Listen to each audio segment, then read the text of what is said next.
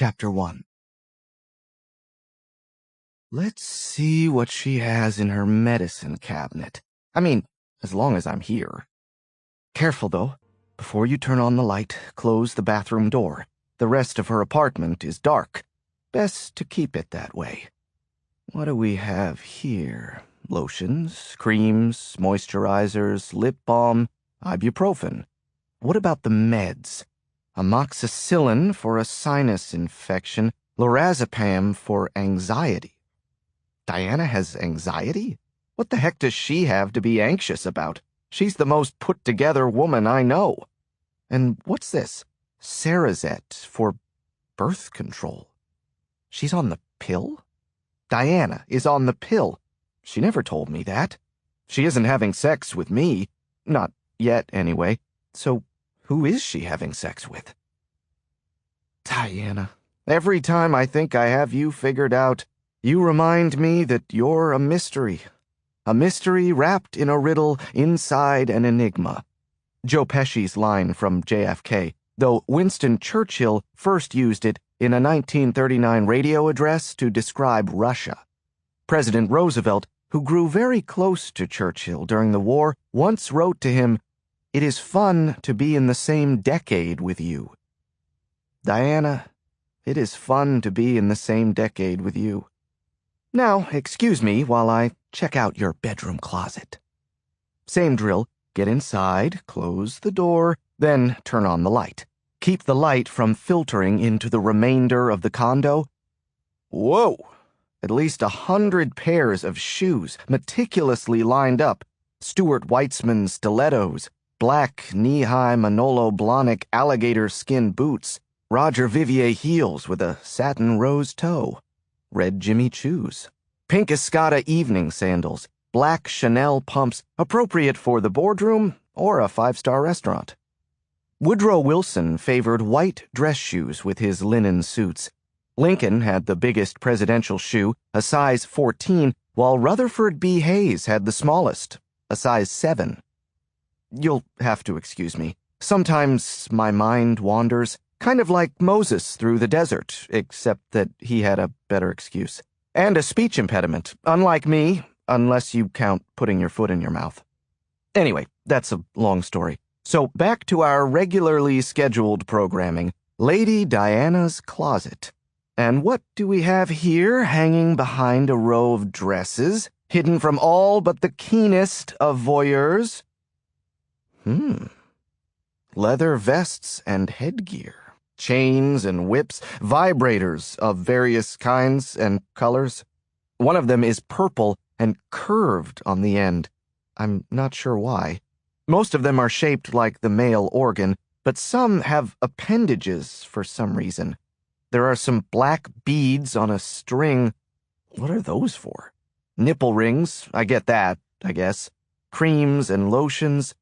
A long yellow feather. Then I hear it and see it and feel it all at once. Movement across the carpet, brushing against my leg, circling me.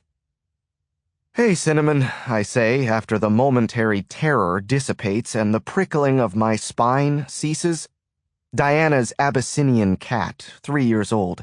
The word Abyssinian is Ethiopian, but the origin of the breed is believed to be Egyptian. Isn't that weird? Abyssinians have bigger ears and longer tails than most cats. Their hair is lighter at the root than at the tip. Only a handful of breeds have hair like that. I told Diana she should have named her cat Caramel because it more accurately describes the color of her coat. Plus, I just like caramel more than cinnamon, especially those candy chews. Okay, time to get to work. I turn off the closet light before I open the door, still dark in the place. I feel like Paul Newman in Thief. Start with the bedroom. There's a desk on one side near the balcony. Next to it, a pair of electrical outlets. I plug the AC adapter into the lower outlet and drag the cord behind the window curtain toward the desk. It looks just like any other AC adapter for a computer or appliance, but it's a high-resolution, motion-activated video recorder with 32 hours of memory that will film the entire room in color. It can be switched to continuous recording if necessary, but motion activation is the smarter play here. I like this one because it doesn't need a battery, as it's plugged into the wall, and it doesn't transmit signals, it only records them to an SD card that can be played on a computer, so it wouldn't be detected in a bug sweep. Keeping low, I move out of the bedroom into Diana's main living space, which has an open floor plan that encompasses a small kitchen area and a large living and dining area. Her place is on the top floor of a condo building in Georgetown, which means she's paying for location, not square footage. I don't want to use another AC adapter. If one is discovered, the other will be found. Diversify, I say, but this one will be more complicated than plugging something into a wall, so I need my night vision goggles, like the serial killer in The Silence of the Lambs, except I've never murdered anyone, much less skinned them. Murder can be made to look like suicide, and suicide can be made to look like murder. Tired of worrying about house fires and home intruders? Want to spy on your party guests while you protect them from unwanted smoke inhalation? Introducing Benjamin's functional all-in-one smoke detector and covert color camera. This easy-to-use gadget mounts to any ceiling and comes in 3 attractive colors to match any decor. Best of all, its 3.6mm pinhole camera and audio microphone let you see and hear everything in the room. But that's not all. If you act now, we'll throw in a 12-volt power adapter, absolutely free. Trust me, I'm not as normal as I seem. Okay, all done. The kitchen looks the same as it did when I entered. I drop Diana's old smoke detector and my night vision goggles into my gym bag and stop for a minute to make sure I haven't left anything behind. I check my watch. It's 9:57 p.m. My instructions were to be done by 10, so I made it with 3 minutes to spare. I reach for the doorknob, and then it hits me. I've made a terrible mistake. Paul Newman didn't star in Thief. It was James Caan. How could I mix up Paul Newman and James Caan? Must be the nerves. I lock up and move quickly down the hallway to the fire escape, accessible with a key. I pop the door open and slip into the night air just as I hear the ding of the elevator down the hallway. Chapter 2. I take the stairs down the fire escape, all 6 stories, at a slow pace, gripping the railing fiercely. I don't like heights. Presidents Washington and Jefferson wanted D.C. to be a low city. I'm with them all the way. In the 1890s, the Cairo Hotel was built on Q Street to a height of 164 feet, towering over its neighbors. In reaction to the uproar that followed, Congress passed a law called the Height of Buildings Act a few years later, but they amended the law in 1910, making it even more restrictive. Now, the heights of buildings in the capital are limited to the width of the streets they face, plus 20 feet. Most streets in D.C. are no wider than 110 feet, so most buildings are no higher than 130 feet, which usually means 13 stories or fewer. Still too high for me. I can't stand near ledges. I'm not so afraid of losing my balance or slipping. I'm afraid I'll jump.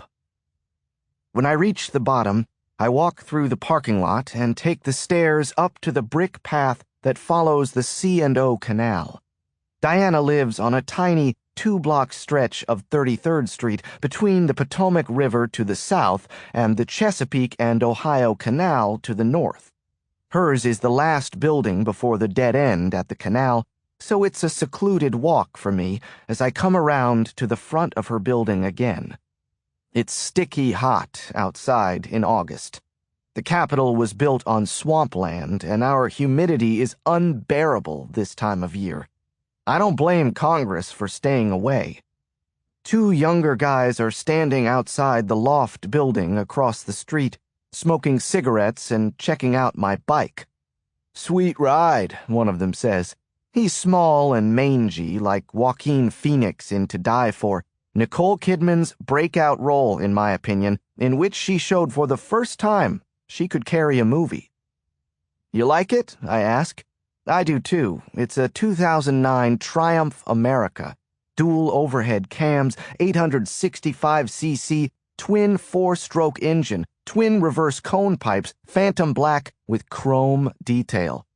Yes, like the one Colin Farrell drove in Daredevil. I'm not saying I bought it for that reason. Not saying I didn't, but yeah, it's a pretty sweet ride. You get this thing out on the open road much? The guy asks me. Colin Farrell was terrific in Phone Booth. I liked that cop movie he did with Edward Norton and that futuristic movie he did with Tom Cruise, Minority Report. He's underrated as an actor. He should do a movie with Nicole Kidman. Yeah, I try to stretch her legs when I can, I tell the guy. I'm not supposed to be advertising my presence here, and yet here I am chatting up a couple of guys about my bike. I look up into the darkness at Diana's apartment at the triangular brick balcony that juts out over 33rd Street. The balcony serves more as a garden than anything else. The ledges on the sides are all lined with potted plants and flowers, and some small trees sit on the balcony floor, all of which she treats with loving care. A light has gone on inside her apartment, illuminating the kitchen window. What do you got on the front there? The guy asks me, kicking my front wheel. A 110/90 ME 880, I say. I like to ride with 880s front and back. Diana's home already? That's interesting. Cool, says the guy. My tire guy doesn't do Metzler's. I've been running Avons all these years. I look back at the guy. They handle pretty well so far. He asks me for the name of my tire guy. I tell him while he scribbles it down on a scrap of paper. Then I jump on the bike and take one last look up at Diana's balcony. Good night, Lady What? No! I cry. A body is in free fall from Diana's balcony, plunging headfirst 6 stories to the ground. I close my eyes and turn away, but I can't close my ears to the sickening whoomp of a body hitting the bricks, of bones snapping and crunching. Chapter 3. I jump off my bike and sprint toward her. No, it can't be. It can't be her. Did you see that? What happened? I reach her second after 2 women from a car in the circular driveway have jumped out and knelt down beside her. Oh, Diana. Her body lies just short of the street, spread-eagled and face down. Her luminous hair spills over her crushed face and onto the curb. Blood runs over the curb onto the street. I stand by the 2 women, looking over their shoulders at the only woman I've ever... Why, Diana? Why would you do this to yourself? Did anyone see what happened? Someone shouts. That was Diana's balcony. Someone running toward the building shouts. A crowd has quickly gathered. Nobody can do anything but stare at her, as though she were a museum object. She is... I can't say the word, but she isn't breathing. Her body has been crushed. She isn't alive. Leave her alone, I say in my head, maybe out loud too. Give her space. Let her have some dignity. At least it's dark, which mercifully shrouds her in a semblance of privacy. You can't see her damaged face, can't see the pain. It is, in a strange way, consistent with Diana's fierce pride that she would hide her broken face from the public, even in death. Somebody asks about an ambulance, then 10 people at once are on their cell phones. I sit back on my haunches, helpless. There is nothing I can do for her. Then I see, to my right, between the feet of some onlookers, pieces of a broken clay pot and dirt. I even detect a whiff of cinnamon. I look up at her balcony again.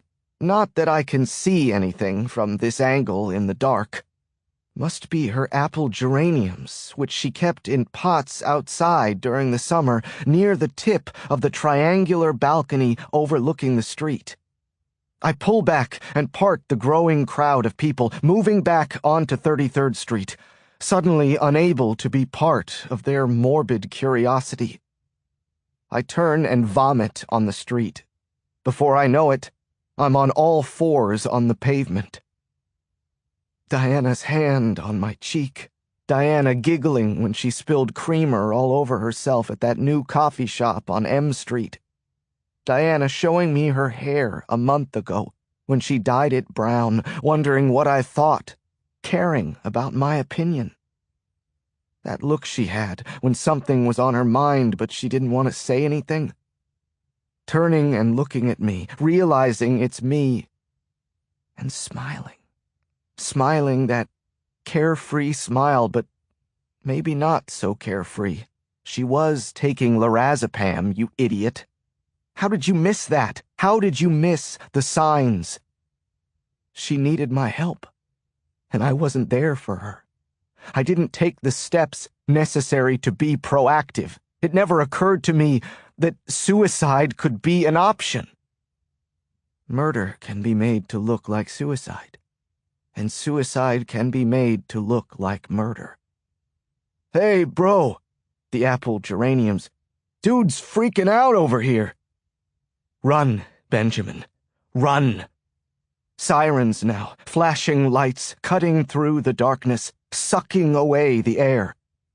Hold steady, I coach myself. Hold steady, Benjamin. I take a deep breath and get to my feet. Okay. I jump on my motorcycle and speed away. Chapter 4. I avoid the highway and take Independence home because I don't trust myself to drive my bike at a high speed right now. I keep my motorcycle steady and don't try to pass anybody. I'm looking through cloudy, tear-soaked eyes, and my hands are trembling so feverishly I can hardly keep my grip. Independence is a slightly more direct route, 4.44 miles door-to-door to be precise, compared to 4.8 miles on the highway, but it's slightly longer, 15.8 minutes compared to 13.2. This time of night, with traffic more sparse, the gap should narrow. Over the last 9 months, the Independence route has varied from 22 minutes and 18 seconds to 11 minutes and 5 seconds, but I've never been able to compare the routes during rush hour because Constitution and Independence have turn restrictions those times of day, so I have to adjust the route, and that obviously throws the comparisons out the window. Like apples to oranges, oranges to apples. Apple geraniums.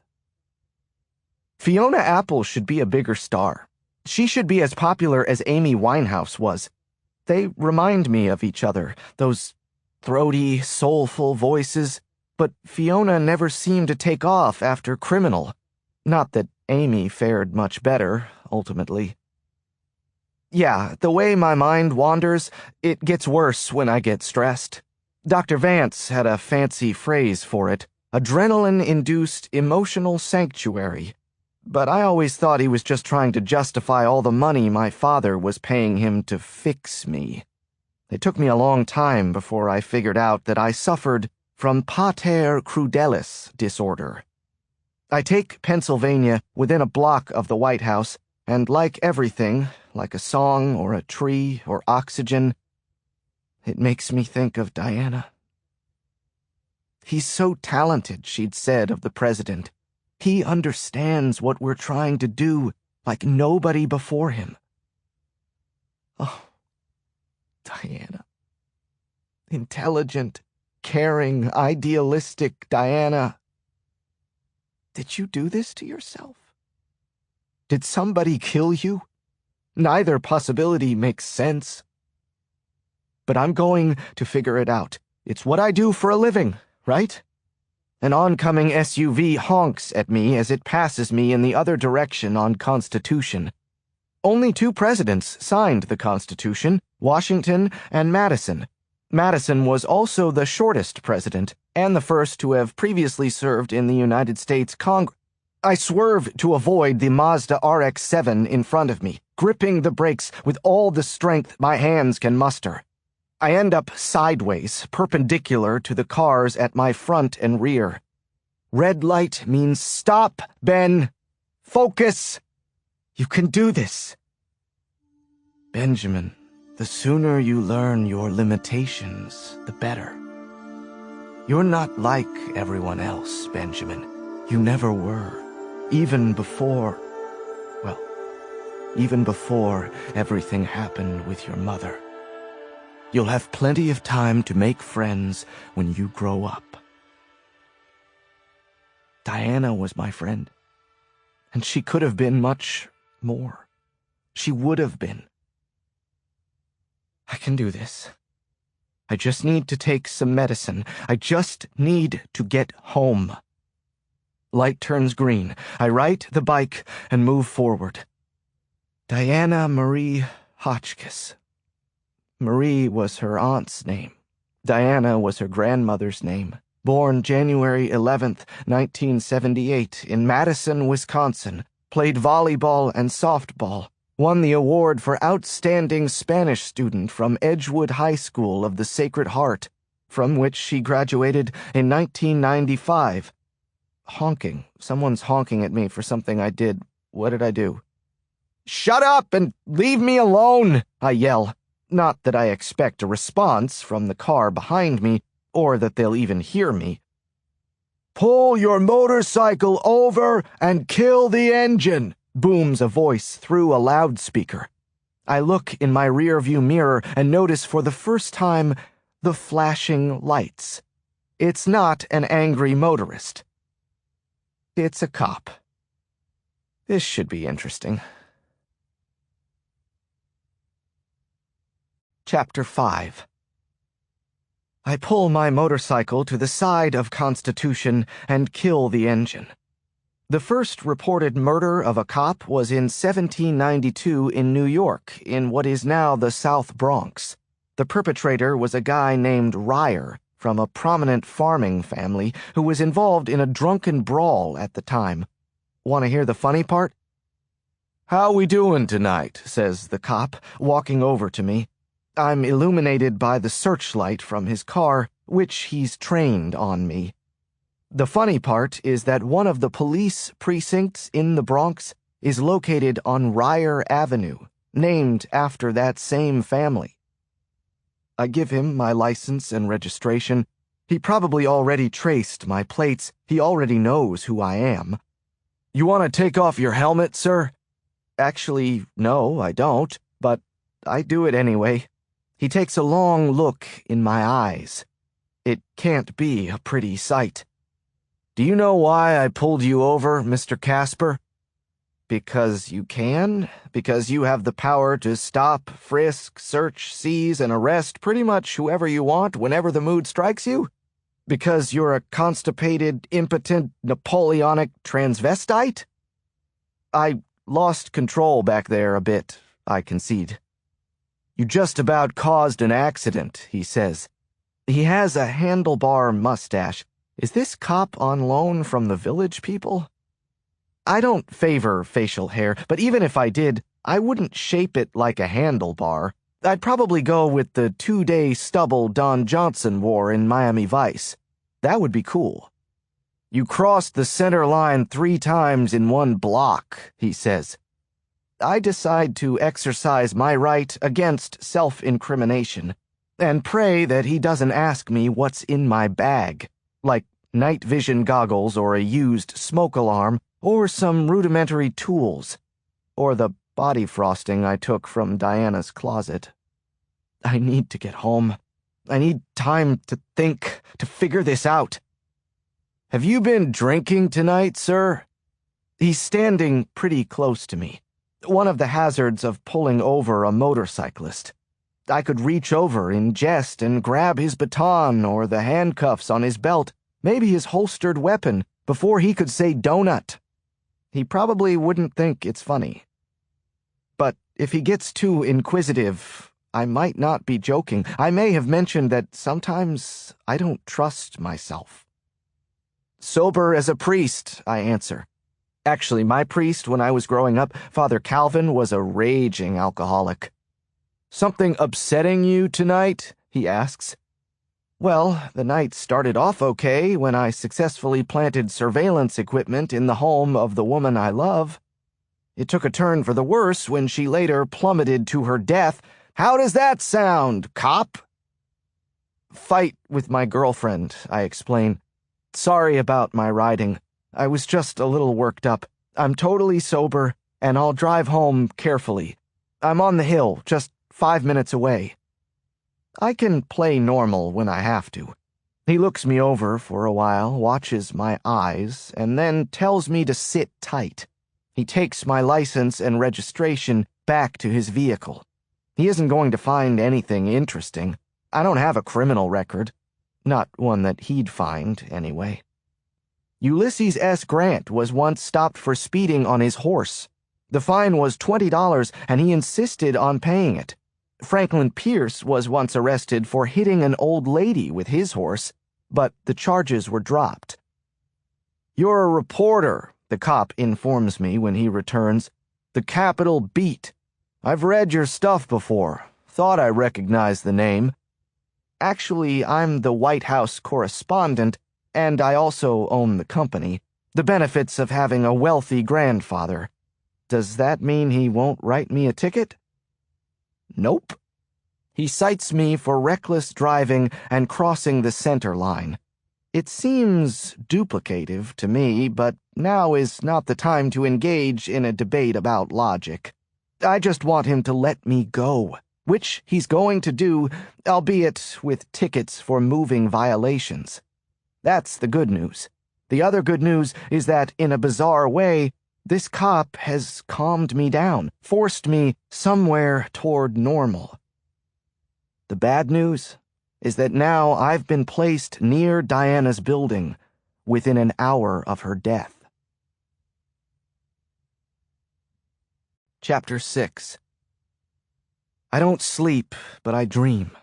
Of a gun on a bathroom floor, of a woman prone on a sidewalk, of blood spatter on a shower curtain, of vacant, lifeless eyes, of a scream nobody can hear, of a blood droplet in freefall, taking the shape of a sphere before striking a surface without a sound. Diana, I say aloud. My head pops up.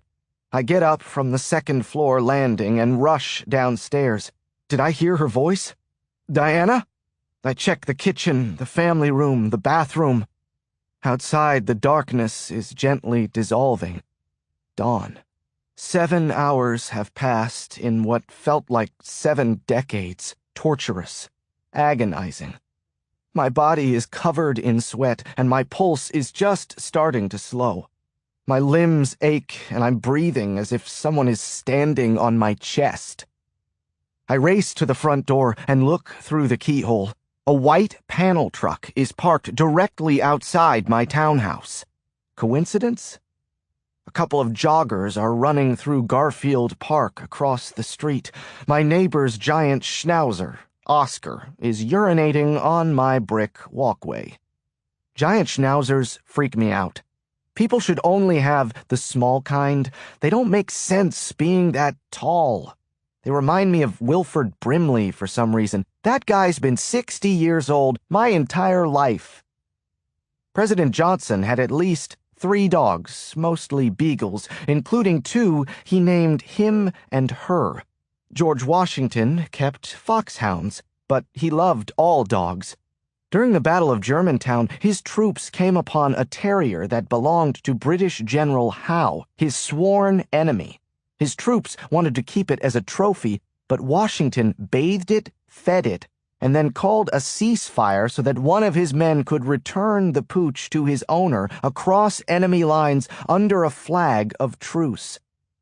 FDR had a dog he took every... Just then, a kid appears out of nowhere and hurls a newspaper at my front door. I duck down, which makes no sense, then silently curse Paperboy. he'll get his one day soon, and then decide that I should probably have taken my medicine last night. But no time for that now. I need to get out of here. First, I need to shower because I stink with sweat and that vanilla body frosting from Diana's closet.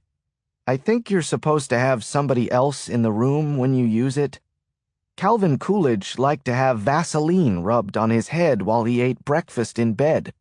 Vaseline is second only to Interstate Love Song as the Stone Temple Pilots' best song. I probably should have taken a pill last night, but I don't like the side effects, which include mild nausea, ringing in the ears, and, oh yeah, impotence. It keeps you from getting down, and it keeps you from getting it up. Not that impotence is my #1 problem right now. You need another person in the room for that endeavor, too, last I checked. I've had sex with 8 women, a total of 99 times.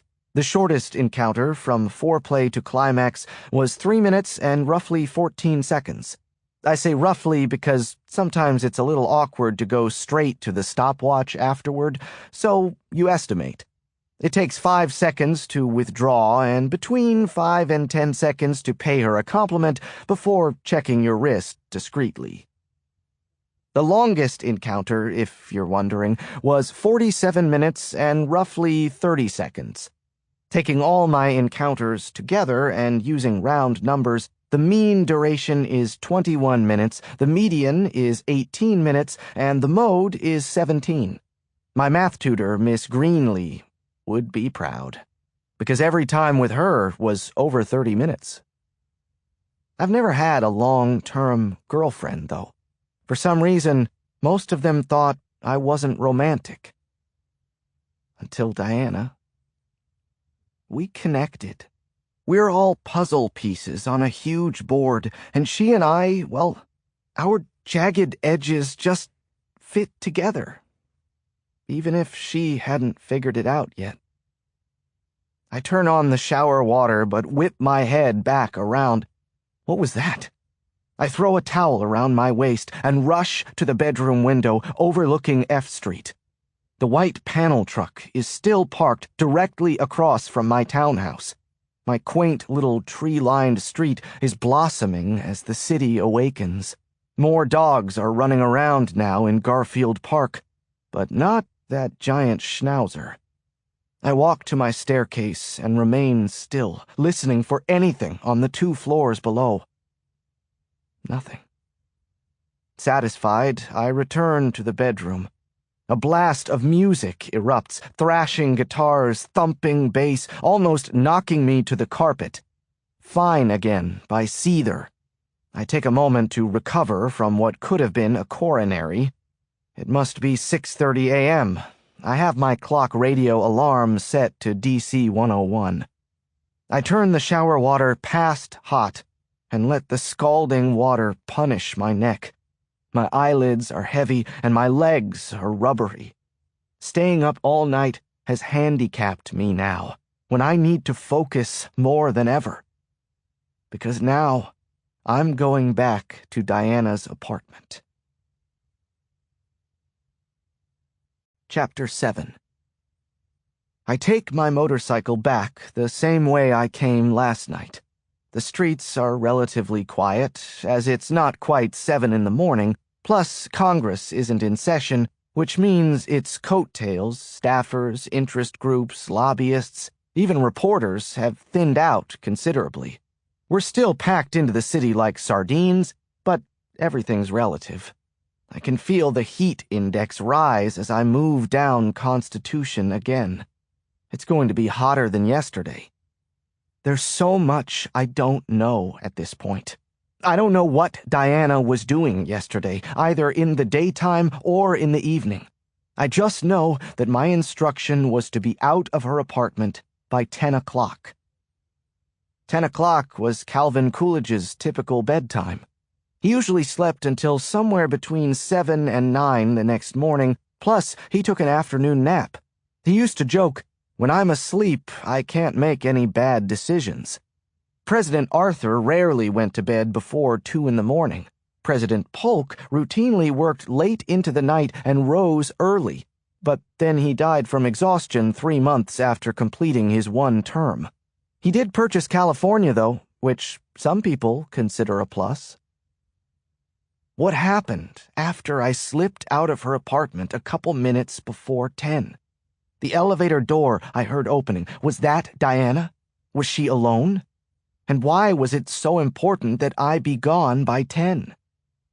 I feel my pulse ratchet up as I cruise along K Street, driving along the Georgetown waterfront park, watching some kayakers on the Potomac, approaching 33rd.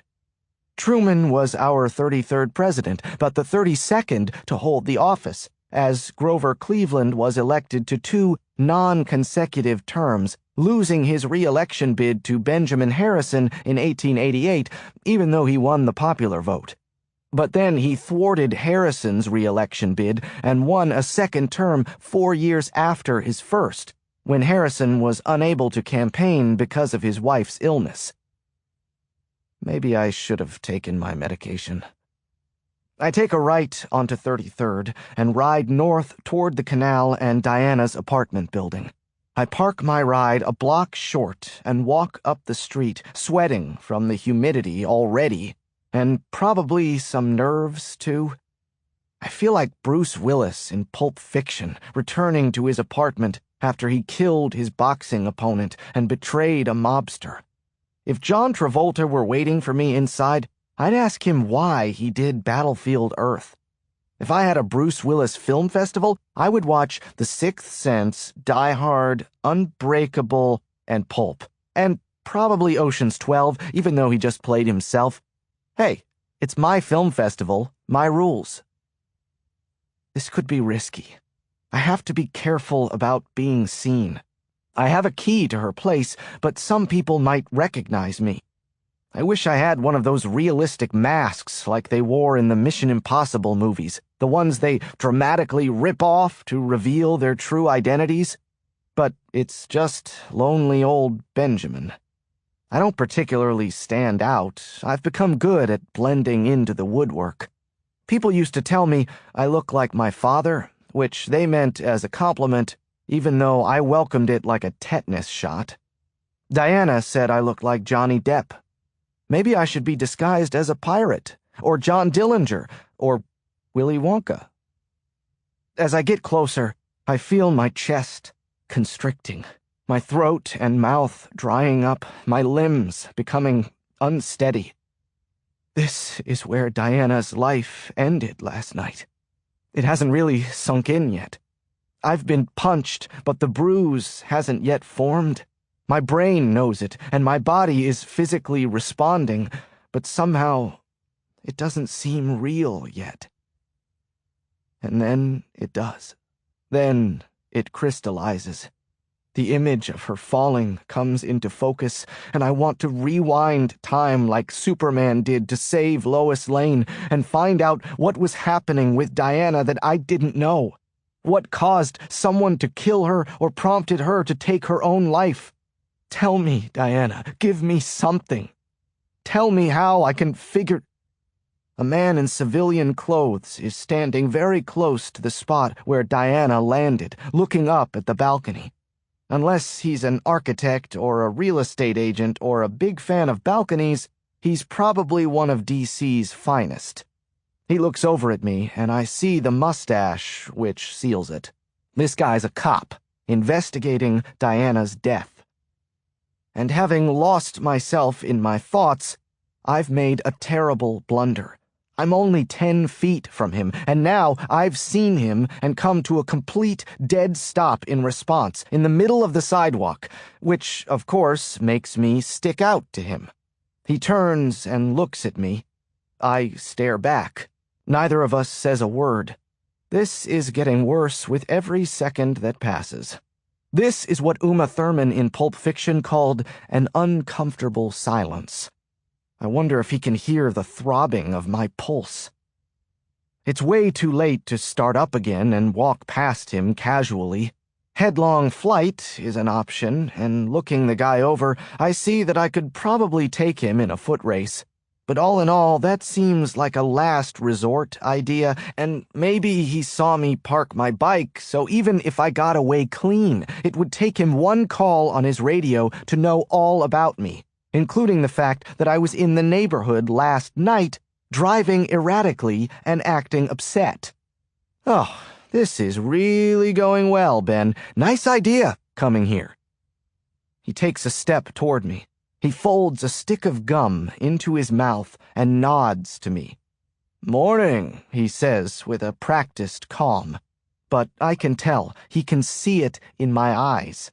He's better than handlebar mustache patrol guy from last night. His antennae are up. He knows. He knows. What now, smart guy?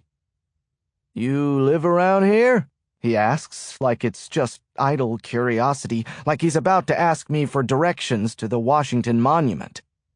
I don't answer. Instead, my left hand reaches around behind my back. I move casually, with a smile on my face to keep his threat radar low.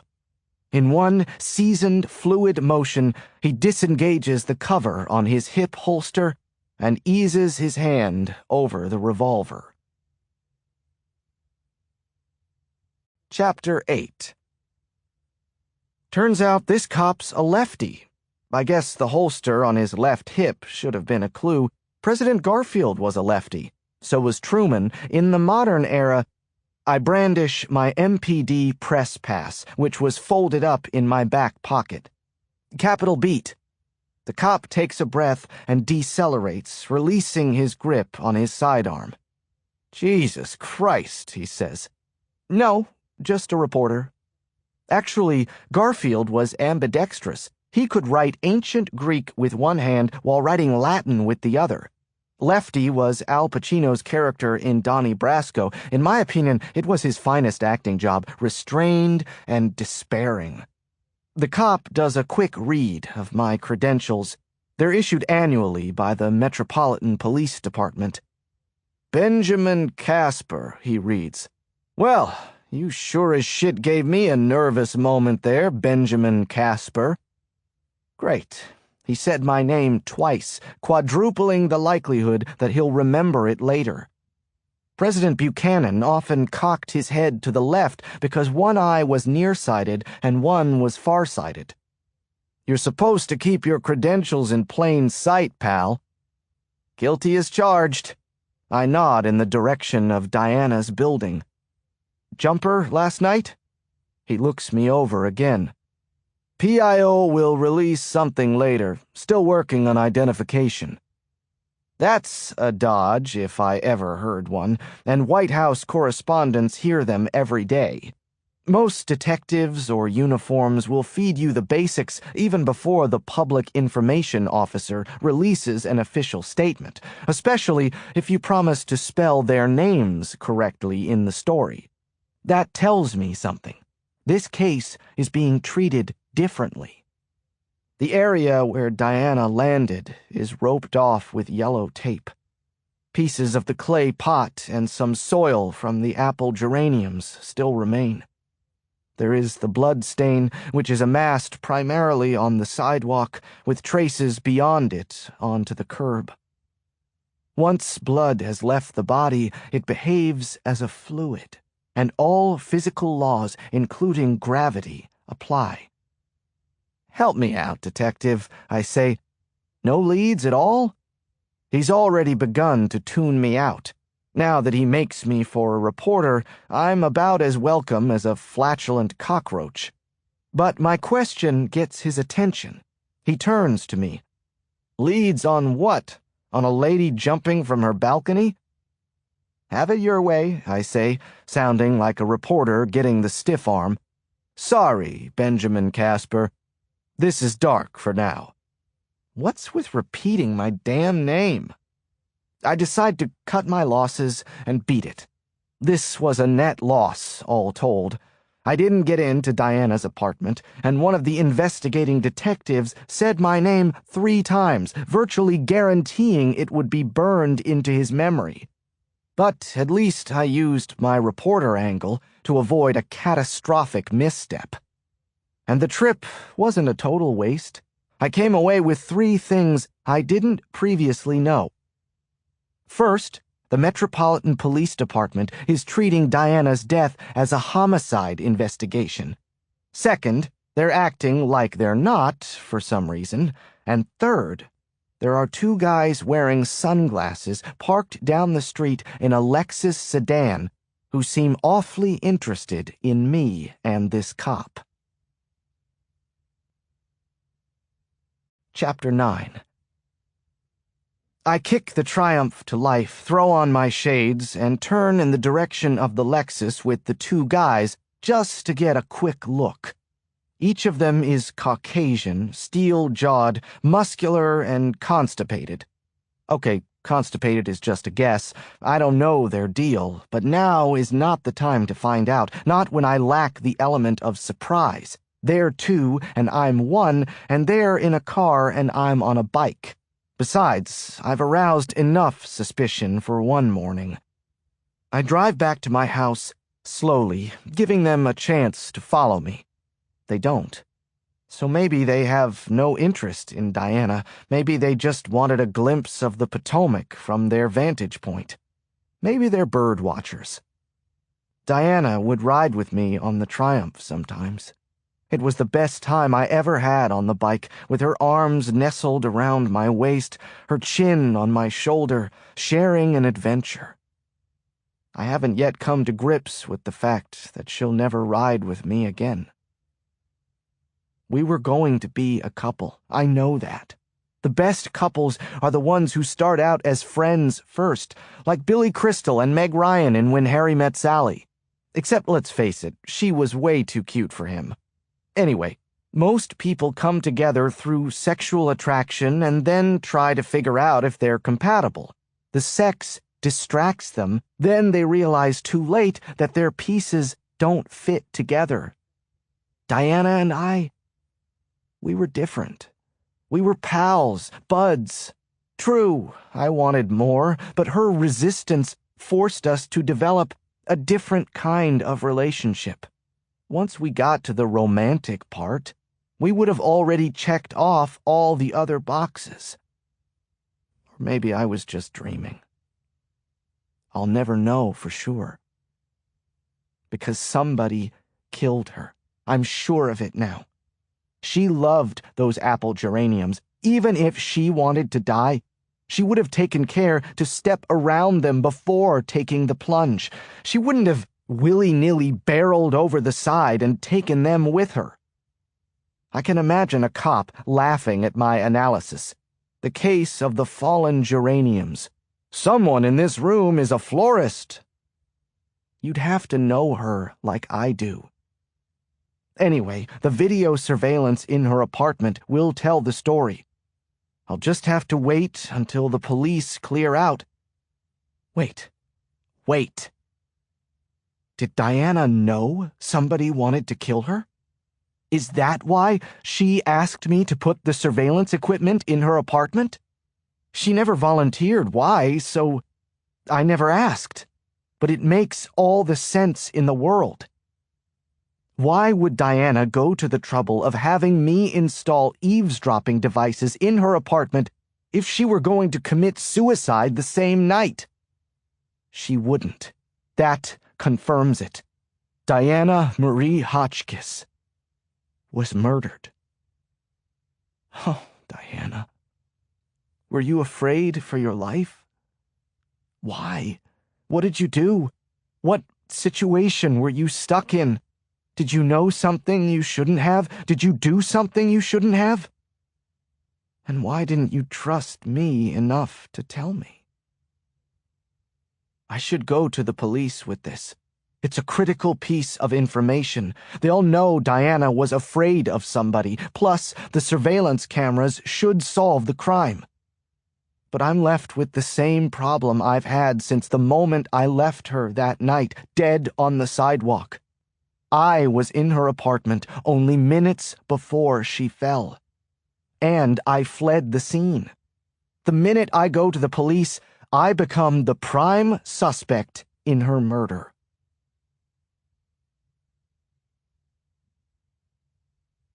Chapter 10. They come at me all of a sudden, faceless, but big and strong, with quick hands that take hold of me, seize me by the neck and the wrist, forcing me into submission as my feet slip on the wet bathroom tile, placing the gun in my hand, but gripping it fiercely, maintaining control, pressing it against my temple. I resist, moving my hand, angling my head away from the barrel. But their fingers grip my hair, force my head forward, press the barrel against my temple, and reach for the trigger.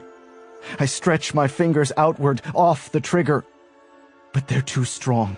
They're too strong, and I'm too weak, and I see the blood spatter on the shower curtain before I hear the bullet, before I feel it penetrate my brain, before I know that I am dead.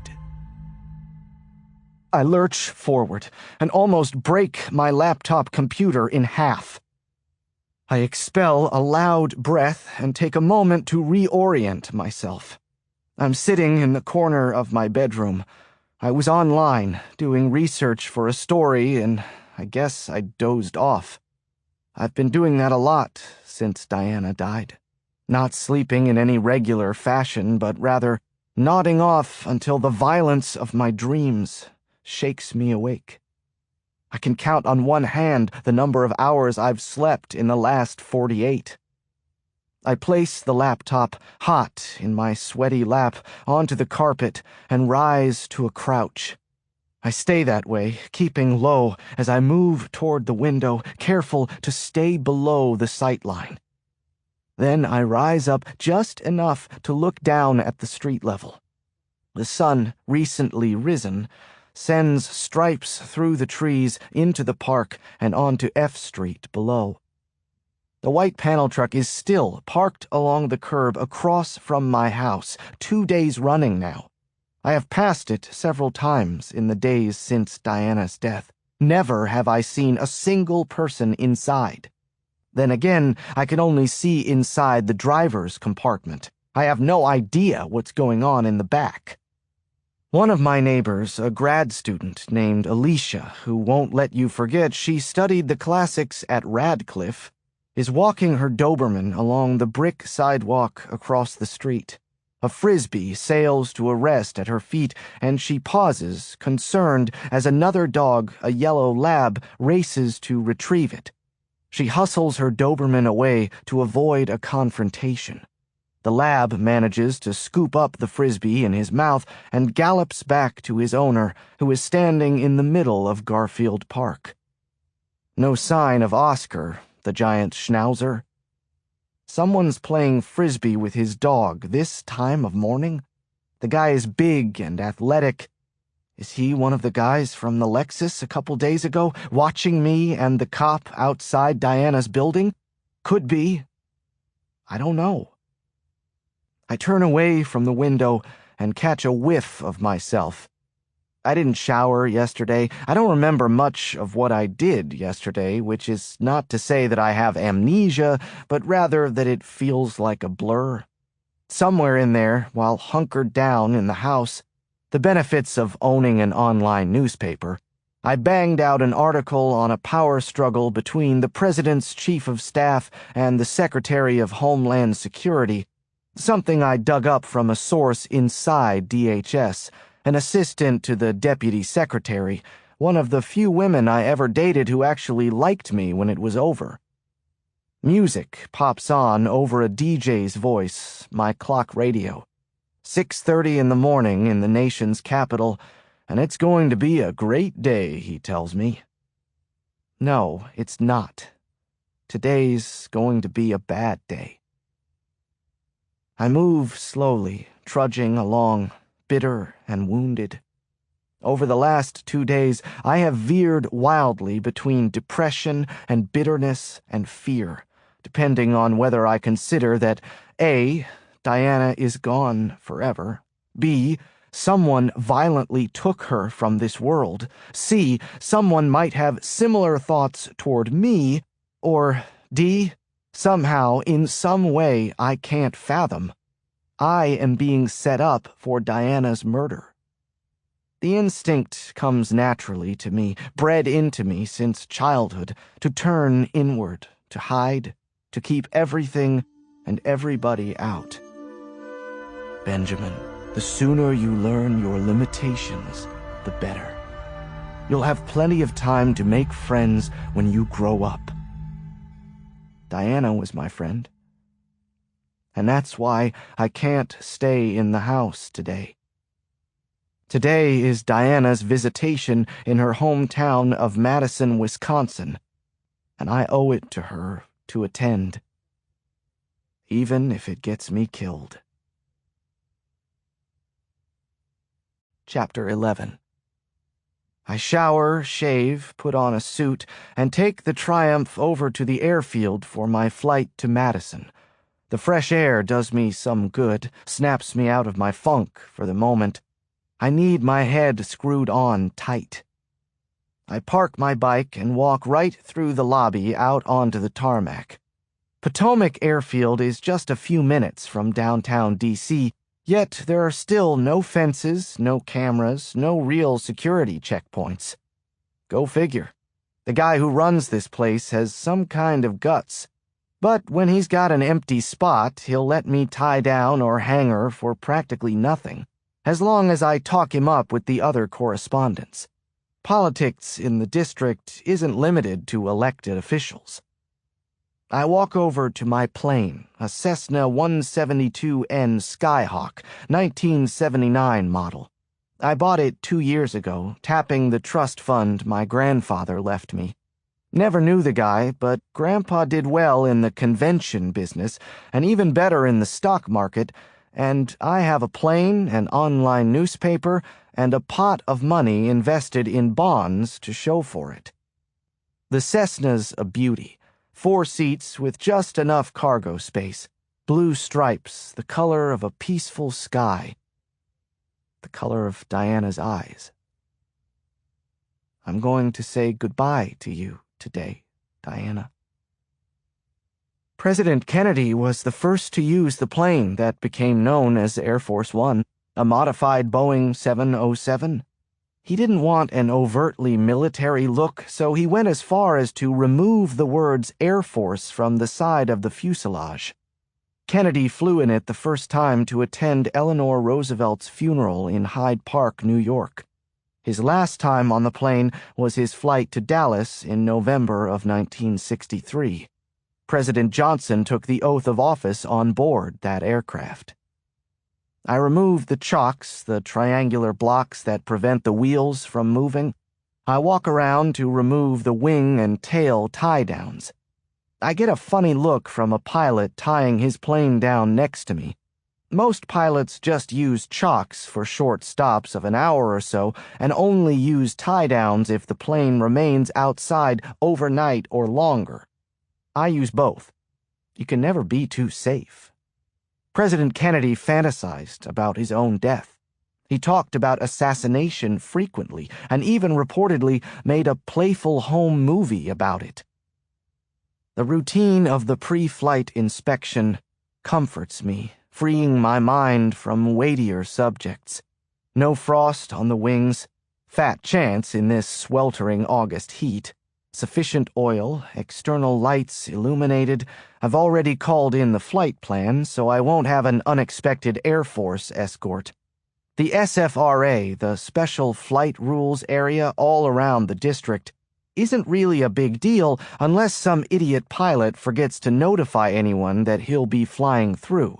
Then he just might have the nation's finest airmen using him for target practice. Cargo door secure, rudder control and elevator control cables okay, VOR antennas in good condition.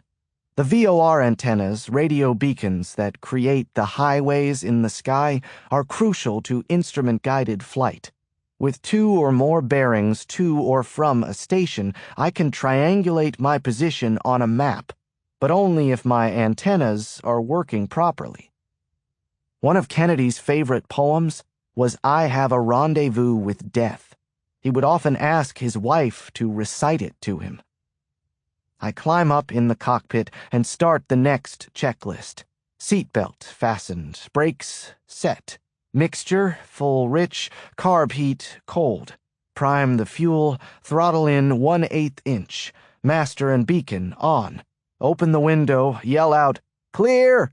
Crack the throttle and hit the starter. The plane rolls forward. I have a rendezvous with death at some disputed barricade when spring comes back with rustling shade and apple blossoms fill the air. Or apple geraniums tumbling to the sidewalk 6 stories down. A blood droplet in free fall will take the shape of a sphere. A crackle of muted static, frantic squawks from the radio. To my right, the pilot who shot me the funny look is screaming and pointing. I hear a strange, loud thrumming, like the metro rumbling by the Eastern Market while I walked with you, Diana, in the cherry blossom-scented spring sunlight. No! I slam on the brakes. The prop on the front of my Skyhawk nearly takes the wingtip off a Piper Mirage as it taxis past me. Jesus, Ben! Wake up! The 3 most important things to remember when you're in the cockpit, Benjamin. Fly the plane, fly the plane, fly the plane. Breathe, Ben. My heart creeps back down my throat to its cage in my chest, and I taxi out for takeoff with trembling hands. I have a rendezvous with death. Chapter 12. I take a rental car from the Dane County Regional Airport to this place, the Partridge Funeral Home, which is bordered on the north by its cemetery, on the south by residential housing, and across the street by some kind of forest preserve or park. The building looks like an elementary school, a 1-story structure of faded brown brick with simple shrubbery and a small lawn that's withering in the blasting summer heat. I slow my pace as I approach the front door. Through the glass door, I see a blown-up photograph placed on an easel of Diana from long ago, a high schooler in her purple homecoming dress, her hair poofy and sprayed, wearing a gaudy white corsage and, as always, that carefree, crooked smile. A tremble runs through my body. I stifle the instinct to turn and run, to return to the capital. But I have to do this. There are some things in life you just have to do. That from my dear father as he knotted my tie on the morning of Mother's funeral. I always thought that was a stupid thing to say, but now I guess I understand what he meant. I enter the building, take one more look at the photo of the smiling Diana, and follow the directions on a sign. At the end of the hallway, a large parlor area hums with the quiet, respectful tones of those paying their last respects. There are flowers everywhere. More photographs are displayed throughout the room. Diana as a newborn, as a toddler in a Halloween princess costume, as a teenager setting a volleyball, as a graduate in a posed yearbook photo. Her eyes full of promise as they look off into the distance. In the middle of the room, several women who look to be Diana's age gather around a laptop computer that plays a slideshow of images. Where's the casket? With my question comes relief. I'm not sure I'm ready to see her lifeless. It was one thing to see her face down in the dark. It would be another to see her posed in cruel, artificial lighting, broken and damaged and on display. Then it hits me. Diana's body isn't in Madison. It's in D.C., in the custody of the Metropolitan Police Department.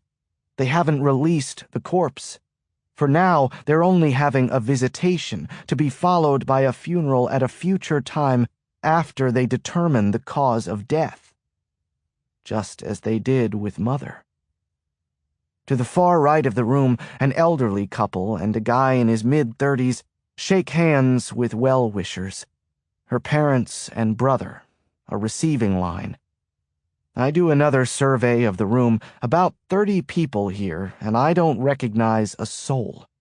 It's probably asking a lot for people from D.C. to trek out here to Wisconsin.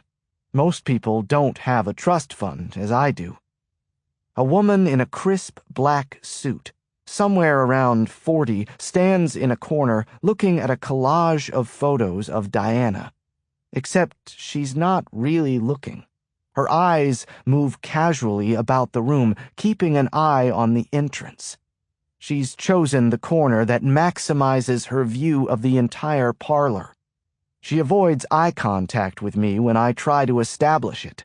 She's pleasant-looking and unremarkable, which is smart. She's a good choice, somebody who won't stick out. Whoever sent her, they aren't stupid. I mean, in the firm, one of the henchmen, the one who killed Gary Busey and the lawyers in the Caymans and who tried to kill Tom Cruise, that guy was an albino. If you were going to pick someone to anonymously carry out your wet work, would you choose an albino? Anybody but anybody could identify him. Well, let's see, don't remember much, except, oh yeah, he had white hair and red eyes and was completely pale. This woman here, dirty blonde hair, normal-looking, medium height, simple black outfit, etc. She could be anybody. I take a breath. Okay, I can do this. I stand in a small line of people waiting to speak with Diana's family, my heartbeat accelerating. Why would an albino go into acting in the first place?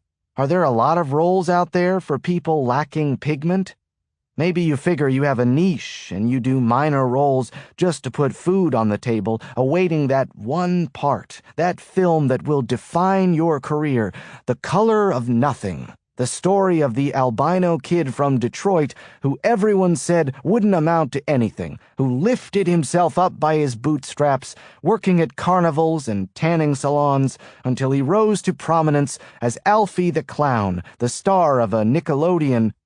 Hello?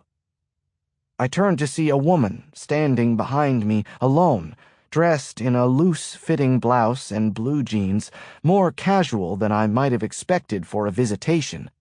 She looks to be about Diana's age, so I'm guessing local, a high school classmate or neighbor.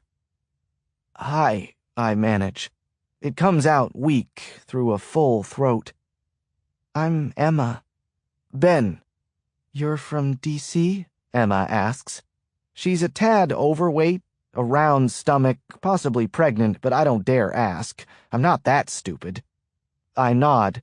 You? High school, says Emma. I still live in town. My husband's a math professor at the university.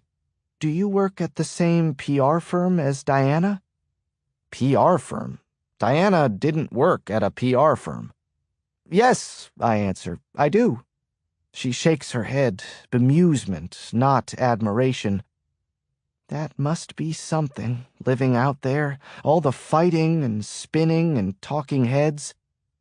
Diana talked about it a lot? Oh, I don't know about a lot. We'd lost touch. I'd see her when she came back in town, maybe once a year around holidays, that sort of thing.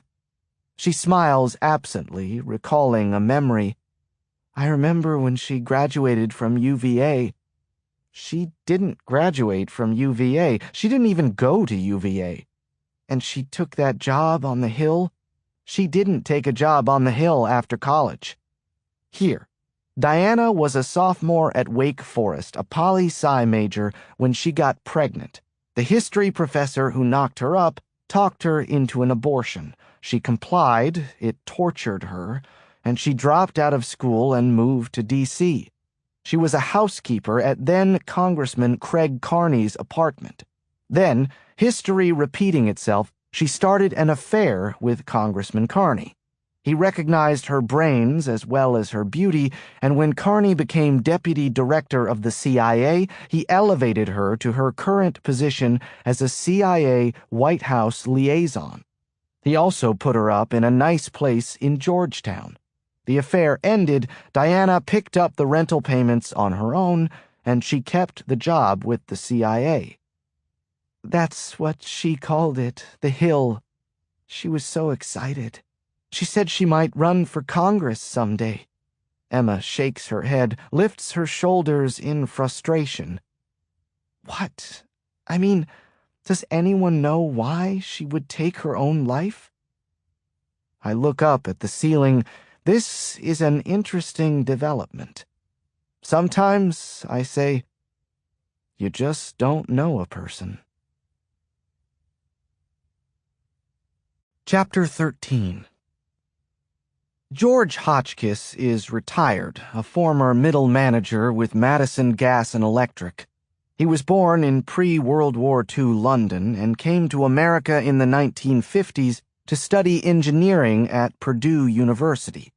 There he met Bonnie Sturgis, whom he married on November 23, 1963, the day after JFK's assassination. He's also a domineering, violent prick, according to Diana. George Hotchkiss, he says to me with a dour expression, slowly extending his hand. He looks like he once had significant upper body strength, probably pumped iron, but now has about 20 pounds layered over that flabby muscle. Ben Casper, Mr. Hotchkiss. I'm very— Say the name again. That stops me a moment. Benjamin Casper. It doesn't register with him. How did you know Di? Cognizant of Emma, whom I'd just told that I worked with Diana, I keep it vague. I was a friend of hers in D.C., I say. She was wonderful. I add, to change the subject, the best. He takes the measure of me. I don't get the sense he's coming back with a positive read. The feeling is mutual. She never mentioned you, he informs me, which is sweet of him. Well, she loved you very much, sir.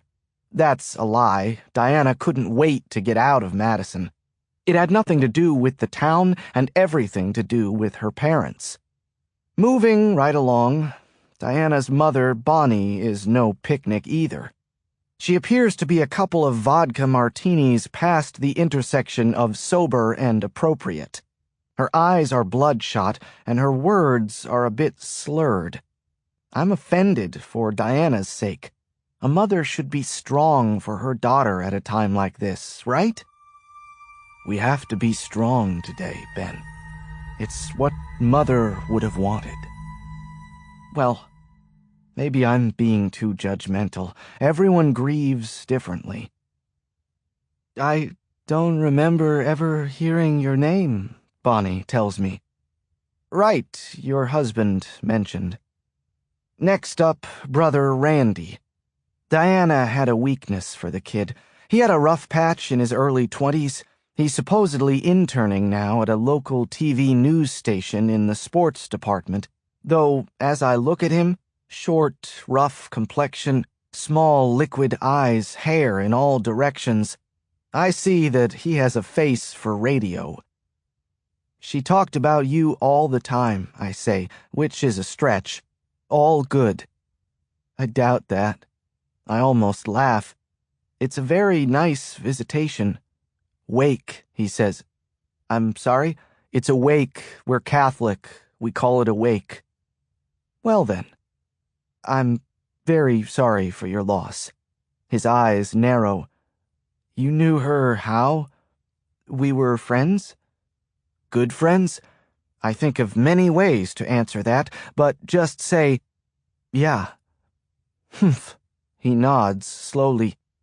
Well, if you were good friends with her, Mike— Ben, my name's Ben— then maybe you can tell me why she would kill herself.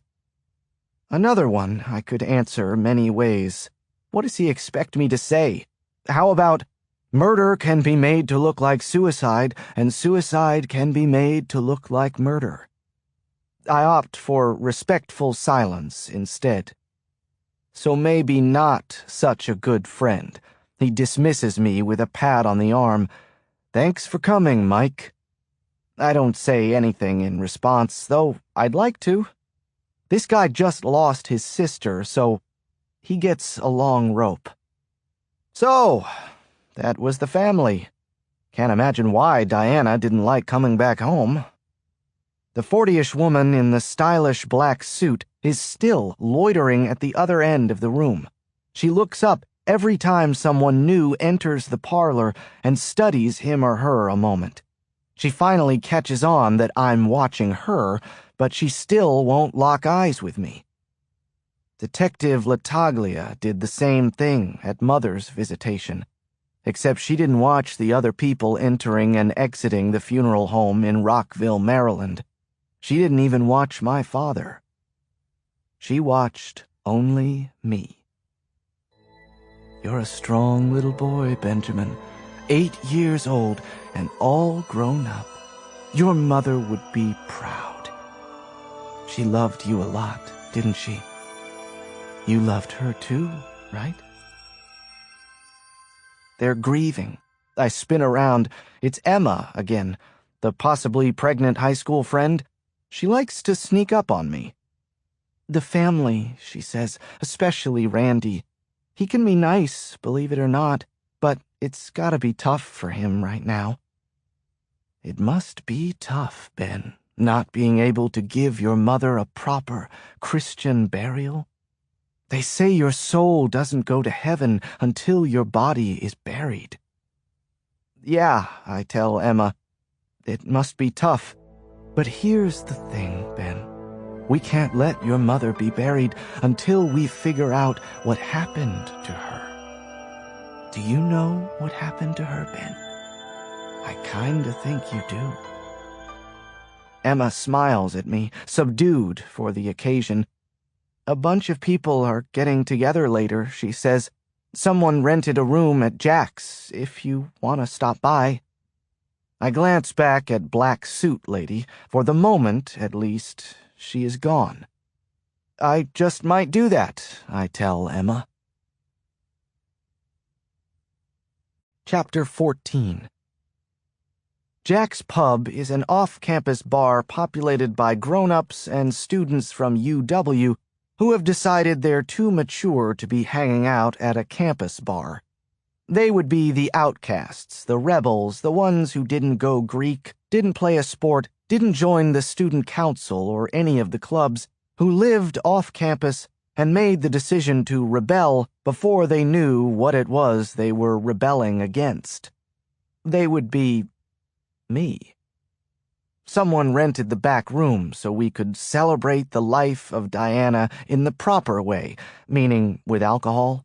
In my experience as an adult, wakes and funerals provide an opportunity for reunions.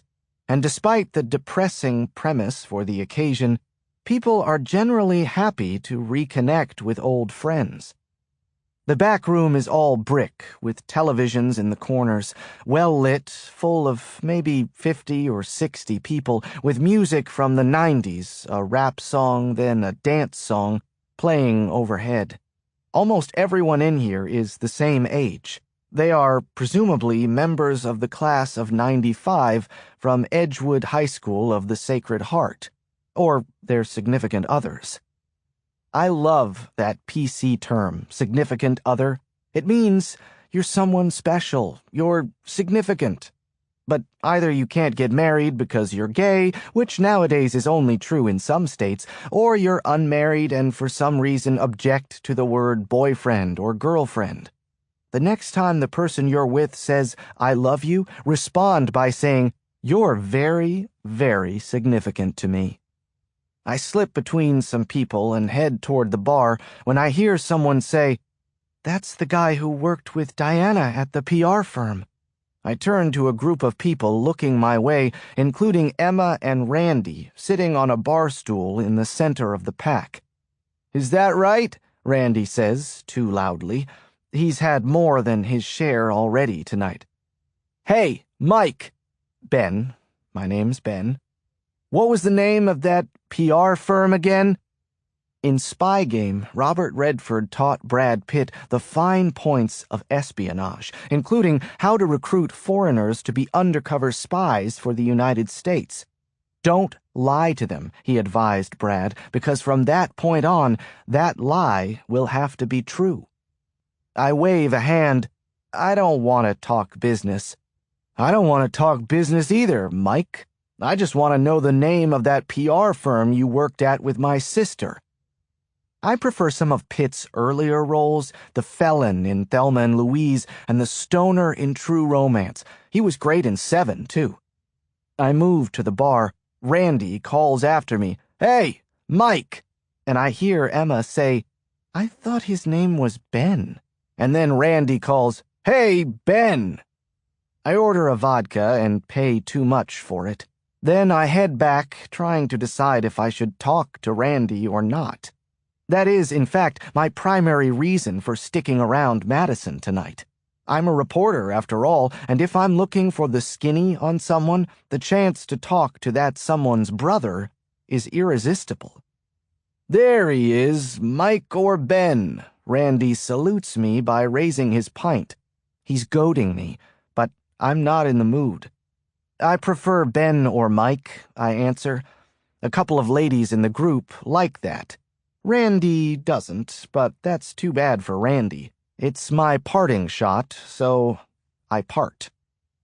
I see the lady in the black suit nursing a Bud Light at a corner table, fending off a couple of boozers who think she's the cat's meow.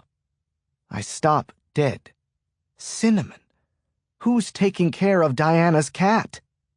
The lady in black senses a hitch in my giddy-up. She doesn't know why, but it interests her.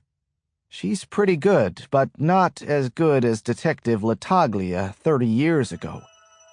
Tell me what happened, Ben, and your mother's soul can go to heaven. Now, Robert Redford, as much as I loved The Sting and Butch Cassidy and The Natural, actually I thought The Natural was boring, but everyone else raved about it, so I went along. To me, his most amazing work was behind the camera on Quiz Show, and especially Ordinary People. I find a table not far from Black Suit Lady and watch her and everybody else for a long hour. Luckily, the music is decent, and even more important, there's a waitress walking around, my significant other. So I'm 4 drinks in when I see Diana's brother part the crowd and sit next to me. "Please, have a seat," I say, after he already did. He whacks my arm with the back of his hand. "Hey, man, didn't mean to come on so strong. I was just...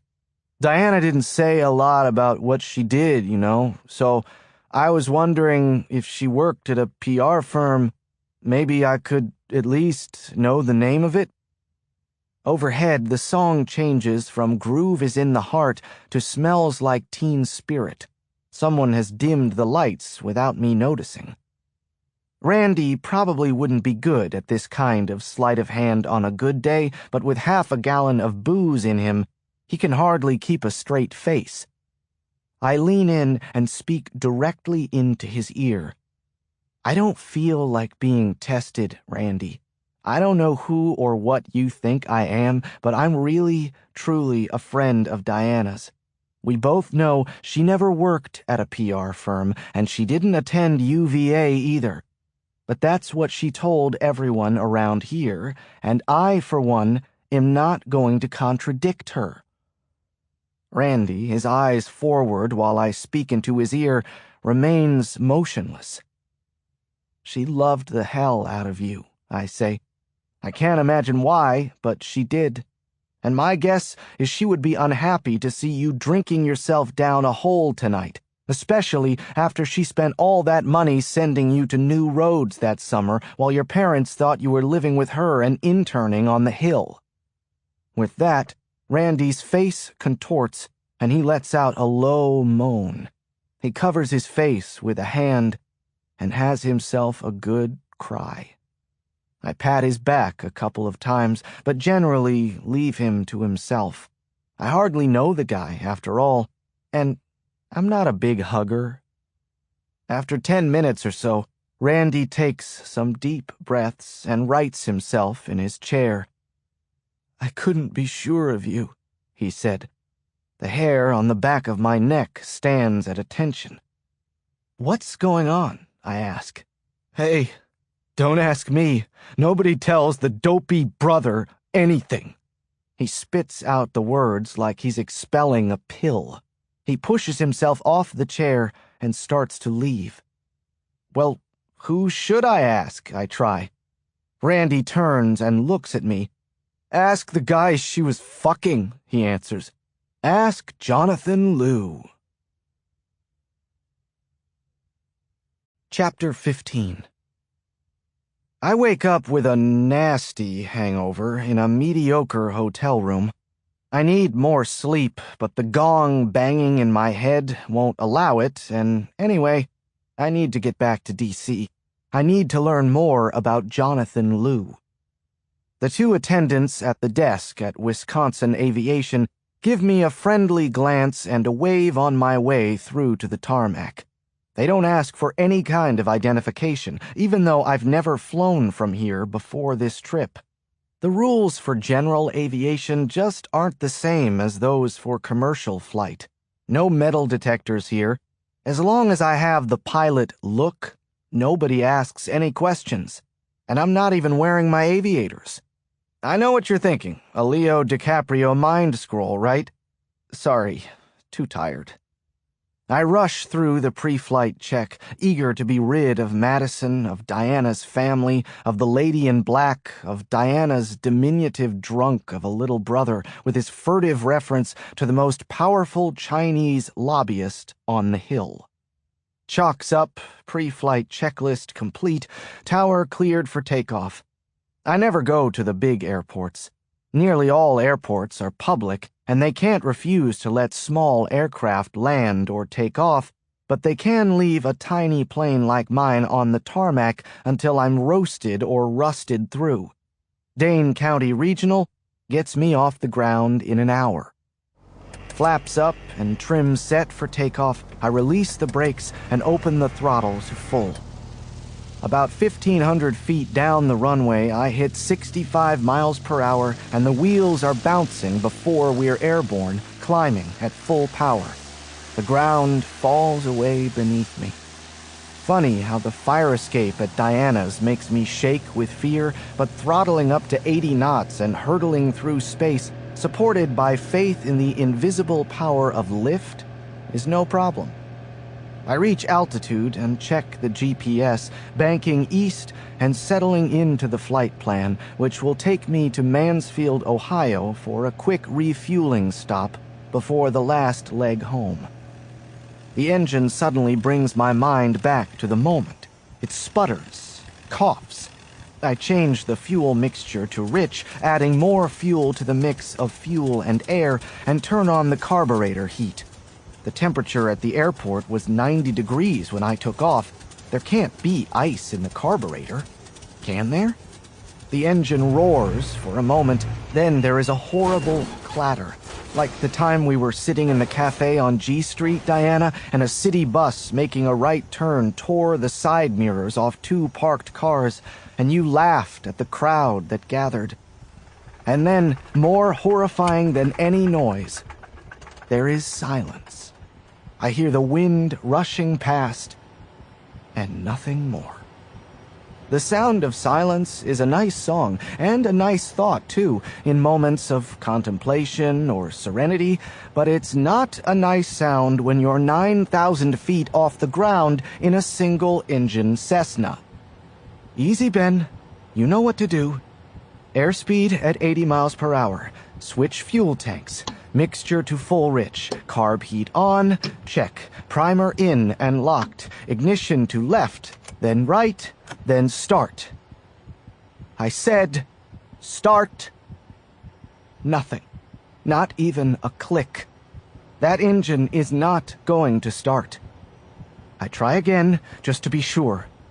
My heartbeat kicks into my throat. There are no atheists in Skyhawks that lack engine power. She's a sturdy aircraft, but she's no glider. Watertown is too far. There's no way I can coast all the way there. This plane is going down. Chapter 16. Breathe in, Ben. Fly the plane. Look around. Wind out of the north. I need to find a field. This plane doesn't need a runway, remember? That crazy kid from flight school landed his on the 18th green.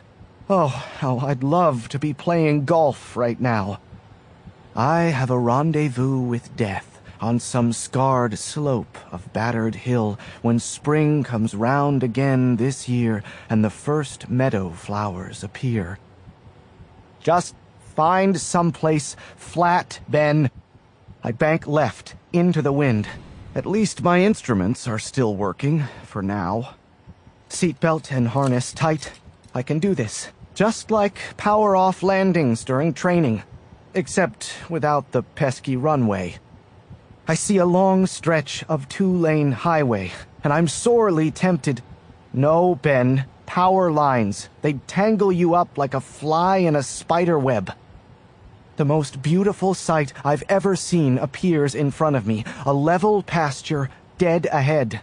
Never have I been so happy to see a bunch of cows. I can make it. I prepare for landing. Airspeed down to 65 knots. Fuel shutoff valve on. As if that mattered, but an engine fire on landing would complicate things. Focus, Ben. This can still have a happy ending. Fly the plane. Flaps down, airspeed to 60 knots. I tune the radio to 121.5 megahertz. That's one I never thought I would see on the dial, the International Aeronautical Emergency Frequency. I open the frequency, and with a voice so calm that it doesn't sound like my own, I say the words that haunt a pilot's dreams. Mayday, Mayday, Mayday. Watertown Tower, this is Skyhawk 3160 Foxtrot. Repeat, Skyhawk 3160 Foxtrot with total engine failure attempting a forced landing in a pasture. Last known position, 43 degrees, 6 minutes, 46 seconds north, 88 degrees, 42 minutes, 13 seconds west, at 1,500 feet, heading 20 degrees. One person on board, I require immediate assistance. The radio silence compounds the silence of the engine as the seconds tick away. Don't panic, Ben. Fly the plane. The radio crackles to life. Cessna 3160 Foxtrot, this is Watertown Tower. I read you 5 by 5. Assistance is en route. Okay, great. Now, if you could please get here in the next 5 seconds and toss me a parachute? The ground hurtles up at me. Too fast, too fast. Flaps fold down, nose up, tail down. The wings groan in protest. That's strange. I didn't really notice that sound when the engine was running. Slow it down. Float, Ben. Don't hurtle. Slow it down, but don't slow down too much or you'll drop right out of the air altogether and real damage will be done. Here it comes. Here it comes. Here it comes. I unlatch the cabin doors and lock them open so that when the frame is twisted on impact, I can still get out. The door bangs deafeningly against the frame, flapping open and shut in the gusts of wind. The noise is a relief after the silence. The quiet engine like the silence of death with the wind whistling past. Did you hear the wind, Diana, as you fell to the pavement? Damn it, Ben. Fly the plane. I wait until the very last moment and pull up hard just before my wheels hit the soft earth. The back wheels collide with the ground, then the front wheel. Perfect. It would have been a shaky landing on a runway, but I feel a premature rush of pride anyway. Immediately, pride disappearing into panic, I bounce back up, still moving too fast to stay on the ground. Keep her level, Ben. The plane falls back to the ground again with a great thud. and I can see the black and white of the resident cows running frantically from the horrible sound of my skyhawk skidding through their pasture. I slam on the brakes with every last ounce of strength I have. Full up elevator. Oh God, please stop, please stop, please stop. The noise is excruciating. The plane shakes and shudders so hard that sound and sight and smell and taste and touch all blur together.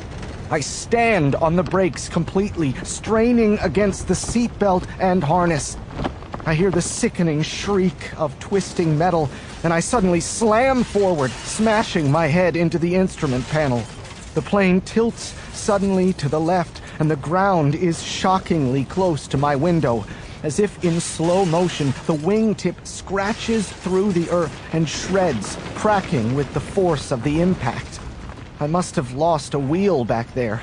I skid forever, my eyes covered with my blood, and then everything goes black. It may be he shall take my hand and lead me into his dark land, and close my eyes and quench my breath. It may be I shall pass him still. Hey, airman, you okay in there? I open my eyes, blink away the blood. I kick the door open and crawl out.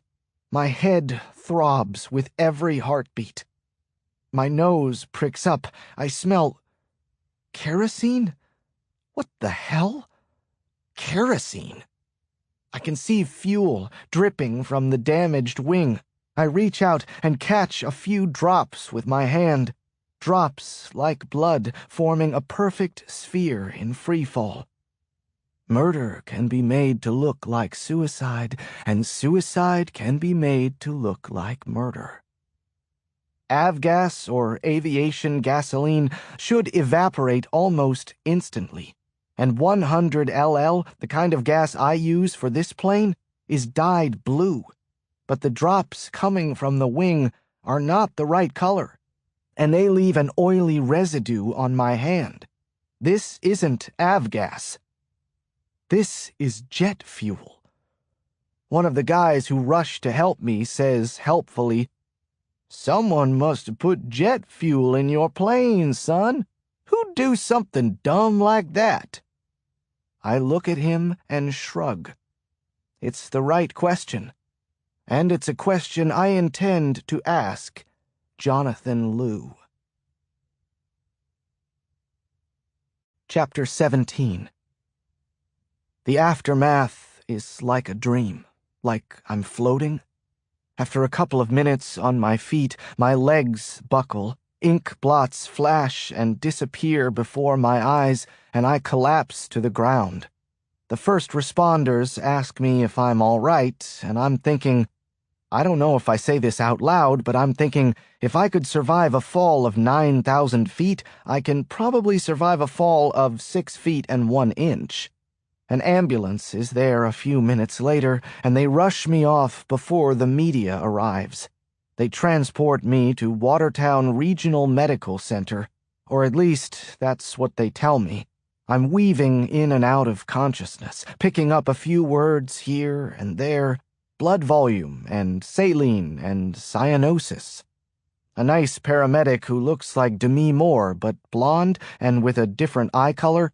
Okay, maybe she doesn't look totally like Demi. "God must have been with you today, Benjamin," she says. "Was he the one who put the jet fuel in my plane?" I'm leaving on a jet plane. Don't know when I'll be back again. But I'm still here. I'm still standing. Yeah, yeah, yeah. I hate that song. She loves you. Yeah, yeah, yeah. A little better, but she didn't love me.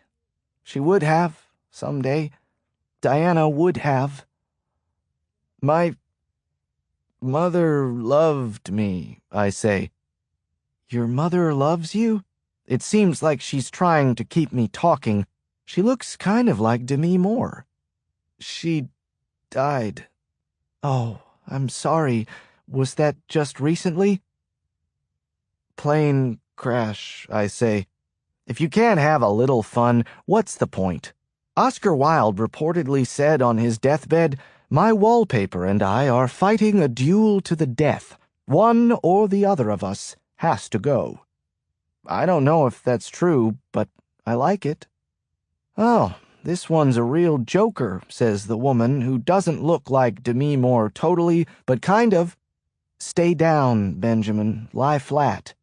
"I'm fine." "You're not fine. You're concussed and hyper something blah blah blah." And then there's a light in my face, and they're poking and prodding me in a bed, and...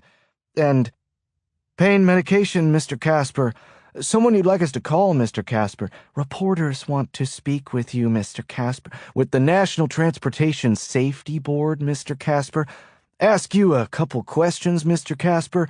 "Casper the friendly ghost, Mr. Casper." "The friendliest ghost you know, Mr. Casper." Demi Moore in Ghost made every red-blooded male want to take up pottery. "No, Mr. NTSB investigator, I have no idea how jet fuel got in my tank. And yes, I'm going through some tough times right now, but no, I'm not suicidal. If I were suicidal, I wouldn't have landed the fucking plane. And I don't care what anyone says. I'll take Demi Moore on her worst day, even in G.I. Jane." "Morning, Benjamin," a woman's authoritative voice. I open my eyes slowly, like a garage door lifting. "What time is it?" "Oh, 500, she says, a nurse, heavyset, with a warm face. 5 in the morning? I slept for almost 18 hours. I touch my face. There's a thick bandage on my forehead. "What happened?" I ask. "You don't remember what happened? I mean, am I hurt?" "You suffered a concussion and you went into shock, but no broken bones, by some miracle. How do you feel?" I shake myself fully awake and let reality reintroduce itself. But it doesn't shake my hand. It goes straight for my balls. Someone killed Diana and then tried to kill me. "I have to go," I say. "Well, you might be ready for release, but I know the guys from the NTSB want to come back. You weren't able to answer their questions last night." "I wasn't? I thought I told them all they needed to know about Demi Moore's film career. They want to come back to talk about her time on General Hospital?" I shake my head.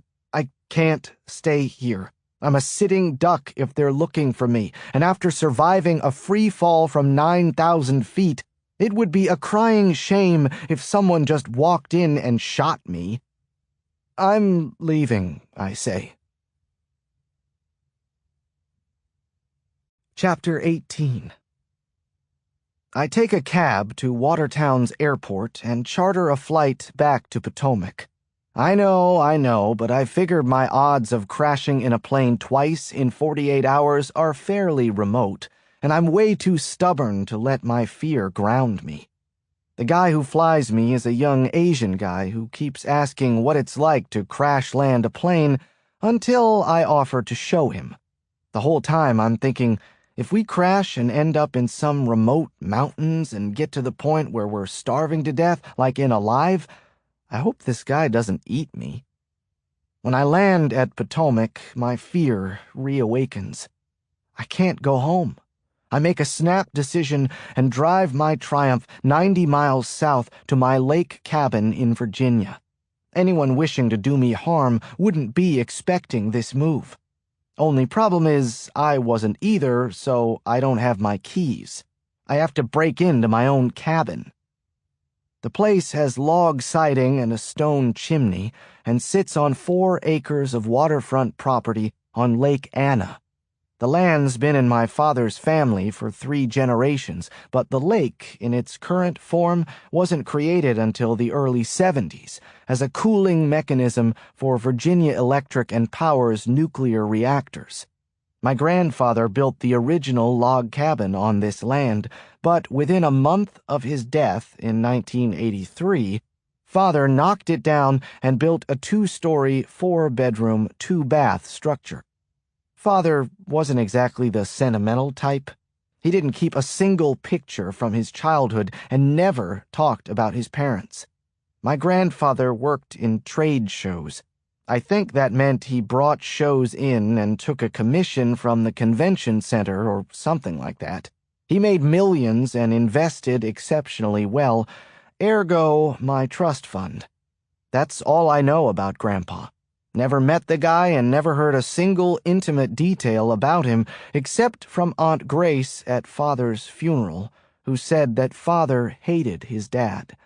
So we Caspers are keeping a pretty consistent generational theme going.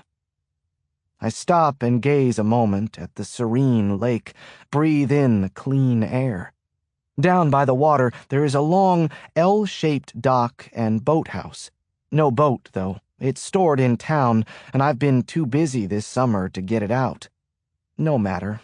Just being here instills a sense of calm. This place is good for the soul. Father was a closet drinker, which is a very difficult thing to be because you're not fooling anybody when you're slurring your words and stumbling around like a toddler learning to walk. But he limited his boozing to the evening, so only Mom and I were granted front row seats to the Marty Casper show.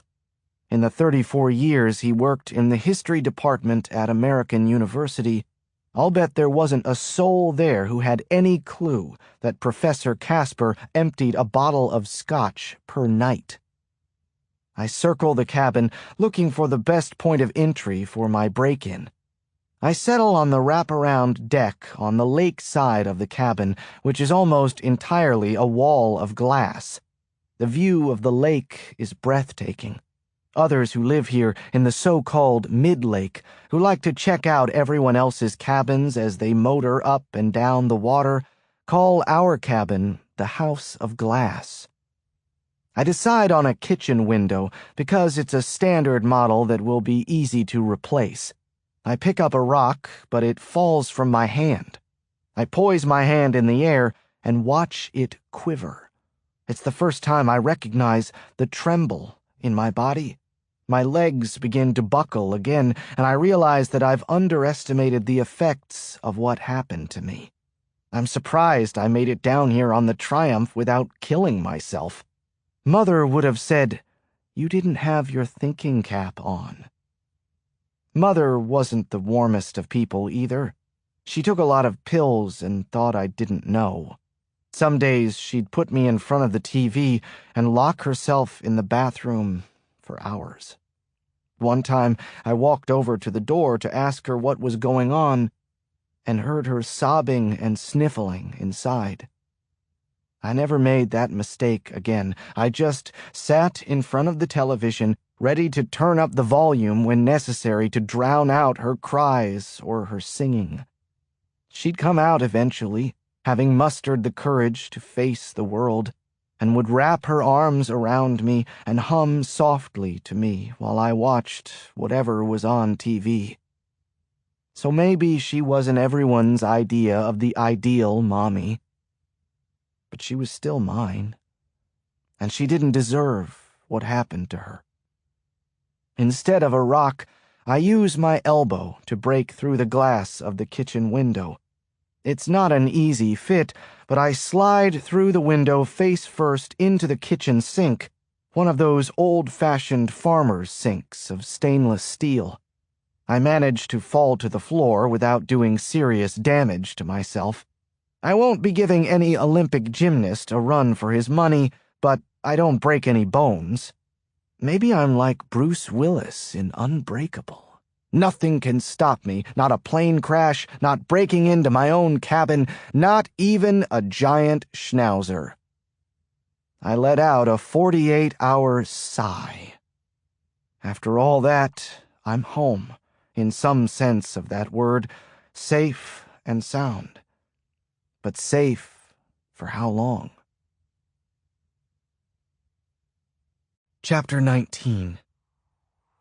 Night falls, and as if on cue, as if the weather is being controlled by Edgar Allan Poe, the winds kick up and a healthy rainfall follows. The windows rattle and the cabin groans. Outside is nothingness, black as ink, interrupted only by dramatic strikes of lightning.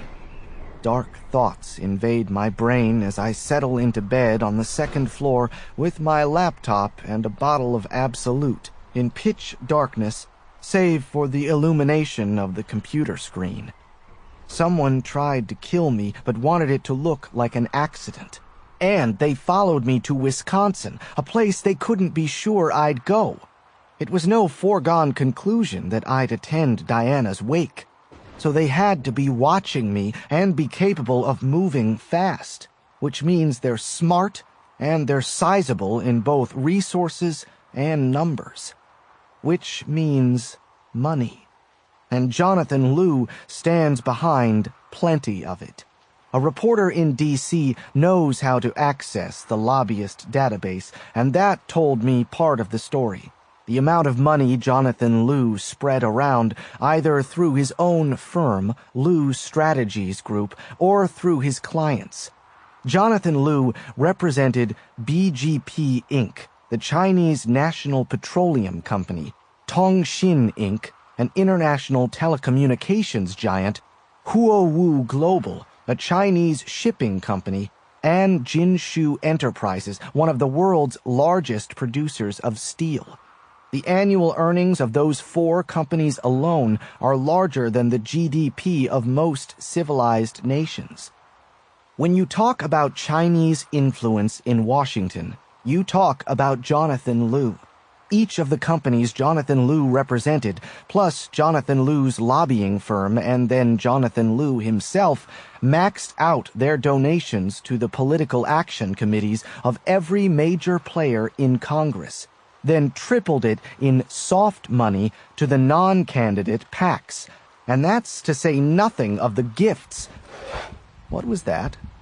I rifle forward in bed and hold my breath. There's not much activity on Lake Anna this time of night, at least not in the remote area where I am now. On an ordinary evening, you could hear a car approach from 100 yards away, but the swirling wind and the slapping rain would conceal that tonight. It sounded like a scraping sound, metal on wood, the sound of a piece of patio furniture moving across the wooden deck a foot or two. The rain and wind could have moved the chair a bit. So could a person who accidentally bumped into it. My bare feet land softly on the rug. I tiptoe across the bedroom and peer into the hallway. I'm at the far end. Between me and the staircase to the ground floor are 3 doors on the left, 2 bedrooms and a bathroom. To my right is a partial wall that ends about 10 feet before the staircase, and then it's just a railing and a view down to the ground floor. A partial loft, Father called it. I move with caution, stopping and listening for anything unusual. The rain smacks the cabin with such ferocity, the wind whips so feverishly that it's hard to hear anything else. But there's usually a muted quality to it, given the shelter enclosing me, and this is different. It sounds closer, not muted. Then I remember the kitchen window, and relief floods through me. After I broke into the cabin, I put a makeshift cardboard cover over the window, and that was probably it. It blew off in the storm, so now the outside sounds are streaming into the cabin. Sure, that must be it. Still, I move on, inching along the wall until it ends. Now it's just the railing, which will do just fine preventing you from falling to the ground floor, but it won't conceal you. I listen. Nothing but the storm, a loud crack of thunder, the wind crying out to me in a plaintive wail, and the urgent drumbeat of the raindrops overhead. My heart in my throat, I steal a quick peek down below, then retreat to the safety of the wall. Not long enough for anyone to see me, but long enough for me to see very clearly that the sliding glass door to the deck is wide open. Chapter 20. My heart thumps so fiercely it robs me of my breath. Someone is in the cabin. He's downstairs, probably checking the single bedroom and bathroom down there, but it won't take him a minute to realize they're empty and that, other than the living room and kitchen, everything else is up here. Think. What does he know? He knows I'm in the house, but he doesn't know where. Every light in the house is off. I could be anywhere. I move on the balls of my feet down to the bathroom adjacent to my bedroom. I tiptoe in, flip on the light, and turn on the shower water. I get back out, sure that he's heard me, absolutely certain he's already in the hallway waiting for me, that I'm going to walk into a bullet, but I don't have a choice, so I move back into the hallway and duck into the next bedroom. And I don't think he saw me. I press myself flat against the near wall and silently name the presidents in order and try to control my breathing. I need to stay near the door. When I get to Van Buren, I hear the stair groan, that third stair up that I've always meant to fix. Then I hear it groan a second time. 2 people. They're up here now, in the hallway. By now, they've noticed the light emanating from the bathroom and have probably heard the soft, consistent hum of the shower water. Their footfalls suggest they're not being as cautious now, that they're moving with more purpose. They're headed my way, which means they didn't stop at the first upstairs bedroom. I'm in the second one. I can feel their body heat now and pray they can't sense mine. If I spun around to my right, I could reach out and touch them. Sweat drips into my eyes, and I squeeze them shut and hold my breath. They pass me. They move to the next door down to the bathroom, where they're sure I'm taking a shower. Then there's a burst of rapid-fire gunshots, automatic weapons unloading. That's when I race out of the bedroom to the staircase. The rat-a-tat-tat of the gunfire provides me with audio cover. I'm bounding down the stairs before I hear the first sounds from them. Shit! Staircase! I take the stairs in twos, all my weight forward, barely able to keep my balance as I bound toward the ground floor. I feel the bullets whiz past me in the dark, hear the sounds of them penetrate wood and cloth in staccato thumps. The wall of windows shatters in a violent crescendo, raining glass on me as I duck my head down and blast through the open sliding glass door onto the deck. Time is not on my side, so I don't turn for the stairs on either side. I meet the outer railing without breaking stride, jump onto the top plank, and vault over it and down, 15 feet, to the grass. Chapter 21. I land hard on the ground and feel sure that I've damaged myself in various ways, but now is not the time for assessment. I pop up and sprint for the boathouse and the dock. The men are shouting behind me, but it's white noise to me, drowned out by the furious adrenaline rush. They can't see you, but surely they know the direction I'm headed. The bullets blasting into the beach and pine trees all around me confirm it. I don't have a choice. I don't know what I'm up against on land. Lake Anna at least evens the playing field, but the water's still half a football field away. My legs burn, the undergrowth tears my ankles and calves, my bare feet take a beating over the terrain, and I'm making too much noise. I've always been a noisy runner. In high school, I would come home from a 13-mile tempo run, and our housekeeper, Dominga, would say, "Lord above, Mr. Ben, you breathe like a cow." Glass shatters in front of me by the water, the boathouse windows. They must be running and shooting at the same time. Well, Dominga, you should hear me now. I'm gasping for air, filling my lungs down to the bottom and clearing them out with a giant whoosh before breathing in again, intentionally hyperventilating to maximize the oxygen in my bloodstream. I've never tried it while running, but I'll need all the air I can get for what's coming. I tear off my t-shirt just before I hit the dock and pound out the last 1, 2, 3, 4, 5 steps, just as I did when I was a kid, count out the 5 steps and leap, arcing up first to look across the water at the lights of Anna Cabana, and then down to the water, tucking my head between my arms in a tight streamline to get as much distance from the dock as possible. I slice into the water and keep it deep and flutter kick like mad. I've got to make it to the neighbor's dock without coming up for air. I wait until I just start to slow down. Then I start the pull, kick, glide of the underwater breaststroke, just as Matt Damon did at the end of the Bourne Ultimatum, when it looked like he was dead in the water, like he'd been hit by a bullet before he jumped off the building. But then he started swimming, and the music kicked in, and we were all relieved that he'd survived. When Nicolas Cage jumped off that building into the ocean while escaping from prison in Face Off, they just presumed he was dead and didn't search for him.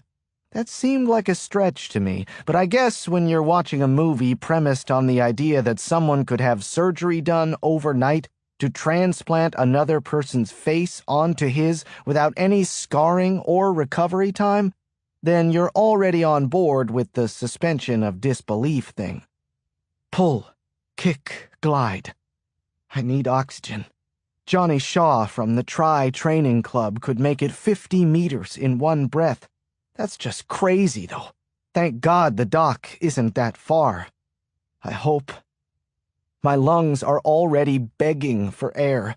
I let small puffs of air out through my nose with each stroke to help stop the spasms of panic from my lungs. Was your mother breathing when you found her, Ben? My son won't be answering any questions, Detective. My son won't be answering any questions. I open my eyes underwater, but it makes no difference. I can't see a thing. Utter blackness. There's no horizon to reference, no way to know if I'm swimming in a straight line. All I know is that I was pointed toward the dock when I jumped. Every part of my body is on fire. My legs, arms, back, everything screams for air. All that time training for triathlons, training to get away from my father. I never did a workout with sprints first and swimming after. Hundreds and hundreds of brick workouts over the years, jumping off the bike after a fast ride and then running to get used to the transition. But why would I need to transition from sprinting to swimming? So I never did. Until now. Pull, kick, glide, pull, kick, glide. I don't think I can make it much farther. My fingers and toes are buzzing and my chest is throbbing, struggling for a great, racking sob of inhalation. I must be getting close. I hope I'm getting close. The police are going to try to blame you, Ben. Don't ever talk to them, son. They can't make you. Pull, kick, glide. I can feel my feet brush the surface of the water. Oh, I've never wanted anything so much as the sweet night air just inches above. But bullets travel remarkably well through water, no matter what the movies say. I fight every instinct to breach the surface. I pull back down, away from precious oxygen, and I want to die. Did your mother ever talk about wanting to die, Ben? My son won't be answering any questions. Pull, kick, glide. My arm brushes something solid. I reach out and feel it. All the mermaids in the sea never sang a song as beautiful as my heart sings to the solid wooden pylon of the dock. I scramble up the post, and my head breaks the surface of the water. The air sears into my lungs, and I gasp delicious, choking breaths of oxygen, while trying to avoid too much rainfall in my mouth. I'm alive. I'm still alive. But whoever was chasing me can't be far behind. Chapter 22. After a minute or two of panting like a desperate animal while I regain full consciousness, I pull myself onto the dock and lie flat. The rain's lightened up a little, but it's still coming down strong. I listen and hear nothing, but then again, the rain might be drowning it out. I slither along the dock toward the boathouse and silently thank Steve for not having the light on. Maybe he's not even at the lake right now. Steve Sykes used to let me escape to his house whenever I could get away. I would assure Father I was training again, on a nice century ride somewhere. 100 miles can take hours, and I'd sneak over and watch old movies for the afternoon. Steve would always leave the side door unlocked, but it's been years. With any luck, old habits die hard. I try the handle. It's locked. It's a glass panel door, so I grab the canoe oar engraved with Sykes from over the top of the door and break out the window pane by the door handle. Sorry, Steve. Get you back for that one. I carefully reach in through the broken pane, unlock the door, and sneak into the quiet house.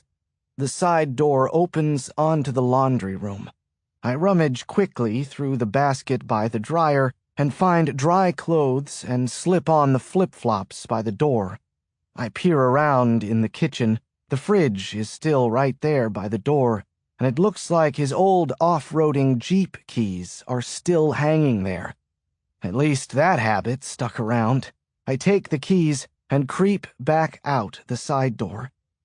I don't hear anything from outside except the rush of the wind and the beat of the rain, so I dash quickly over to the old Jeep, a 1986 CJ7 with "This End Up" in big yellow block letters across the top of the windshield.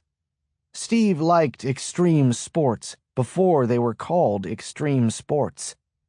It's been a long time since I drove a stick shift, but she roars to life along with Brian Johnson of AC/DC singing Back in Black, and I have no trouble remembering how to crank up a manual transmission and let her rip. I floor it out of the driveway, kicking up gravel behind me. Thank God for the hardtop in this rain. What are those guys with automatic weapons thinking right now? They don't know. That's what they're thinking. Maybe they hit me and I died in the water. Maybe I'm still in the water, swimming somewhere. Could be anywhere. They have no idea. Lake Anna's an enormous lake. Probably they've given up on me. I take Hall's Drive up to a fork. The soft left will take me west. I slow down only slightly and follow the fork west just as I see headlights to my right, the east. The direction of my cabin. It's them. This is when Mel Gibson in some action flick would say, "We've got company." I always wanted to say something cool like that. I floor the gas and kick the old Jeep as hard as it can go, but now the headlights behind me have negotiated the fork and are bearing down on me. The beams are high. It's probably an SUV. I can't outrun it. I hear a staccato burst from behind me and see the flash of light from the automatic weapon, but the first round misses completely. I weave along the road, trying to be as unstable a target as possible while drilling the gas pedal to the floor. The SUV closes ground on me, and then my back window shatters and bullets rip into the passenger seat. Thump, thump, thump. And the radio blows out just as Angus Young was starting into his guitar solo, and the windshield takes 2 or 3 pops as well. I'm ducked as low as I can go, and the wind is whistling in through the holes in the windshield, and another staccato burst, rat-a-tat-tat, drums into the body of the vehicle. And I know it's any second now, any second, and the SUV is getting so close that they probably think they're going to ram me and force me off the road, and I veer left to the far left of the road, and they're staying along the right side, probably because the shooter needs a steady ride so he can aim, and they probably like the angle with them all the way on the right side of the road and me on the left. It makes it easier to shoot at me. But guess what? It's about to create a serious problem for them because this road is about to veer sharply to the right. Bullets rip across my windshield and tear through the dashboard, and I cut the steering wheel hard right and navigate the turn and pray that this Jeep doesn't topple over, especially on a slick road, praying that the angle I've given myself will make up for the centrifugal force, and the SUV behind me is completely out of position, and I make the turn, but the SUV slams on the brakes, and it's too little too late, and I look in my rear-view mirror, but I don't have one anymore, so I crane my neck around while I keep driving forward, and the SUV has... Yes! It's gone off the road, missing the curve, and sending it into underbrush, and, if there's any justice, an unforgiving tree. I let out a breath. You narrowly escaped again, Benjamin. But the bell tolls for thee. Chapter 23. I double back to my cabin, taking a different route to avoid the bad guys. I hate to say that I hope they died in a collision with a tree, because I hate to wish death on anybody, but let's just say it wouldn't ruin my day. I stay for a grand total of 2 minutes, long enough to pack a bag full of possessions. I try not to linger too long on the hundreds of bullets lodged in the walls, furniture, and floor, or on the fact that most of the glass wall on the lake-facing side of my cabin is in tiny shards now. I'll never feel safe in this place again. And I owe Steve Sykes a new Jeep, or at least an old one. I decide to stay close by and find a hotel for the night, or what remains of the night. There's no real reason why those guys shooting at me, even if they are in one piece, would stick around Lake Anna, and if they were still on the hunt for me tonight, they'd likely be watching the highways. Plus, I don't trust myself driving long distances in the rain and dark on my Triumph. I get a single room with a queen bed and a tiny bathroom at a chain hotel. There's no couch in here, but there's one of those cheap little love seats. I push it up against the door. Then I take my car keys and balance them on the manual latch on the door so that if any weight pushes on the door from the outside, the keys will drop to the floor and land on a strategically placed tiny hand mirror that I found in Steve's Jeep. The sound of keys falling onto glass will, I hope, alert me if anyone's trying to join me tonight. Clever, right? I saw that in Conspiracy Theory. Mel Gibson, Julia Roberts. I might have been the only one who saw it. I probably won't need that warning, because I doubt I'll be able to sleep. I know this much. I need to. I still have a hangover from that little thing with my plane crashing to the earth, and tonight hasn't exactly been a picnic either. My heart is racing, and my head is pounding, and my limbs are jangling, but I know that underneath the nerves, I desperately need rest. I pace the cheap carpet while my mind scatters in 20 directions like cockroaches fleeing light. Was President James Buchanan gay? Did John Wilkes Booth's fiancée have an affair with President Lincoln's son Robert? Isn't it odd that Robert Todd Lincoln was present at 2 presidential assassinations, but not his own father's? I mean, what kind of odds are those? Stop. Focus, Ben. Concentrate on another set of odds, your odds of survival. Whoever's trying to kill me only has to succeed once, after all.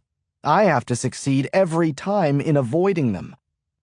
I turn the shower dial as hot as it goes and let the water punish me. I put my forehead against the wall and try to think about that lobbyist Jonathan Liu and what Diana might have known that got her killed and might get me killed. And then I'm thinking of Janet Leigh in the shower in Psycho, and then that remake with Vince Vaughn, and that probably wasn't his best career move, but then again, he got to have sex with Anne Heche, or wait, that wasn't Psycho, that was Return to Paradise. Anyway, I'm vulnerable because how well can you defend yourself when you're wet and naked? Not very. I mean, I'm not much of a threat to anyone when I'm clothed. Naked, about the only thing I could do is scare somebody for a few seconds. I dry off and put on some clothes that I brought from the cabin, stuff I haven't worn for 10 years, and try to relax, to think of something that won't freak me out, to take a small break from all this so I can get some rest.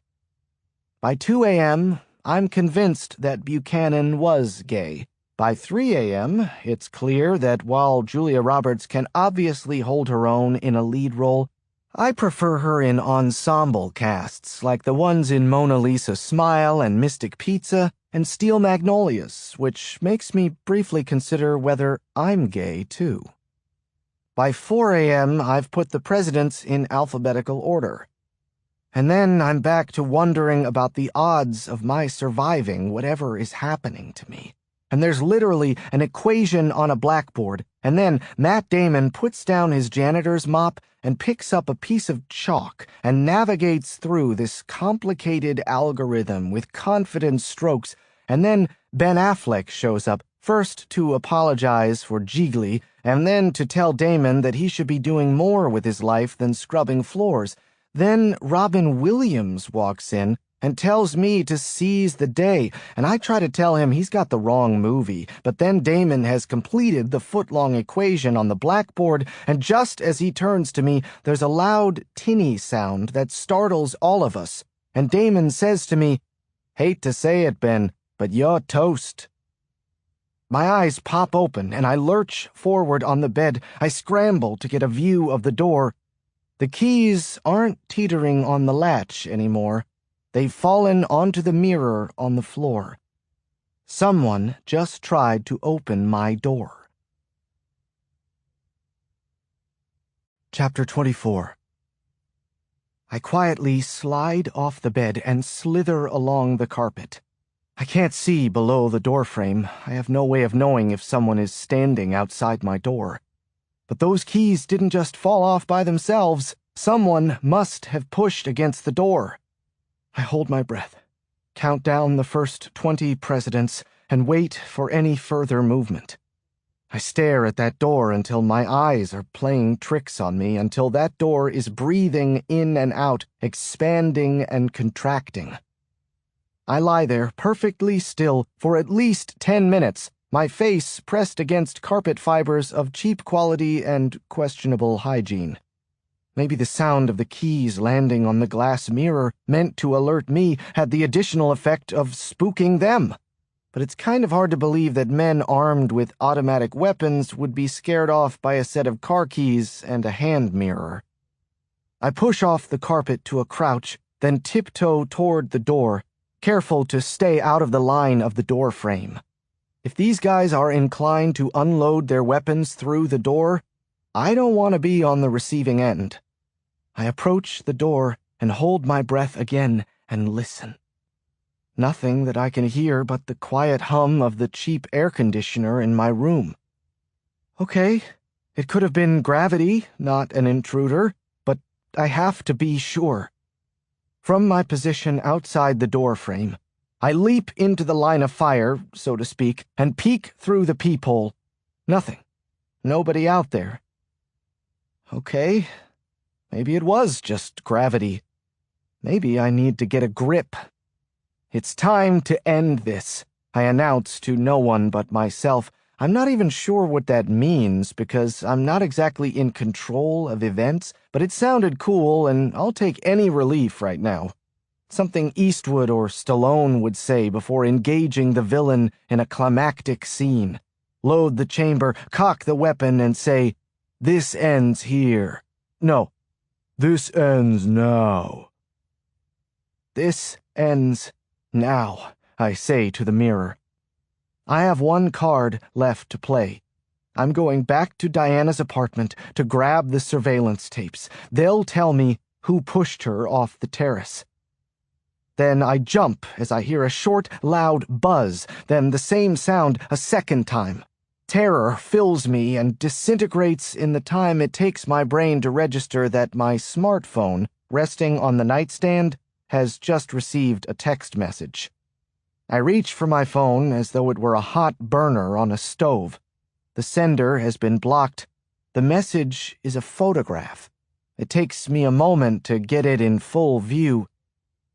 "Oh, no," I mumble. It's a photograph of Diana's brother, Randy Hotchkiss, lying face down in a pool of blood. And underneath it, these words. Randy couldn't stop asking questions. Can you? Chapter 25. Riding the Triumph in the misty morning air, I take a different route to Diana's place this time. I'm not going to turn up 33rd Street and just walk right into a police detective, not to mention catch the attention of any mysterious guys in a Lexus. No, this time I'm entering Diana's building from the rear up the fire escape. Cue the theme to Mission Impossible. I park the Triumph a couple blocks away and walk along the C&O Canal's path, keeping company with joggers getting in their exercise before the workday begins. Then I head to the back of Diana's building and take the rickety steps of the fire escape up to her floor. Wouldn't it be cool if you could play theme music when you were walking around doing things, especially during dramatic moments? I think it would inspire people. I still have the key that opens the fire escape entrance and her door. What I don't have is any idea who might be watching this building right now, or whether I'm committing a crime just by entering. But I'm out of choices at this point. I feel a wave of nausea as I take the wobbly steps, but compared to my other challenges the last couple of days, this is a walk in the park. I reach the top and enter the building, my heartbeat fluttering ever so slightly. Her apartment is at the end of the hallway. There is yellow police tape across the door, so that removes any question about whether I'm supposed to go in there. But I do it anyway. I walk in, and my breath is whisked away, memories cascading through me in waves. Diana. What were you doing, Diana, that brought all this down on you? Focus, Ben. It won't take 2 minutes to get those tapes and leave. I look up at the smoke detector in her kitchen, the pinhole camera inside it. I grab the stepladder Diana always tucked next to her refrigerator and find the Phillips screwdriver she kept in a tray in her pantry and get to work. I'm unscrewing the second of 2 screws when I hear a noise from the other end of the apartment, a bottle falling over and rolling on glass. Panic spreads across my chest. I climb down from the ladder as Cinnamon, Diana's Abyssinian, comes jogging toward me. "Hey, girl," I cry out, surprised at how happy I am to see the cat. Maybe because I'm happy to see anyone these days who isn't pointing a firearm at me. Or maybe it's because Cinnamon is now the last vestige of Diana. The poor thing is a nervous wreck. Has anyone been feeding her? I really don't know. So I find some cat food in the pantry and give her a bowl. She forgets all about me and goes to town on the food. I get the last screw out of the smoke detector and pop the bottom lid and there isn't any camera or microphone. The surveillance equipment has been removed. I jump down off the ladder and head into Diana's bedroom and see that the motion-activated video recorder, disguised as an AC adapter plug, is also missing. I look behind Diana's desk and check every outlet, but no, it's gone. Both of the surveillance devices I installed are gone, and with them the identity of Diana's killer. I have no leads and nowhere to go. Chapter 26. After parking my Triumph, I walk the streets of the capital, stopping often to double back and watch for anyone paying close attention to me. I find a coffee shop in Georgetown and sit with my back to the wall, watching everyone who walks into the place. A muscle-bound Asian guy, 2 cute college girls, an elderly woman and 2 grandchildren, a slick suit talking into his earpiece. I don't know whom to suspect. Anyone could be watching me anywhere. At 10 a.m., I get a text message from the White House.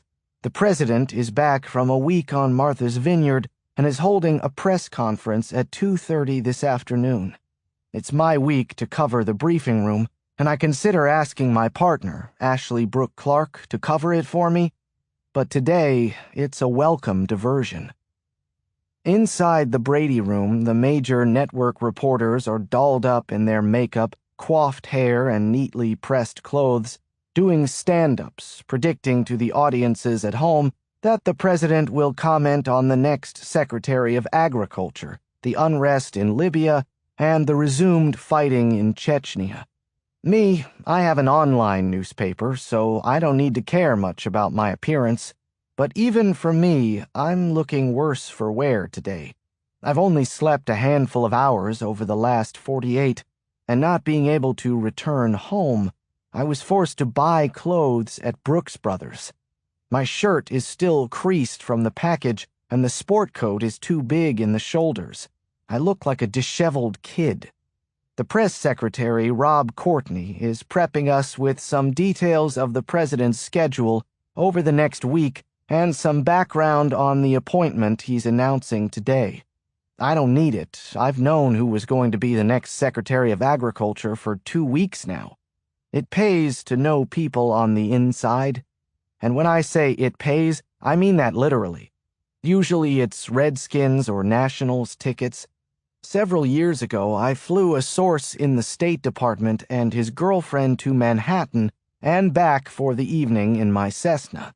She had a wonderful birthday dinner at Moomba, and I had a nice headline story about how the ambassador to Australia was planning to resign to run for governor of Ohio. Blue shirt, red tie, predicts the reporter next to me, Wilma Grace.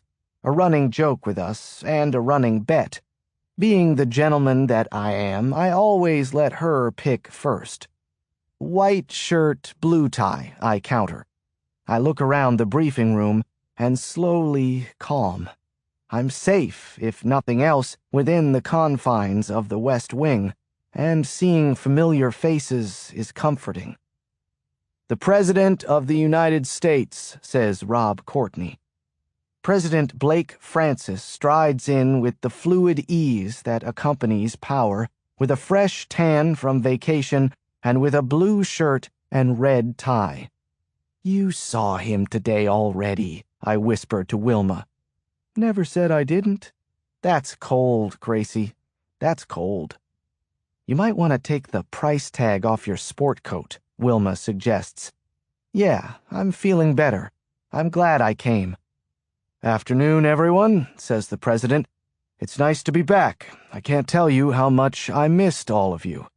Polite laughter from those of us in the peanut gallery.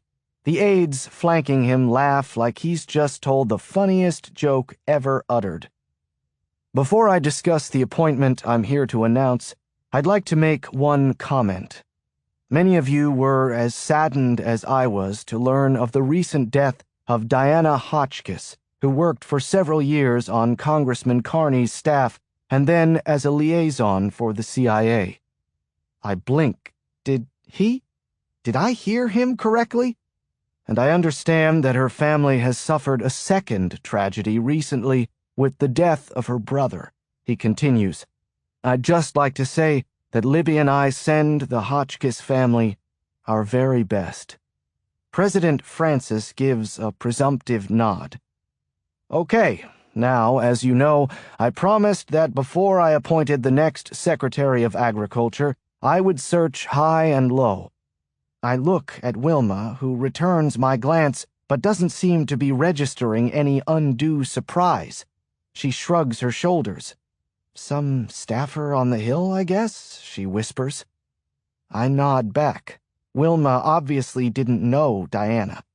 She meant a great deal to me, but to most people, Diana was one of thousands of faceless, ambitious staffers toiling behind the scenes of power.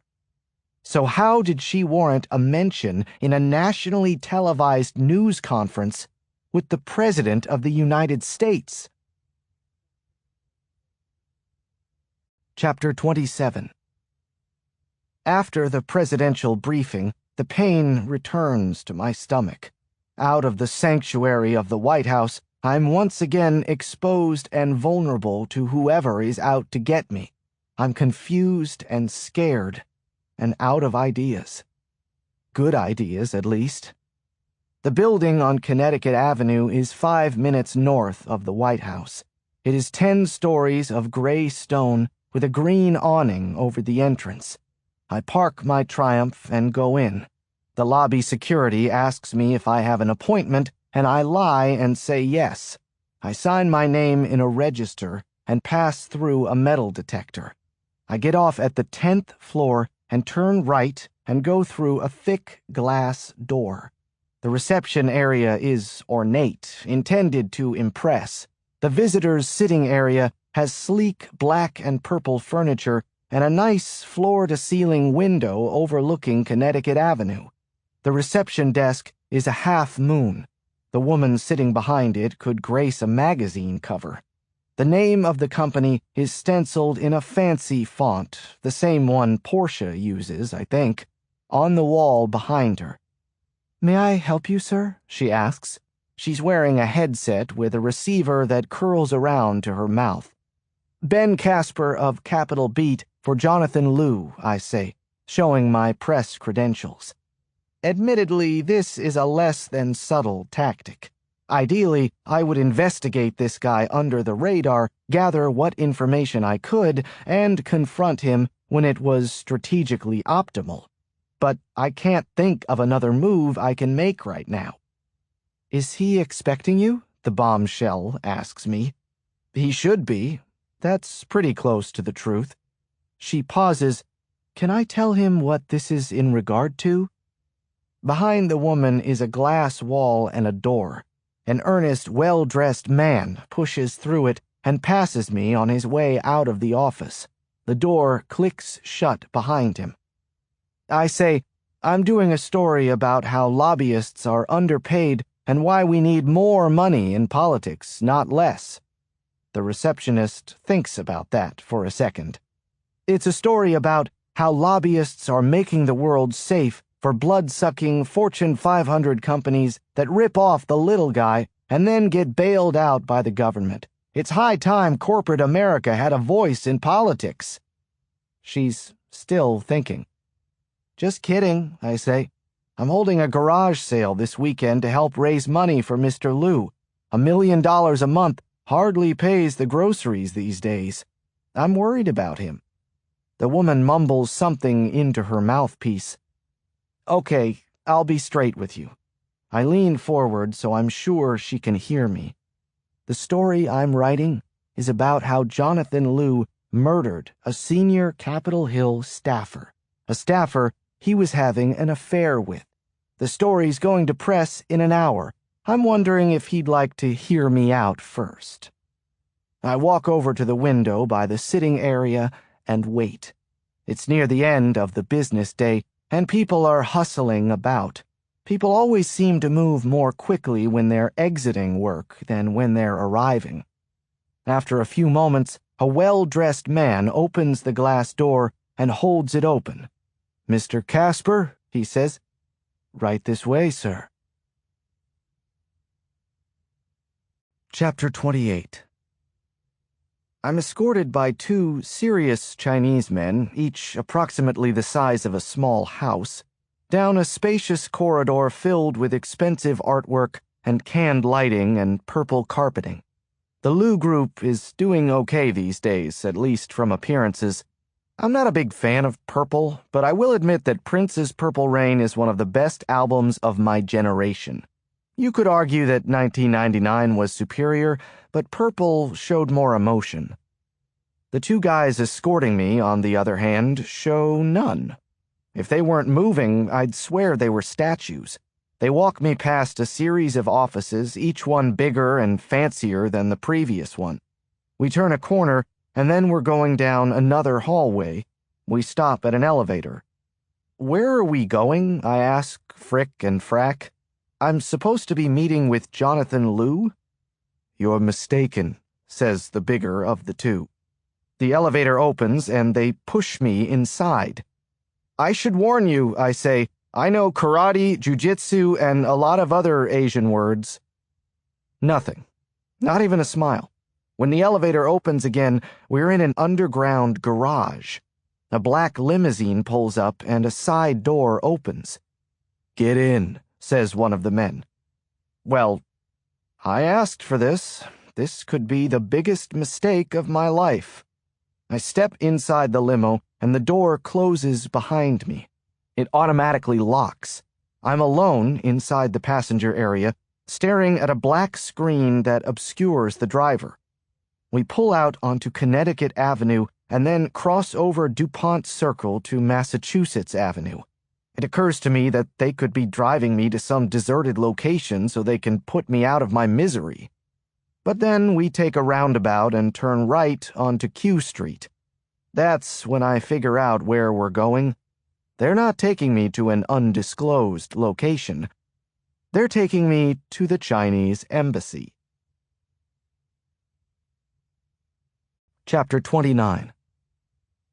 A couple of years ago, I attended a ceremony in the Grand Hall of the Chinese Embassy, an immaculate limestone building in the northwest section of the capital. The room I'm escorted to now, though, is anything but grand. The walls are gray and red, the room is cramped and poorly lit and cold. The two men who take me from the limo underground are about the same size as the other goons, but not sparkling conversationalists like Frick and Frack. They don't put their hands on me until we're in the room, at which time they each take one of my shoulders and force me into the lone chair in the center of the room. A door that I didn't even know was a door opens, and two Chinese men enter. They are in suits and ties. One has a tight haircut, and the other is bald. The bald guy looks like he's spent some time in a gym. The one with the tight haircut looks softer, like a diplomat. "Mr. Casper," says bald guy. "That's me." "What is this you are saying about Jonathan Liu? You told the receptionist that he is responsible for the death of a government worker?" I look from one of them to the other. It was a conversation I intended to have with Jonathan Liu. "Mr. Liu is not here. There is a trace of his native accent, but his English is perfect." "And you are?" I ask. "I am the one asking you questions." "I meant, what's your name?" "I know what you meant. Tell me of these accusations you make against Jonathan Liu." I don't know if this guy is on my side or against me. I could take a wild guess. "I've written an article that explains how Jonathan Liu murdered the White House liaison for CIA Deputy Director Craig Carney." Bald guy is impassive. "And your proof is?" "Read the article." There is no article, not yet. I'm nowhere in the vicinity of proving what I believe. The truth is, I'm fishing. "There is no article," says bald guy. What is this guy, a mind reader? "Have it your way," I say. It reminds me of those Burger King commercials from the 70s. Great. Now that stupid hold the pickles, hold the lettuce song is in my head. But it beats the hell out of their later commercials, the ones with that freaky king character. That guy could haunt my dreams. Relations between our country and the United States are rather tenuous. Wouldn't you agree, Mr. Casper? If you're a fan of human rights, then yes, I'd agree. Human rights. He allows himself a small chuckle. Mr. Liu does not represent the People's Republic, yet we are aware that he is a man of considerable influence. What is accused of Mr. Liu will be accused of the People's Republic. Bombastic, ridiculous accusations will not do. I lean forward, and one of the goons behind me takes my shoulder. I'm an American journalist in the United States. I will print what I want. In America, we have something called a free press. You should look it up. Hold the pickles, hold the lettuce. Freedom of the press upsets us. Bald guy moves closer toward me. You may be an American journalist, he says, but you're not in America. Not at the moment. Because you kidnapped me. We did nothing of the kind. We have you signed in at the front entrance. You asked to speak with me, and I'm granting you that audience. I let out a nervous sigh. I'm trying to play cool, but I'm feeling anything but. Listen, Reverend Moon. Ah, a slur. That's to be expected of an American. All us slant-eyed Asians are the same, yes? That's fine, Mr. Casper. Keep thinking of yourself as morally superior while our country runs circles around yours economically. The People's Republic is flourishing while the United States of America is sinking deeper and deeper into a hole. Bald guy walks within a foot of me and leans forward, staring at me, eye to eye. Now, sir, before I become impatient, tell me what you know of Jonathan Liu. Diana Hotchkiss, I say. He nods slowly. A tragedy. He had her killed. And why did he do that? Read the article. A smile crosses his face. There is no article. What is it going to say? That you, Mr. Casper, had a relationship with Miss Hotchkiss? That you, Benjamin Casper, were at her condominium the night of her death? I do a slow burn. A person of interest in the death of Miss Hotchkiss, a spurned lover who had, as you Americans say, motive and opportunity, is writing a story about her death. Would this not be considered something of a conflict of interest? These guys are all over this. What stone have I turned over? Bald guy puts his nose within a hair-breadth of mine. There is no article, he says. He stands straight again and paces the room. And if there is, it will get, shall we say, ugly for you, Benjamin Casper. Perhaps everyone will learn the interesting background of your own life, including your childhood. Ben, you remember me, right? Detective Amy Lataglia. My dad says I'm not supposed to talk to you. I know, Ben. So don't. I'll talk to you. I just wanted to let you know that we got back the fingerprint analysis. Did you know that we found fingerprints on the gun that was in your mother's hand? Those records are sealed, I hiss. Bald guy waves a hand. Then perhaps it gives you a window into the resources at our disposal that we were able to access that sealed information. Do you want to guess whose fingerprints we found on that weapon, Ben? My dad says I'm not supposed... They were yours, Ben. Your fingerprints were on that gun. On the other hand, Benjamin, I suppose we can forget about that information if you forget about your wild and unsupported accusations against Mr. Liu.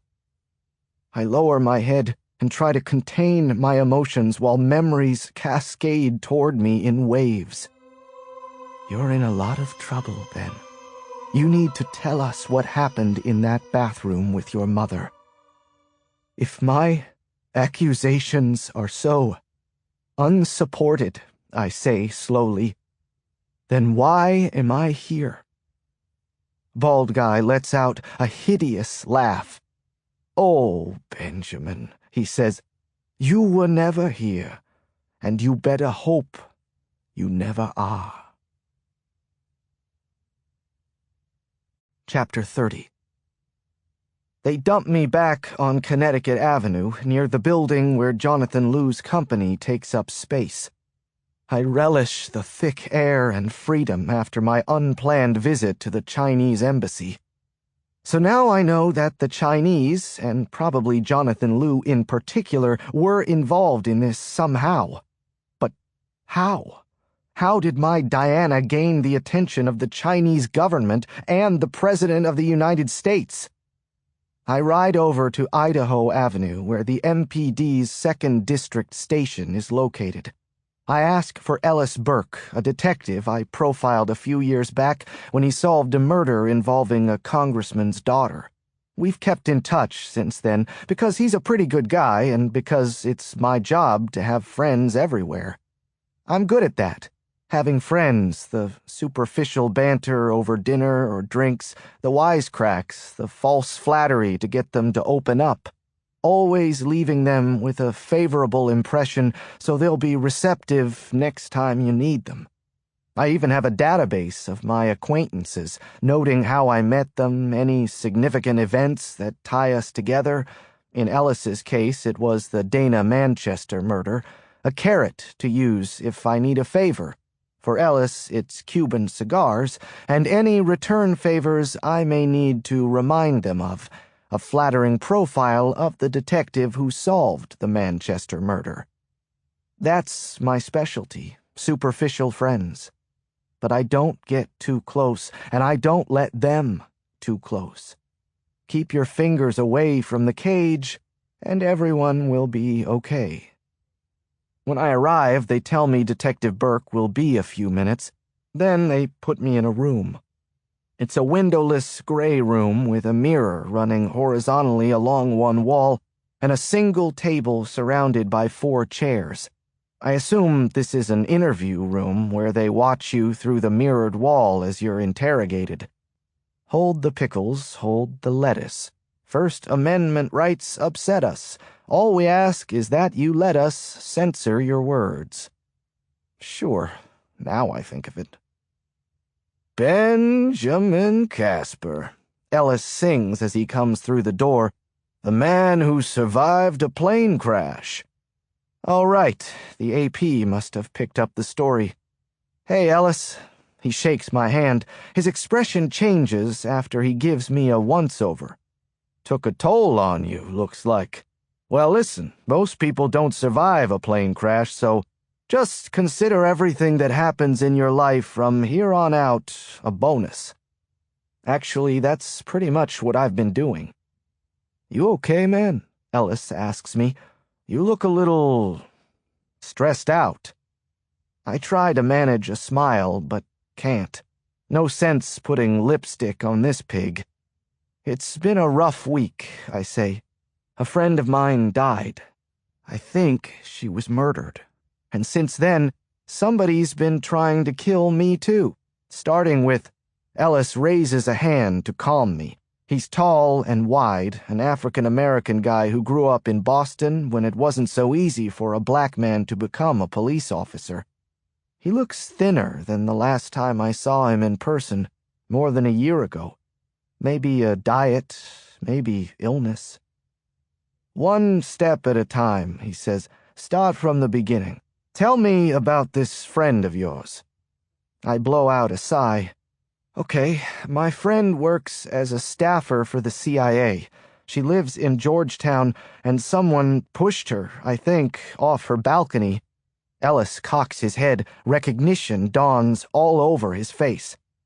And I was there, in her apartment, Stop. Ellis scoots his chair back. You're talking about Hotchchild, or Hotch something. Hotchkiss. Diana Hotchkiss. He nods his head. Diana Hotchkiss. You know the case, I gather? He studies me for a moment. That's not a case you want to be connected with. There could be some trouble for you, Ben. You don't say. This is a case you're working on, I ask. He gets up from the table and paces.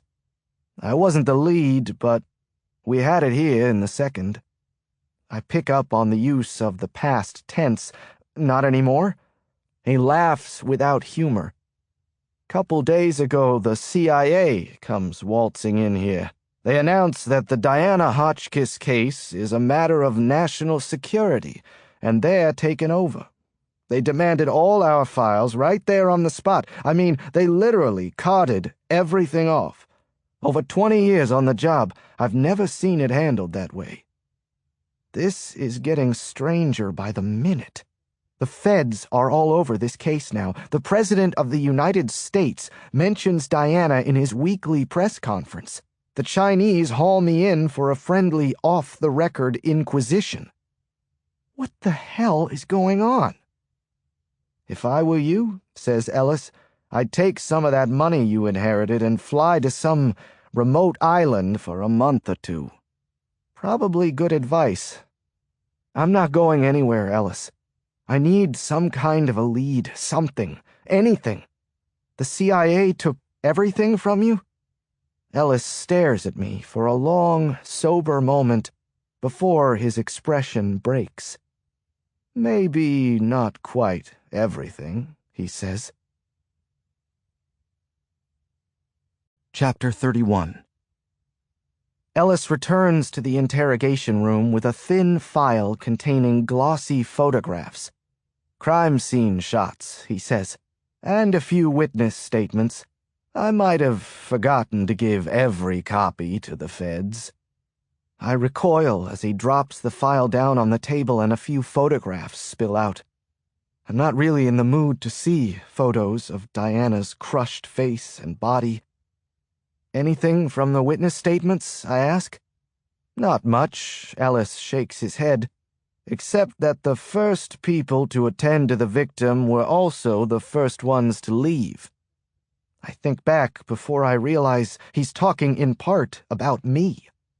2 women got to her first, Ellis recites from memory. They were parked in some kind of a blue compact car by the building. They apparently reached her, and it seemed like they were checking her vitals, that kind of thing. But they got in their car and left before the ambulance arrived. I remember the first part of that, the 2 women getting out of the car. What happened to them afterward, I have no idea. Ellis looks squarely at me. Then there was a man who was talking with some people across the street about his motorcycle. He was second to reach the victim. After a few minutes, he staggered back into the street and puked his guts out.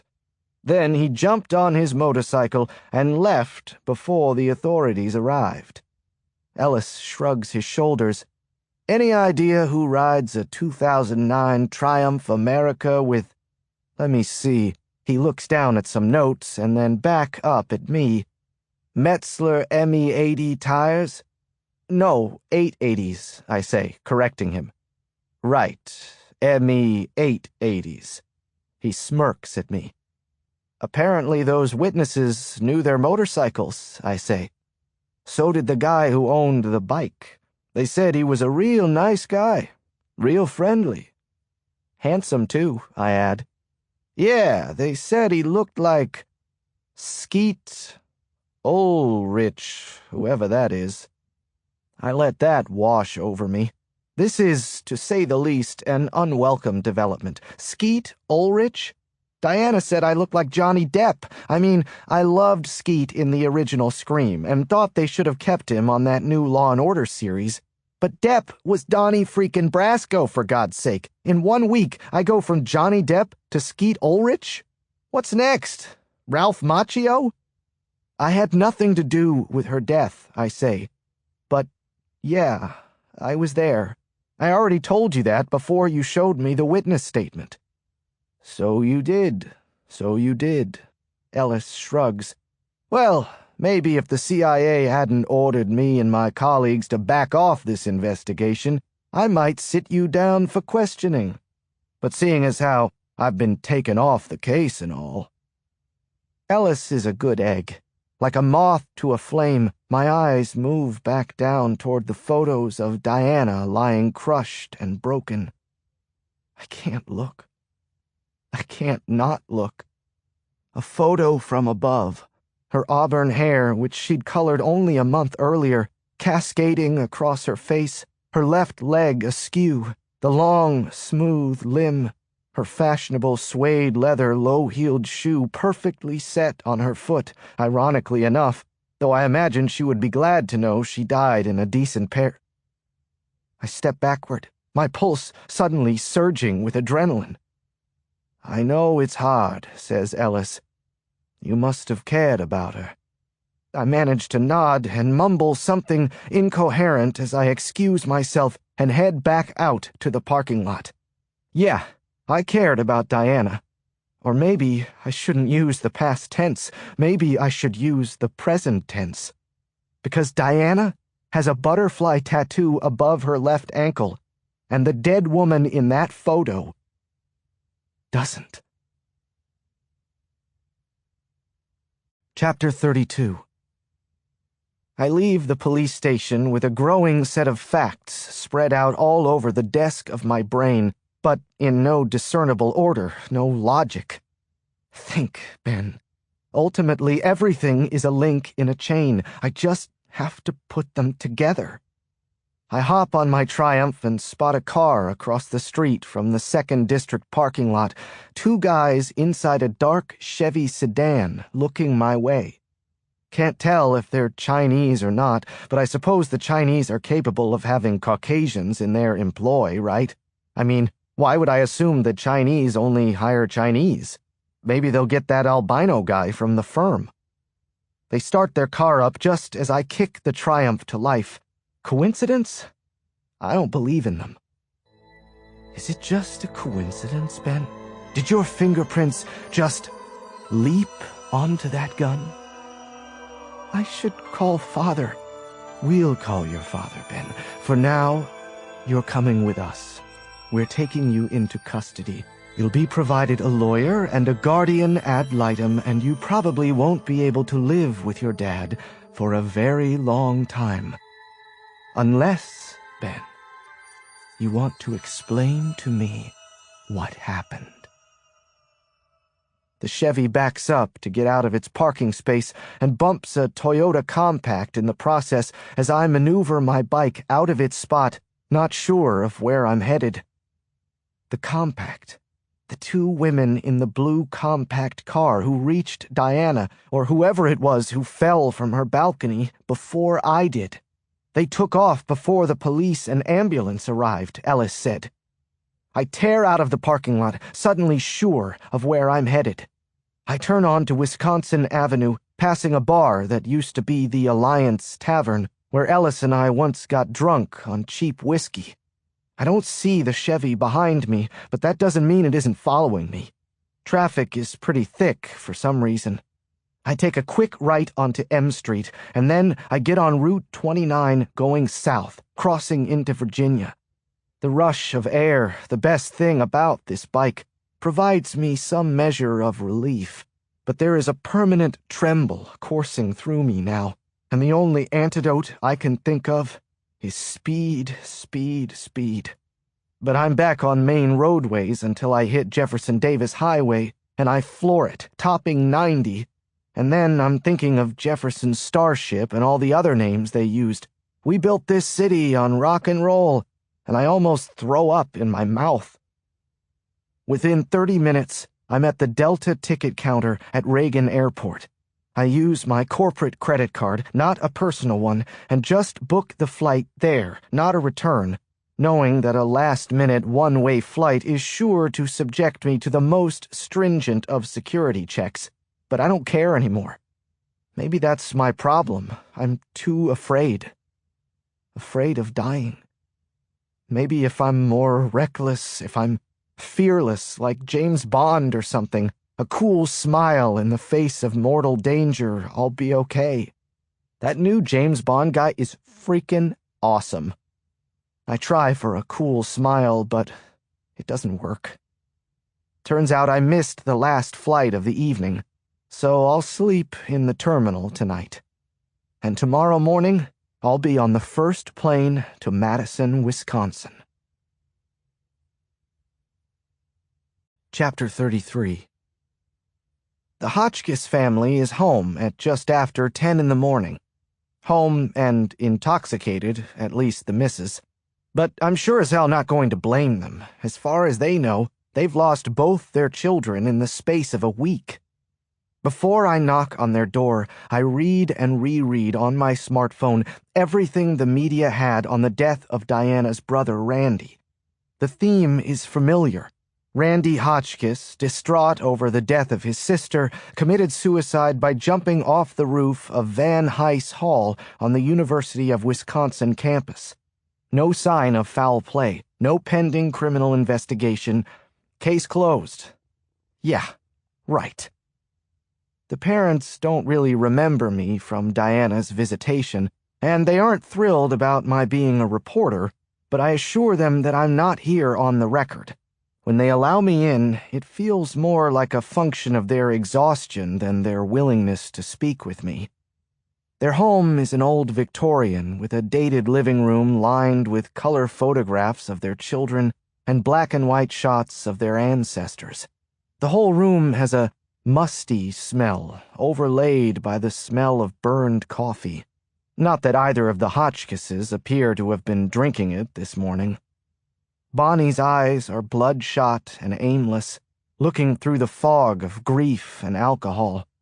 George is more alert, but he's clearly suffering as well. Each of them snaps to attention, though, when I tell them a story that every parent who has lost a child longs to hear.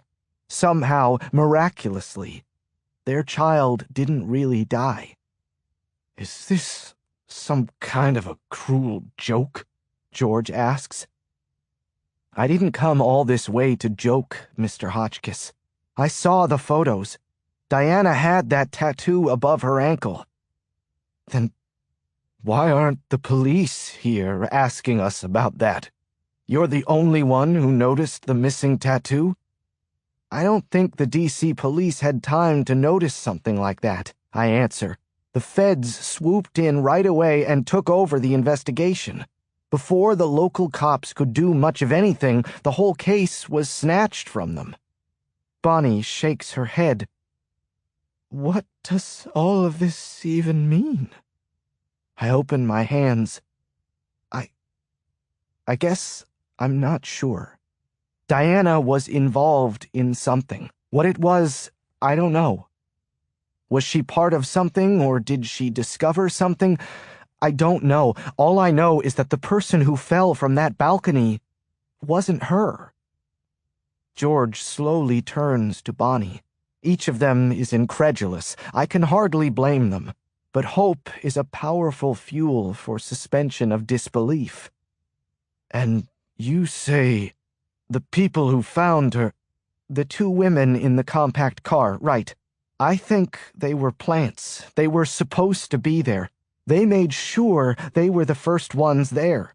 I think they covered her hair over her face. I mean, you could hardly see her face to begin with. It was nighttime, there was poor lighting, and anyway, she'd fallen face first, so...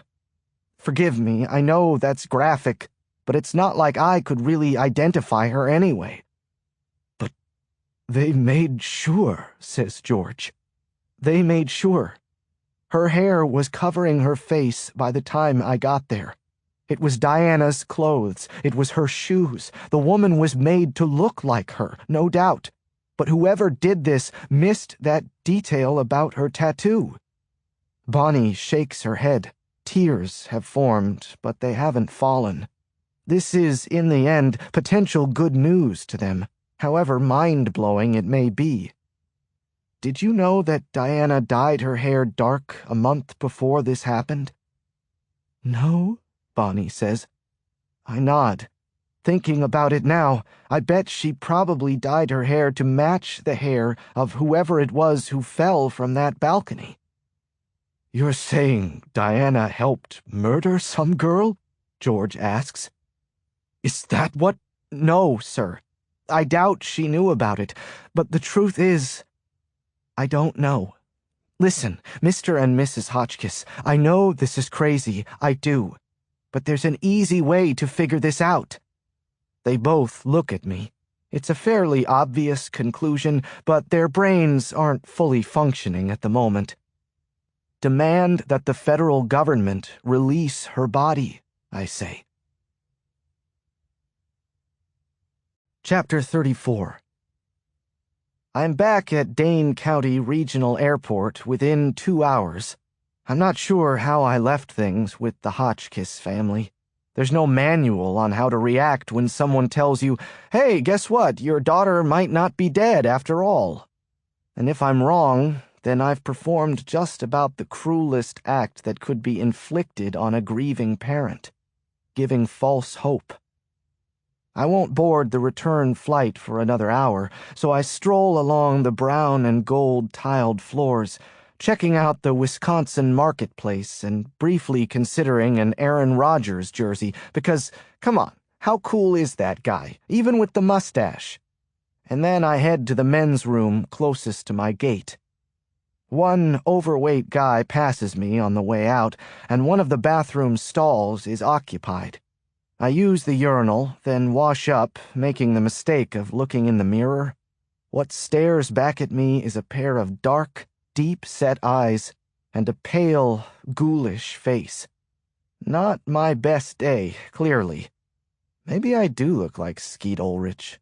If I played a cop on TV, I'd want to be one of those hardened, wisecracking veterans who bitches about his ex-wives and delivers the punchline after they find the body.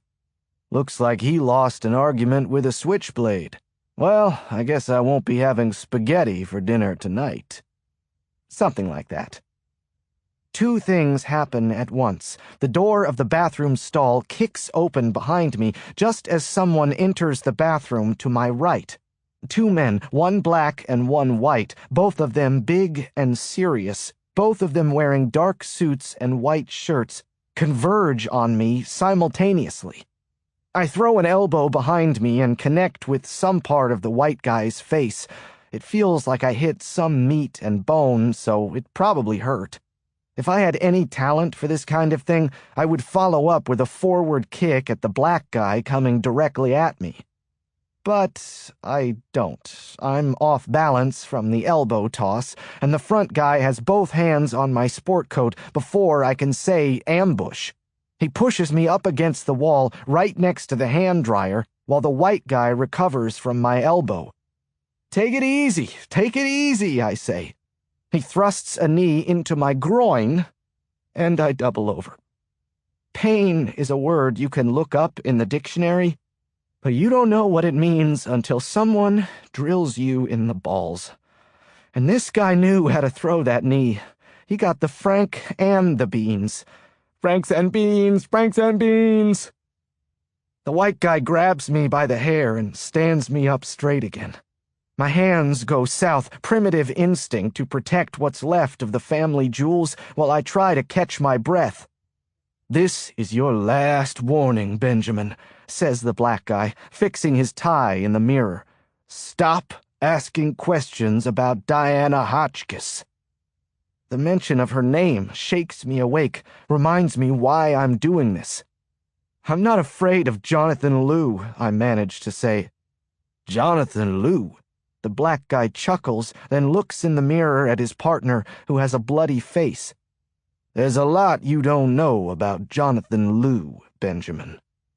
From behind, the white guy delivers the next blow, a sharp punch to my kidney, and I crumple to the ground. Searing pain shoots from my groin and back and head, synapses firing in all directions. My vision goes spotty, and I struggle to remain conscious. I'm not sure I'll ever be able to urinate again.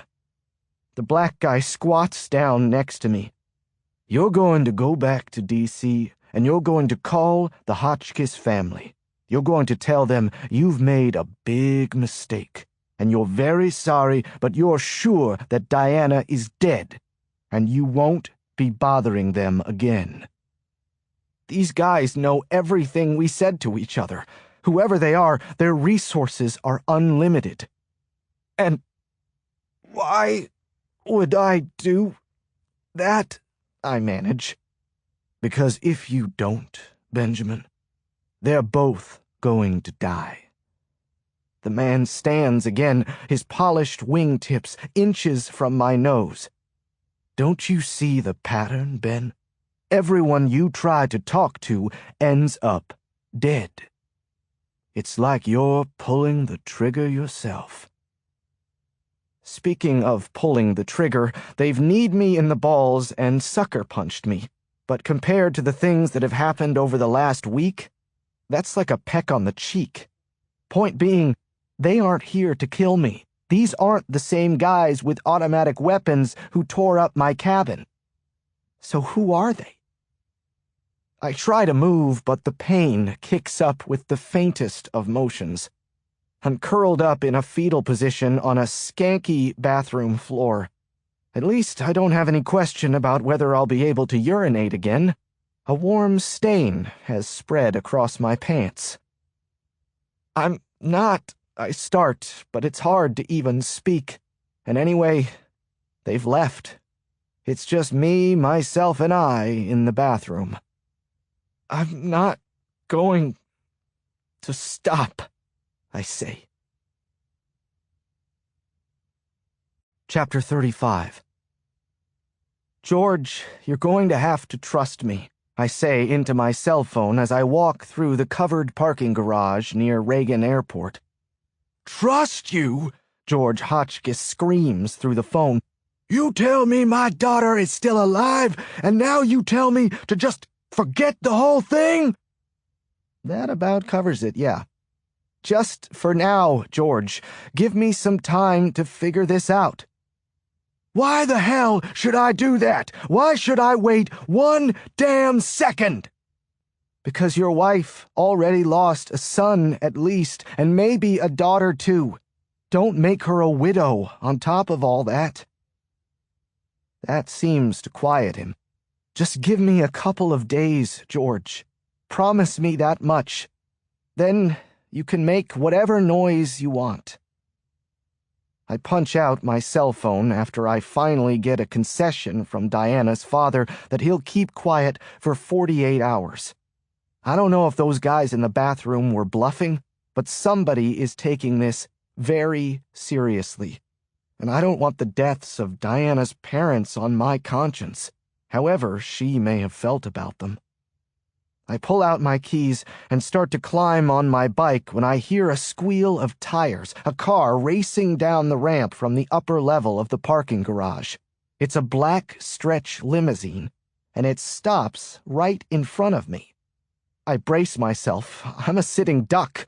I'm standing in a parking space with cars on either side of me and this limo cutting off my only route of escape. I have no good options. I don't even have time to panic. The tinted passenger side window rolls down. A handsome, well-appointed Asian man stares at me. "Well, well," I say. "You've been looking for me?" says Jonathan Liu. Chapter 36. Opposite me in the back of the limo sit the notorious Jonathan Liu and a stocky white guy holding a firearm in his lap who looks formidable. Not barroom brawl formidable, but special forces formidable. Up close, Jonathan Liu is everything you'd expect, the nattily attired lobbyist, the slick look.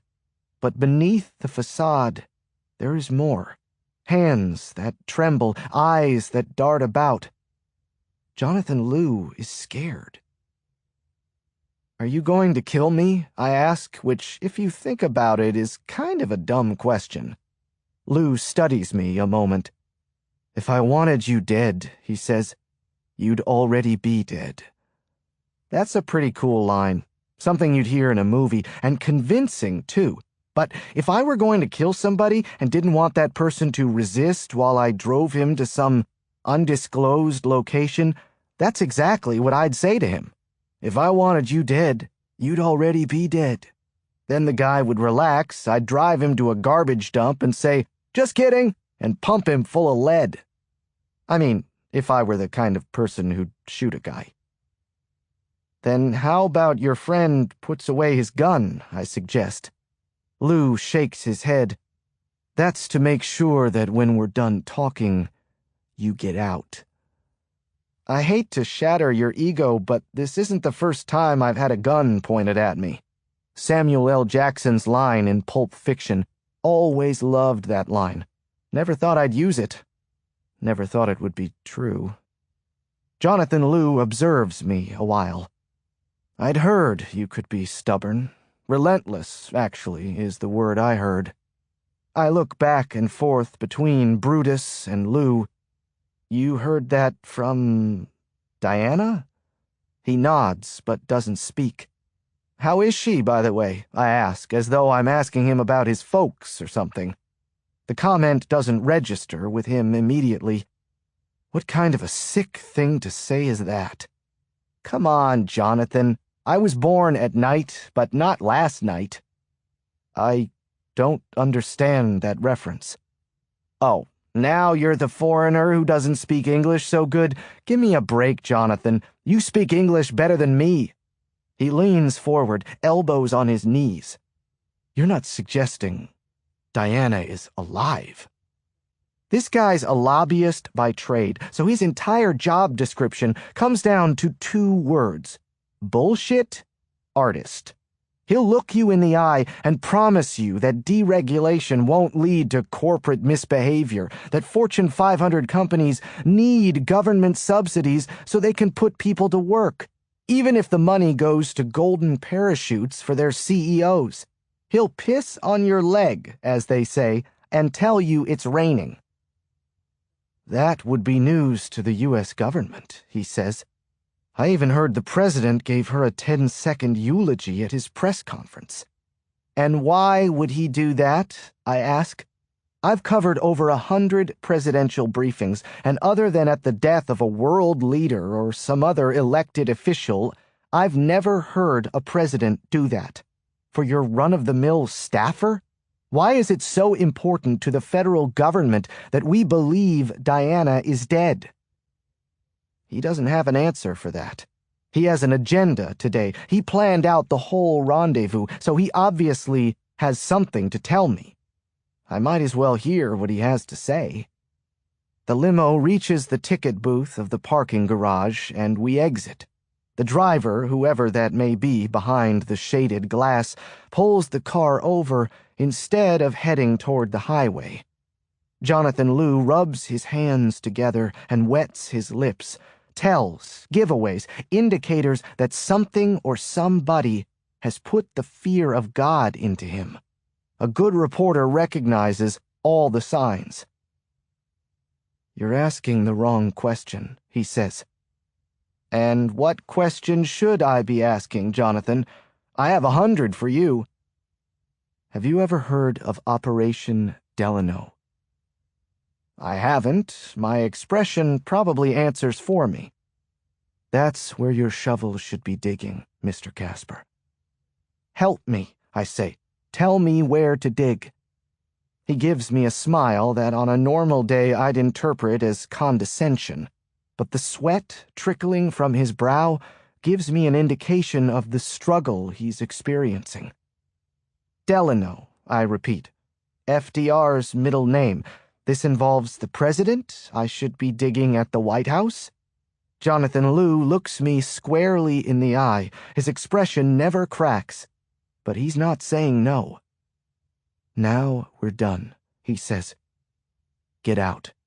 "No," I say. "Yes. Listen to me, Mr. Casper. You've created a lot of trouble for me, coming around my office and accusing me of all sorts of things. I may not even survive this." "Hang on a second, Jonathan. Let me reach for my hanky. I've been shot at. I've had to crash land my plane. Diana's brother was murdered, and I don't know what's happened to Diana at this point, and I'm pretty sure that you have something to do with all of that." "I don't. I didn't even know that any of that had happened to you. I knew about Diana and her brother, not you. But now that I do know, Mr. Casper, I want you out of my car more than ever." "Yeah? And why's that?" Brutus, the bodyguard, clicks off the safety on his handgun. He isn't aiming it at me yet, but it won't be long. Jonathan Liu says, "Because apparently, you're closer than you even realize." Chapter 37. I ride the Triumph back to the Capitol, taking an unusual route toward K Street, in case someone is following me. The Capitol is sweltering today, and it's so bright you have to squint. It makes it more challenging to look around for people watching you, following you, hunting you. I feel a measure of relief and comfort as I push through the revolving door of the ground-level offices of Capitol Beat. The chaos of the street noise is immediately replaced with the hushed urgency of a newsroom. The Beat is small, taking up only the ground floor of the 4-story building I inherited, but I've packed it with a maze of cubicles, enough to accommodate the staff who keep the business running. An unfamiliar face greets me at the front desk. She must be the new receptionist I haven't been in to meet yet. "May I help you, sir?" she asks politely. A head pops up from within the maze, and the advertising layout coordinator Sherry, in the newspaper business known as the Dummy, breaks into a grin. "Hey," she says more loudly than necessary, "look who decided to grace us with an appearance." Immediately, 5 other heads pop up from different cubicles and shout greetings. "You guys look like prairie dogs when you do that," I retort. "It's an act we're perfecting," says Sherry. "We're hoping someday we'll be good enough to hide on the lawn of the West Wing and blend in with the native fauna." She looks furtively around, makes a few rodent-like noises, and disappears back into her cubicle. I sigh. It's good to be here. We don't print any publications on paper, but the newsroom still smells like ink. We get all the major papers, and someone reads them thoroughly every day, and the ink smell is mild compared to the smell of hot computer parts. So the aroma is a combination of hot plastic, dust, and damp newspapers. I think it smells like hard, honest work. The office is pretty quiet. Most stories are filed remotely these days. The few employees I pass on the way back to my office look pretty much like you'd expect DC journalists to look. Lean and hungry, but sleep-deprived and stressed out. Blue jeans, moccasins, no color coordination, zero fashion sense. Just like me. The newsroom is divided into sections. The department editors, politics, grapevine, opinions and features, and photography have large cubes surrounded by tall walls.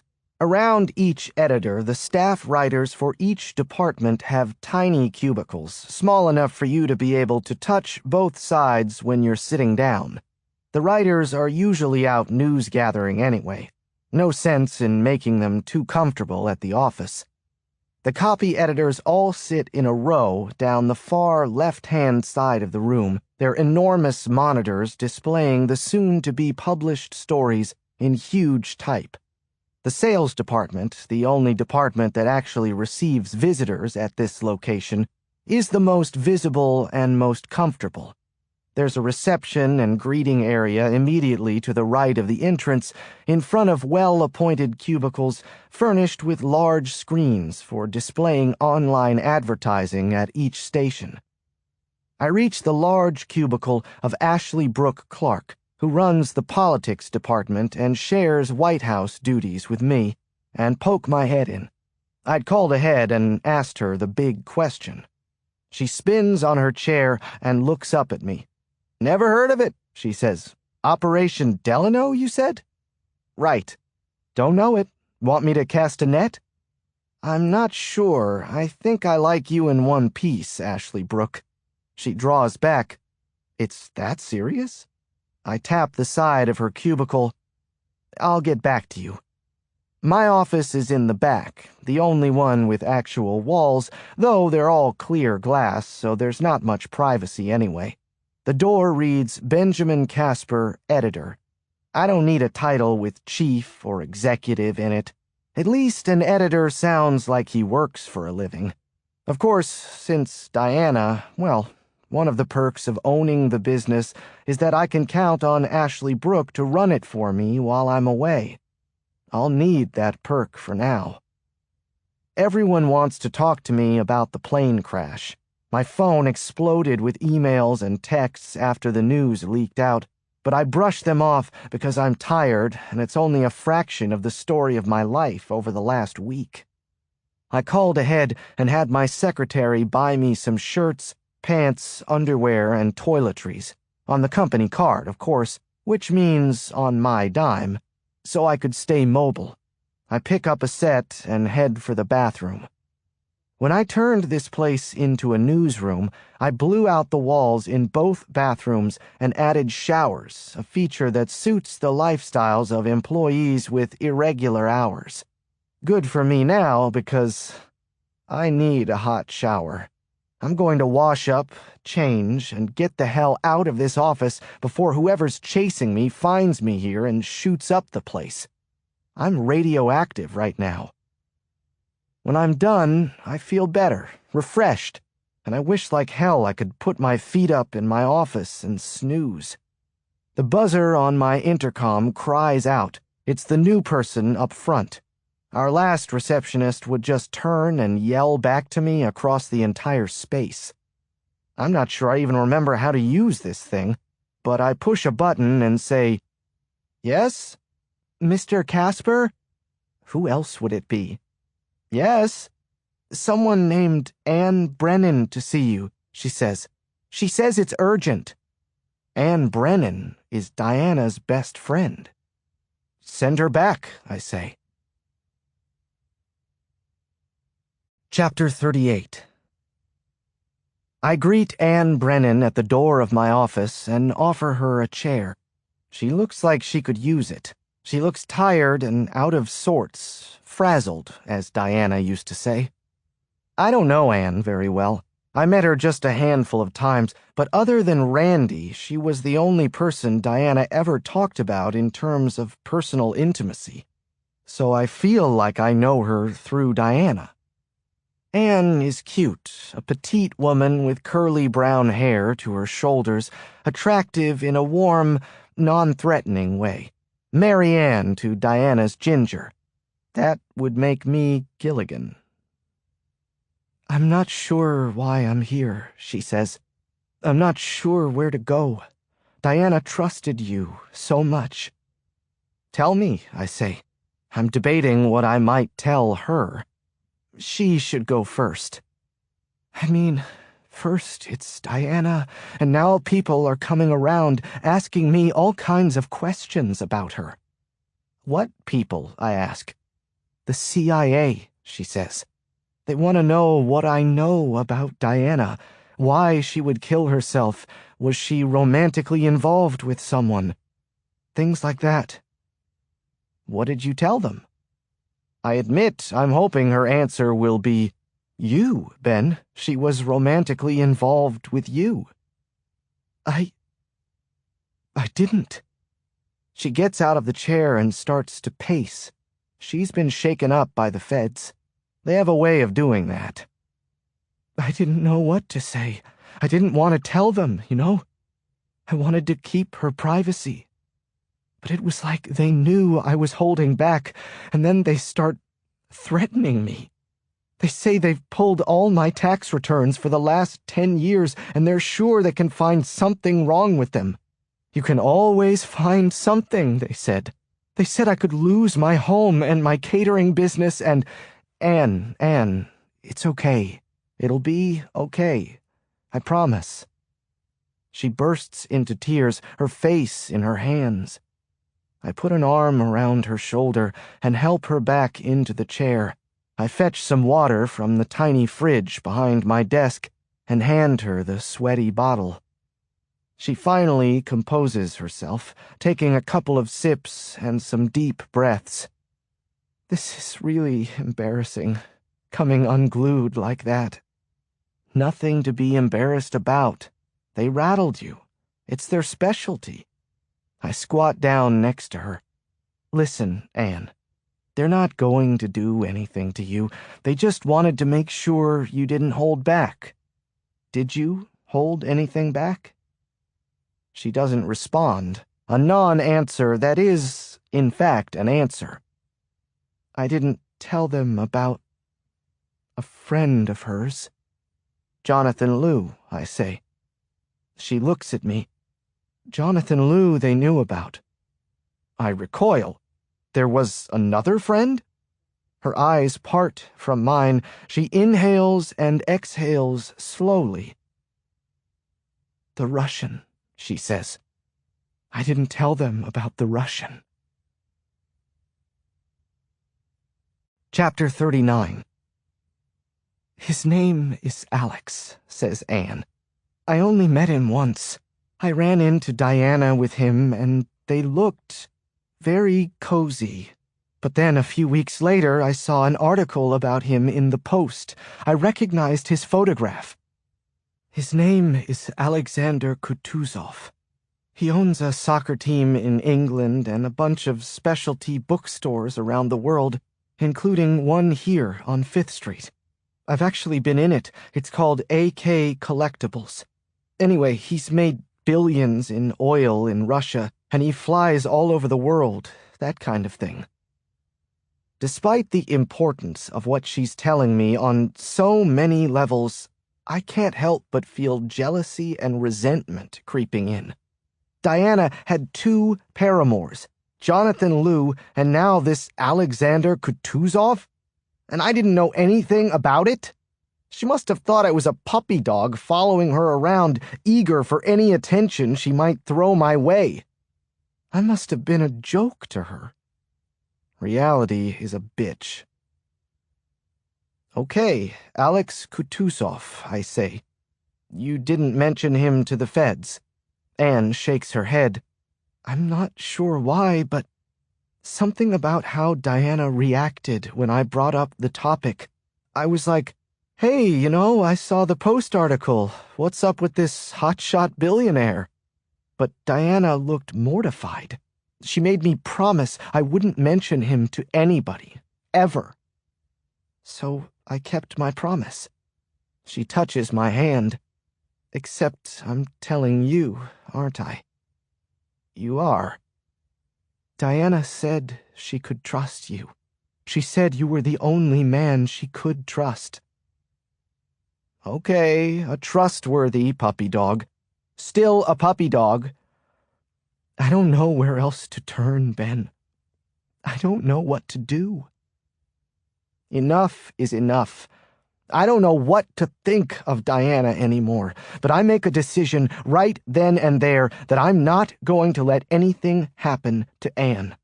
There have been enough innocent casualties already. I put my hand on top of hers. I'm going to take care of this, I say. I'm going to figure out what's going on. Let me tell you how. My words seem to reassure her. I wish I could say the same for me. I'll find out tonight. Chapter 40. Midnight. A man without a home, with nowhere to go, hiding out in coffee shops and department stores, showering at work, living out of a bag of clothes, Afraid to use his cell phone, afraid to use his credit cards, standing half a football field from a gigantic Tudor home in a sleepy residential neighborhood in the northwest quadrant, where people don't usually have problems like being afraid for their lives. I approach the house from the front, but move slowly, cautiously, my hands stuffed in my pockets. I don't really have any kind of an excuse for being here. It's not like a guy like me has any reason to be strolling the streets of Forest Hills, just killing time in a sleepy neighborhood tonight. Still, once I commit to this, I have to walk like someone who isn't afraid of being seen. This isn't my first time doing something like this. I've bullshitted my way into buildings and exclusive cocktail parties and all sorts of places looking for stories or hoping to confront people with hard questions when they don't have their high-priced assistants there to feed them a line. Okay, I've never busted into a home.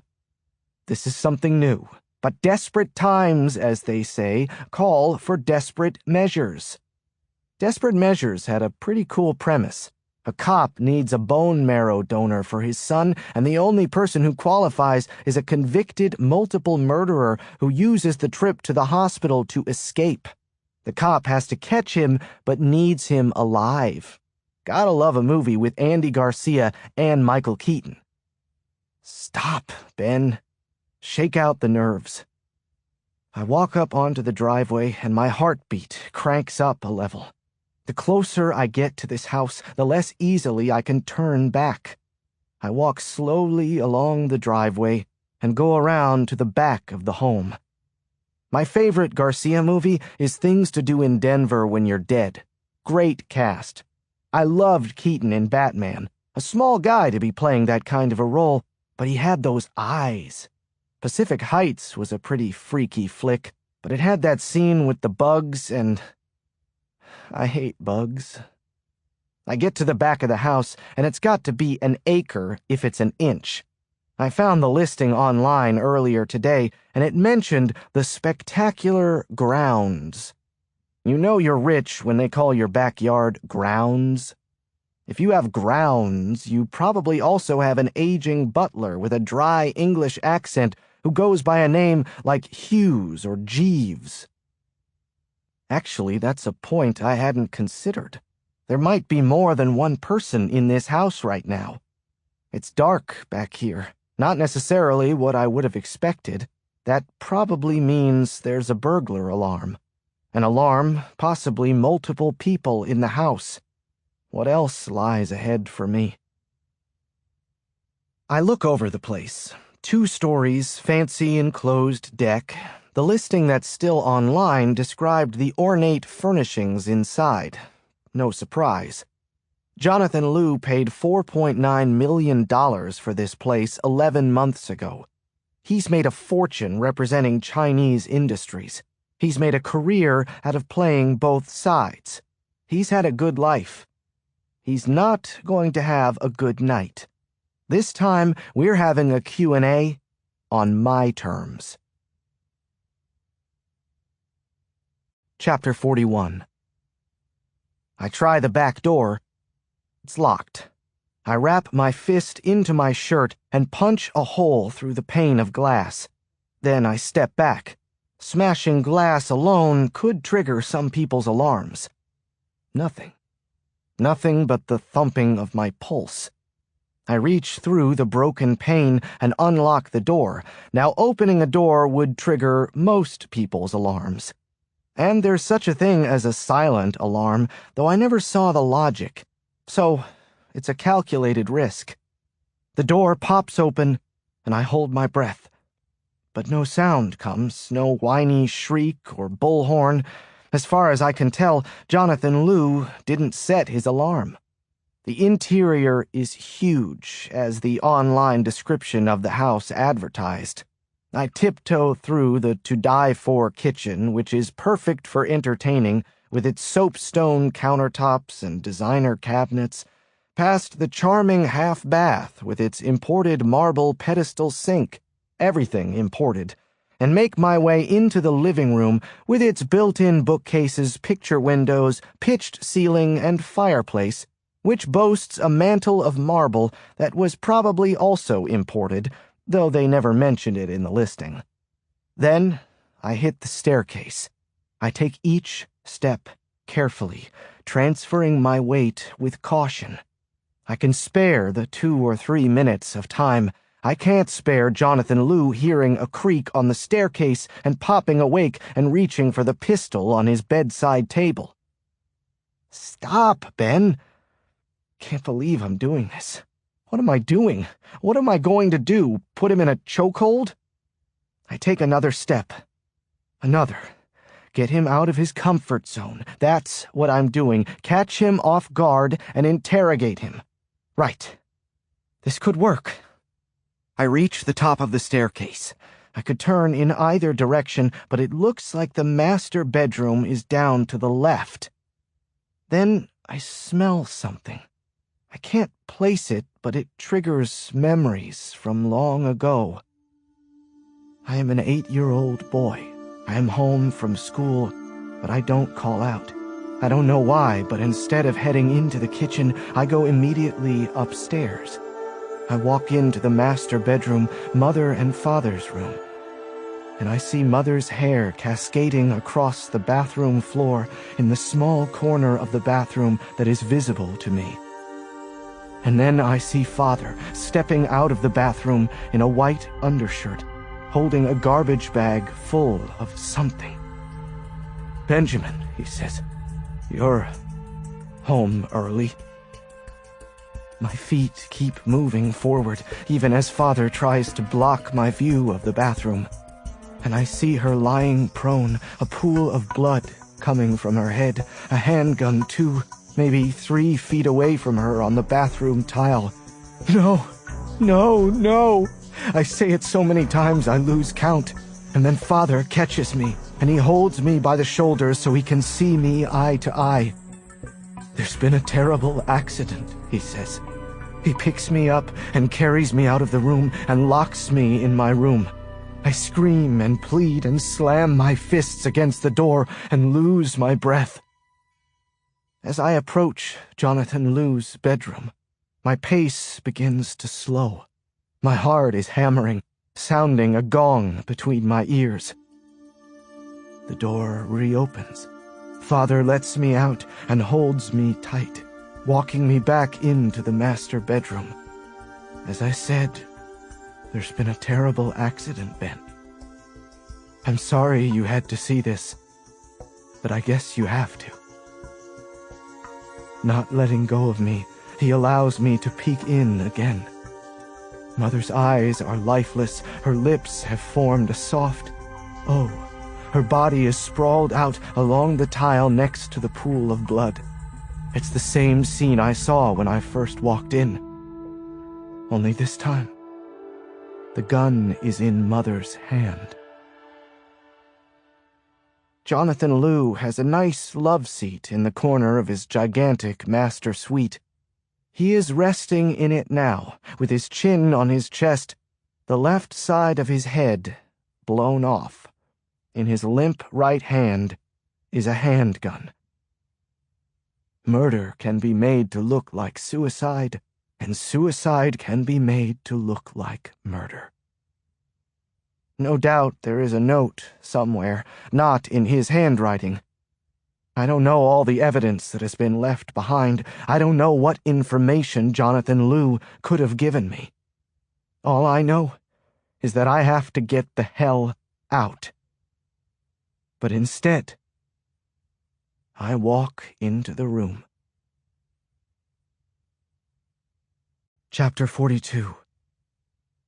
I step slowly onto the hardwood floor of Jonathan Liu's bedroom, my heart in my throat, my pulse echoing throughout the room, my limbs quivering. His bedroom is in tidy condition. The oriental furniture, the 2 chairs by the bay window, the chest of drawers is perfectly in place. The area rug is positioned evenly at the foot of the king-size bed. The bed itself is made up, complete with the turn-down revealing maroon silk sheets.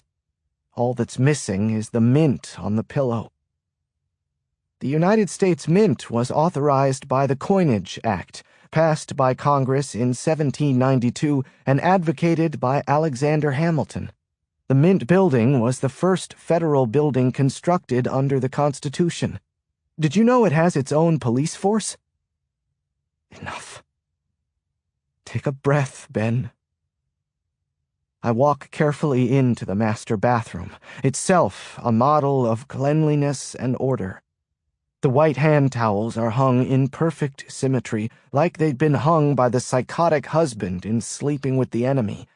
The double vanity is empty, save for an electric toothbrush resting in its cradle and a bottle of vitamins with a Chinese label. I walk back over to Jonathan Liu, not focusing on him so much as on the scene surrounding him. The gun is resting in his lap. I don't dare touch it. Do you want a moment with Mother, Benjamin, before the police and ambulance arrive? If so, you should go do it now. Can I touch her or kiss her or... She's your mother, Benjamin. You can do whatever you like. If you want to hug her one last time and say goodbye and tell her how much you love her, go ahead, son. But son, make sure you take the gun out of her hand first. Just slip it out and place it next to her. You can put it back in her hand when you're done. Stop, Ben. This isn't helping. Father isn't here, and it's long in the past. To Jonathan Liu's left, blood and brain matter have splattered against the wall above a dark pool that's formed on the floor below.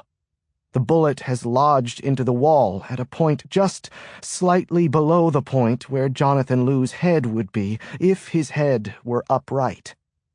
Statistically, less than 10% of suicides with an entry wound in the temple show a bullet path directed downward. I look at Jonathan's face. His eyes are hooded and vacant. His mouth is slightly parted. His skin has already begun to take on a waxy pallor. When John Wilkes Booth shot Lincoln in the back of the head, he yelled, "Sic semper tyrannis." What did they say to you, Jonathan Liu, before they shot you in the temple? Come on, Ben. Operation Delano. I look under the bed. I enter the walk-in closet and open drawers, using my shirt to avoid fingerprints. I look behind his clothes, his shoes, the sweaters on top. Nothing. Nothing in the closet. Nothing in the... Wait. On a small desk, tucked in the corner on the east side of the bedroom, there is a laptop computer that displays a screensaver, a cube bouncing around as if weightless in orbit. I approach it slowly. This could be it. If Jonathan Liu has any information about Operation Delano, it would probably be on his computer. I tap the mouse with my middle finger, and the screensaver disappears, revealing the following text. I cannot live with myself after what happened to Diana. She deserved better, and this is my just penance. I read the note a couple of times. It reveals very little. It doesn't say whether he killed Diana or whether she killed herself, but he somehow feels responsible. Whoever wrote this wanted to keep all options open. But there's no way Liu wrote this himself. Whoever wrote this wanted to convey regret. Jonathan Liu, the one time I spoke with him, was not regretful. He was flat out scared. I hear the squeal of a car's tires outside. Not close, I don't think, but no sense in waiting around to find out. I back away from the computer and do a final once-over of the room. There's no sign of a struggle, and there's a suicide note for good measure. One that doesn't have to match Jonathan Liu's handwriting because it was typed. Someone wants Jonathan Liu's death to look like a suicide, or a staged suicide. which explains how it was so easy for me to break in. And which means I'm in more trouble than I realized. I start out of the room, then stop. I run back, detach Jonathan Liu's laptop computer from the mouse and power cord, and take it with me. Chapter 43. I run through yards and sidewalks, not breaking my pace, not wondering if anyone can see me or whether my action seems suspicious, just racing back toward my triumph with Jonathan Liu's laptop tucked under my arm. Question. Were you able to determine a manner of death for Mrs. Casper, the decedent? Answer. No, the deceased sustained a fatal gunshot wound to the head. The evidence points to either homicide or suicide, but does not rule out either possibility. Question. But can't you examine the scene of the death and the body and determine how she died? Answer. Usually. The crime scene, autopsy, toxicology, and ballistics reports usually are enough to tell the story of how someone died. But sometimes forensic pathology can be manipulated to mislead and misinform. Evidence can be warped to hide the truth. Question. Murder can be made to look like suicide, and suicide can be made to look like murder. Answer. Precisely. I reach my bike, parked a half-mile down on Albemarle Street. I zip the laptop into the satchel on the back of the Triumph and kick the bike to life. My chest is burning and sweat is dripping into my eyes, but at least now I have wheels. The sky is making noises about rain, which, on a list of things I need in my life right now, is just about dead last. Question. Who discovered the body? Answer. The juvenile, Benjamin, did, at least according to his father, Professor Casper. His father retained counsel for him and never allowed us to interview Benjamin. Question. Can you describe the scene he found? Answer. Her body was lying flat on the floor with the gun resting in her left hand. There was significant blood spatter on the walls, shower curtain, floor, well, virtually everywhere. It was a fairly small bathroom, and as I'd said before, he hugged and held his mother post-mortem. In doing so, the body was moved somewhat, and some of the blood spatter was disturbed. I ride the Triumph down Connecticut, past the UDC's Van Ness campus, my mind racing through the scenarios and wondering how I can figure this all out. Come on now, Ben. Focus. Drive slowly, observe traffic rules, and figure out what the hell is going on. Wait, there's a cop across the way, idling at the light, westbound on Tilden. Take it slow, but not too slow. Don't look over too much. Just cruise through the intersection. Question. Did your blood stain pattern analysis indicate where the decedent had been standing at the time the weapon was fired? Answer. Yes. You see, a blood droplet in free fall will take the shape of a sphere. When it strikes a surface and a well-formed stain is produced, it's easy to determine the angle at which the droplet struck the surface. If there are enough blood stains, it's possible to determine the location of the victim and the relative position of the weapon. Question. And doctor, in doing that analysis, the area of origin, in this case the exit wound, was nearly 6 inches lower than you would have expected based on Mrs. Casper's height and the location of the exit wound. True? Answer. That's true. Question. Which might lead you to conclude Mrs. Casper was crouching, leaning over, flinching, something like that? Answer. It might. Question. So it would be consistent with a murder scenario. It would be consistent with the juvenile overtaking his mother by force, placing a gun against her head, and pulling the trigger? Answer. It could be.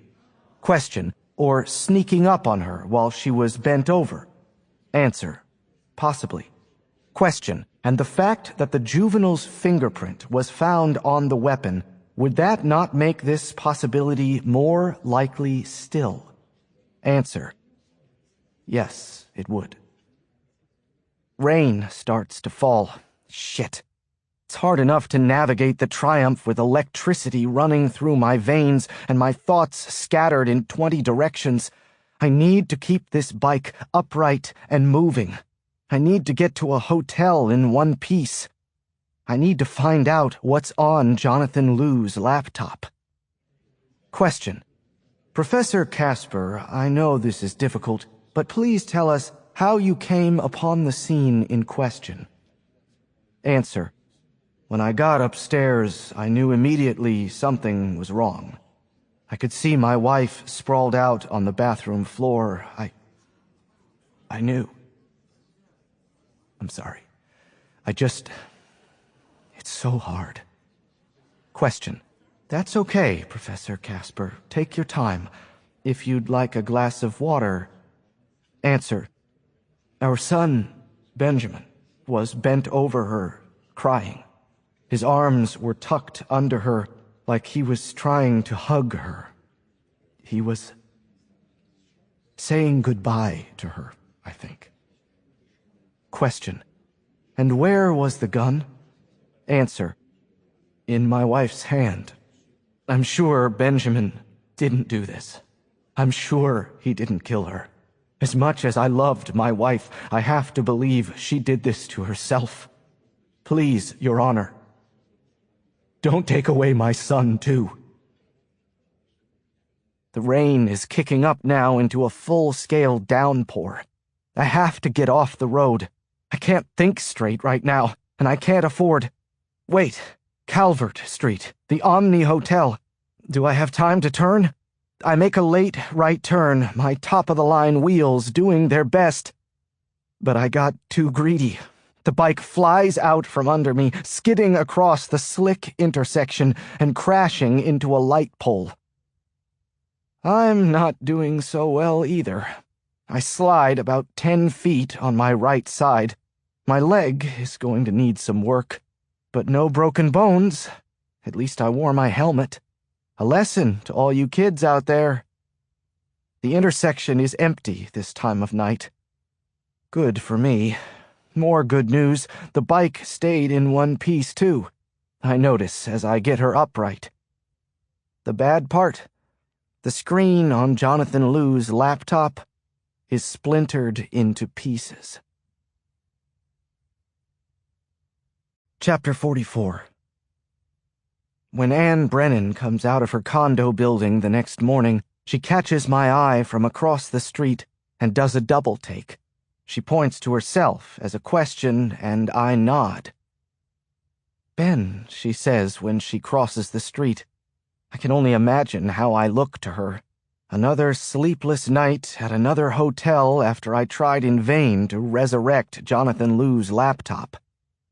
She reacts badly when I give her the news about the Chinese lobbyist. Bad as in scared, which is the appropriate reaction. Everyone associated with Diana Hotchkiss seems to be falling on hard times these days. What in the world is going on? She whispers to me, shading her eyes with a hand. She's a nice Midwestern girl, fun-loving and sweet, not cut out for this kind of thing. I don't know, Anne. That's what I'm trying to find out. This isn't exactly an ideal locale for a conversation, standing in the middle of a busy sidewalk in the U Street corridor, but this whole affair is so bizarre that this rendezvous seems to fit right in. I take her by the shoulders. Listen, Anne. I thought I knew Diana, but I guess I didn't. I didn't know about Jonathan Liu or Alexander Kutuzov, and I didn't know she was taking medication for depression. I can see from Anne's reaction that she didn't know that last part either. What I'm saying is, I don't know what I don't know. But something was going on with Diana, and whether you've been holding back purposely or you don't realize it, I think you know something you haven't told me. She draws back like she's been accused. She places a hand at the nape of her neck. I'm not holding back. I swear. Ask me anything. I struggle to even know what to ask. The White House, I say, recalling my conversation with Jonathan Liu. Did Diana have any connection to the White House? Well, come on, Ben. She was Craig Carney's aide. Isn't he one of President Francis's best friends? I sigh. She's right, of course. Craig Carney is deputy director of the CIA and one of the president's closest allies. He probably calls the White House his second home. Diana probably did too. Diana was there all the time, Anne says. She was on a first-name basis with Libby. The First Lady, she means. Back when Blake Francis was a member of Congress, before he was elected governor of New York, he married Libretta Rose, a socialite and heiress to a jewel company's fortune. Libby Rose Francis bankrolled his successful gubernatorial race, and 8 years later, he was elected president. And you know how Diana talked about President Francis, she adds. It was like he walked on water. I do recall that. What about Operation Delano, I ask. Does that ring a bell? Anne's darting eyes freeze. Recognition. Her mouth parts, and she looks at me, then thinks twice about responding. Tell me, I plead. I know that word. Delano, I mean, not Operation Delano, but I heard Diana say it over the phone one time. She was on her cell phone. I don't know who she was talking to, but I remember it because it's not a name you hear often. It was FDR's middle name, right? Right.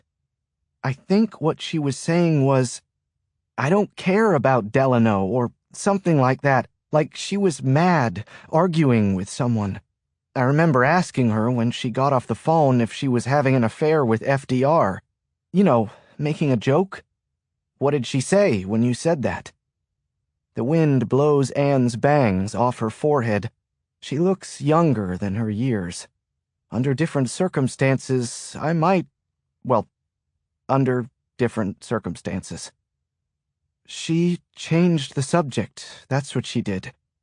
What do you think this means, Ben? What's Operation Delano? I don't know, I say. There's no point in engaging in rank speculation, especially with Anne, who's probably freaked out enough as it is. So I don't tell her what I think. I don't tell her what I get when I add up Diana's suspicious death, the involvement of the CIA, the Chinese government, and what appears to be a massive cover-up. I don't tell her that I think Diana Hotchkiss might be a spy for the U.S. government. Chapter 45. Detective Ellis Burke drums his fingers on the steering wheel of his sedan. He says to me, "This story gets odder and odder the more you tell me." And he doesn't know the half of it. I decided to leave out my trip to Jonathan Liu's house last night. The cops can find out about his death on their own. Alexander Kutuzov. Ellis nods. I think I've heard of him. Diana was sensitive about her relationship with him. That must mean something. According to your friend Anne Brennan. Right, according to Anne. So I'm working on a second-hand account of how someone thinks someone else felt about something. That's not exactly a rock-solid lead, Ben. That's why you're an investigator, Ellis. Last time I checked, you follow up on leads. Does any of that sound familiar? For cases I'm working on? Sure it does. He looks over at me. But this ain't my case, partner. You'll recall the CIA took it away from us local crime fighters. Does that sound familiar? Ellis is a good man. He could have told me to jump in a lake when I asked him to accompany me today. He'd have every right and every reason to. But something has raised his antennae, and Ellis is one of those cops who's more concerned about right and wrong than he is about technicalities like jurisdictional boundaries. Or maybe he just took one look at me and took pity on me. I'm sure I must look terrible. I peeked at myself in the mirror this morning, and I looked like a character in a Tim Burton movie. And I'm not thinking clearly anymore. I'm seeing shadows where there are none, hearing footsteps that don't exist. I need help. I owe you one, man, I say. You're damn right you do. When I don't answer, Ellis glances at me. We'll check this guy out, Ben. Don't worry. We drive to 5th Street in DuPont Circle, where AK Collectibles is located. It sits in the middle of the block, just as Anne Brennan said it did. Inside, the place is like a rich person's study, with soft lighting and dark oak bookshelves, some chocolate-brown leather chairs, every book covered in a protective sheath. There is classical music playing overhead, and a dour gentleman looking over his glasses at us from the cash register. Ellis flashes his badge and tells the guy he wants to talk to Alexander Kutuzov. You'd think he'd asked for a meeting with Santa Claus or the Tooth Fairy from the salesman's reaction. He picks up a phone and whispers into it.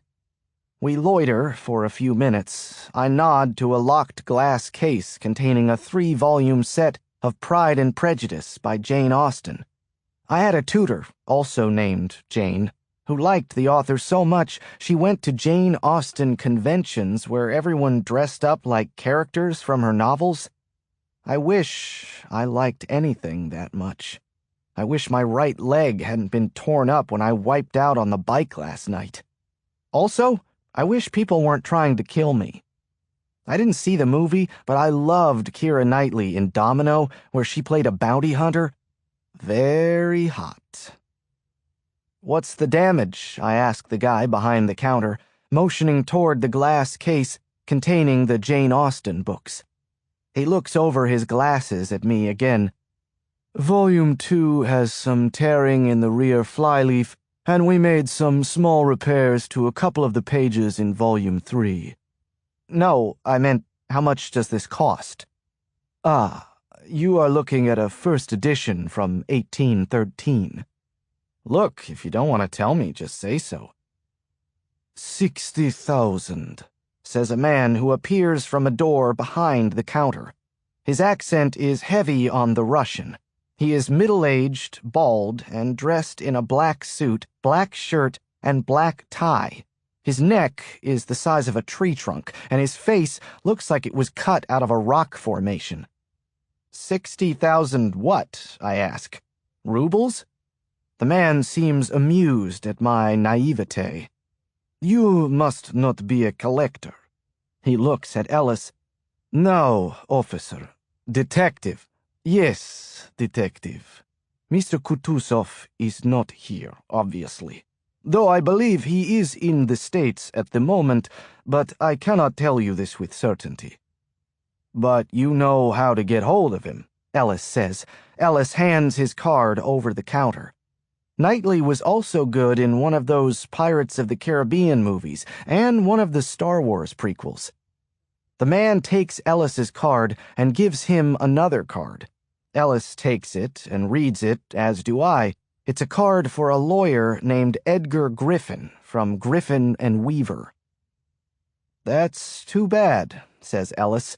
I was hoping to just have a quick chat with Mr. Kutuzov and then move along. But if you're involving lawyers, then maybe we'll have to take him to the police station for questioning. It makes the whole thing more antagonistic. Antagonistic. The Russian allows a brief smile. I thought in America you were not punished for requesting the assistance of counsel. You know a lot about our system for a guy who sells used books for a living, I say. It isn't really my place to chime in, but this guy doesn't know that I'm a reporter and not a cop. Maybe Ellis and I can be a team, like on Castle. Except I'm not a crime novelist and Ellis isn't a hot brunette, last time I looked.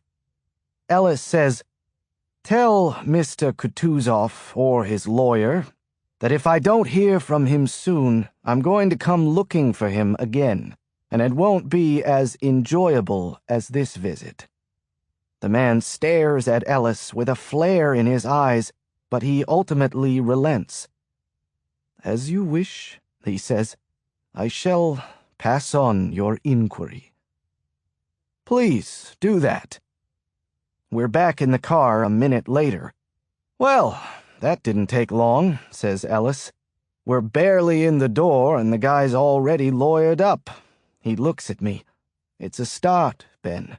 We've shaken the tree. Now, let's see what falls out. Chapter 46.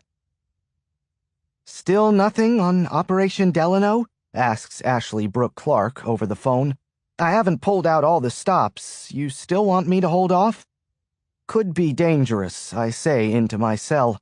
I have a limp after the bike wipeout and I'm working on almost no sleep, but it warms me up to talk to a friend and colleague. Ashley Brooke's been with me since I started the beat 5 years ago. Danger's my middle name, she says. Hey, Ben, tell me this much. How did Operation Delano come up? Jonathan Liu mentioned it to me the other day. The lobbyist, Jonathan Liu? The one they just found dead in his house? That one, yes. By yesterday evening, a few hundred media outlets were reporting the news. Gunshot wound, apparently self-inflicted, according to the reports, but nothing else from the MPD. And I got confirmation from one of Diana's best friends, Anne Brennan. She heard Diana mention it once. Delano, not Operation Delano. Same difference, says Ashley Brooke. I've never really understood what the phrase same difference means. I mean, I get Ashley Brooke's meaning, which at the end of the day is the point of communication, to convey a thought. But same difference never made sense to me. Anyway, back to our regularly scheduled programming. So what is this about the Russians? Ashley Brooke asks. You said when you called that this Delano thing ties into the Russians? I pass a couple making out on a park bench and experience intense jealousy toward anyone who, A, doesn't have someone trying to kill them, and B, has someone they can make out with on a park bench. FDR normalized relations with the Russians, I say. He officially recognized them, and he gave them a lot at Yalta when he, Churchill, and Stalin were divvying up the spoils after World War II. He caught a lot of heat for that. It's something, at least. Not really, boss. It's pretty thin.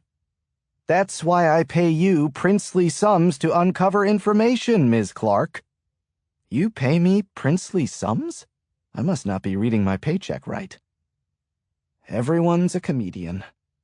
Okay, well, I'll look for a Russian angle, she says. Hey, boss, are you still living out of a gym bag? A different hotel every night? It beats being dead. By the way, if anyone shows up at the office with a submachine gun, tell them I've moved to Antarctica. Will do. I'll tell them you're studying penguin mating habits. But seriously, Ben, be careful, okay? Careful's my middle name. I thought Martin was your middle name. Don't remind me. I'm off to see Ellis Burke again, I tell her. We've got a date with Alexander Kutuzov's attorney. That should be fruitful. Lawyers are usually very forthcoming and helpful. I know. I'm going to brush up on my Latin. Okay, well, stare incolumem. What does that mean? It's been a while since high school, Ashley Brooke says, but I think it means stay alive. Chapter 47. 2 hours later, Ellis Burke and I are driving to the law firm of Griffin and Weaver, one of those swinging dick firms with all kinds of connected lawyers and former politicians who represent major players before courts and legislatures and steamroll the rest of us on a daily basis. But that's not why Ellis is troubled. He's been troubled ever since he learned, along with the rest of the world last night, that Jonathan Liu is no longer breathing. "This is against my better judgment, taking you along," he says. "We're like a team," I say. I mention Castle to him, but he doesn't respond. Most cops I know don't like cop shows. But team or not, I admit I feel more comfortable in the escort of a DC police detective. Who's going to shoot at me while I'm hanging with a cop? Traffic is light today, late morning. The sky is cloudless, and the temperatures will hit 100 today. The dog days of summer. It makes me think of that giant schnauzer waiting for me back at my townhouse, probably lifting his leg on my walkway as we speak. I hear a sound that reminds me of thunder, which makes no sense, and before my brain can register anything, the glass on the rear window has shattered, and Ellis lets out a wail, and his shoulder is spouting blood, and he falls forward, his jaw crashing into the steering wheel. And I start to reach for him, but a torrent of gunfire tears across the dashboard, and then Ellis pounds his foot on the accelerator, and we burst forward, heading into the intersection against the light, and cars are screeching to a halt, and Ellis is shouting, but I can't make out any words. He's using his left hand to steer, and we're both crouched down and rocking back and forth with the zigzag of the car. And then his gun drops onto the seat cushion, and he says, "Use it! Use it!" So I pick it up and have no idea how to fire this thing. And then the gunfire starts again, and glass is shattering everywhere, and the body of the car is taking hit after hit, whoomp, whoomp, whoomp, along the passenger side, and... "Are you okay?" I shout. "Shoot!" Ellis yells. And I lift my head up high enough to see out the window, just barely, and there's a black SUV, and I see the muzzle of some machine gun, and I point my gun and shoot 1, 2, 3 times, blasting out my own window, and then the return fire comes, bullets buzzing over my head, and then something warm sprays onto my neck and hands, and I turn and see Ellis's face, or what's left of it. And then we veer sharply to the left, and something smacks my face and snaps my head back, and all I'm thinking, the only thing I'm thinking before everything goes dark, is please, not Ellis. Please, not him too. Chapter 48. The paramedic completes her tests on me, and announces that I'm going to be okay. Whatever that means.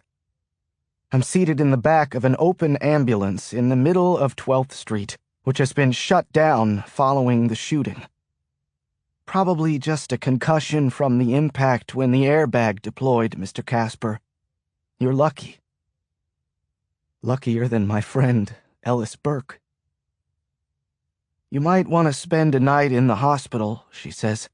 "I know these police officers are eager to talk to you, but we can have you put under observation if you'd like." "That's okay," I say. "They need to talk to me." She looks over her shoulder. There are probably a dozen squad cars and some unmarked vehicles as well. "Yeah, it's bad. You know, losing one of their own. That's a pretty big deal." I figured out the pretty big deal part all by myself. News vans are lining the police perimeter and copters are flying overhead. It's not every day there's a shootout at a populated intersection in the middle of the nation's capital, at least on this side of town. It's not every day a cop is murdered. I close my eyes and try to wish this whole thing away. Ellis was my friend, someone who was trying to help me beyond what his job required. And look what it got him. Mr. Casper. Detective Liz Larkin. I open my eyes. Detective Liz Larkin is my height, over 6 feet tall, and wider than me. She has a towering presence on a bad day, and judging from her expression, this is one of those days. Get down off that ambulance, turn around, and place your hands behind your back, she says. I comply. You're cuffing me? Give the man a prize. She places the cuffs over my wrists about as gently as she would rope a steer. I'm under arrest? You're 2 for 2. What's the charge? I'll think of something, she says. She leads me to a car, pushes down on my head, and shoves me into the back seat. Chapter 49. Turns out Liz Larkin is not as warm and fuzzy as she appeared at first blush. I've been in this tiny room at the 1st District station going on 3 hours now. My head is ringing and I'm getting incredibly tired from answering the same questions over and over again and repeating my story several times. I want to help them. I want them to figure out who did this because Ellis deserves that. But Liz Larkin, I can see, is not treating this conversation similarly. This is no mutual information hunt. Let me see if I got all this. Larkin places her hands on the table in front of me and leans on her arms. She's within a couple feet of me, which I can live with, but I'd really prefer she use a breath mint. Your friend Diana Hotchkiss falls from a balcony. There's reason to believe she was pushed. You think maybe it wasn't Diana at all. It was someone else, a body double, because of a missing tattoo above her ankle. Right, but really a tic-tac, a stick of gum, something. Then, she continues, after that mysterious death, someone sabotages your fancy little airplane and you have to crash it, but miraculously survive. I don't know if I'd go with miraculous. I like to think it was good flying. Then someone shoots up your cottage on Lake Anna with so many bullet holes it looks like the OK Corral. But again, you miraculously survive. Only because I saw them coming first. It's called the element of surprise. Then someone jumps you in an airport bathroom, threatens you, orders you to stop poking your nose around, but for some reason doesn't kill you. Another miraculous survival. Yeah, that one doesn't make sense to me yet. They could have killed me, but didn't want to. And then an associate of Diana Hotchkiss, this highfalutin Chinese lobbyist, Jonathan Liu, is found dead in his house from a gunshot wound. You had nothing to do with that either. She leans into me. I have all that, right? Basically. And this is all the work of some grand government conspiracy like the ones you see on the History Channel, reaching all the way to the White House itself. Close enough. Wow, she scratches her head. Sounds like you've really stumbled onto something big here. Her dead eyes and sarcastic tone tell me that I haven't sold her yet. I guess I can't really blame her. It's pretty hard even for me to believe. You know what, Benjamin? 4 hours ago, I wouldn't have given a flying fuck about Diana Hotchkiss or Jonathan Liu because they're the feds' problem. But now, all the shit you're in has gotten one of our detectives killed. Someone I've known for over 15 years. Someone with 2 daughters at Cornell. So now, Benjamin, now, I do give a shit. I give a shit very, very much. She swears a lot. My father always said that swearing was a sign of laziness. Of course, he was a shit-eating fucking asshole. Holly Hunter in Copycat nailed the female cop role, in my opinion. She didn't try to be something she wasn't. She was courteous and pleasant, but tough when necessary. Anyone who thinks Harry Connick Jr. is just a singer needs to see that flick. So now that I give a shit, I want to figure this thing out. You know what we cops do, Ben, when we're trying to figure something out? Consult a Ouija board? Flip a coin? We start with the easy explanation, she says, answering her own question. So, in that spirit, let me ask you a couple of questions that might make this whole thing a little simpler. Is that okay with you, Ben? I mean, since we're on the same team here and all. Angie Dickinson was pretty hot in that old TV show Policewoman. Even more so playing the role of the sex-starved wife in that Brian De Palma flick Dressed to Kill and that TV miniseries Pearl. She was good at playing sex-starved. If she were married to me, she wouldn't be sex-starved. Calm down and focus, you idiot. This cop is trying to corner you. The first question, Ben. Were you in Diana Hotchkiss's apartment around the time she was murdered? That one stops me. I show a sudden interest in my fingernails. Ah, cat's got your tongue on that one. Okay, Ben. Then question number 2. Were you in Jonathan Liu's townhouse in the last 48 hours?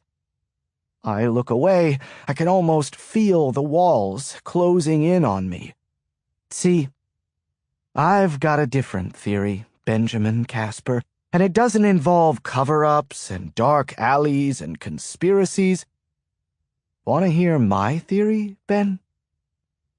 I need a lawyer. This is exactly what I was afraid of the moment I saw Jonathan Liu dead in his bedroom.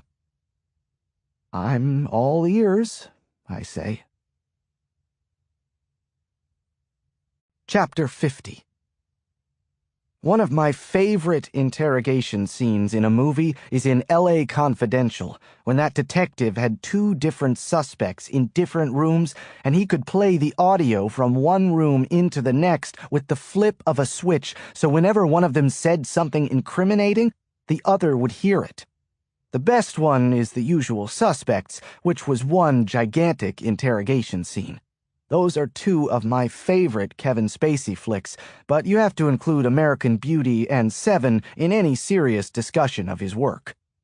You seem nervous, Ben, says Larkin, like you got a lot of thoughts rolling around in your head. You don't know the half of it. I can't blame you, she says. I mean, you have Diana Hotchkiss, a death that looks like a suicide. Then Jonathan Liu, a death that looks like a suicide. And then I look away while she delivers the punchline. Then we have your own mother, Larkin says. A murder that looked like a suicide. You learned that trick at a young age, didn't you? That's what we call a modus operandi, Benjamin. You skated on a murder charge as a boy, but you never forgot that little trick, did you? You saved it up, in case you needed it again. You don't know anything about my life, I say. Oh, I know all about your life. She picks up a file from the table. Your father was some distinguished history scholar at American U who specialized in American presidents. You apparently have come to learn quite a bit of presidential trivia yourself, which I guess is your way of, what, bonding with Daddy? Don't talk about my father. Your mother, she was killed when you were 8. You walked on the charge because the juvenile court judge said he couldn't rule out suicide. But they found your fingerprints on the gun, which was conveniently placed in your mother's hand afterwards. You killed her and made it look like a suicide, Ben. No. Then you were basically homebound the next 10 years. You had fancy private tutors and a lot of therapy. Then Daddy let you out of the house long enough to get a journalism degree from American U, where he could keep an eye on you. And now, even though you have enough money to never work a day in your life, you run some shitty internet newspaper that nobody reads, which would be out of business if it weren't for you subsidizing it with your personal fortune. We get 10,000 hits a day, I protest. Larkin drops her hands on the table again, shaking the whole table in the process. You're going to get 10,001 hits today if you don't stop interrupting me. She reviews the file again. Coworkers and friends describe you as nice and friendly on the surface, but nobody really knows you. Insular is the word that keeps coming up. You live in a world of your own. Never a really close friend, never a girlfriend that lasted more than a fling. You're fucked up, Benjamin. You spent the first 18 years of your life looking out a window, and now that you're outside, you don't have a clue how to operate. No. But then along comes Diana Hotchkiss. You fall for her, big time. She understands you like nobody else ever did. She's easy on the eyes. She fucks you like you've never been fucked. The whole 9 yards. Your dream has come true. But then that dream is shattered. You discover she has another guy in her life, a rich lobbyist type, Jonathan Liu. So you have Diana killed. You don't do the dirty work yourself. In fact, you make sure that some people at the street level are chatting with you so they can remember you later. A good alibi, but you make sure you're there, right? You're a sick fuck who wants to see her body splatter on the sidewalk, but then you get the hell out of there before the police come.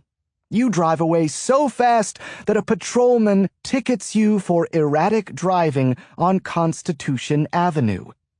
I knew that ticket was going to come back to haunt me. You try to create a story with this bullshit about your airplane being sabotaged. You shoot up your own cottage, and then, once you've created this story, you kill Jonathan Liu, too. You do it just like you did with Mommy. Gunshot, staged as a suicide. No. Then you run to Ellis Burke and tell him your sob story, and to make it look real, you even have your friends shoot at you in Ellis's presence so he can corroborate your story. I mean, you have more money than God, Ben. You can hire whoever you want for whatever you want. She walks over to me. The problem is, you killed Detective Burke in the process, and I'm not letting you walk away from that. I didn't kill anybody. Sure you did, Ben. And you killed Jonathan Liu, too. No. She looks at me like she knows something I don't. I have a feeling I know what that is. Larkin says, "Why did we find your fingerprint on the computer mouse in Jonathan Liu's bedroom?" I place my hands flat on the table as the room begins to spin. I should have seen this coming. We interrupt this program to bring you a breaking report. Benjamin Casper has been set up. They knew I'd be at Diana's place when they killed her. They knew I'd go looking for Jonathan Liu, so they made sure I found him dead, and they killed him the same way as my mother was killed. And then I made it easier for them. I made myself visible at Diana's, and I rooted around Jonathan Liu's bedroom and left a print on his computer mouse, of all things. I've been playing into their hands all along, and I don't even know who they are. Liz Larkin moves in on me, a predator approaching its wounded prey. It's just a matter of time before I can prove all this, she says to me, and then I'm going to hand you over to the feds, who'll hit you with a federal murder charge and stick a paralyzing agent through your veins. Your days are numbered, my friend. Her words echo in a room that shrinks by the second. Whoever they are, they're doing their utmost to kill me. And now, even if I survive, it will just prove that I'm guilty. They've got me. Either way. Chapter 51. The bar is dark and hazy, just the way I want it, just the way I need it. I'm tucked in a corner booth of a swanky lounge, but I'd rather not say which one. I'd rather not say where.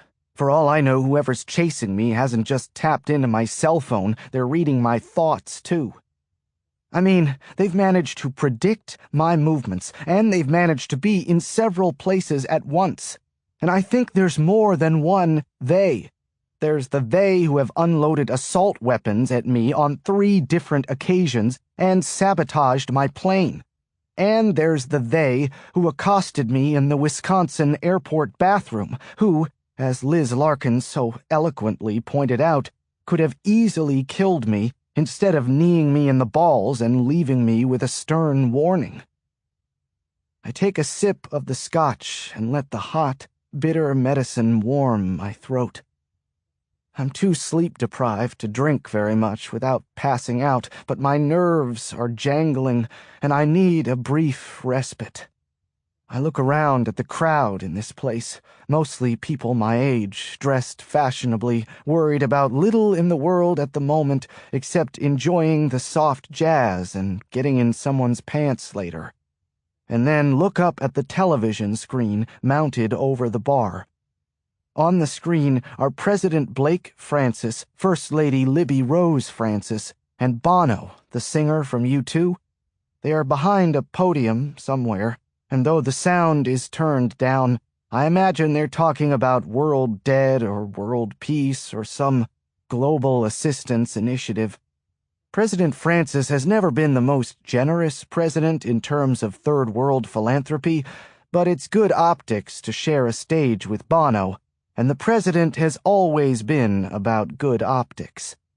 Same for his wife, Libby Rose Francis, who seems to relish the spotlight a lot more than she relishes her husband. I always made their marriage as one of convenience.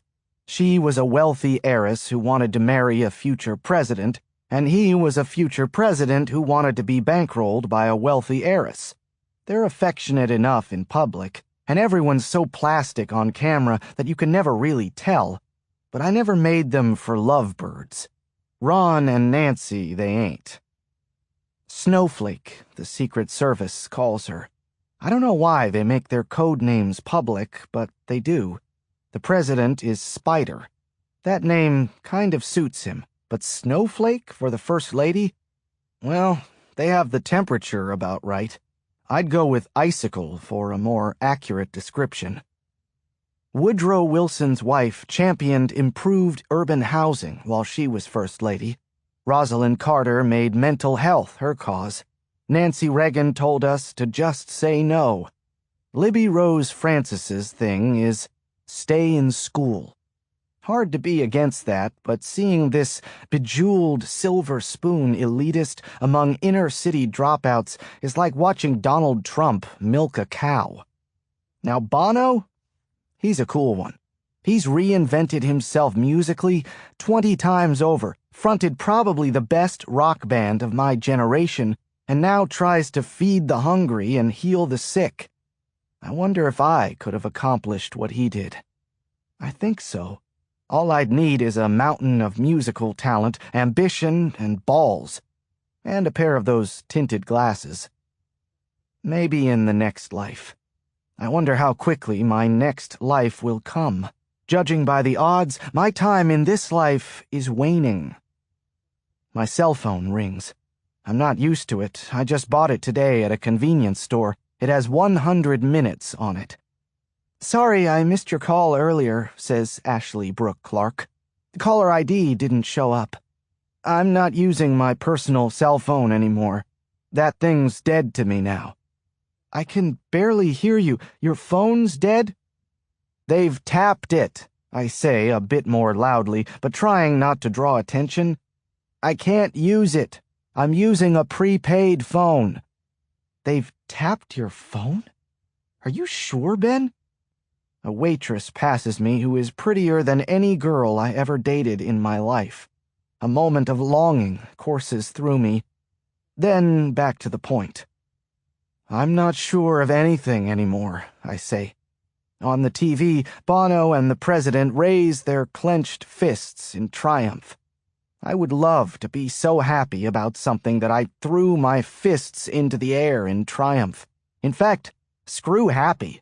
I'd settle for mildly content right now. "So, how are you doing?" she asks me. "It's a beautiful day," I say. "Yeah? Where are you? It sounds like you're in a club. I hear jazz music." "I'm at a place called Vertigo." "Don't know it. Where's that, over on U Street?" "Where the streets have no name." "Where the—" "Okay, whatever. You don't want to tell me. How are you doing on your search for Operation Delano?" "I still haven't found what I'm looking for." The door to the club opens. An Asian couple enters, young and handsome, looking over the whole place with blank expressions. They could be assassins. Why not? I shrink in my seat. "I think you're nervous," Ashley Brooke says. "You're scared." "Why do you say that?" "Because you're quoting U2 song titles to me, Ben. You do things like that when you're nervous. Next thing, you're probably going to tell me which presidents liked jazz." "Clinton, probably the most," I say. "The leader of the Czech Republic gave him a tenor saxophone as a gift. Otherwise, I'd have to say—" Then I remember what Detective Liz Larkin said to me about memorizing presidential trivia as a way of bonding with father, and I shut my mouth. No more of that. I wasn't bonding with father. Screw him. The club door opens again, and two men walk in who look like they could play professional basketball, tall and wide and menacing. My stomach does a quick flip, a flurry of "how did they find me's" rush through my head, and the ever-imminent sweat breaks out across my forehead before I realize that these two guys are, in fact, professional basketball players for the Wizards. I take a moment while my heartbeat de-escalates to a human pace. I can't keep this up much longer. I'm flinching at shadows. "Tell me something good, Ashley Brooke," I say. "Okay, I will," she says. "That busted laptop you dropped off for our techies? They think they can recover the data on there. It's going to take them a few days, but they think they can do it." She's right. That is good news. The first in a long time. "Tell them to hurry," I say, because I'm running out of days. Chapter 52. Garfield Park is brimming this morning with exuberant children, bouncing around the playground equipment, kicking a soccer ball, or just running around aimlessly. I mix in with the mothers pushing their strollers down the park's central sidewalk. But, as always, when I come to check on my townhouse, I try to stay to the south, by the southeast freeway, as much as possible. Anyone watching my house and hoping to ambush me there would hang out on the park's north end by F Street, which is where I'm heading right now. A couple of days ago, I rolled the dice and ran up to my townhouse and grabbed my mail. The entire 60-second event took a lot out of me, as I felt sure someone was going to open fire on me, and I decided after that to have my mail forwarded to my office. Still, I feel the need to check on the place. It makes me feel borderline normal. Normal people have homes. Normal people spend a lot of time in them. I have to concede the irony here, though. As Liz Larkin correctly pointed out, I spent most of my childhood locked up in my house, inside, looking out. And now I'm forced to stay outside, looking in. Maybe life has a way of evening things out, like that Seinfeld episode where everything always evened out for Jerry. Stop. There he is, not 10 yards away from me. Oscar the giant schnauzer, with that long gray beard and stump tail on a long leash held by my neighbor, Mrs. Tooley. I can't prove this, but my theory is that when Satan returns to Earth, he'll return in the form of a giant schnauzer. And maybe he already has.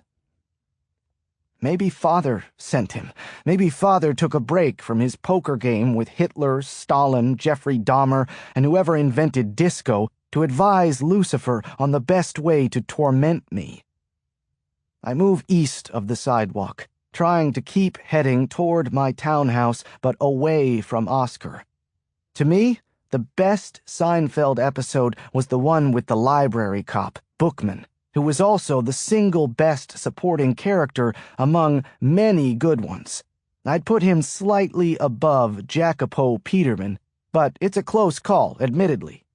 Am I the only person who thinks the soup Nazi wasn't as funny as some of the other characters? I mean, there's no bad Seinfeld episode, but... Wait, what's this?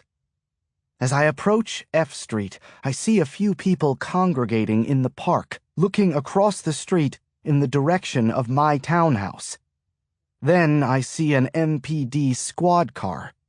Then the door to my townhouse opens, and bounding down the stairs of my walkway, looking like the cat who ate the canary, is none other than Detective Liz Larkin. Chapter 53. I duck behind a tree, as if I have something to hide, as if it's a crime to stand across the street and watch the police search your house. I open my cell phone and dial Ashley Brooks' number. 2 quick questions, I say to her when she answers. What's your favorite Seinfeld episode, and what does it mean when you say someone looks like the cat who ate the canary? I have a question for you, too, she answers. Mine first. Okay, well, if you look like the cat who ate the canary, it means you look guilty. Isn't that being caught with your hand in the cookie jar? Oh, but the cat isn't supposed to eat the canary, so it feels guilty, right? On the sidewalk just outside my house, Detective Larkin is conferring with 2 men in sport coats and blue jeans and 2 uniformed officers. I thought it meant you look smug, I say, self-satisfied. The cat's happy because it just had a nice meal. It finally caught the canary. Well, okay. My favorite Seinfeld episode? It's a tie. You can't have ties. I have a tie, Ben. Deal with it. The first is the one with the contest over who was master of their domain. The second is the one where Elaine thought her boyfriend was black and he thought she was Hispanic, but they were both afraid to talk about it. And the third is the one about being gay, where they kept saying, not that there's anything wrong with that. Fair enough. All of those would make my top 10. She left out the one where Kramer takes the furniture from the Merv Griffin show and starts his own talk show in his apartment. Or the one about shrinkage, where George emphasized the point by wearing a t-shirt 3 sizes too small. Detective Larkin pulls out her cell phone and makes a call.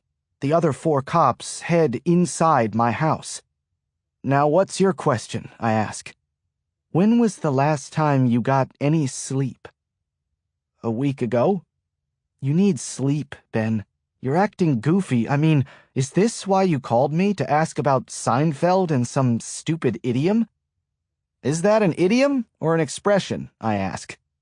Is there a difference? Why are you answering a question with a question? Why are you? One of the uniforms comes out of my house carrying my desktop computer. A second one emerges with a banker's box, contents unknown. There was another reason I called, I say. Text me the number for Fast Eddie. Eddie Volker? The very one. Why do you want to talk to Fast Eddie? One of the plainclothes detectives pops his head out and calls to Larkin. She hangs up her phone and rushes up the stairs and disappears into my house. It looks like they found something good. Good for them, I mean. Not so good for me. Because I think it's time I finally got a lawyer, I say. Chapter 54. The Hart Senate Office Building is the third building that was constructed to hold United States Senate offices. The building is northeast of the Capitol, adjacent to the Dirksen Senate Office Building along Constitution Avenue, with a view of the Supreme Court Building. The reception area in the third-floor office is all earth tones. I'm seated in a chair that I'd best describe as sunrise orange. I just made that up, but I like it. While a middle-aged woman busies herself answering the phone and shooting glances at me over her bifocals. Her intercom buzzes, she picks up a phone, and then she gives me the go-ahead. Inside the main office, the colors are patriotic. Even the Iowa state flag, standing alongside the stars and stripes, fits in with the color scheme. Though truth be told, the Iowa state flag resembles the French flag more than it does the American flag. Kind of ironic, given that then Congressman Craig Carney was one of the politicians leading the charge to change the phrase French fries to freedom fries, when the French were less than enthusiastic about our invasion of Iraq. I'm not sure why I'm meeting with the number 2 man at the CIA in a senator's office. Carney used to be a congressman from Iowa, and he's close with the Iowa senator who occupies this office, but why didn't he just invite me to CIA headquarters?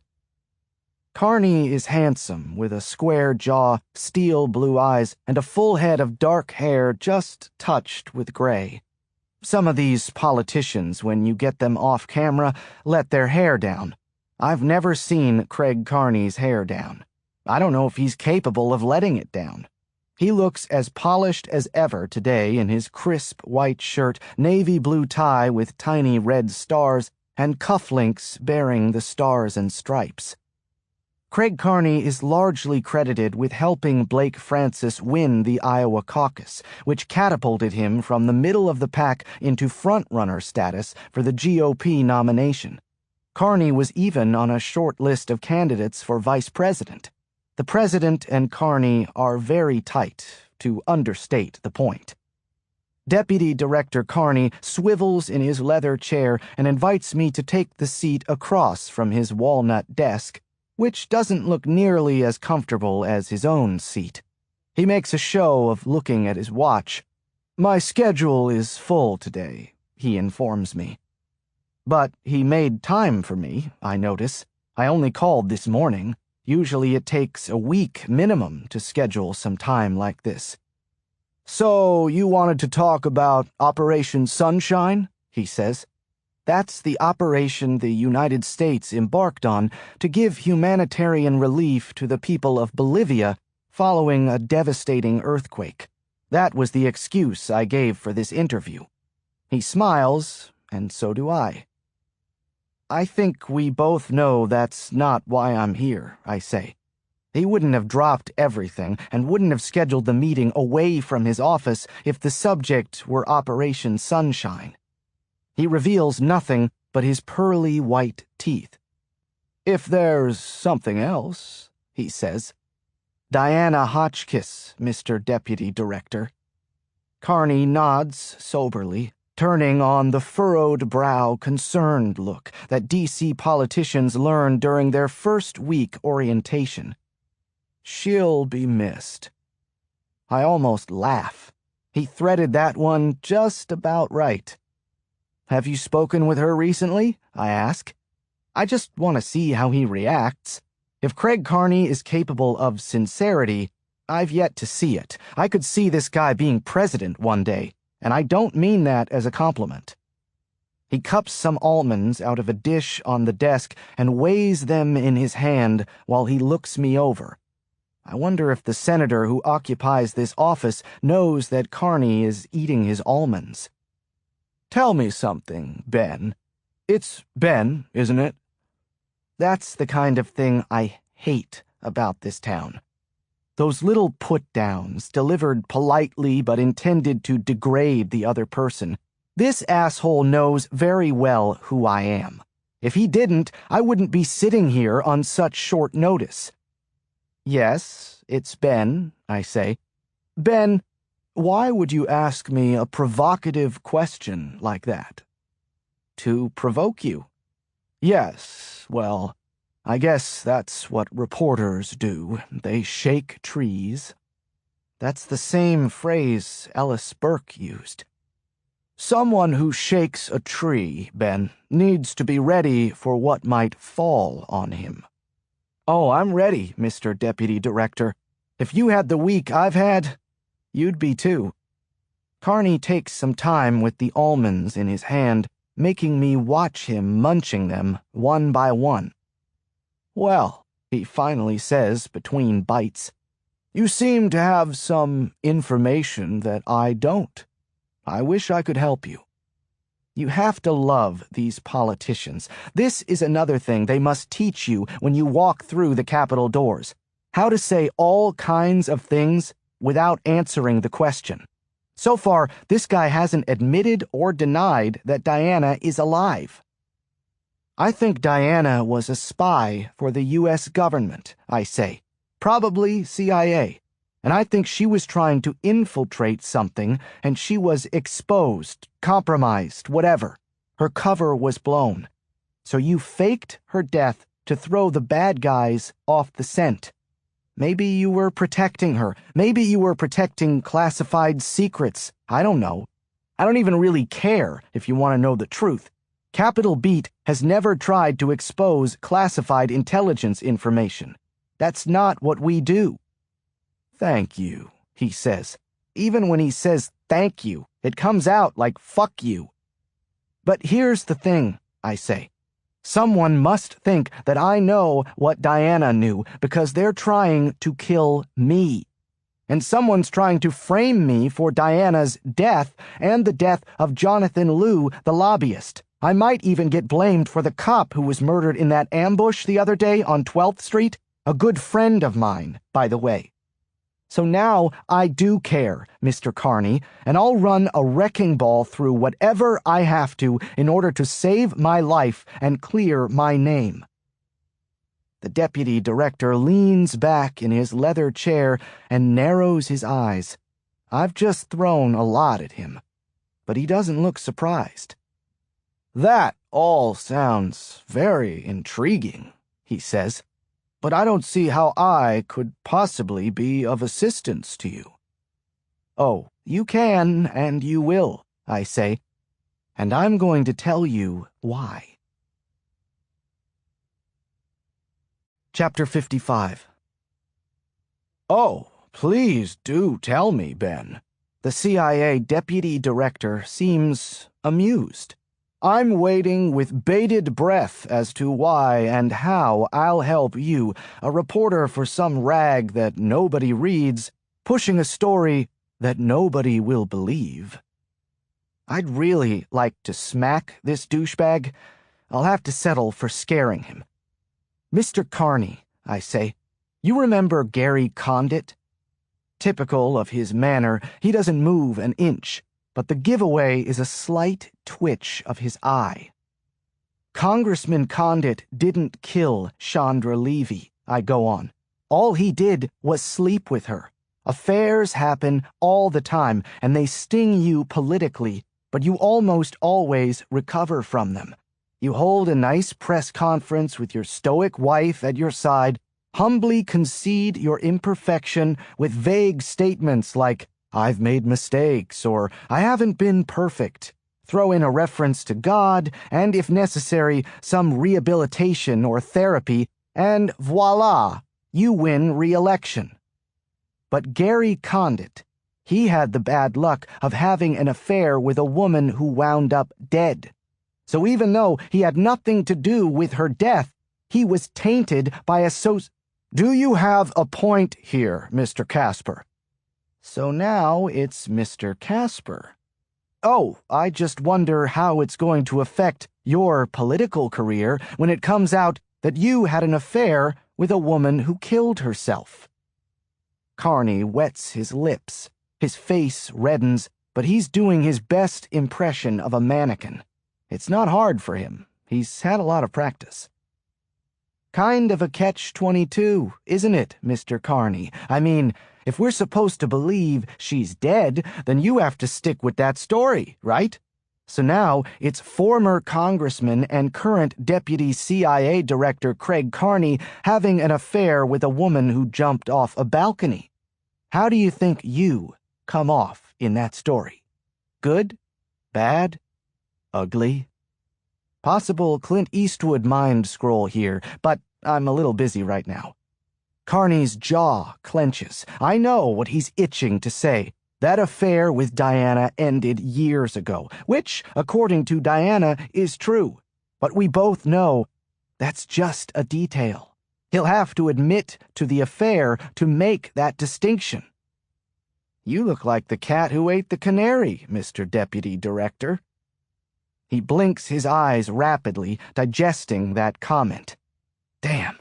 I think I was right the first time, and Ashley Brooke was wrong. I should have gone with the hand in the cookie jar line. Another lesson to all of you. Go with your first instinct. After a long pause, which I have to put down as some of the best 30 seconds of my entire week, Carney clears his throat and comes forward in his chair. Young man, he says evenly, but I detect a tremble in his voice. Do you have any idea how much trouble you can get in by blackmailing the Deputy Director of the CIA? I shrug my shoulders. Is it worse than a needle in my arm for murder? Remember, Mr. Carney, you all have done such a good job of fucking with my world that I don't have much to lose. I get out of my chair and button my sport coat. It's a new one I bought yesterday at J. Crew on M Street as I continue my nomadic existence. It's a denim job, a more casual look for Benjamin Casper, reporter turned fugitive.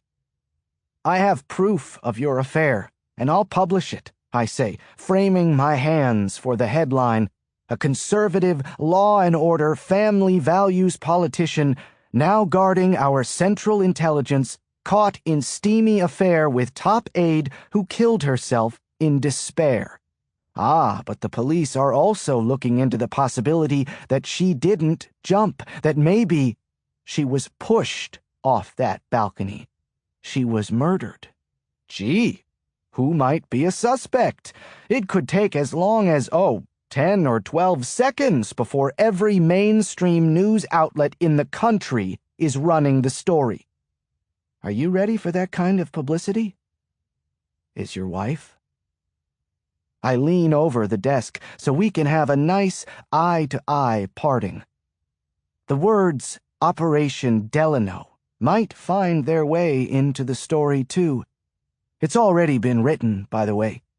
Killing me won't stop the story. I straighten up, nod to a visibly shaken Craig Carney, and head for the door. You have 24 hours, Mr. Deputy Director, I say. Give me some answers, or you'll be back in Des Moines selling tractors to farmers. And the president will be thinking of someone else as his next CIA director. Chapter 56. When I leave the Hart Building, I run down First Street to the Capitol South Metro Station. I look behind me for any sign of men in black chasing after me or cars following me, but don't see any. It had been a risk all along, scheduling that meeting with Craig Carney, but I'm hoping my threats held him off for at least a few hours while he ponders his next move. I spend an hour on the subway, jumping from one train to another, hoping to throw off anyone who might be following me. Everyone is a suspect. The kindly grandmother, the well-dressed young woman who looks like she's headed to an interview, the homeless guy with food in his beard. Trust no one. In between stops, I find an ATM and withdraw $500 in cash, then jump on another train before anyone can trace that transaction. I spend the evening at a deli on 14th Street and look over the notes I've written up for the story on Craig Carney and Diana Hotchkiss.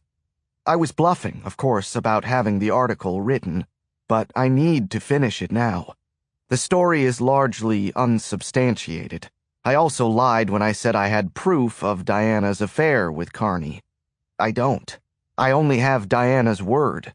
In terms of editorial standards, I'd never sign off on this article without more confirmation.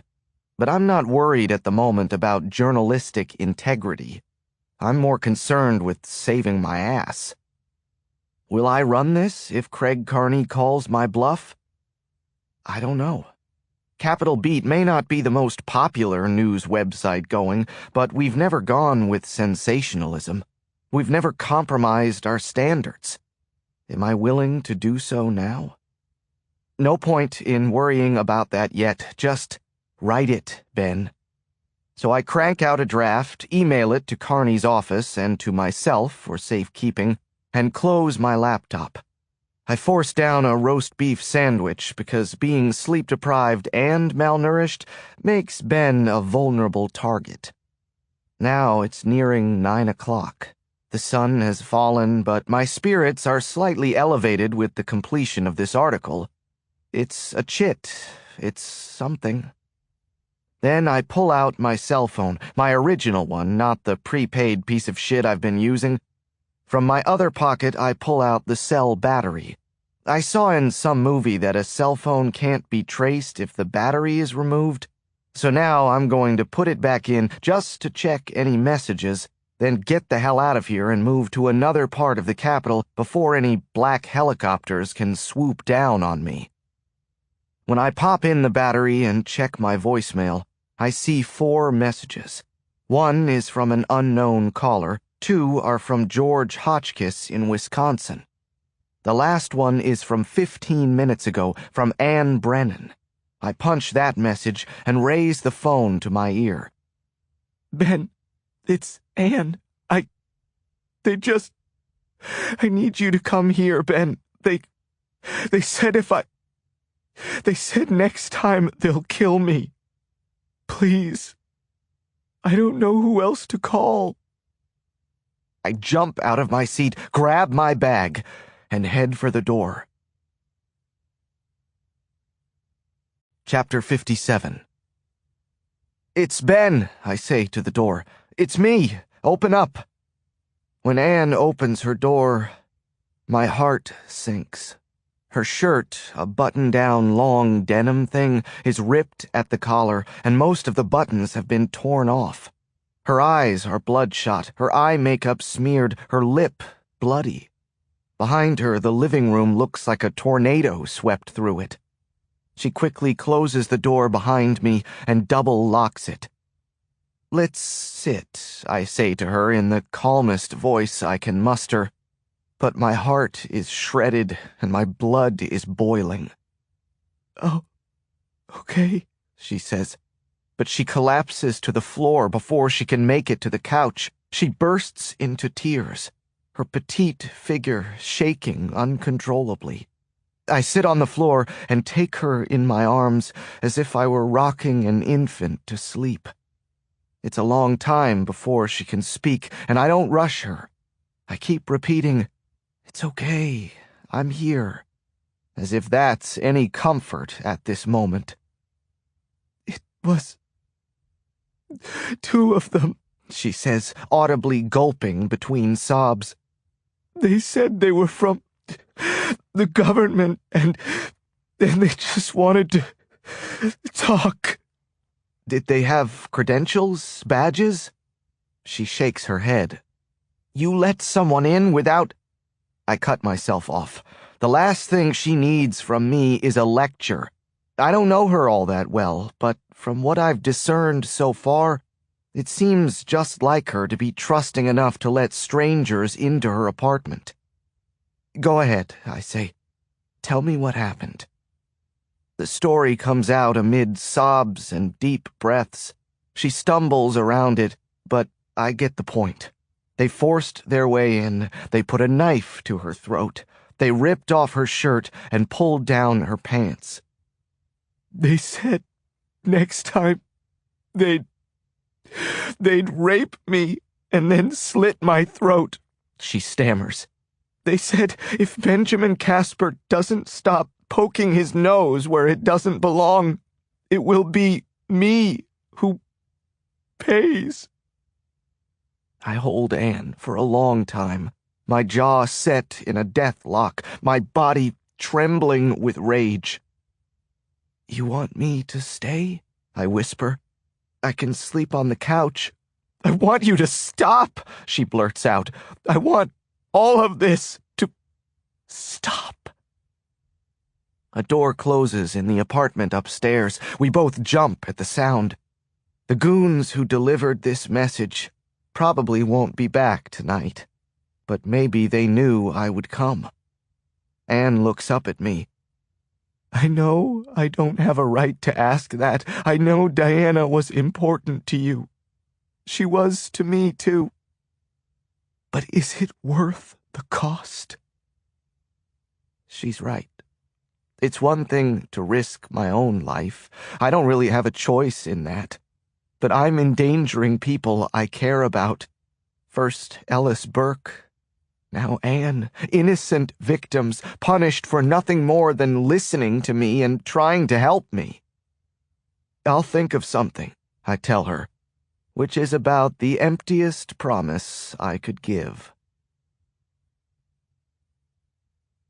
Chapter 58. I spend the night at Anne's, sitting up on the couch, dozing off occasionally, but mostly watching the front door and trying to figure a way out of this mess.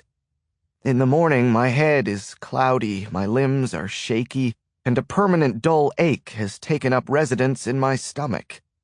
I use my prepaid phone to dial George Hotchkiss, who called my old cell phone twice yesterday, but didn't leave a message. George, it's Ben Casper. I know you're anxious to learn more about Diana, but I need more. You don't know what I'm going to say, he says, interrupting me. What I'm going to say is I want you to forget about what you told us. I don't want to make any noise about Diana. I want to let it go. He wants me to let it go? George, she's gone, Ben. And the sooner my wife and I accept that, the sooner we can move on with our lives. We've lost 2 children in the space of a week. I sigh. I can see his point, of course. But if there was a chance my child were alive, I'd chase that hope like I've never pursued anything in my life. Why wouldn't George Hotchkiss do the same? Oh. Of course. They got to you, didn't they, George? Nobody did anything. His voice is rising as if in panic. Nobody did anything. You understand? I still have a wife, and I don't want to lose her, too. So I'm not going to ask the government to hand over Diana's body or perform a DNA test or anything else, and I don't authorize you to do those things either. And I'm telling you that I want you to stop pursuing this. I want you to let this go.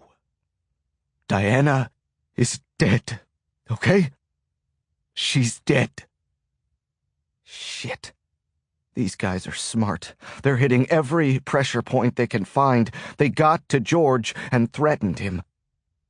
I need you to let this go, George says. Please, Mr. Casper. Chapter 59. It's not good, Ben. Eddie Volker says these words before he says hello. I'm in his law firm after taking the most circuitous route I possibly could to his office. Not good at all. Eddie is the Beats lawyer, the one who represents us in the rare cases when someone tries to sue us for defamation or has some other beef with an article we published. But his principal practice is criminal defense, which is why I had him contact Detective Liz Larkin to discuss my case. I'm here now for a report, and Eddie's first words aren't what I wanted to hear. He has the office of a busy lawyer, piles of paper everywhere, the fancy diplomas and honors framed on his wall, the piping hot cup of Starbucks on his desk. He's losing his hair, as well as his battle with the bulge these days, but he remains a formidable presence. I feel a small measure of comfort with him on my side. As you know, they searched your house. They had a warrant, and it looks fine to me. No basis to quarrel with it. Anyway, what they found wasn't good for us, Ben. I don't answer. There are plenty of things they could find in my townhouse that would be embarrassing to me, but I can't imagine what would prove that I killed Diana or Jonathan Liu, especially considering the small detail that I didn't kill either of them. I made a lot of noise about the First Amendment, that cops can't steal a reporter's notes or work product, threats to run to court to get a protective order.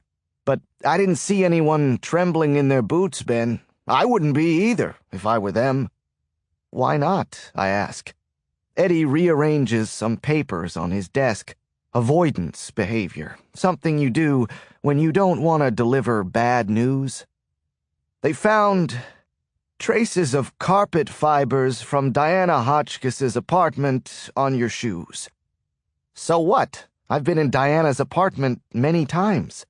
They found traces of carpet fibers from Jonathan Liu's downstairs carpet on another pair of your shoes. That's impossible. Since leaving Jonathan Liu's home, I haven't been to mine. I've been on the run. Eddie gives a curt nod. It's not the first time in Eddie's career that somebody sitting where I'm sitting has denied doing something. It's probably not even the first time today. The words "I didn't do it" have probably echoed off the walls of the office so often that they're embedded in the plaster. Ben, they say you killed Jonathan Liu the same way you killed your mother. They say you either snuck up behind him or you subdued him, put a gun against his temple, and pulled the trigger. Then you made it look like a suicide. I stare at the ceiling. They have no proof of that. They don't even have proof that I was in his house when he was murdered. A carpet fiber and your fingerprint on Liu's computer mouse. Okay, fine, both of those might prove I was there at some point, but not when he was killed. Eddie looks at me like he has more to tell me, like the bad news express hasn't stopped yet. Spit it out, I say to him. He sighs. Ben, they found Jonathan Liu's wallet in your bedroom. That's bullshit, I say. That's bullshit. And he used his credit card to buy a plane ticket for himself the evening he was murdered. So anyone who stole his credit card must have done it after that time. Basically, that means they've got you in his apartment right about the coroner's estimated time of death. I jump out of my chair. I can't believe this is happening. They planted Jonathan Liu's wallet and those carpet fibers. They framed me. They fucking framed me. I believe you, and I'll fight for you, Eddie says. But it's very bad. They want you to come in for more questioning, and if I don't deliver you to them by the end of the day, they're going to issue a warrant for your arrest. I cover my face with my hands and drop my head against the wall. They finally got me in the corner. Eddie comes over to me and puts his hand on my shoulder. It's time to cut your losses, my friend. I'll take you downtown. They'll book you, print you, and I'll see if we can do something about bond. I let out a bitter chuckle. Bond for a double murderer? Is there a good chance I'll get bond? Not really, no. Eddie's always told it to me straight. You're looking at a long time in lockup awaiting trial, but we'll pull out all the stops. I'll never get to trial, I say. They won't let that happen.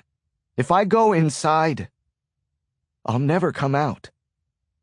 I take a breath and nod to Eddie. I'll be in touch, I say. They'll issue the warrant, Ben. They'll come looking for you. It won't be pretty.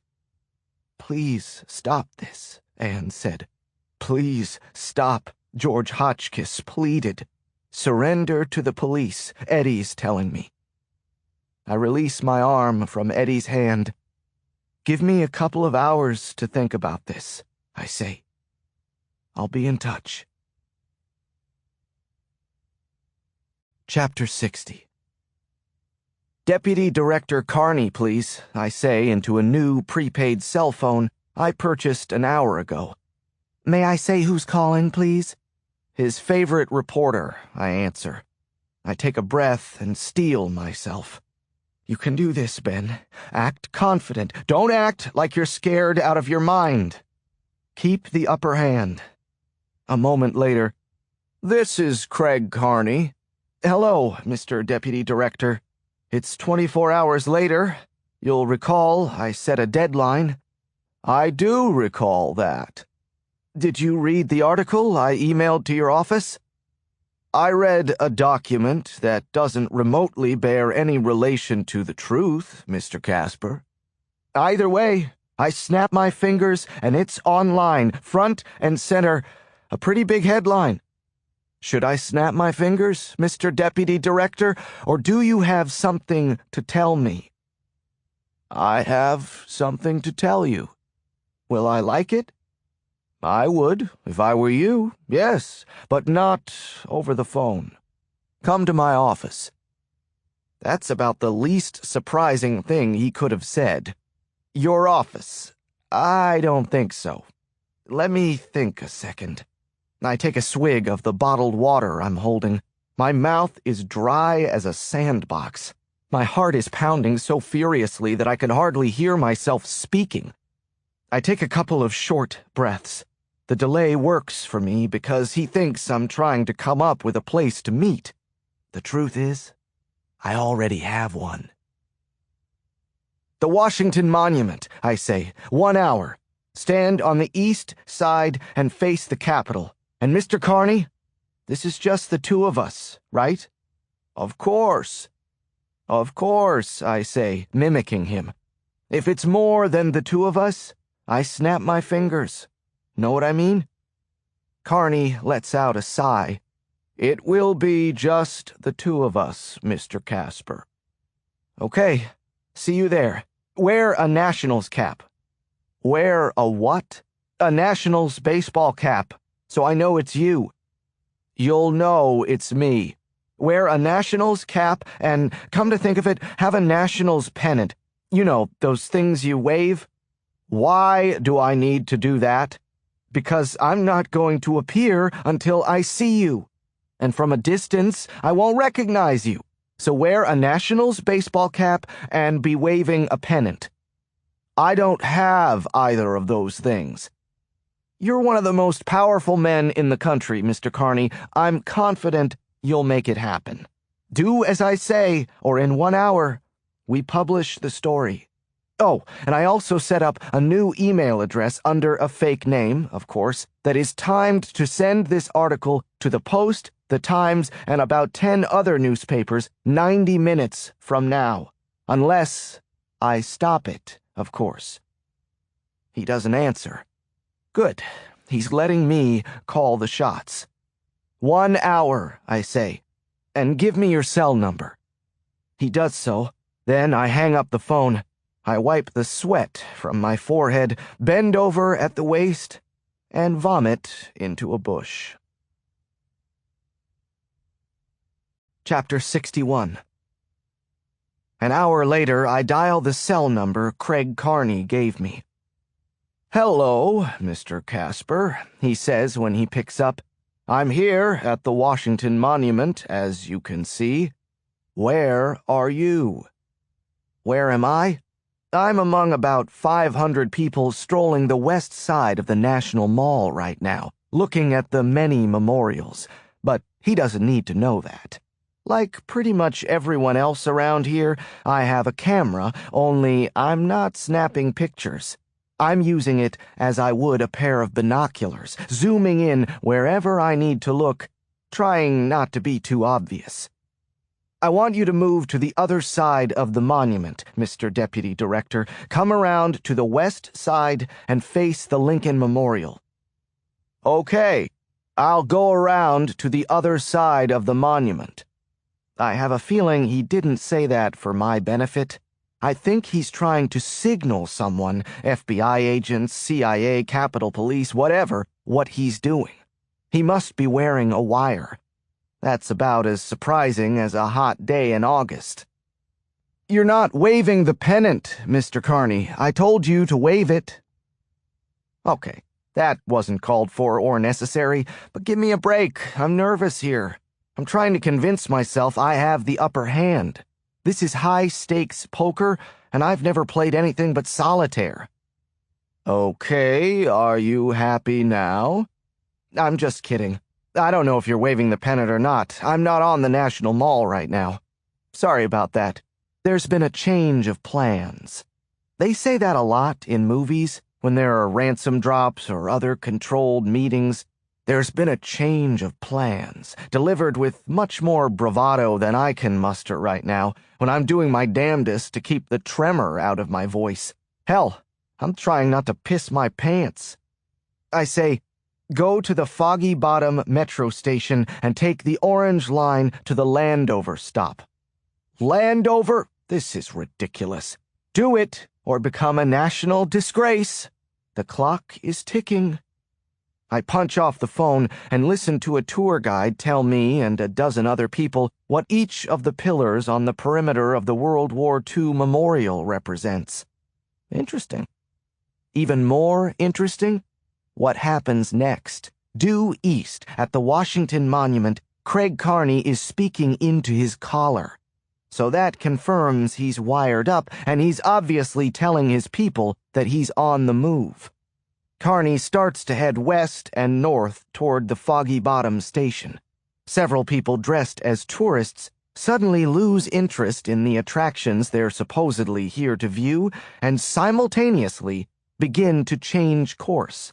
A man in a navy suit and sunglasses near the Korean War Memorial breaks sharply toward the Washington Monument and trails Carney from a distance. A man in a gray t-shirt and blue jeans at the Lincoln Memorial breaks north into a jog, which means he's either one of Carney's guys or he likes to jog in denim. Two women, one in a blue suit and the other in a brown sundress, strolling east along the reflecting pool, suddenly stop strolling and nonchalantly pivot in the opposite direction. A casually dressed man and woman who are not more than 20 yards away from me at the World War II Memorial freeze in their tracks, touch their ears momentarily, and then start following Carney as he passes by on his way to the metro station. A nearby woman who is a dead ringer for Patricia Arquette in Goodbye Lover bends over and fixes the strap on her heel.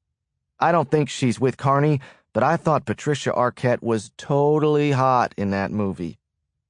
I dial up Carney again. When he answers, I say, "One more thing, Mr. Carney.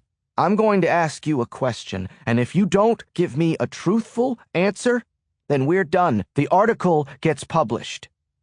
Ready for my question? He stops and waits a moment before answering. "Ask your question," he says. "Did you come alone, as I asked?" He looks around him. He doesn't know if I'm here or not. I told him I'm not, but he can't be sure. "No, I didn't, Ben. I'm the second-ranking official at the Central Intelligence Agency, and I'm meeting with someone who is wanted for 2 murders and who's trying to extort me. There's no way they're going to let me meet with you without watching my back. But that's all they're doing, Ben. No one's going to arrest you or try to hurt you." Fair enough. He admitted it. He told the truth. It's a start. There are no guarantees in life. Turn around, Mr. Carney. You passed me a couple minutes ago. Oh, you're here. Okay. Where are you? The World War II Memorial, I say. The tour group by the Atlantic Arch. I'm the guy in the wheelchair. Chapter 62. When I stand up from my rented wheelchair, the others in my tour group let out audible gasps. "It's a miracle," I say. "I can walk." I leave them behind and meet Craig Carney, looking resplendent in his dapper three-piece gray suit and crimson tie, the Nationals baseball cap and pennant now discarded. We agree to take a walk along the reflecting pool. He's built up a little perspiration in the scorching heat, which gives me some comfort because I'm sweating through my clothes right now. I try to keep my breathing even, but it's hard. This is what I've been waiting for, but I have a sinking feeling I'm not going to come away a happy customer, and I don't see a whole lot of other options for me out there. "I know everything there is to know about you, Ben," says Carney. "I know about your childhood. I know about your father and mother. I know that newspaper of yours is something you do out of love, not because you have trouble paying the bills. It's your baby. And that's why I know that whatever else, you'd never print a story that you know isn't true. You wouldn't do that to your baby. Fear of death can do wonders to your integrity, I note.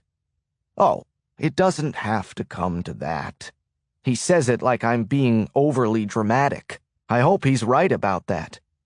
"You know, Ben, when my father was in the Senate, he used to have a saying. Don't get in front of a ball rolling down a hill. Pick your battles, in other words. If you can't stop something, don't waste your time trying." So he probably wouldn't have been a big fan of, say, Martin Luther King or Susan B. Anthony? Carney chuckles. "You're equating yourself with a civil rights leader?" "I'm no hero," I say. "Far from it. But we do have one thing in common. We're both fighting our government. I just didn't realize I was doing so until people started shooting at me and framing me for murder." We approach the Lincoln Memorial. Gotta love Honest Abe, but I'm not a huge fan of the Greek temple look of this memorial. Still, it's hard not to be awed. I've been here 50 times, and I get chills every time I look up at him. "The United States government doesn't kill its citizens," says Carney.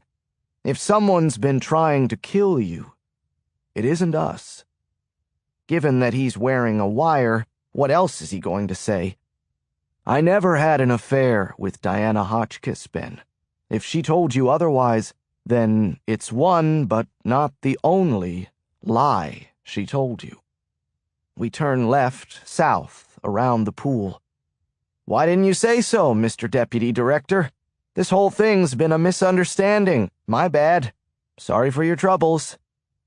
Carney doesn't even crack a smile. He's not what you'd call a whimsical guy. "You're anxious and confused. I don't blame you. You're looking at serious criminal charges. Your life could be over very soon. But you know what, Ben? What you don't realize is how lucky you are." "Lucky because I know about your affair with Diana." He lets that comment pass. We bend around the pool again, this time heading east. "You know much about World War II, Ben?" he asks me. "Enough, I guess. I saw Saving Private Ryan and that HBO series Tom Hanks did. Does that count? You know the story about when the Nazis bombed the city of Coventry in England?"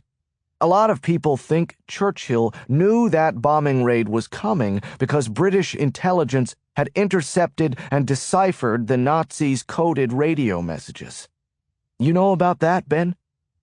I know that some people think Churchill knew the raid was coming, but he didn't say anything because he was afraid the Nazis would figure out that the Brits had broken their code. So Churchill decided it was better to let one city get leveled to keep this advantage a secret. He let Coventry take a hit for the greater good of winning the war. Right. That's right, Ben. And I know most people think that story's bullshit. Maybe so, he says. Maybe not. It occurs to me now that I'm talking to a top banana at the CIA, so he may actually know whether that story is fact or fiction. But surely you see my point, Ben. Sometimes there's a bigger picture, a greater good, as you said. Okay, so what does this have to do with Diana or me? Carney stops and faces me. It means there are things I'd love to tell you, if I could, that would explain everything to you. But for reasons of national security, I can't. Then forgive me if I'm not tracking this, I say. How does this make me lucky? He nods. Because I want this over, he answers. So I'm going to make you an offer you can't refuse. Chapter 63. You'll walk away from all your criminal problems, says Carney. All criminal investigations are dropped. Diana's death is ruled a suicide. Jonathan Liu's death is a suicide. Any responsibility for that dead police detective? Wiped clean. This little blackmail stunt you've pulled on me, all is forgiven, Ben. He wags a finger at me. Now, you're not going to find a better deal than that. I try to maintain a poker face, an air of skepticism, but I can't deny that I've been praying for something like this, a chance to get my life back, to move on, and for Anne Brennan and Diana's parents to do the same. I have more than myself to consider. And the people trying to kill me? I ask. He stares at me for a long time. I swear I see a trace of a smile. But maybe it's just an optical illusion. If you stare at a wall long enough, it appears to move. As I said, Ben, the U.S. government has nothing to do with that. Of course not. But maybe we know who does. And maybe we can work something out so that problem goes away too. I can't keep up this blank expression much longer. I'm not wired for it, as Carney is, so I start walking again, moving toward the Washington Monument along the south side of the reflecting pool. Sweat is dripping into my eyes and running along my cheek. Carney knows that I'm on unfamiliar ground here. I'm in way over my head. And for all this, for immunity from prosecution and from machine gun ambushes, I have to do what, I ask? Nothing, Ben. Literally nothing. No more questions, no more investigating, just let the whole thing go. It's the right thing to do in terms of national security, and you save your life in the process. Everyone wins. Somehow I don't feel like a winner right now. I'm unsure how to proceed.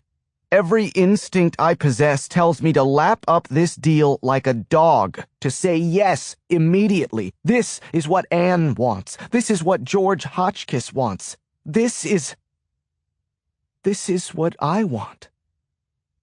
You're going to say yes, Carney says. I am? Yes, you are, Ben, for several reasons. For one, you know if you print that bogus story about me, you'll ruin the reputation of your newspaper.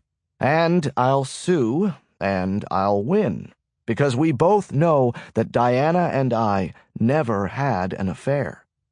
And even if you keep up this investigation of yours, and let's pretend you dig up something worth printing, all you'll accomplish is making this country less safe by disclosing tactical advantages we've managed to put in place against our enemies. And that's assuming you manage to stay out of jail and you're not under prosecution for 2 murders. And all that assumes that you even manage to stay alive, which, from what I understand, is a very tenuous proposition. We walk for a moment, and I try to decipher everything this guy is telling me. It sure would be nice to be recording this conversation so I could play it later, which is why I'm glad I'm recording this conversation so I can play it later. Is Diana alive? I ask. Carney smiles. That's not our deal. Our deal is you don't ask questions. Who killed Jonathan Liu? Why, you did, Ben. What is Operation Delano? He sniffs a laugh. Enough, Ben. I need your answer, right here, right now. Do you spend the few remaining days you have left tilting at windmills? Or do you get your life back as it was? I break away from him to think for a moment. I let my eyes wander over the west end of the National Mall. The Lincoln Memorial was the location of Martin Luther King's I Have a Dream speech. Protests against the wars in Vietnam and Iraq, marches for women's and workers' rights, all of them have taken place on the mall. Every memorial here pays tribute to courageous souls who battled evil forces, some visible and some invisible, to make this country and this world a better place. I'm no hero. I never have been. I've lived a safe and cautious life. Why should I change course now? Especially when Carney's right. The only thing that pressing forward will do for me is land me in prison or get me killed. I need an answer right now, says the deputy director. Come on, Ben. You know, there's only one answer. You can wait 24 hours, I say. Don't call me, I'll call you. Chapter 64. The air tonight is mild, as if Mother Nature has given us a brief respite from the stifling heat for this occasion. Idaho Avenue has been closed to traffic from Macomb Street to Newark Street. The sun has set, and the darkness is broken by the light of hundreds of candles held by officers in full-dress uniform, civilians, and even children, people who have gathered for the memorial honoring Detective Ellis Montgomery Burke. There will be a private funeral service later this week. Those were the wishes of Ellis's widow, Dolores, and his daughters, Jody and Shannon. Tonight is the public memorial. A podium has been set up just outside the police headquarters. A minister has spoken. The 2nd District Commander has spoken. A church choir delivers a touching rendition of Amazing Grace. And then it goes quiet, and we hear the voice of Dolores Burke. Ellis loved this job, she begins. He loved everything about it. He loved solving problems. He loved helping people, but most of all, he loved all of you. He considered you part of his family, every one of you. He would be glad to see all of you tonight. As am I. My husband had a simple saying, have the strength to do it right. That was just like Ellis, if you knew him. He always broke it down to simple terms. Do it right. There's right and there's wrong in this world, and Ellis always knew where that line was drawn. He never crossed it.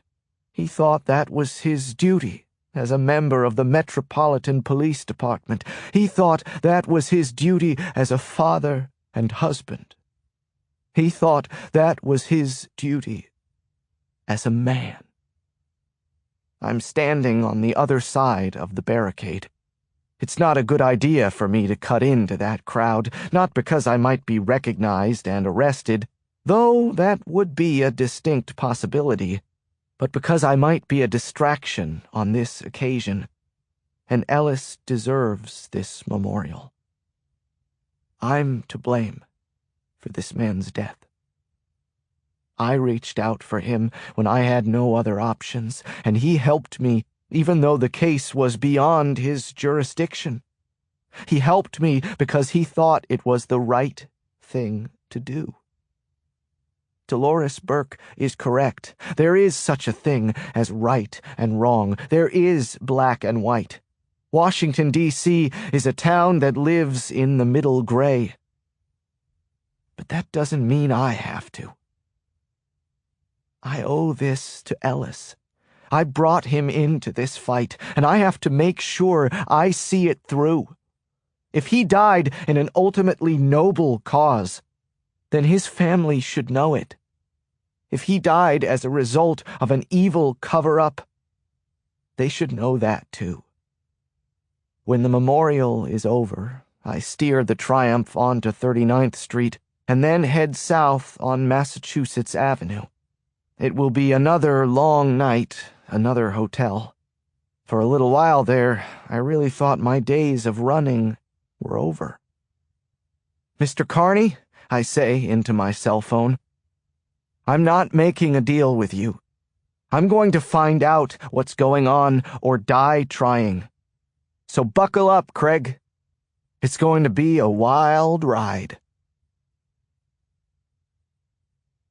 Chapter 65. I need to kill some time before my next stop, so I find a bar on 15th Street and nurse a beer and watch CNN on the screen above the bartender.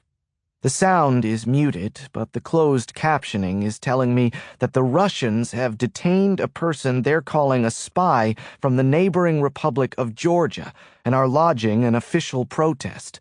The Russians and Georgians had an armed conflict back in 2008, and the fear, apparently, is that fires are rekindling.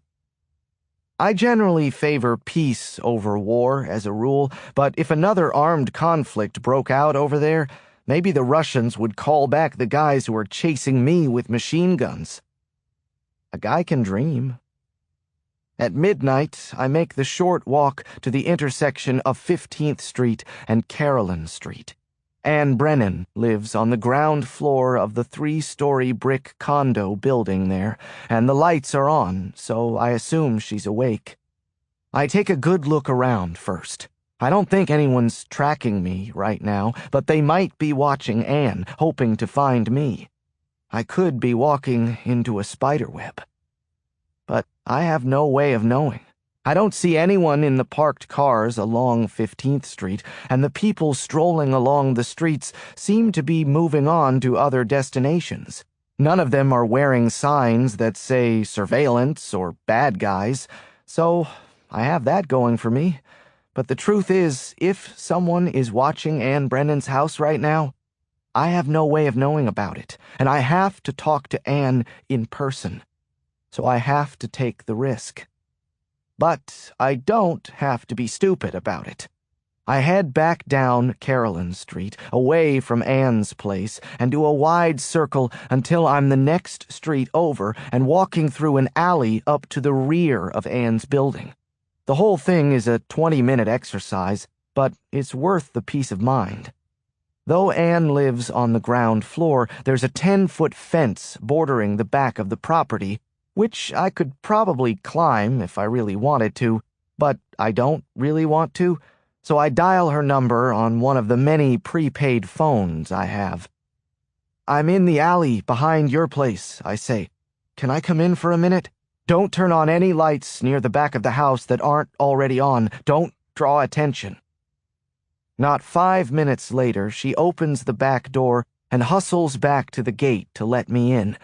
She seems more nervous than I am, but she looks a lot cuter. She's wearing a pair of sandals and an oversized button-down pajama top that reaches her knees. Coming in from the rear of her condo, I see her bedroom for the first time, and my heart does a little skip. Her kitchen is small, but spotless and orderly. She leads me into the living room where the intruders attacked her the other night. She sits on a folded leg on the couch and looks at me with those wide, chocolate eyes. Wearing that tent of a pajama top, she looks like a teenager rather than someone in her early 30s. She also looks to be a nervous wreck, for which I can hardly blame her. "I'll be brief," I say. I take her hand, which she willingly permits. "Anne, I want you to leave town. I want you to take a vacation. The airfare and hotel are on me. I can afford it, so don't argue." "Why do you want—" "Because I'm not going to let this go, and I don't want anything to happen to you. I still don't really know what's going on, but I know it's something very big and explosive. I can't protect you, Anne." She thinks for a moment, then places her free hand over mine. "And who's protecting you?" she asks. "I'll be fine," I say with a confidence I absolutely do not possess. A reporter has some tools at his disposal. She almost smiles as she looks me over, appraising me. "That's not very convincing, Ben. You're not safe, are you?" "I'm not safe if I sit still either. I don't have a choice." "You do, Anne. You're not involved in this. Your only crime is being Diana's friend." She looks down at our joined hands.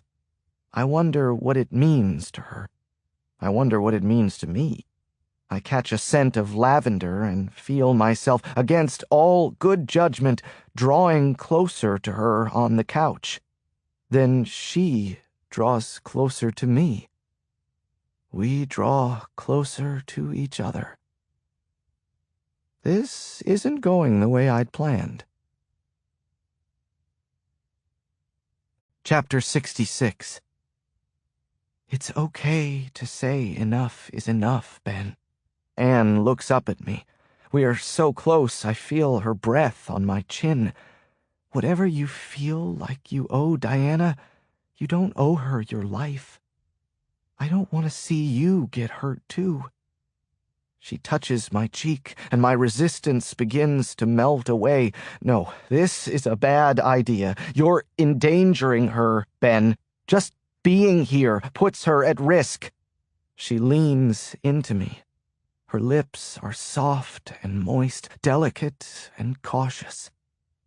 It's the sweetest kiss I've ever received. "God, you're trembling," she whispers. "Personal foul, illegal contact, replay first down." Okay, so we replay it. My mouth parts and our tongues find common ground. My hand slides inside her pajama top, and Anne lets out a small gasp that turns into a low moan. "Illegal use of the hands. Penalty declined. Second down." She lifts her arms, and I pull off her shirt, and she tugs at mine, and the steam of our desperation and fear and longing ignites something primitive between us. We are not two people whose lives are in danger. We are two people who have nothing but right now, only this moment. She is aggressive and desperate and hungry as her tongue invades my mouth, as she digs her nails into my hair, as she takes my index finger and places it in her mouth, as she arches her back, as she raises her legs and wraps them around me, as she whispers harder, harder into my ear, as she grits her teeth and squeezes her eyes shut and cries out, "Harder, harder!" This is wrong. This is wrong, but I can't stop myself, and I don't want to stop. I want to remind myself that I still have a life, and I can still feel something for somebody else. And if I only have hours or days remaining in this world, I want to spend at least a small fraction of it with something, with someone who is good. There is still such a thing as goodness in this world. Wow. I lie on my back and stare up at the ceiling. I don't know how much time has passed, but I'm guessing more than an hour. We are panting and coming down from the high, and I'm thinking fugitive sex, back to Seinfeld when George was dating that prisoner and he liked the arrangement so he sabotaged her parole hearing. How did that not make my top 10 list? Maybe our lives should be in danger more often, says Anne, her head resting on my chest. Did you used to be a gymnast or something? She likes that. Her hair tickles my stomach. My limbs are rubbery, useless. My head is foggy. I've never felt better. We interrupt this program for a reality check. That thing about our lives being in danger. This doesn't change anything, I whisper. You have to get out of here. You're not safe. She adjusts herself so that her chin is on my chest, her eyes are on mine. I'm not going anywhere. If you're in, then so am I, she says.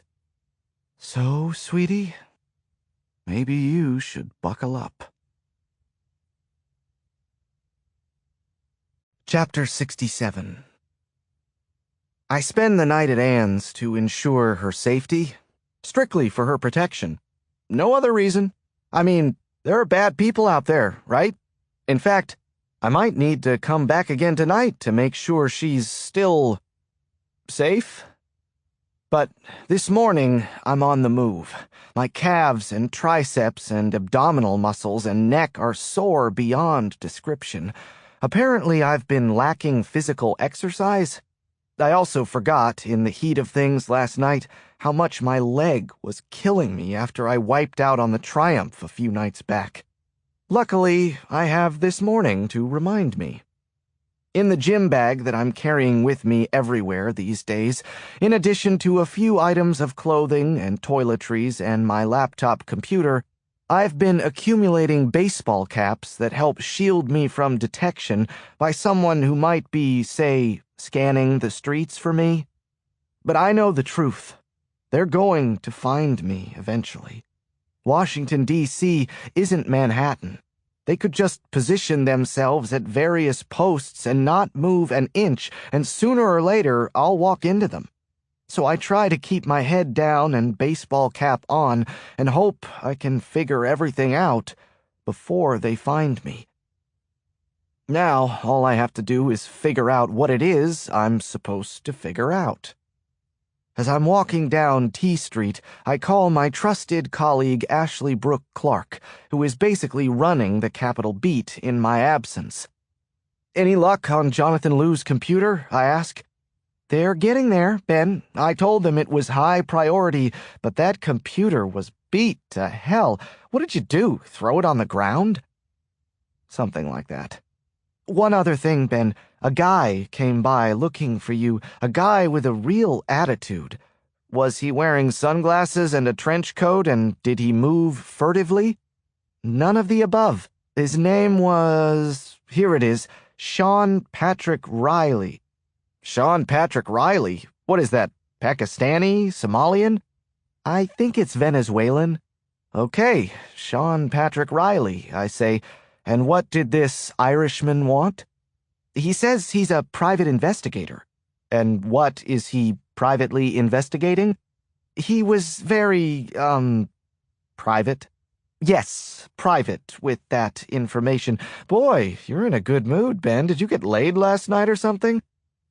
She's right. There's been a skip in my step this morning. Maybe things are looking up. Or Maybe I just hadn't had sex for a really long time before last night.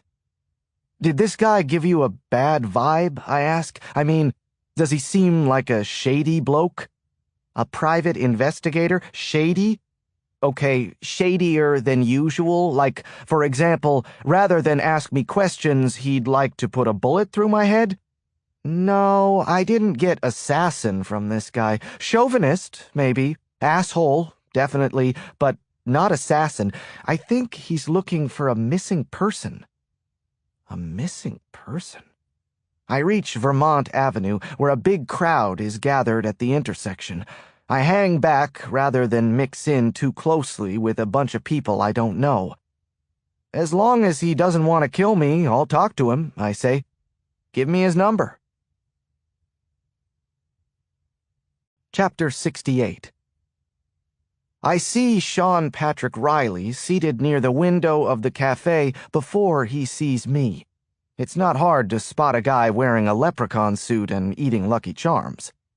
Okay, he's more like a middle-aged guy with a full head of reddish-blonde hair, a weathered complexion, and a drinker's nose, wearing a button-down Oxford cloth shirt and blue jeans. And no Lucky Charms, as magically delicious as they may be. This afternoon, it's a cup of joe. Yeah, I'm still in a pretty good mood from the sex last night. We shake hands. Nice bike, he says. Okay. There goes my good mood. Normally, that would be a compliment, because normally he'd be talking about my Triumph, which is a nice bike, but the Triumph is in a parking garage in the Adams Morgan neighborhood. Now I'm riding a real bike, a bicycle, specifically a used rockhopper I picked up at City Bikes. It's more suited to trails than city riding, but I may have to make some acrobatic moves with it one day, and I want something that can handle some quick turns and rough riding. Anyway, I'm not too happy about it. I already miss my motorcycle. But the Triumph made me visible. With the rockhopper plus a helmet and a fluorescent windbreaker, I look like one of those bike couriers who risk life and limb weaving through traffic all around the capital. You're the Ben Casper who runs that newspaper? He asks. I am. Checking out my appearance, he probably thinks I'm a guy who delivers newspapers. And I'm short on time, I say. He doesn't respond to that. I'm guessing this guy used to be a cop, and judging from his speech patterns, I'm guessing Chicago cop? Last I checked, they have a few Irish people out that way. They put one of yours in the hospital. You put one of theirs in the morgue. Sean Connery may be Scottish, but he killed as the Irish cop in The Untouchables. Killed? I was hired by the Jacobs family, he says. They live in a suburb of Chicago. Their daughter Nina went missing here over a week ago. Nina Jacobs, I know that. Diana's friend, I spit out. I met Nina once at a club. She was tall, like Diana, the same lithe, shapely frame, but not blonde like Diana. Nina was a Oh, shit. Nina was a brunette. And I'll bet she didn't have a butterfly tattoo above her left ankle. Diana Hotchkiss, you mean? Riley says, flipping over a pad of paper. I take a breath and recall Nina. A beauty in her own right, not the perfect features of Diana's face, but quite attractive. A bit younger than Diana. Up close, you wouldn't confuse one for the other, but from a distance, they might be indistinguishable, especially if Nina was wearing Diana's clothes. And especially if Diana dyed her hair Nina's color, which she did a month ago. I remember that night at the club, and thinking that Nina looked up to Diana, patterned herself after her. How ironic, in hindsight. Sean Patrick Riley is looking for a dead woman. I'm down to remote acquaintances at this point, says Riley. I've talked to everyone she knows well, and I'm hitting a dead end. Anyway, she had your business card in her Rolodex, so I'm wondering if you can think of anything that might help me. Any chance you have an idea what might have happened to her? Her parents must be in sheer agony right now. I'll help them find justice for their daughter. I won't let this go. I'll tell them everything that happened to their daughter. But not yet. Why don't you tell me what you've put together so far, I say, and maybe something will trigger a thought. Chapter 69. A week before she disappeared, says Sean Patrick Riley, Nina Jacobs had her mail held at the post office for a 7-day period, and she told the Washington Post not to deliver her newspaper for 7 days. She also had the lights in her home set on timers. Why would she do all that? She'd do that, he continues, answering his own question, if she were going on vacation for a week and she didn't want her mail to pile up or her newspapers to accumulate on her front porch. And she'd put her lights on timers so it would look like she was home, not on vacation, to ward off burglars. The thing is, Nina didn't go on vacation. She was at work every day. She worked at the Public Face, a PR firm over on 17th Street. She didn't miss a day that week. Riley opens his hands. So she was in town, but living somewhere else. Maybe she was watching a friend's house, I suggest. Right, that's the best I can figure. But I don't know whose. She has a ring of 3 or 4 friends she spends a lot of time with. I've talked to all of them. They were all in town, and Nina wasn't watching their homes. I've talked to all of them, I should say, except Diana Hotchkiss. Don't know if you heard, but she's dead. I heard, I say. Are you working with the local police on this? He lets out a grunt. The feds, he said. They've scooped it from the locals, which means in terms of cooperation, I'm getting a whole lot of nothing. I don't know what to make of all this. Nina Jacobs was set up to play the role of Diana Hotchkiss, living at her apartment, wearing her clothes, and ultimately being thrown off a balcony. But set up by whom? Diana? Was Diana capable of something like that? Who in Nina's circle of friends have you spoken to? I ask. Oh, let's see. He flips to another page in his small notepad. Lucy Aarongold, Heather Belandick, and Anne Brennan. What did Anne say? He shrugs his shoulders. Same thing they all said. They didn't know about any house-sitting. I think they figure she just took off somewhere. They said Nina was impulsive, I think was the word. I'm still a little off balance by what I'm hearing. I can't believe that Diana would have allowed her friend Nina to be pushed off a balcony in her place. Maybe the CIA, maybe some rogue government official, but not Diana. I need your help, says Riley. I'm at the end of my string, and you run a newspaper. I'm hoping you'll run a big story on this. Maybe someone will read it and help me out. A wee little internet scribe like Capital Beat? He plays it straight with me. Couldn't get interest from the Post or the Times, he admits. I think the feds poo-pooed it to them, though I can't prove that. Anyway, since you knew the lady, I thought you might be willing. I might be, I say. He stares at me. What does that mean? It means I'll need your homework, I say, and it means from now on, Mr. Riley, you and I are a team. Chapter 70. The ride up Massachusetts Avenue is slower than usual, given that I'm on a bicycle, but it feels good to work the lactic acid out of my muscles, which are aching from the workout that Anne put me through last night. The midday sun is cooking me on this bike, but all in all, I've had worse days.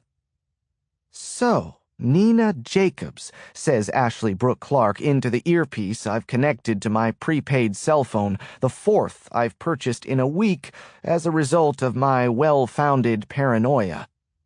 Is that an oxymoron? Can paranoia really qualify as paranoia if it's well-founded? Anyway, it's a good thing I have money for all these cell phones and hotel rooms, which reminds me I'm low on cash. I need to find an ATM, which for me is no small task. I let out a long sigh. Withdrawing cash from an ATM means I'll be on camera, which means that I can't be wearing my biking outfit lest they'll know it's my disguise. I'm going to have to change back into normal clothes, withdraw the money, get the hell away from that ATM as quickly as possible before the black helicopters drop out of the sky, or whatever's going to happen, and change back into biking clothes. This is getting old. They're wearing me down. I don't know how Harrison Ford managed to do it in The Fugitive. Of course, the technology was way different. It was probably a lot easier back then to hide and stay hidden. Plus, it was just a movie, and this is really happening to me. Tommy Lee Jones was outstanding in that movie and deserved the Oscar he got. But really, that year they should have given out 2 Best Supporting Actor awards because John Malkovich was absolutely brilliant as the assassin in the Line of Fire. Yes, I agree that Ralph Fiennes was great in Schindler's List, but Malkovich stole the screen every time he appeared. So you want this story on the front page? Ashley Brooks says. And you want a nice big photo of Nina Jacobs, and you want me to mention Sean Patrick Riley's name several times. A photo of him, too, I say. And why is that? I didn't even like that guy when I met him. It makes him safer, I tell her. If they catch him sniffing around and want to get rid of him, he'll be harder to kill now that he's gotten publicity. He'll be more visible. And do you think people who are willing to fire machine guns at you in midday at a busy downtown intersection care about visibility? I'm doing the best I can here, kid. I stop at the 3-way intersection where Idaho Avenue and Massachusetts Avenue meet 39th Street and take a squirt from my water bottle. If Nina's disappearance becomes big news, then it makes it harder for them to cover it up by killing people or whatever. Then why don't you apply that logic to yourself, she asks me. You wrote that article about Diana Hotchkiss. Why aren't we publishing that for the same reason? To keep you safe. It's a good question. I've already threatened Craig Carney with that very thing, splashing the entire story over the front page of my website. Diana's connection to Carney, Jonathan Liu's murder, Operation Delano, etc. There are 2 reasons I haven't pulled the trigger yet. One of them Ashley Brooke already knows. You and your journalistic scruples, she moans. Well, that's close. I don't have a wife or children and probably never will. Capital Beat is my only family. It's the only thing I've ever created. If I print something I can't prove, I deface something I love. And I risk a crippling lawsuit and the loss of the Beat's reputation. We may not be the Washington Post, but we are hard-hitting, fair, and fearless, which is more than most news organizations can say these days. So if I go down in flames, I want to know that I've left behind at least one thing that is good in this world. And they can always print the story after my death. But there's another reason as well. I haven't been indicted yet, I say. They haven't issued a warrant for my arrest yet. Okay, so Carney threatened to do that, right? The feds seem to be in control of this situation, and the deputy director basically promised that if I didn't play ball with him, there would be cops serving an arrest warrant any minute. But they aren't. They're keeping their powder dry, so for the moment, I'll do the same. I'm not really following the logic, Ashley Brooks says. I think they're as scared of me as I am of them, I say. Neither of us wants to pull the trigger because once we do, the other side will respond in kind. It's like the Cold War with us and the Russians, she says. They didn't nuke us because they knew we'd nuke them. Mutually assured destruction. Malkovich was mesmerizing in Dangerous Liaisons and hilarious as the foul-mouthed ex-CIA agent in Burn After Reading. Every time he cussed, I laughed out loud. The light changes at the intersection from red to green. Traffic starts to move northbound. I start up again on the bike and pedal through the intersection. "So you must be close to something big," she says. I pick up the pace on my bike. My destination is only 10 minutes away now. And if I'm right, I say, I'm about to get closer. Chapter 71. I sit on a bench outside the Bender Library looking over the quad where I spent 4 years eating my lunch or throwing a frisbee or playing hacky sack between classes. The quad is sort of the heart of American University's main campus, a rectangular lawn bordered by the library on one end and the K Spiritual Life Center on the other. It's crisscrossed with pedestrian walkways and has a seating area in the middle, complete with concrete benches. Some of the main academic buildings are situated along the borders.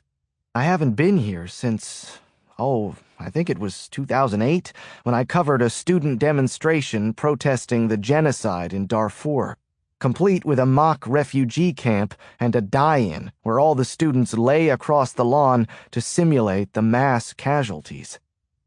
After I've told him my lengthy narrative, the tale of Benjamin Casper over the last 2 weeks, Professor Bogomolov, seated next to me, puts a frail hand on my shoulder. "A most troubling story," he says. He should know about troubling stories. Andrei Bogomolov was born in the Soviet city of Leningrad, now St. Petersburg, where he studied psychiatry and history. But he wanted to live free in the West, so in 1974, while serving as a psychiatrist on a Soviet boat, he jumped ship off the Ivory Coast and swam ashore. The KGB chased him through Ghana, where he reportedly was hidden by Peace Corps volunteers in a camp and later smuggled to the U.S. Embassy in Accra, where he was granted political asylum. The whole matter led to an international dust-up in the heat of the Cold War period. Can there be heat during a Cold War?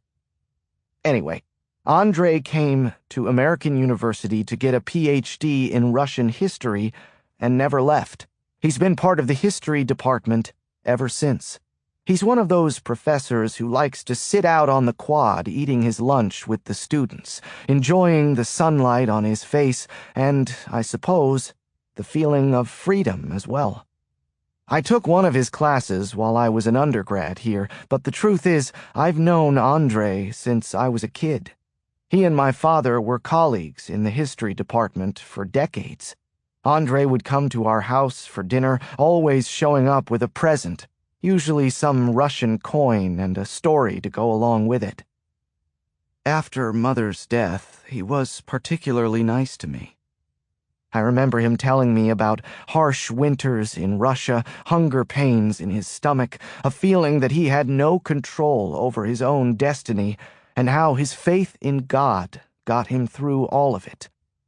"You can suffer anything, Benjamin," he used to tell me, "if you believe in yourself and God." I haven't talked to Andrei in years, probably not since Father's funeral, but I remember him being a man of understatement. After experiencing what he experienced, I guess most things pale in comparison. "A most troubling story," he repeats. "Operation Delano, Andrei," I say. He nods. He knew that was the question I was going to ask him, and his reaction tells me I've come to the right place. Ever since I heard the phrase and then learned about Alexander Kutuzov, I've been thinking about the Russians. If anybody would know about the Russians, it's Andrei. "Very well," he finally says. "Operation Delano." Chapter 72. "Let us walk," Andrei says. They tell me walks are good. I don't understand the reference and want to ask, but not now. Andre's always been a man of few words, a reserve probably long instilled in someone who had planned since childhood to defect to the West but had to play along in the Soviet system until the moment presented itself. If he wants me to know about his ailment, he'll tell me. Andre pushes his small, withered frame off the bench. He tucks his hands into his slacks, completing the professorial look that his tweed sport coat began, and nods to the wood carving of an eagle in the garden next to us. I love that bird, he says. Do you know why, Benjamin? The eagle is made from the wood of a 100-year-old tree that had to be removed from the quad. One of the classes carved out this beautiful bird as a gift to the university. Because it's our national bird, I guess. He manages a smile. Andre was waiting for me here on this bench when I arrived, and seeing him now on his feet, struggling, I'm struck by how ill he appears. Because something beautiful came of something dying, he says. I let him lead, and we walk along the borders of the quad, past the Mary Graydon Center. I remember meeting there once a week for the Young Democrats of America. Not that I was a Democrat, or, for that matter, a Republican. I joined for the same reason most college guys would join something, because there was a hot girl in the group. I chased after Cassandra Richley for over 2 years. It was worth the wait. Yalta was a time of great uncertainty, says Andre. He's referring to the Yalta Conference, where Stalin, Roosevelt, and Churchill gathered to divvy up the spoils after the Nazis went down in flames. Of course, you have studied this. Of course. Stalin was truly dealing from a position of strength. He was already occupying many of the countries he wanted to enclose in the Soviet bloc, and he had twice the troops of the Allies. Still, he didn't know if he had Roosevelt's trust. He was rather sure he didn't have Churchill's. He was looking for leverage in the negotiations. I stop in my tracks. Andre doesn't seem to notice at first, but then he stops as well and faces me. What are you telling me, Andre? I say. Operation Delano was an attempt to gain leverage on FDR? Andre's heavy, tired eyes rise up to mine. None of this has been verified, he says. There is only talk. Then tell me about the talk, Andre. Andre breaks eye contact with me and stares off in the distance, as I recall him often doing. Back then he conveyed quiet strength, shoulders back, a broad chest, a defiant chin. Now he is frail, his shoulders curled inward, a stoop to his posture, his skin heavy and ill-fitting on his weathered face, only wisps of white hair covering his head. But those eyes, that glassy stare, haven't changed.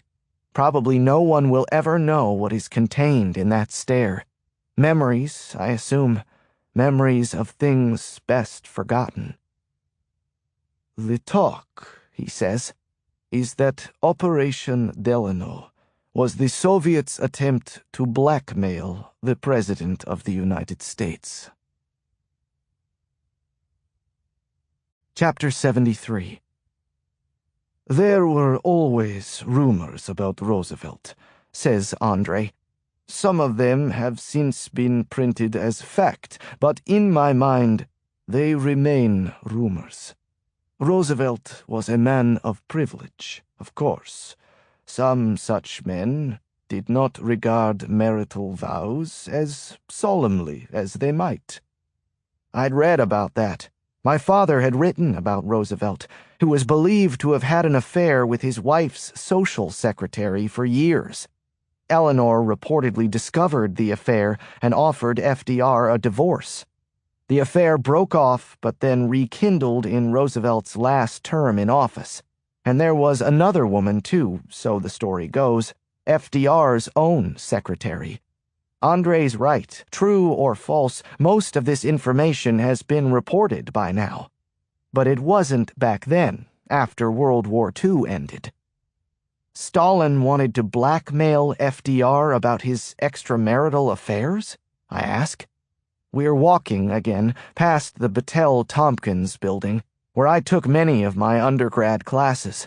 We are moving slowly. It is clearly difficult for Andre to walk. Andre waves a hand. This Operation Delano may all be fiction, an old wives' tale. All I can say with certainty is, if Stalin got so much out of the negotiations at Yalta because he blackmailed FDR, nobody has ever said so. And much has been said and written about Yalta. Spoken like a true professor, one who demands careful support for every statement before he makes it. He's been full of disclaimers thus far. None of this has been established as fact, but that doesn't mean he doesn't believe it. I must sit, says Andre, and he finds a bench at the K Center's plaza. You must forgive a tired old man. I sit next to him. I forgive you, old friend. But does this mean the Russians are trying to blackmail President Francis? Andre takes a minute to catch his breath. He lets out a painful cough and apologizes. He's not doing well, that's clear. I cannot possibly know such a thing, he says. Certainly, I know nothing of this president. I don't either, but I probably follow the president a lot more closely than Andre does. Blake Francis and Libby Rose Francis seem about as compatible as Jerry Falwell and Paris Hilton. It's always looked to me more like a marriage of convenience. The president stepping out on Libby, not a hard swallow at all. But you do know the Russians, I say. Why would they want to blackmail Blake Francis? Andre lets out a chuckle, which I mistakenly take as a cough at first. Why wouldn't they? He muses. Having control of the leader of the free world? Fair enough, that's probably true. But you are correct, Benjamin, that such a thing could not have permanence.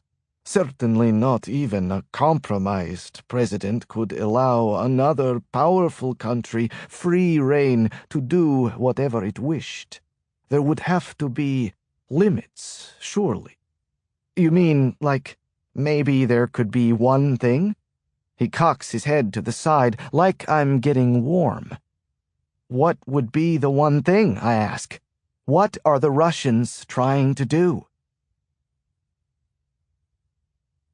Chapter 74. My former professor looks at me as if we have reverted to old roles, like I'm back in undergrad and he's giving me a lesson. I have no idea whether the Russians are blackmailing our president or even attempting to do so, says Andre, but I do believe I have a good assessment of Russian leadership these days. So let us assume that there is blackmail taking place. He opens his hands. What is the one thing Russia wants? I shrug my shoulders. Oil? Power? Andre stares at me, blank-faced. I feel like I'm in an episode of that old kung fu show where Andre is blind Master Po and I'm David Carradine. You disappoint me, Grasshopper. Yet it is not I whom you have failed. It is you. Look within, Grasshopper. Land, I say. Land, he says in agreement. You have done well, Grasshopper. And if the Russians wanted land, Benjamin, where would they go? Andre wags his finger at me. History, Benjamin, is the best teacher. Afghanistan, I say, but immediately I know I'm wrong. What was true in the 1970s and 80s is no longer true today. Since the breakup of the Soviet Union, a number of independent countries now stand between Russia and Afghanistan.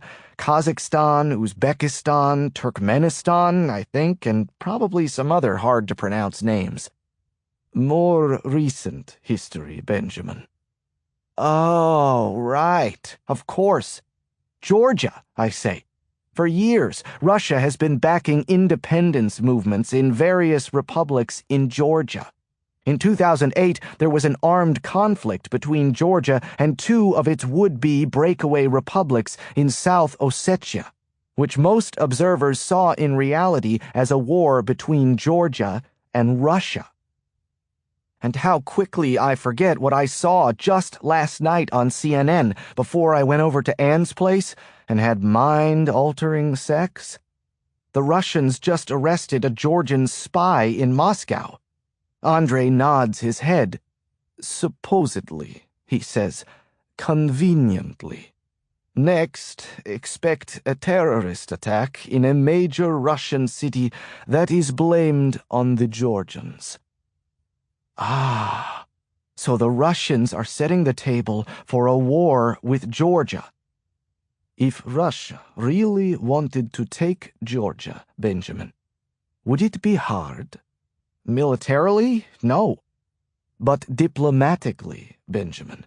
Diplomatically, yes, Georgia has a relationship with NATO now. A problem, he acknowledges. Tell me this, Benjamin. How much would the American public care if Russia invaded Georgia and overtook it? I let out a sigh. I mean, for some of us who've been around a while, it would conjure up images of the old Soviet Union, but these days our military is stretched thin. Just so. And we probably have bigger things to worry about. Probably. Andrei nods slowly. But certainly? Could the Russians be certain how we would respond? Remember, Benjamin, NATO is a presence in this conversation. There could be pressure on an American president to resist this aggression. If not by force, then by sanctions at a minimum. So the Russians would want some tools of persuasion at their disposal. Just so, says Andrei. If the United States acquiesces to this aggression, who will challenge Russia? Nobody, I say. Certainly nobody of importance, he says. If the Russians can compromise the President of the United States, they could succeed in their plan. So the Russians discover that President Francis is having an extramarital affair. They somehow document this, and they have a private chat with the president. They make him a deal. Keep quiet while we invade Georgia, and we keep quiet about these photographs. Or resist us, and you'll be embroiled in a scandal that could cost you a second term in office. Wow. It's audacious. But so are the Russians. I take a moment with this. You think Russia would do all this just so they could take over a tiny neighbor? Andrei stares at me, again with a blank face, before a chuckle bursts from his mouth. Certainly not, he says. History, Benjamin. History. I throw up my hands. Help me out here, Andrei. It's been a long week. You are excused, my friend. Andrei pats my knee. Certainly, Georgia would simply be a testing ground for the world's reaction, and a precedent-setting reaction by the United States. This would almost certainly be the beginning, not the end. My head falls back on my shoulders. The sky is darkening, promising rain. Tell me you aren't saying what I think you're saying, Andrei. Most regrettably, I am, he says. Oh, Benjamin, I have little doubt that the Russians plan to rebuild the old Soviet bloc, country by country. Chapter 75. I race my bike off American University's campus with adrenaline surging through me. I have to find a cash machine, but I'm not even looking. I'm just riding as my thoughts are running rampant in so many directions, so many questions, so many twists and turns. But at least I have the main picture. I'm finally there. The Russians dusted off the playbook from the Stalin era, even giving their operation the same name. Sentimental softies that they are. Operation Delano is the Russians' plan to blackmail President Blake Francis so he will stand down when Russia starts invading her neighbors. And they've already begun the initial stages of moving toward an invasion of the Republic of Georgia. So, are they blackmailing the president right now? Did their plan work? Or are they still in the process of executing it? Clearly, our government knows about it. So what's going on right now? Is the president going to let all this happen? And where does Diana fit in? I had her pegged for a CIA spy, so... What? She was trying to stop them, but why would someone fake her death and... Oh, shit. I skid my bike to a halt, almost toppling forward in the process. No, it can't be. All those evenings Diana spent at the White House as an aide to the president's close ally, Craig Carney. A blackmail scheme. And now the U.S. government desperately wants everyone to believe that Diana's dead, which means she must be a liability. Could it be true?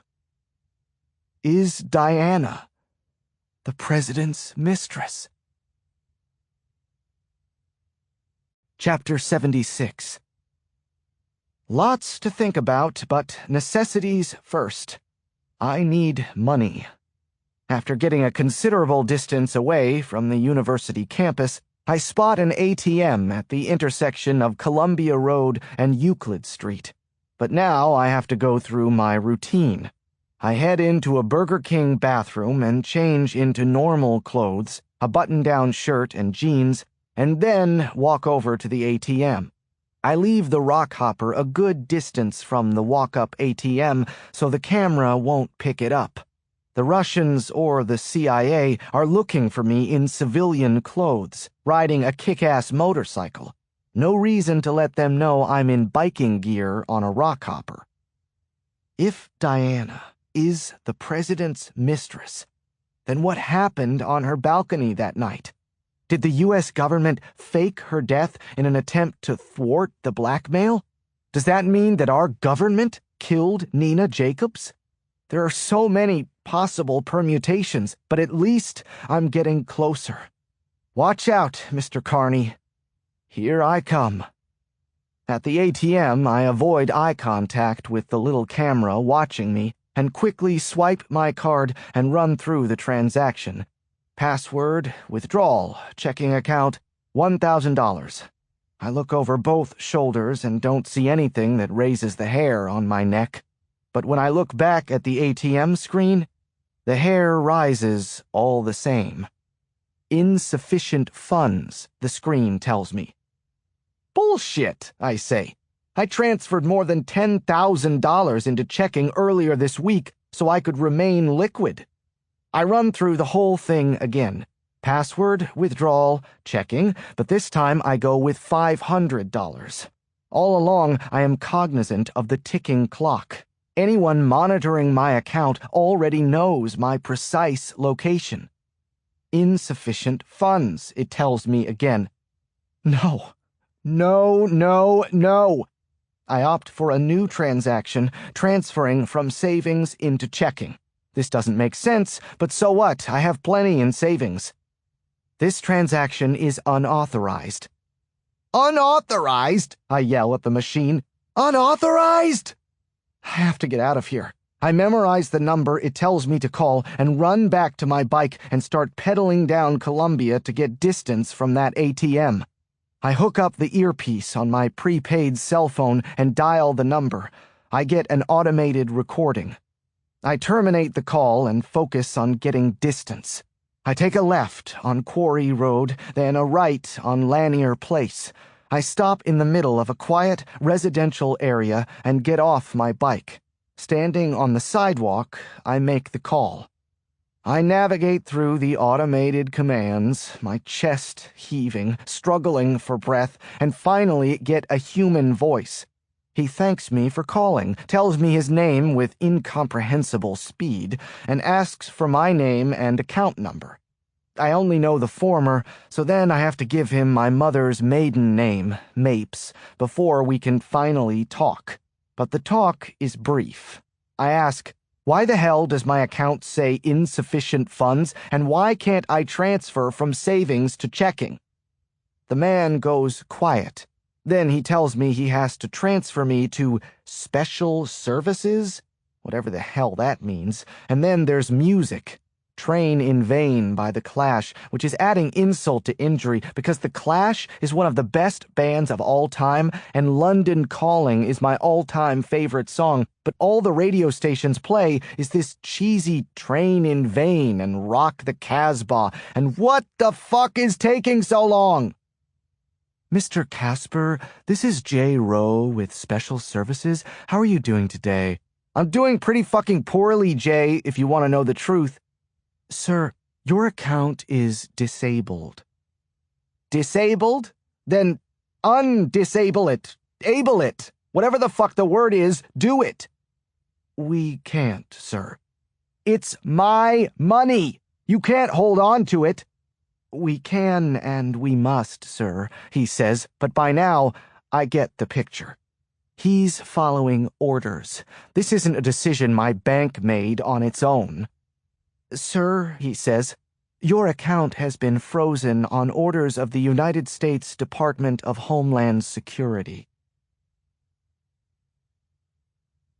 Chapter 77. I hang up the prepaid phone and break it into about 25 pieces.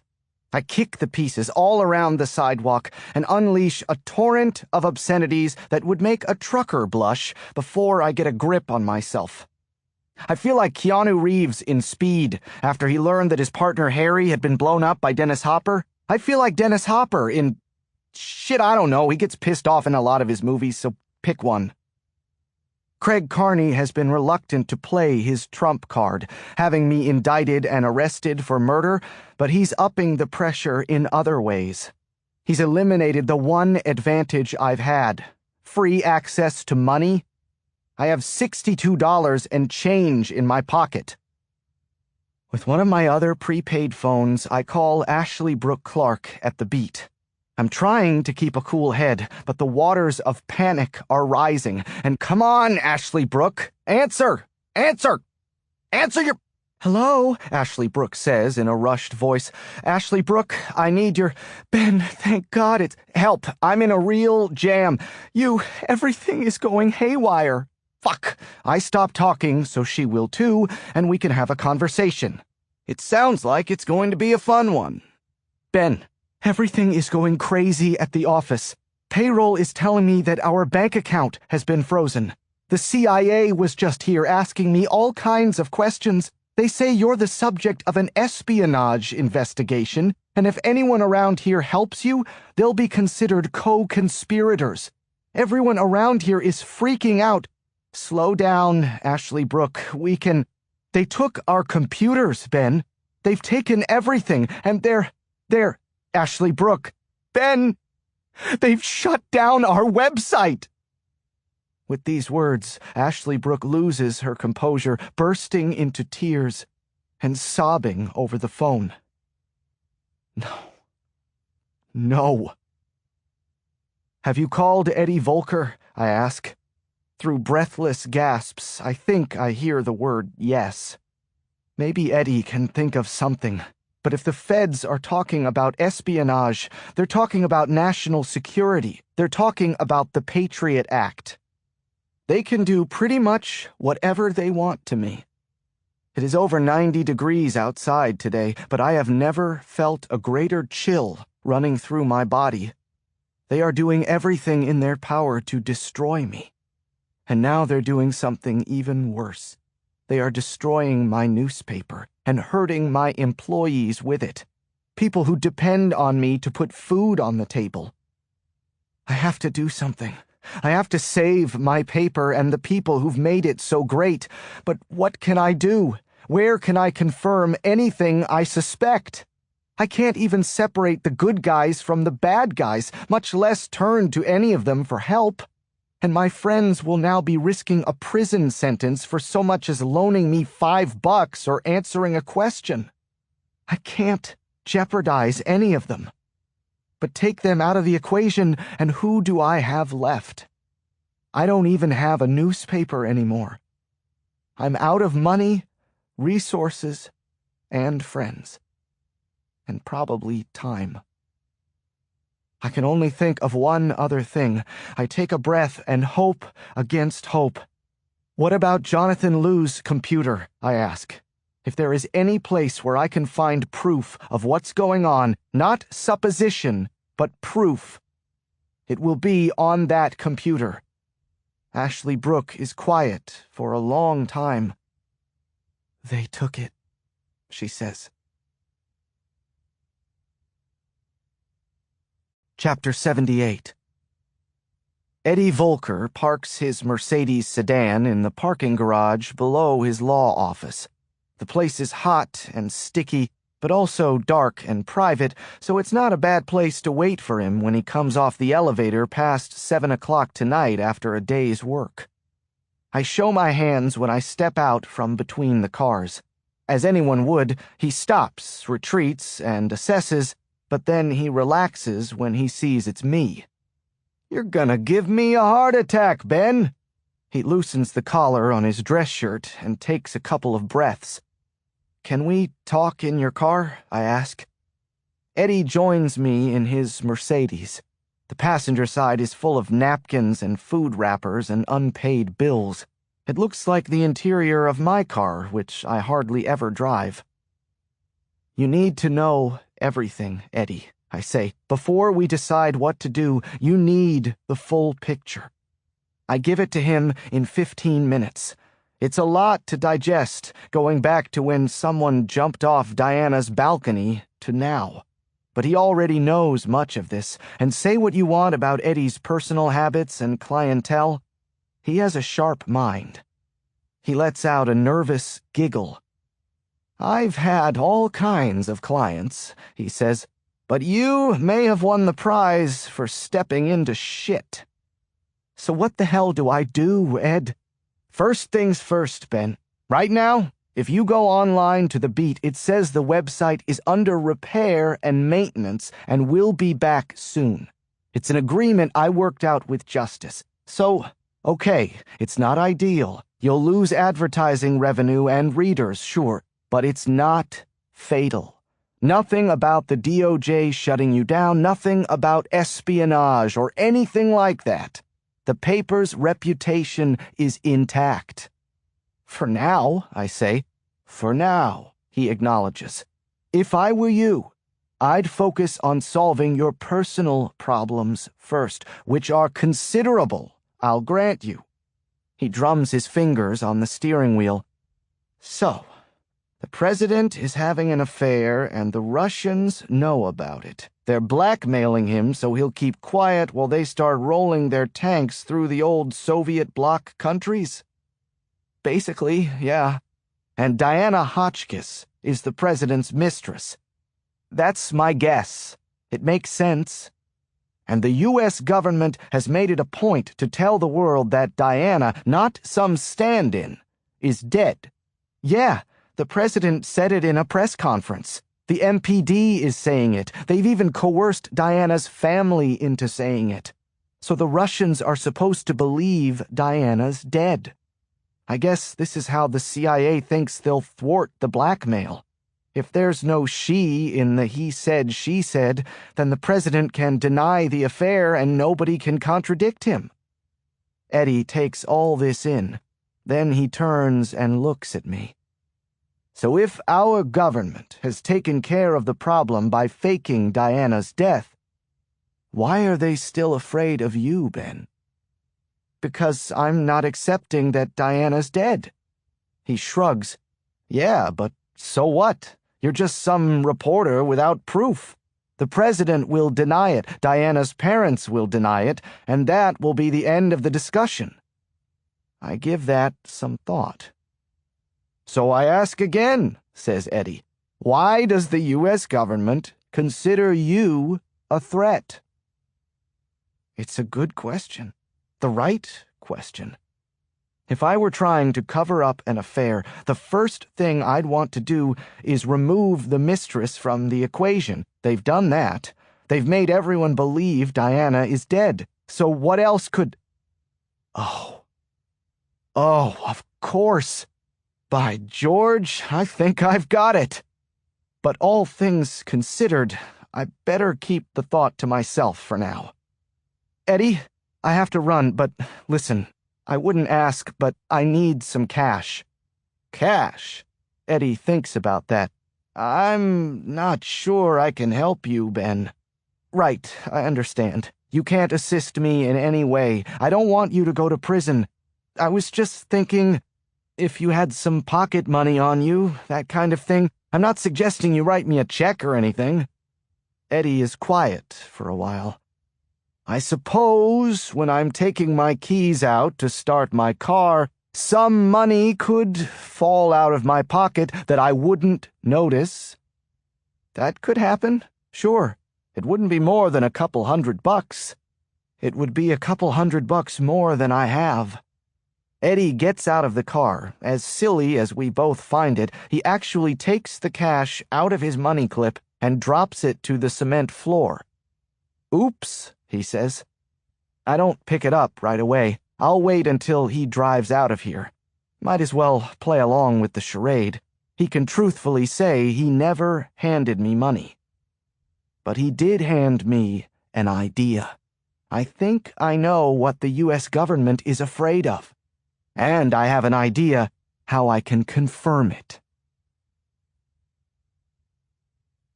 Chapter 79. Suddenly finding myself forced to economize, I stay at the cheapest hotel I can find. You know it's a cheap hotel when the bathroom's down the hall, when air conditioning consists of waving your hand in front of your face, when you can hear the guy in the next room rolling over in bed, when room service means they loan you a fly swatter, when the telephone is in the lobby instead of on the nightstand, when there isn't a nightstand. But I've seen the sun rise another day. That, in itself, is a major victory. With the few remaining minutes on one of my 3 remaining prepaid phones, I make the call and set up an appointment. They tell me I'll have to wait until after lunch, so I have some time to kill. I should probably hide in the hotel room, but it's so crappy that I think I'll take my chances on the open streets. Or at least in a coffee shop, where I pull my baseball cap low and nurse a small coffee and pick at a blueberry muffin. I grab a post that someone left on the next table over and go to the headlines. I've missed being a reporter and vastly prefer it to fugitive life. The pay's better and nobody tries to kill you. Shit! I yell when I see the lead story above the fold. Russian leader escapes assassin's bullet. I quickly whip through the article. Russian Prime Minister Yuri Medvedev narrowly escaped assassination last night when a man opened fire on him while he was speaking at a rally outside Moscow. Russian police captured a man who is believed to have ties to, surprise, surprise, the Georgian secret police. The U.S. State Department is said to be closely monitoring the situation. I throw down the newspaper. Andrei Bogomolov anticipated this very thing, a terrorist attack, he predicted, that would be blamed on the Republic of Georgia. This is close enough, certainly close enough for provocation's sake. Russia is moving closer to an invasion of her southern neighbor. The plan to reconstruct the old Soviet Empire is already underway. Chapter 80. I lock my bike to a parking meter, visit a fast food bathroom so I can change into some presentable clothes, and enter the building a block away. I show my press credentials at the sign-in, and the next thing I know, I'm in a plush waiting room. It reminds me of my visit to Jonathan Liu's offices. It didn't turn out so well for Jonathan. Let's see how this turns out for Edgar Griffin. "Mr. Griffin will see you," says an elderly woman who doesn't think much of my appearance. Apparently one of the principals at the law firm of Griffin and Weaver isn't accustomed to people of my ilk crawling in. "Yes, Senator, I agree." Edgar Griffin is speaking into a headset while waving me into his lavishly appointed office. This is corporate chic at its chicest, if that's a word. It probably isn't. Anyway, this office is the size of a tennis court. It has a wall full of fancy books, another wall full of diplomas and framed photographs of Mr. Griffin, Esquire, interacting with important people, and a floor-to-ceiling window overlooking K Street. The decor is walnut and brass, money and power, and helping people with money and power get more money and more power. Mr. Griffin, Esquire, is wearing a striped shirt, a power red tie with a tie clip, silk braces over his shoulders, and gold cufflinks. His hair is full and greased. He has a thin, narrow face and neatly trimmed eyebrows. "Senator, I couldn't have said it better," he says into his headset with a laugh. I'll bet you anything there isn't anybody on the other end of the line. He just wants me to see his importance. That's why I'm here, after all, at least in his mind. I called earlier today and said I was a reporter doing a piece on the top 10 movers and shakers in the capital, and he was going to be numero uno with his mug plastered on the front page of our humble website. Suddenly, he found that he could spare a half hour in his busy schedule. "Edgar Griffin," he says to me, removing his headset. "Ben Casper." We shake hands. I make sure he can see my press credentials sticking out of the pocket of my sport coat. I hope they will distract him from its myriad wrinkles, given that said sport coat has been balled up in my gym bag for several days. "There was going to be a photographer?" he says. There will be, I say. We'll try to schedule something for tomorrow. "Fine, just talk to Cheryl." I look around the office. Wow, I say. You've done quite well for yourself. I've done my homework, Ed, and I've got to say, when I ask around about the powerful people in this city, your name comes up a lot. "Edgar," he says. Are we reintroducing ourselves? Ben, I say. "No, I mean, you called me Ed. It's Edgar." Sorry, I have a lawyer named Ed. Actually, it's Eddie. Eddie Volker. You know him? He wrinkles his nose. Apparently, Mr. Edgar Griffin of Griffin and Weaver doesn't know Eddie Volker, a lawyer several notches below him on the elitism ladder, who defends criminals and helps journalists. "I knew an Edward Verrill in Cambridge. Not Vogel, I don't think." And there. It took him less than 5 minutes to tell me he went to Harvard Law School. That's a family name, isn't it? I ask. Edgar. "Yes, it is." I nod. And that law degree from Harvard? I'll bet you weren't the first in your family, were you? Edgar seems slightly offended. "My father attended as well." Okay, he didn't go to Harvard. He attended it. Grandpa, too, I venture. Now he is offended. "My grandfather as well, yes." So he basically just had to make sure he didn't wet his pants at the interview. He was in before he submitted his application. But better I don't say that to him. Not yet, anyway. Maybe on the way out. I raise my hand, a sign of peace. It's my resentment showing. I tried for Harvard and didn't get in. That's not true. I didn't apply to Harvard. In fact, I didn't even apply to American University. My dad just informed me one day that my days of private tutors were over and that I was going to American the following fall. But I've made Edgar feel just a little bit more superior than he already felt, if that's possible. So, Edgar, you've managed to build up quite a list of clients, I say, looking over a sheet of paper that does not contain a list of anything whatsoever. In fact, it's blank. Ah, Alexander Kutuzov, I see here. The billionaire? Now we're back in Edgar's comfort zone. Alex has been wonderful to work with. That's one way superior people try to act more superior, using famous people's nicknames to show their familiarity. Yeah, I was having lunch with Jenny Lopez the other day, and who was sitting at the next table but Bobby De Niro and Marty Scorsese? Here in the States, he says, people refer to the United States as the States when they want you to know they're world travelers. We've helped Alex with licensing and some related litigation over his soccer franchise. I point to the same piece of paper that has absolutely nothing on it. If this guy didn't have his head so far up his ass, he might notice that. I see here you helped Mr. Kutuzov with the negotiations on that oil pipeline in Russia, the one that feeds oil to Russia's neighbors. Actually, it was Griffin and Weaver's London office that handled it, but I'll bet all my frozen assets that he's going to take credit for it. I certainly hope he does. Could we chat about that for a minute? I ask. Chapter 81. Edgar Griffin, Esquire, rests his hands on his stomach and forms a temple with his hands.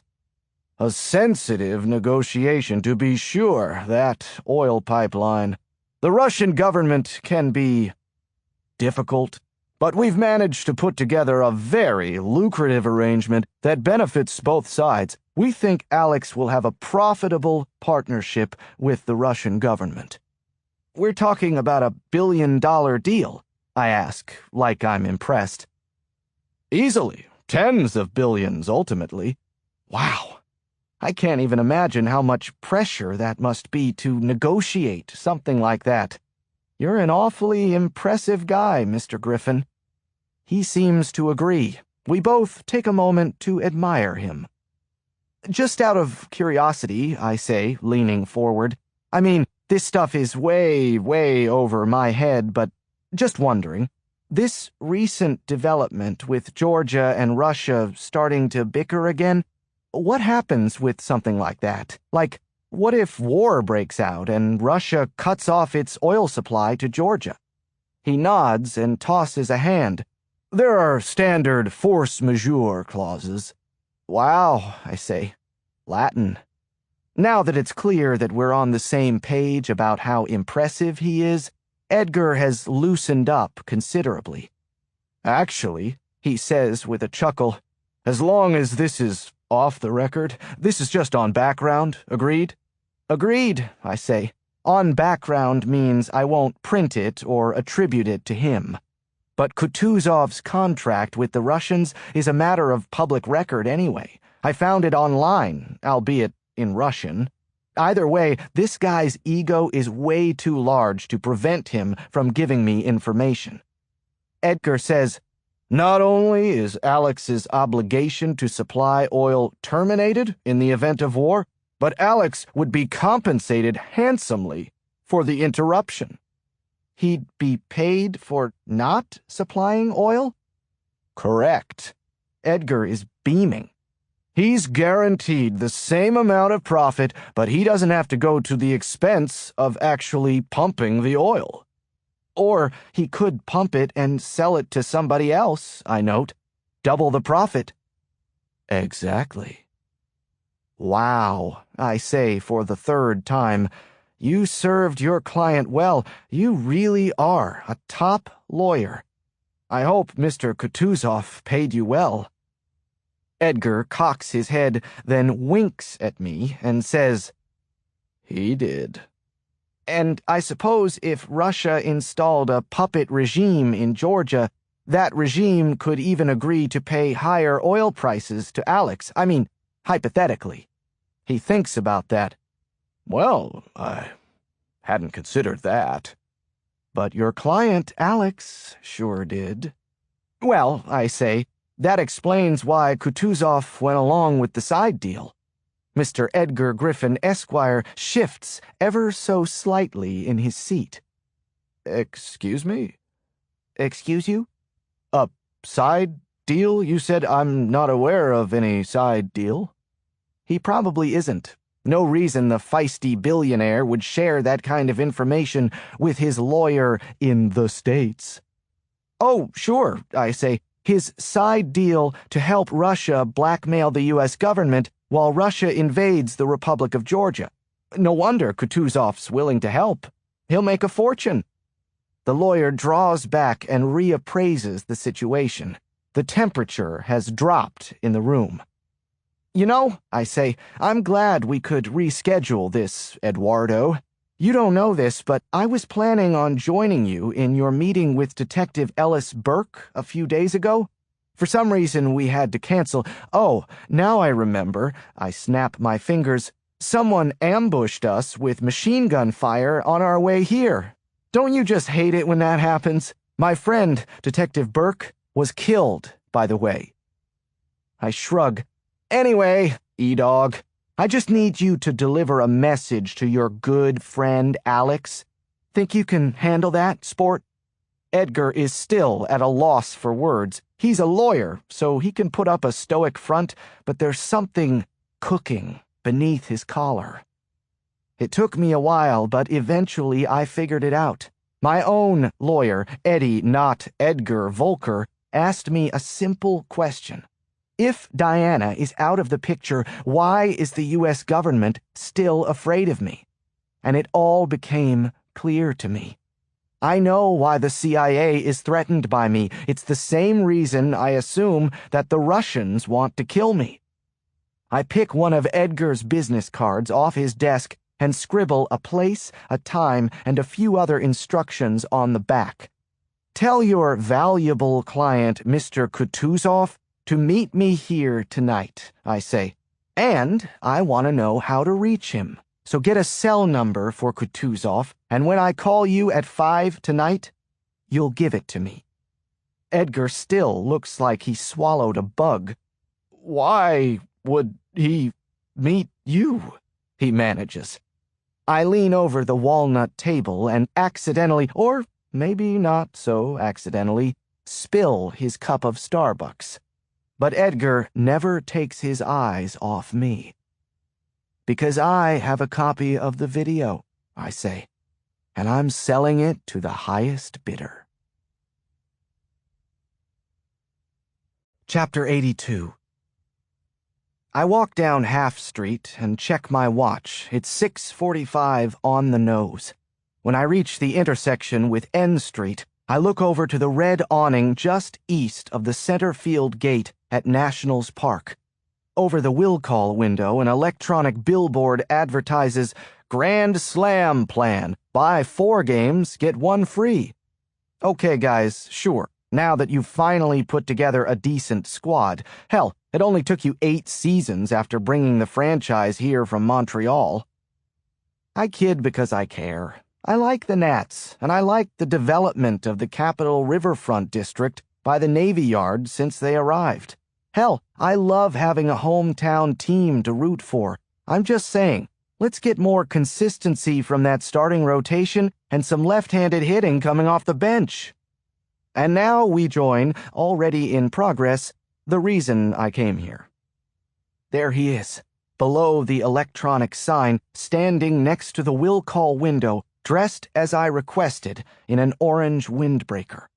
Maybe a little over the top, but I've never seen Alexander Kutuzov in person, and I wanted him to stand out from all the other fans heading into the Nationals' 7:05 start against the Braves. He's a tall man, athletic, and very well manicured. He seems perfectly at ease this evening, probably because he's a man of such mind-boggling wealth, or possibly because of his various hoodlums positioned, let's see, 2 of them by the team store, 2 of them looking down on their boss from the 2nd story of the parking garage, and others, presumably, who have done a better job of blending into the crowd. He's probably got a whole army here. If they all bought tickets, the Nats could double their attendance tonight. Me? I'm in disguise. I'm wearing a red Nationals t-shirt, under which I've added a fat belt that I picked up from a costume shop, and that adds about 30 pounds to my frame. Oh, and they also sold me a wig that makes me bald on top and gives me bushy hair on the sides. Plus fake eyeglasses. Maybe not the most convincing disguise under close scrutiny, but I'm not expecting any close scrutiny. In fact, my work here is done. I jump in a cab outside the stadium that has just been vacated by a pack of drunken college kids. The smell of stale beer lingers in the cab, but I don't care. I put my head against the back headrest and listen to the cab driver talk on his cell phone in some language I don't understand. Amazing how such a simple task has left me sweating through this t-shirt. But so far, so good. Alex Kutuzov dropped everything and flew out here on 6 hours' notice to meet me. So I must be doing something right. I pull out my prepaid cell phone and dial the number that Edgar Griffin gave me for Alex Kutuzov. I called Alex an hour ago. That was a short call. This one might be longer. Let's see if I can avoid screwing it up. Chapter 83. Alexander Kutuzov answers my call on the 2nd ring. "Hello?" he says. "Alex, I see you made it. Welcome to Nationals Park." He pauses. "Thank you, Mr. Casper." His English is precisely delivered, the thick Russian accent notwithstanding. "Where are you?" "Did you come alone, Alex, as I asked?" "Of course." "Of course not, but it doesn't matter. I'm more than a mile away now in a cab. Did you bring what I asked, Alex?" "I did." He's being cautious over a cell phone, as I'd expect him to be. He won't say what it is, but I told him to bring a baseball glove and to stuff $10,000 in cash into the finger holes of the glove, and to write my name on the glove. "Turn it in at the Lost and Found at the Guest Services office. It's right by you at the center field gate." After another pause, he says, "Then I will not be meeting you tonight." "We need trust," I say. "If the glove is in the Lost and Found, we'll have trust. And I'll have some spending money." "This arrangement is unacceptable," he says. "Well, okay, Alex, if that's how you want it. I have another buyer." Yet another pause. Face to face, Kutuzov probably gets far with piercing stares and long silences. It's not as effective over a phone, but it still works for him, I hate to admit. "And what assurances do I have, Mr. Casper, that I will receive the only copy? How do I know you will not give another copy to your superiors once I give you the money?" "My superiors? Who does he think my superiors are?" "You have only my word," I say, "but you do have that." Another pause, but this time it's so long that I begin to think he hung up on me. I consider asking him what he means by my superiors, but better I stay as mysterious to him as possible. "Mr. Casper," he says, "you are living in fear, yes?" "Very much so, but I was beginning to feel like I had the upper hand. This guy's confidence is making me second-guess myself." "Do I sound afraid, Alex?" I say. "Yes, you do." You sound very afraid. You sound like a man who is trying very hard to act as if he is not. But I can hear it in your voice. I am accustomed to recognizing such things." "I'll bet he is. I think you're the one who's afraid, Alex." "Do I sound afraid, Mr. Casper?"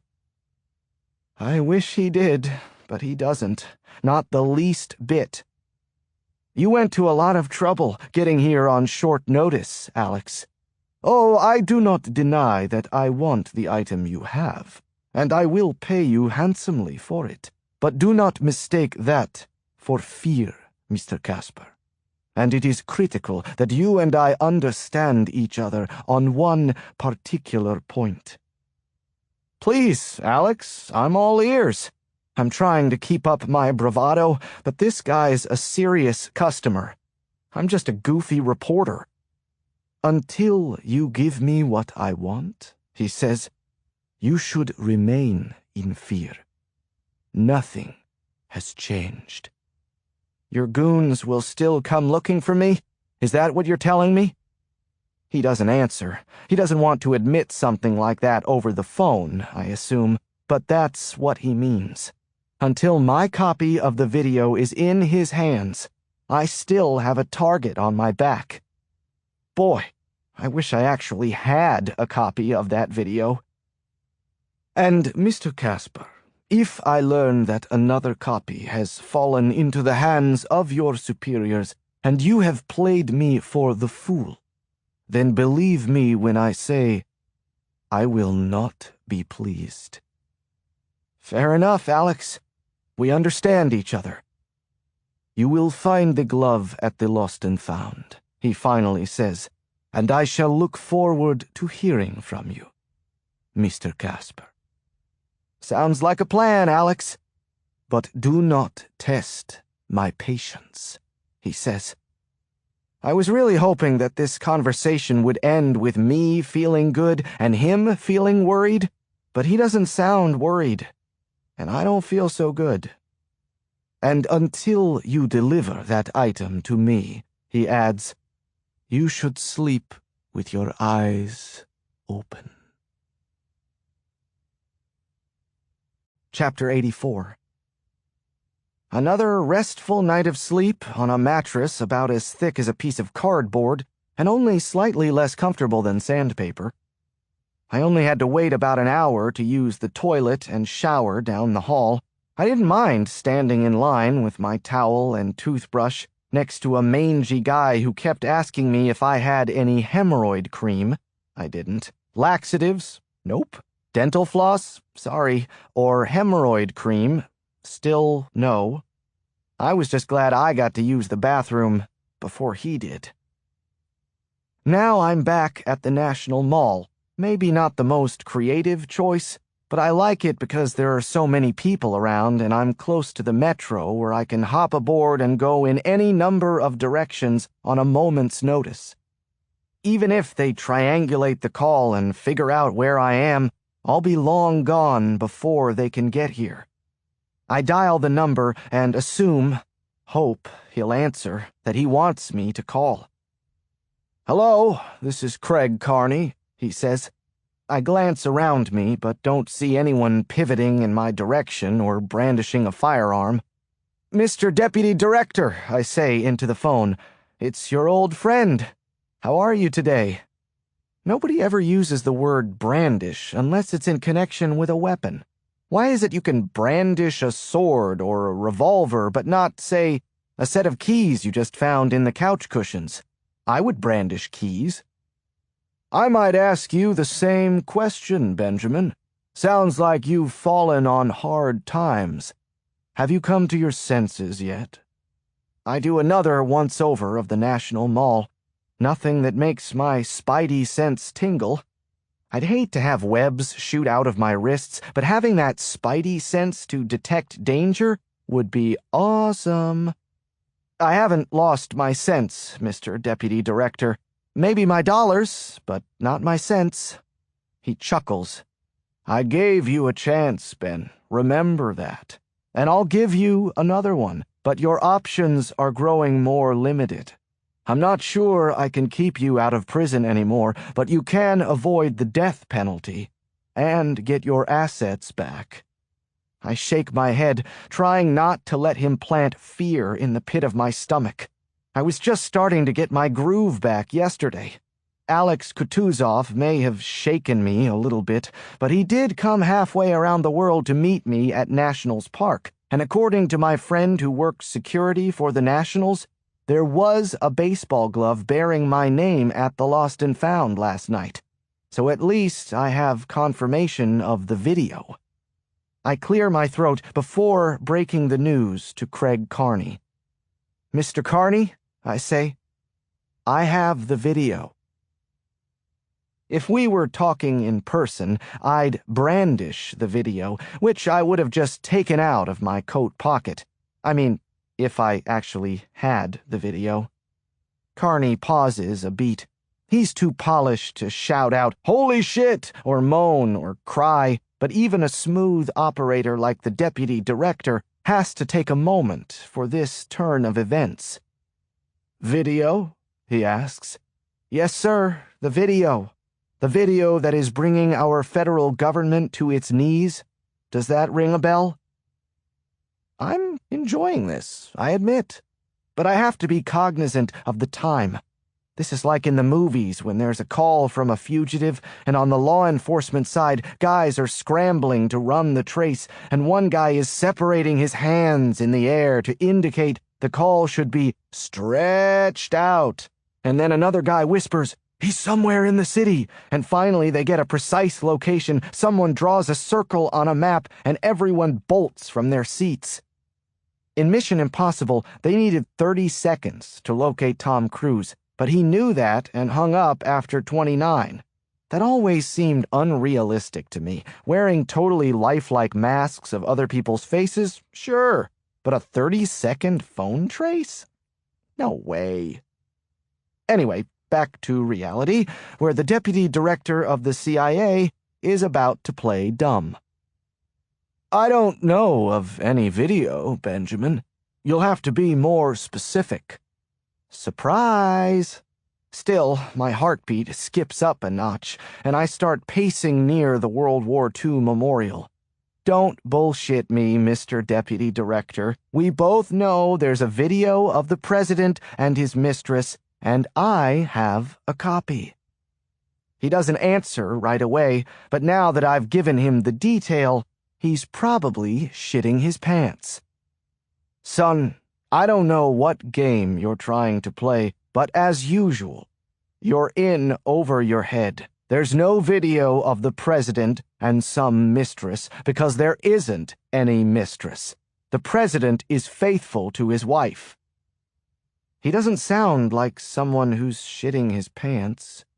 I pause, but he doesn't elaborate. He's not being defensive. I don't detect the slightest tremor in his voice, not a single indication that he is ceding the upper hand to me. If anything, he's showing me the back of his hand. "You're good, Mr. Deputy Director, but I'm not buying your act." "Then publish the video, Ben. Play it on the evening news. Give it to one of your reporter friends. Be my guest." Now I'm the one shitting my pants. I stare at my phone. What is he doing?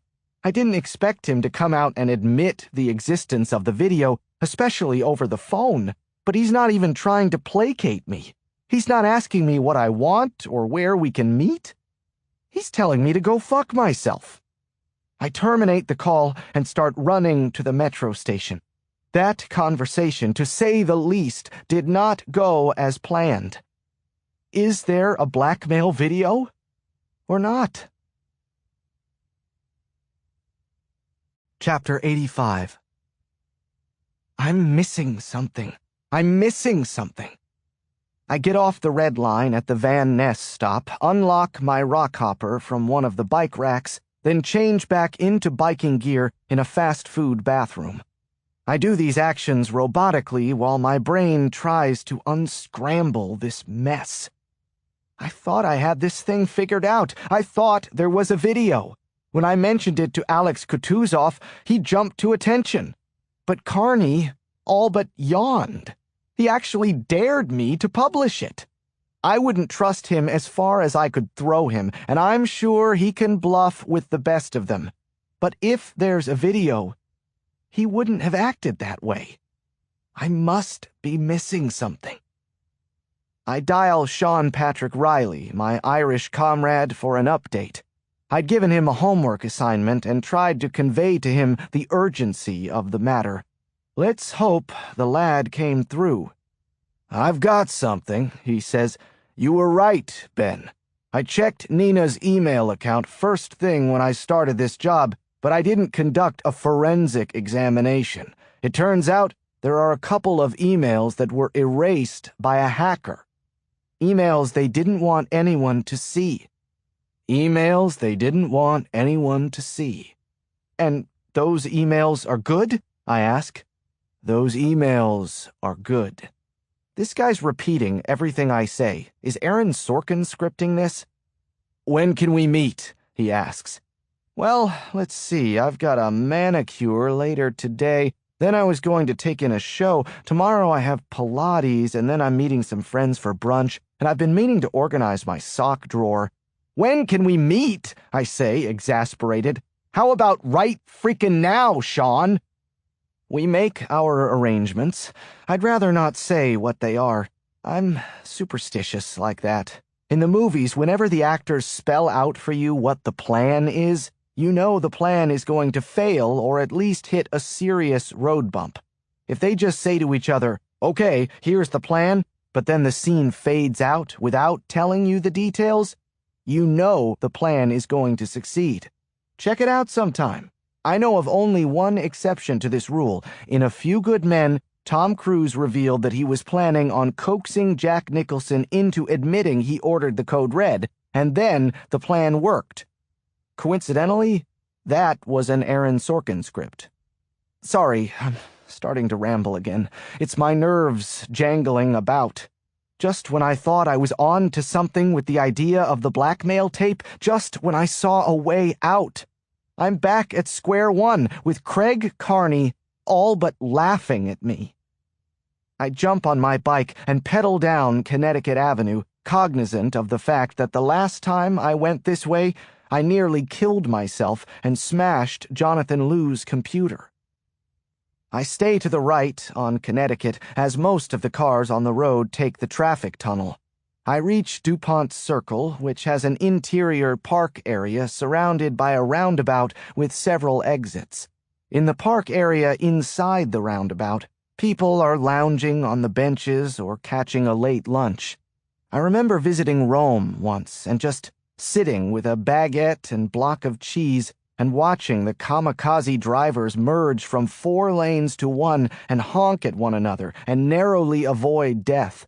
It was better than watching the Indy 500 on television. One guy sitting in the park is staring intently into traffic and then looks at me and gets off the bench and keeps following me with his eyes. What the hell, buddy? You never saw someone ride a bike before? The sound of the horn jolts me. Some asshole thinks he should be able to hang a right on Massachusetts without yielding to me, the cyclist. I hit the brakes hard and come to a stop. Before he executes his turn, the driver lowers his passenger window and curses at me, threatening to squash me like a bug. Get in line, pal. There are entire governments that want me dead. I look to my left, back at the park area. The guy who was watching traffic isn't standing by the bench anymore. He's moved to the sidewalk, closer to me. And he's looking right at me, peering at me. Like you'd stare at a guy you thought you recognized but couldn't place. His eyes widen. He's placed me, all right. He raises a radio to his mouth and shouts something out. I don't recognize the language, but it sure sounds like Russian. Chapter 86. I don't know what's Russian for I found him, but whatever it is, I'm pretty sure that's what this guy is screaming into his radio. I start pedaling from a dead stop, following along DuPont Circle, on the run like Matt Damon in one of the Bourne movies, except he had a motorcycle. The guy is tracking me, staying on the park's inner sidewalk, but moving around its perimeter to see where I'm going to turn off. I pump my legs with every ounce of power I can muster, weaving between cars and drawing some objections from angry horns. I take the right on the roundabout at 19th Street and look back over my shoulder. The guy sees me, and he's shouting into his radio and pointing in my direction, too.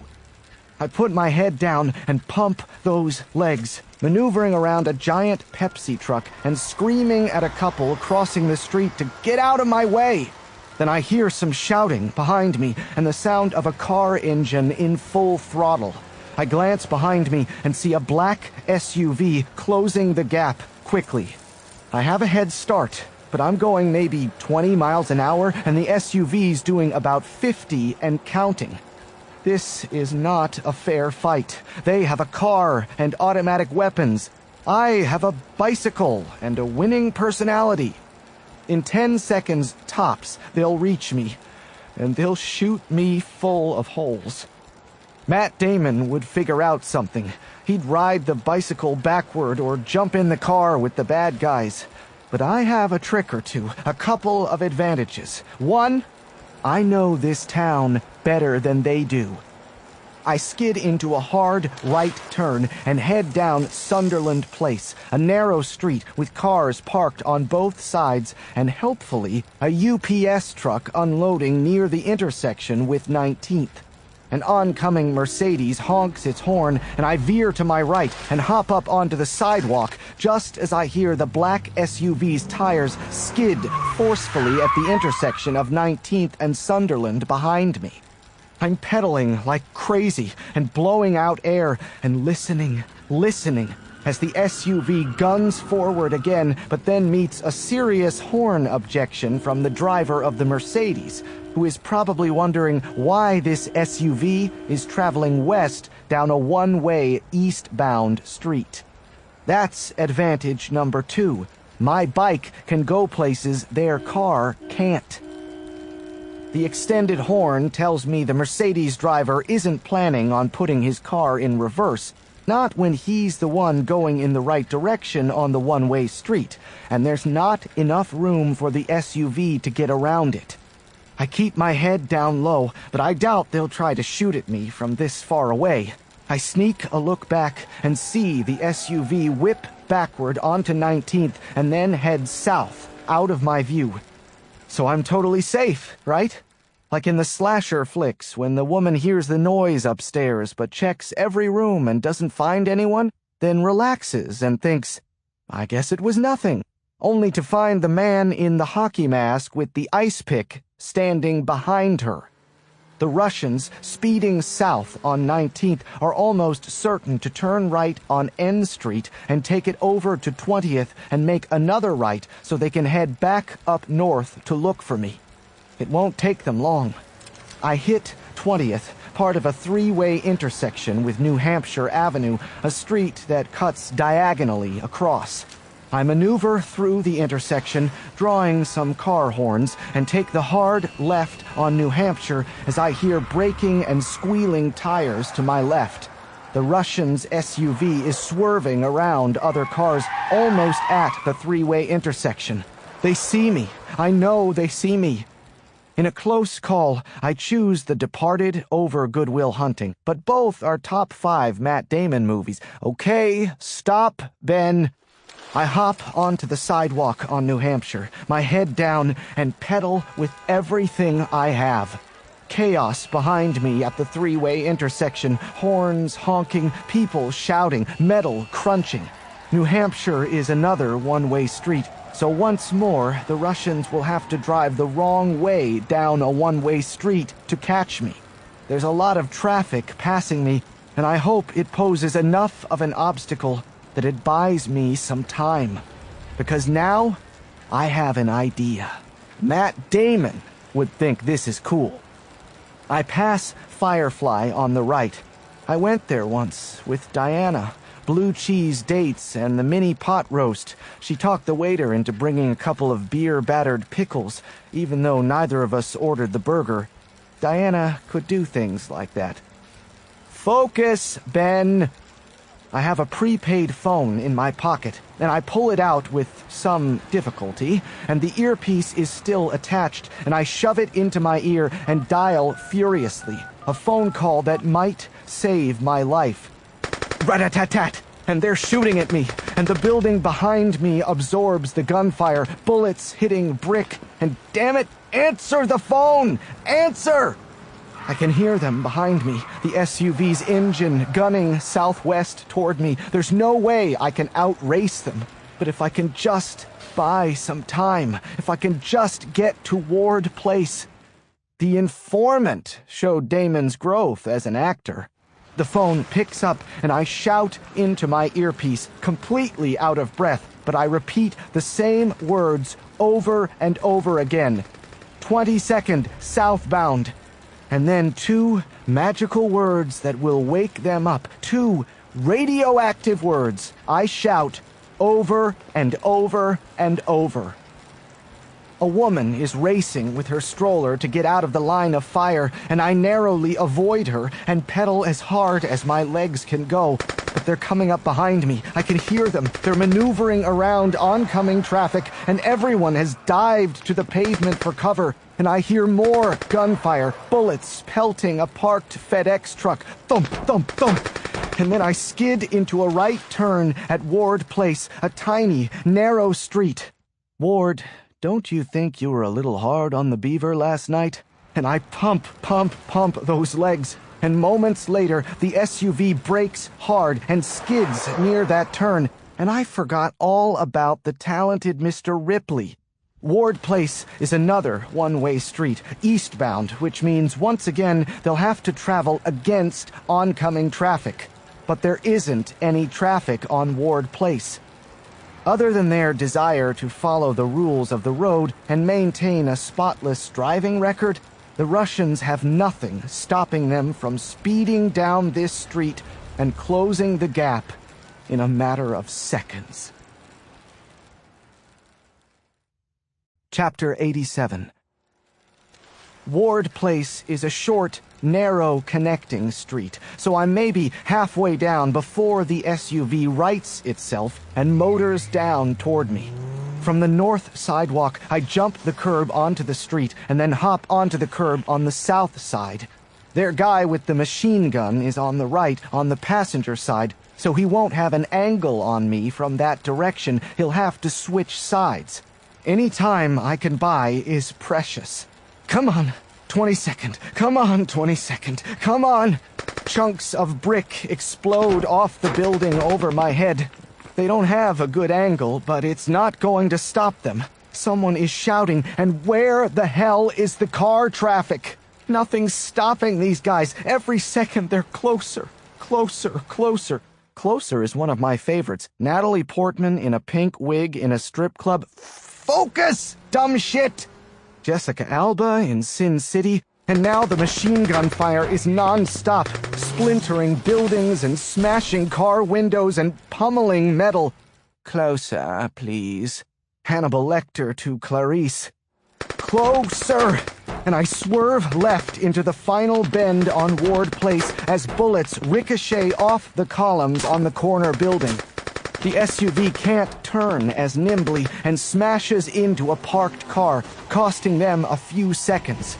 I'll take any seconds I can get because 22nd is just up here.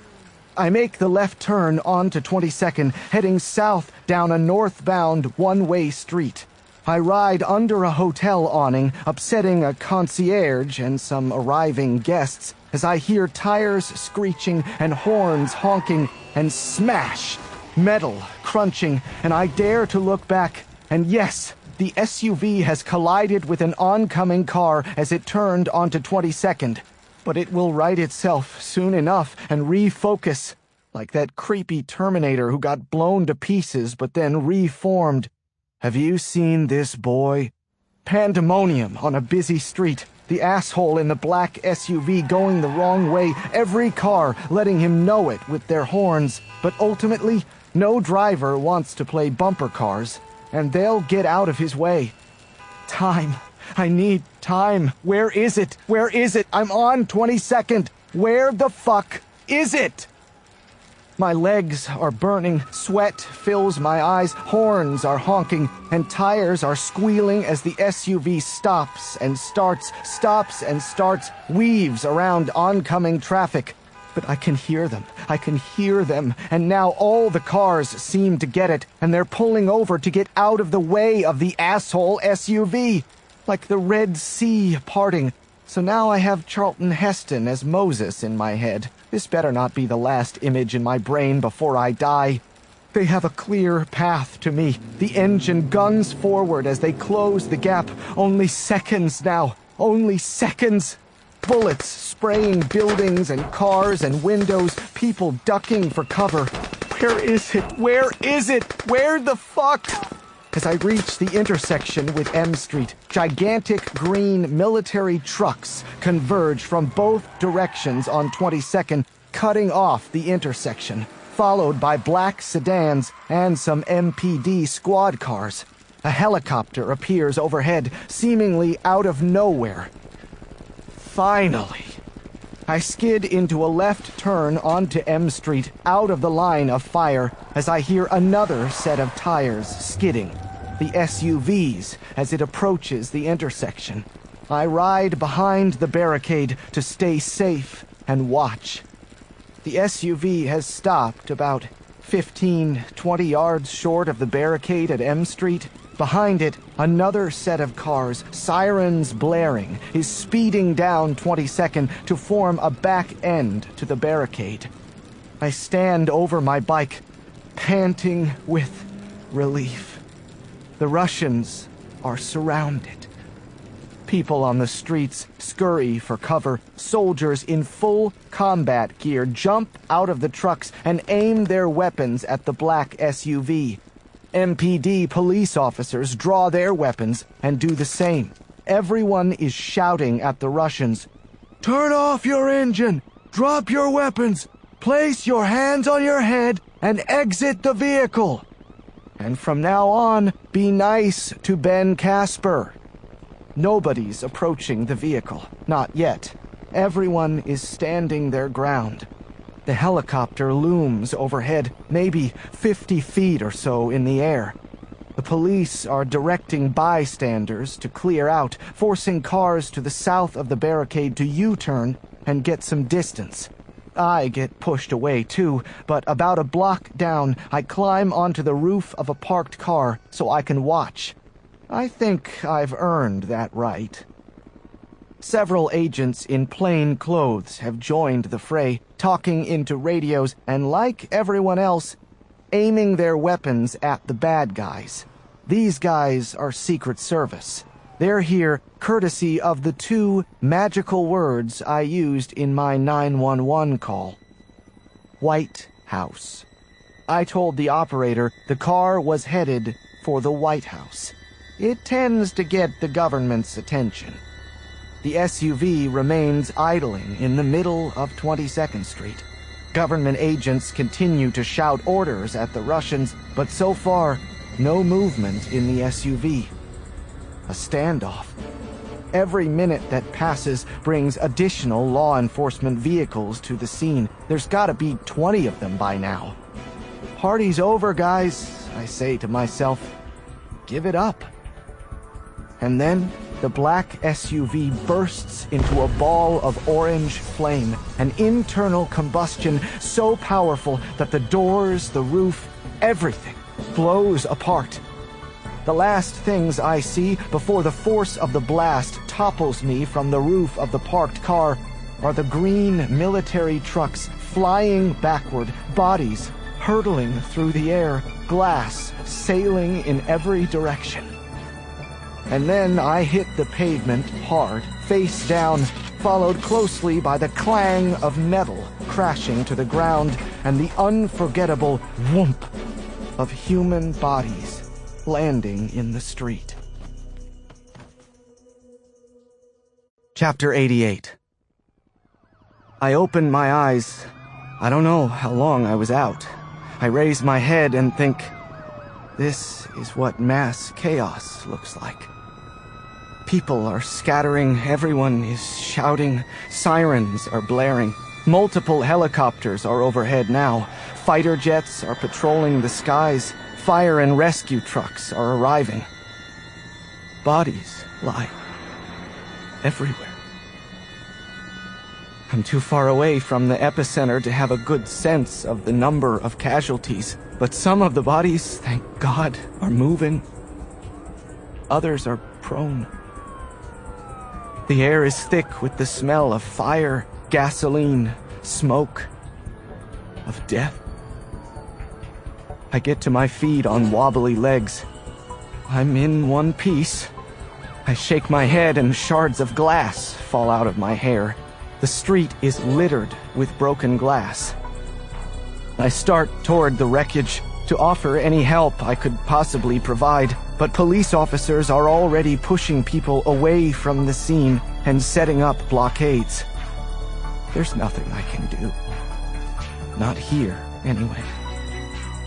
I look up at the sky, at the cloud of black smoke hovering above the spot where the Russians' SUV once sat. The thugs inside that vehicle were blown to pieces, no doubt. And that clearly was the point of this overkill.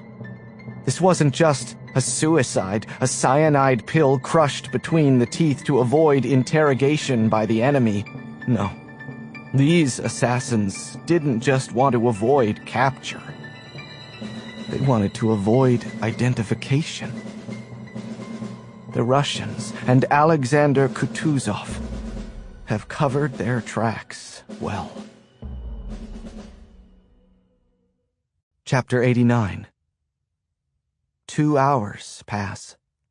I watch helplessly from the police barricade as emergency medics treat patients feverishly, as they haul some others away silently with less urgency.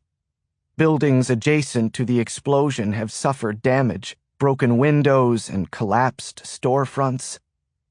There's no reason for me to stay. I'm not providing any help. I'm not solving any problems. But maybe it's time I did. I get on my bike and pedal away from the pandemonium. Rescue vehicles are speeding past me in both directions. I pray that they will succeed in their mission.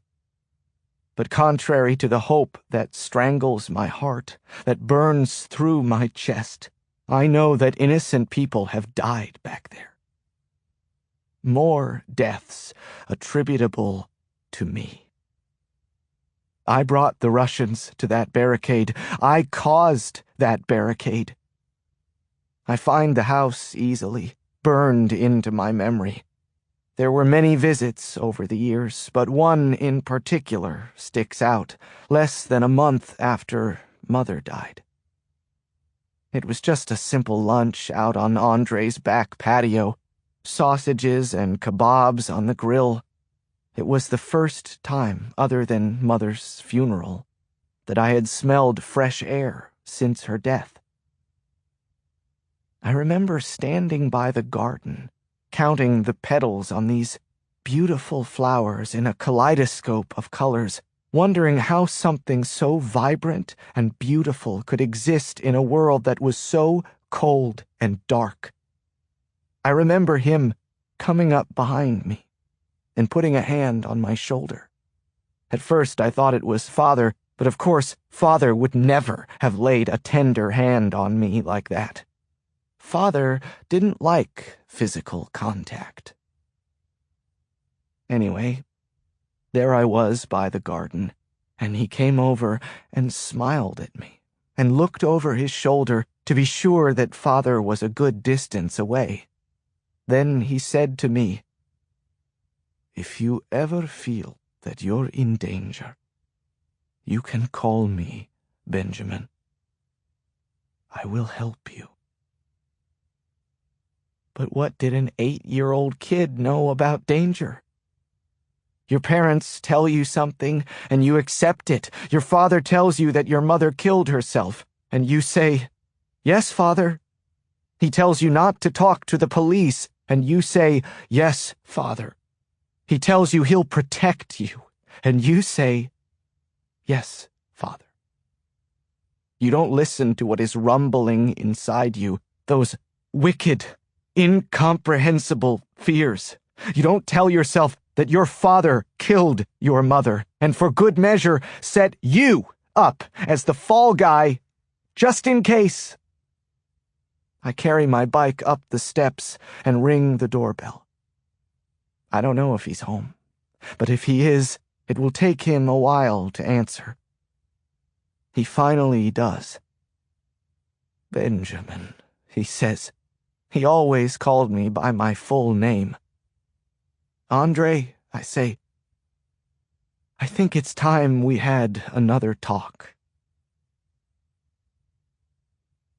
Chapter 90.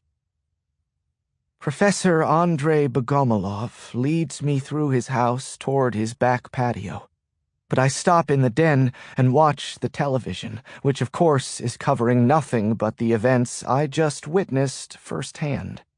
An aerial view of the scene shows a black crater where the Russians' SUV once rested. Rescue vehicles are everywhere, and bodies are being lifted on gurneys. Too early for a casualty estimate.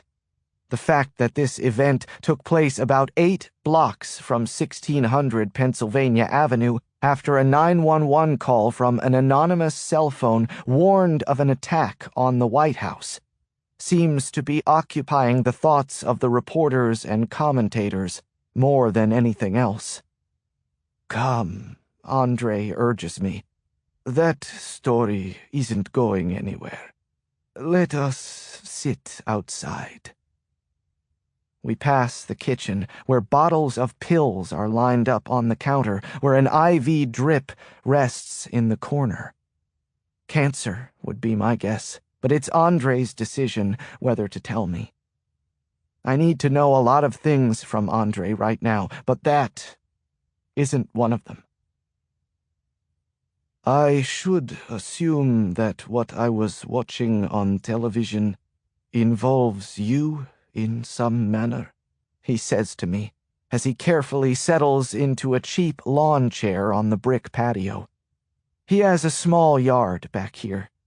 It seemed huge when I was a kid, and a garden of flowers and plants that are precisely arranged in rows and columns. Why don't we stop talking about assumptions and predictions, I say, and why don't we start talking about what you know? Andre looks up at me, then blinks away the eye contact and looks over his garden. Tell me that story again, I say, the one about how you were a psychiatrist on a Soviet ship, you jumped in the water off the Ivory Coast and swam ashore. Then the Peace Corps volunteers hid you from the KGB and smuggled you to the American embassy in Ghana. Tell me that one again, Andre, because when I was a kid, I thought it was the most inspirational story a man could tell. His expression softens. And you now doubt this story? Cut the shit, Andre, okay? You've done a remarkably accurate job of predicting what the Russians are up to. Expect a terrorist act soon? The Russians are rebuilding the Soviet bloc? You nailed it, all of it, so let's stop pretending it was just a lucky guess. He doesn't answer, not verbally, at least, but his eyes dance as he considers what I've said. You're CIA, I say to him. You're a spy. A soft smile plays on his lips. I've taught you well, Grasshopper. I'm a patriot, he answers. I was a patriot to this country before I even lived here.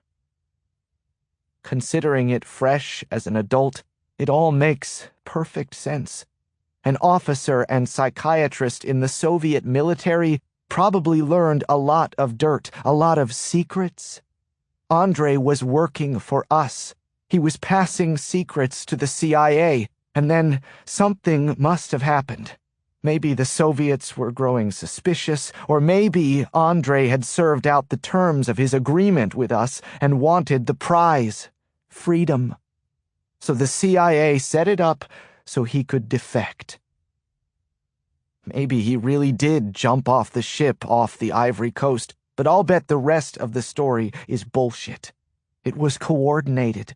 The CIA had someone waiting to whisk him away to the United States.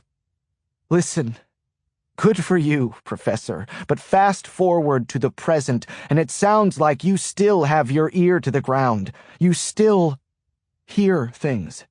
You know a lot more about what's going on than you're letting on, and it's time you told me. Andrei always has been, and in whatever time he has left, always will be, a man of discretion.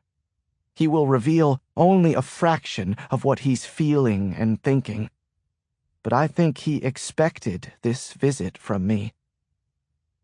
I think he wanted this visit. Sit, Benjamin, he says, motioning to the lawn chair next to him. I pick it up and hurl it into the yard. Then I stand directly in front of my old friend. What's on the video, Andrei? I ask. Chapter 91. Professor Bogomolov looks up at me with tired eyes.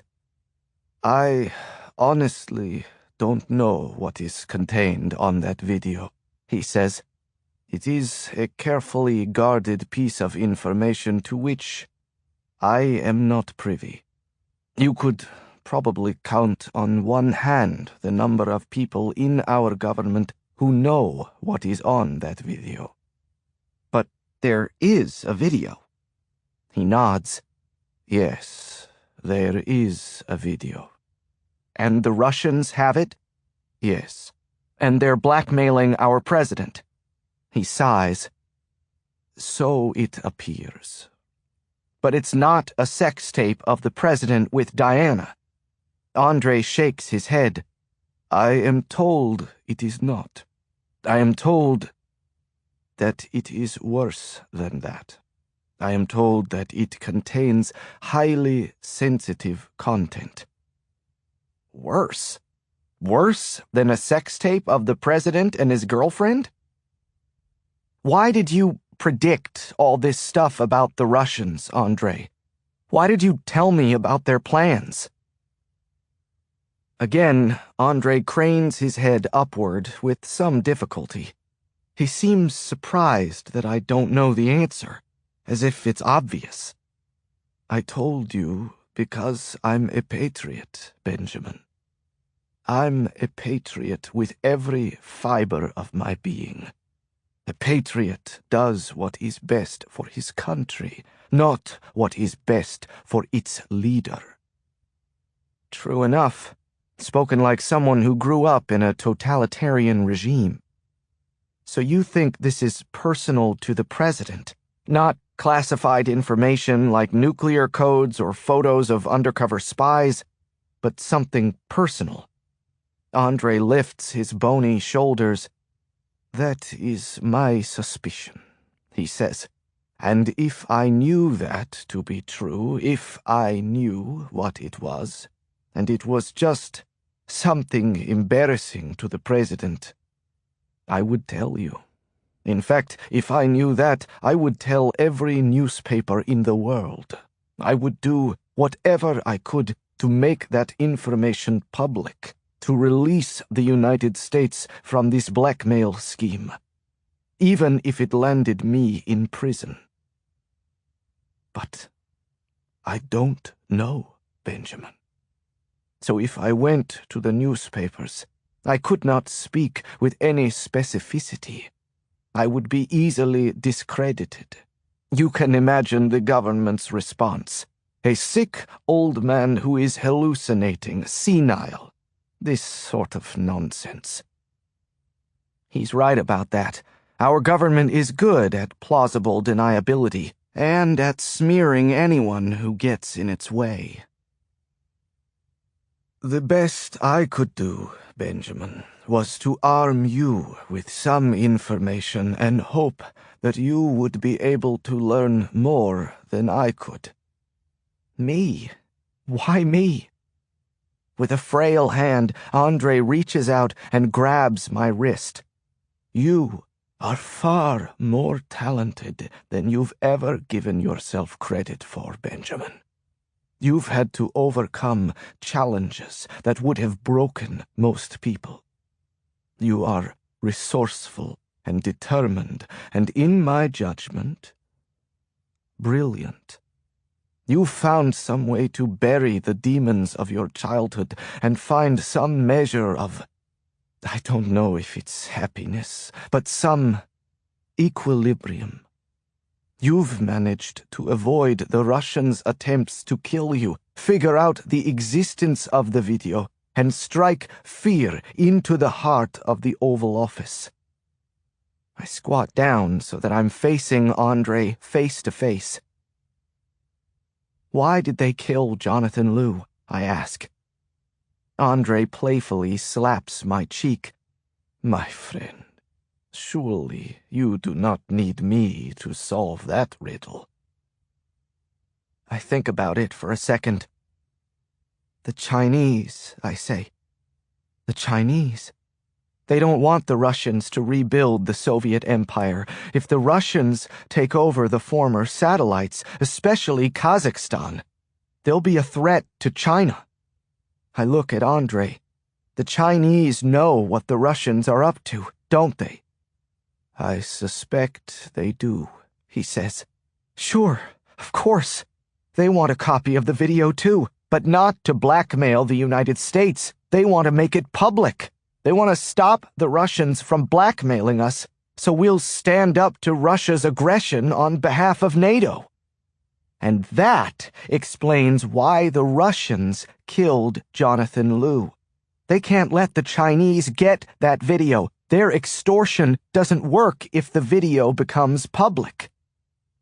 And why me, I ask? Why have they been trying to kill me ever since Diana disappeared? Why do they think I, of all people, would have a copy of the video? Andre breaks eye contact, lost in thought. He seems troubled. He seems not to know the answer. But trying to read Andre is like trying to solve a Rubik's Cube. Yesterday, I told Alexander Kutuzov I had a copy of the video. But they'd been trying to kill me for a week before that. They've thought that all along. I only told them something they already believed. Either the Russians think you have the tape, Andre says, or they think you're trying to get hold of it. That makes sense. Either way, I'm a threat to the Russians, which means there's only one way I can end this. I have to figure out what's on that video and make it public, I say. It's the only way to stop the Russians. And the only way to save yourself, he adds. That would be nice, too. I get out of my crouch and sit down flat on the porch. The sun is falling, and with it the temperature.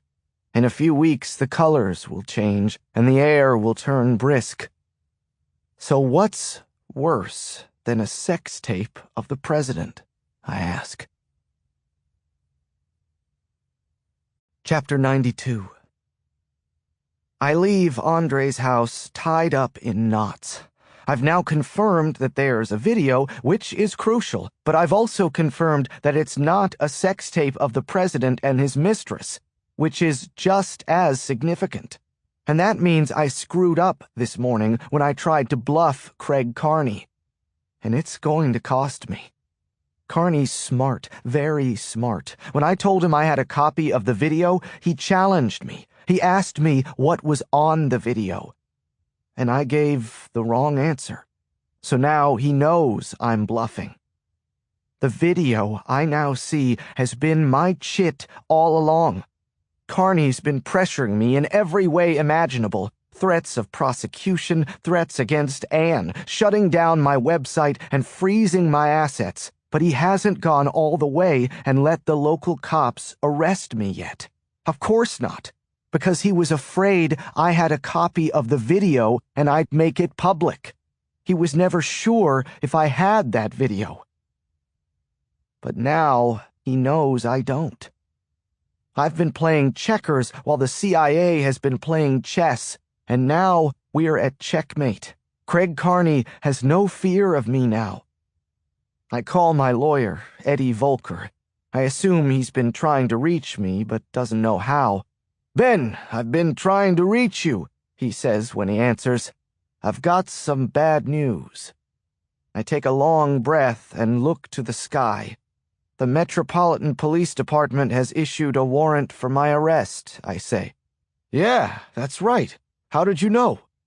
"Let me guess," I say. "It was issued about, 10:30 or so this morning?" "That's right. How did you know that?" "Because I got off the phone with Carney about 10:15 this morning. He wasted no time, I see. As soon as he realized I didn't have the video, he pulled the trigger. He took the leash off of Detective Liz Larkin." "You have to turn yourself in," says Eddie. "Every cop in this town is hunting for you. You're a cop killer to them, Ben. You don't stand a chance." Chapter 93. Having missed my planned meeting with Sean Patrick Riley, I call him to reschedule. We agree to meet at a bar and grill on Rhode Island Avenue. This better be good because I'm living on borrowed time now. It's one thing to hide from a handful of Russians who are positioned around the Capitol hoping to spot me. It's another to be on the radar of every MPD cop who patrols the Capitol on foot or by car. Riley's already sitting in the dining area munching on some chicken wings when I arrive. God, that looks great. Eating pub food and having a few beers as though you don't have a care in the world. Like most restaurants, this one seems to be full of people in a relatively festive mood, albeit tempered somewhat by the events of this afternoon. The networks have been covering the explosion on 22nd Street non-stop since it happened, and most people are calling it an aborted terrorist attack on the White House. "Think it was the Muslims?" Sean asks me when I join him in the booth. That's the big question everyone's asking. Who were these guys in the SUV? The knee-jerk reaction is that they were Islamic terrorists from Asia or Africa, but eyewitness accounts make them for Caucasian, which cuts against the idea of Islamic radicals, though it doesn't exclude the possibility. No one will ever know the answer to that question, because with the amount of explosives they detonated, the Russians' bodies are in hundreds of pieces. "Let's do this, Sean," I say. Riley brandishes a piece of paper. I'm not in the mood for a debate. I say you can brandish paper. "An email that Nina Jacobs received, dated August 4th. This is the week before Nina had her mail and newspaper stopped." I look at the paper Riley hands me. From Diana M. Hotchkiss, Lady Diana at intercast.com, to Nina Jacobs, Jacobs Nina at metoo.com. Just checking in. "Hey, kiddo, just touching base. All set for next week? It's a really big favor, and I owe you big. Please feel free to eat whatever in the fridge, use the landline, wear any of my shoes, and of course, don't forget to feed Cinnamon. XXOO. Die. P.S. I know this all seems kind of weird, but we'll explain later." "Bizarre," says Riley. "I mean, Diana Hotchkiss is the suicide, the one who jumped off her balcony. From this, it sure looks like Nina was house-sitting for her." Yeah, it sure does. I figured that some way, somehow, somebody got Nina into Diana's apartment and got her to dress in Diana's clothes. What I didn't know was who. Who set up Nina? Who talked her into doing this, suspecting or maybe even knowing that it would get Nina killed? And now I know. It was Diana. Diana set up her friend Nina. So I guess I didn't know Diana at all. All that time I spent with her, and it turns out she was a fraud, a complete mystery to me. I have a theory, says Riley. Want to hear it? Chapter 94. I try to maintain an even keel, keep my composure, as it dawns on me what I have now learned about Diana. It's almost incomprehensible that she'd set up her friend Nina like that. Maybe she didn't. Maybe someone else sent this email from her account. I don't know. But this can't be. I couldn't have been that wrong about Diana. So, do you want to hear my theory or not? Asks Sean Patrick Riley. I left Diana's apartment just before 10, as she had requested of me over the phone earlier that day. But I just barely made that deadline, having been a bit distracted by Diana's lingerie and sex toys. Nina Jacobs must have gotten off the elevator and walked into the apartment only minutes, if not seconds, after I scooted out the fire escape. And someone, our government, the Russians, the Chinese, take your pick, pushed Nina off the balcony only minutes later. Sean, I say, it's a crazy theory. Sean says, no, maybe it wasn't Diana Hotchkiss who fell from that balcony. Maybe it was Nina. Maybe Diana Hotchkiss set up Nina to be there, so... Sean, listen to me. Listen to me carefully. Go home. He draws back. Come again? Go back to Chicago. You've done your part. This is enormously helpful. This proves what I've thought all along. What have you thought all along? He demands. What the fuck is this about? I sigh. This is about an SUV detonating today. This is about a conspiracy and cover-up all the way to the Oval Office. Sean Patrick Riley watches me for a long time before he speaks. The fuck it is. No foolin', Sean. Diana was in the middle of something big. SUVs exploding in the Capitol big. Poor Nina was an unknowing pawn in a high-stakes game. I think Nina is lying in a morgue with a tag on her toe that says Diana Hotchkiss. And as much as I don't want to believe it, the evidence you just gave me doesn't lie. She was wearing Diana's clothes and staying in her house. She was pretending to be Diana, Sean. She was set up. And you've just helped me prove it. It takes him a while, but even a skeptical ex-cop like him can't deny the emails he himself found. Emails that were carefully deleted, that couldn't even be discovered in the email program's trash. Emails that were deleted by a pro and that could only be discovered by a fellow expert that Sean hired to conduct a forensic examination of Nina's computer. So that's why you wanted me to do the forensic review of her computer, he mumbles. You figured there might be something like this on here. Right. Hooray for me. People will kill you for knowing this, I say. So go back to Chicago. In a couple of days, this will all be over, one way or the other. If I don't survive this, then run with what you know. You can wait that long, can't you? Nina's not going to get any deader. He argues the point. I don't know if I've convinced him or not, but I do know that I have to get out of here, separate myself from him, and keep on the move. Chapter 95. I leave Sean at the table and pass through the bar on my way out. I stop to take a gander at the bar's television to get the latest updates. It's the only thing the networks are covering. The news reports are saying at least 6 are dead from the blast and dozens injured. 4 cops and 2 Secret Service agents, their faces plastered one by one on the television screen, killed in the line of duty. That makes 7 law enforcement officials dead, including Ellis Burke. Add in Jonathan Liu, Diana's brother Randy, and Nina Jacobs, and we're at an even 10. When is it going to stop? I fish into my gym bag for one of my prepaid phones.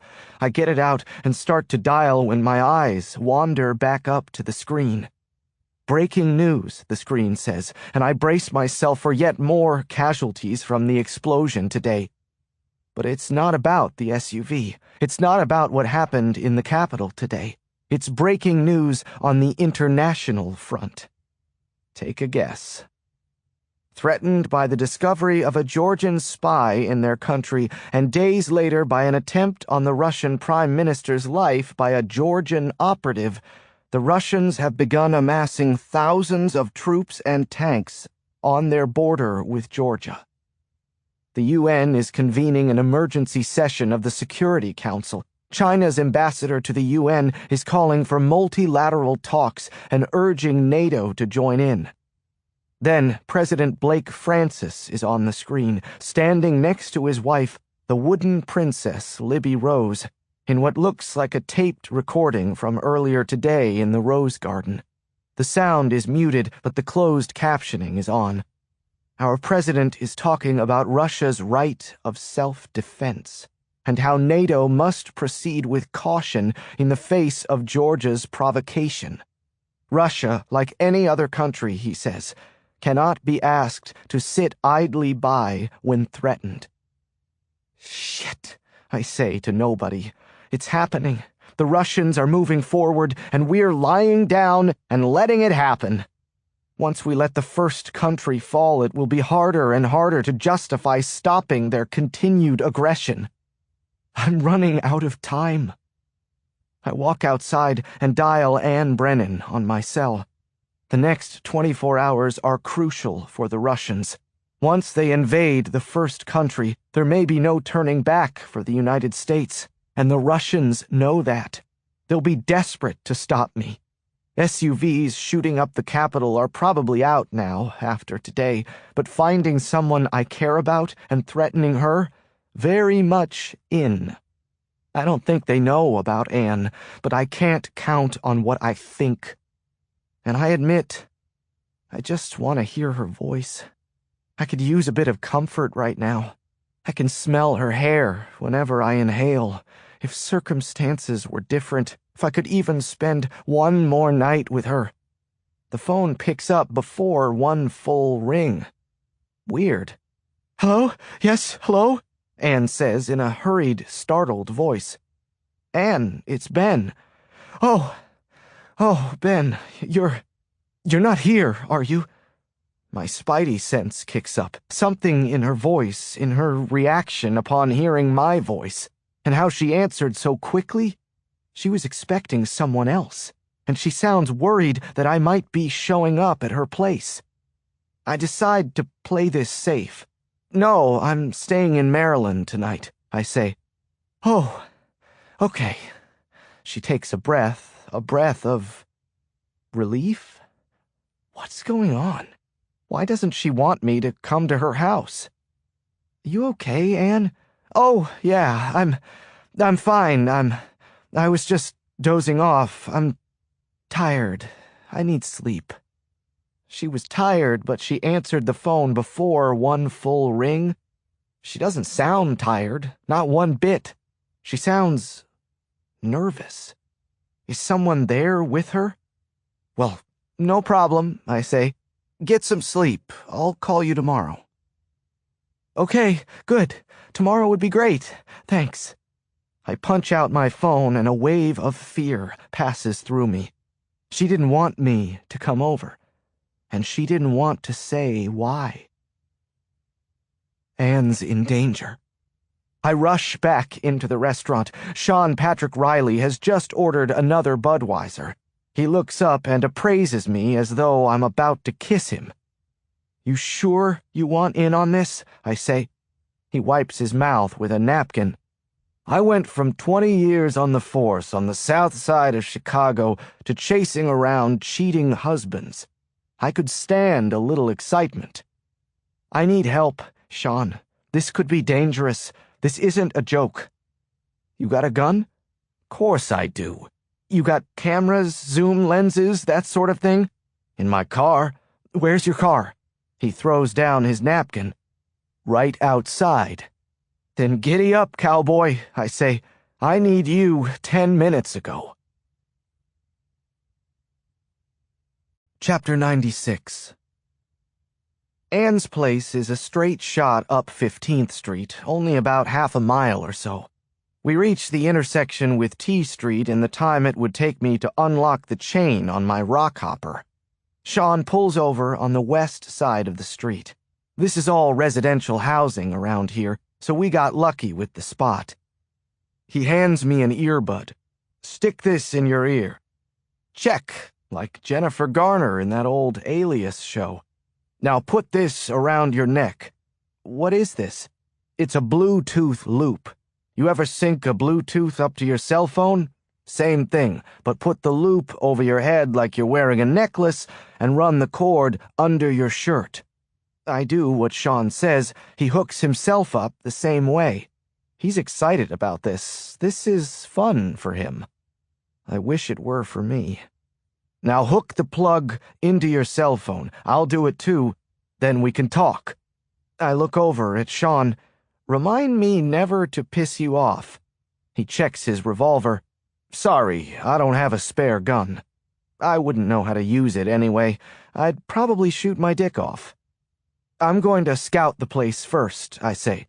I'm the one with the gun, sport. I'll go.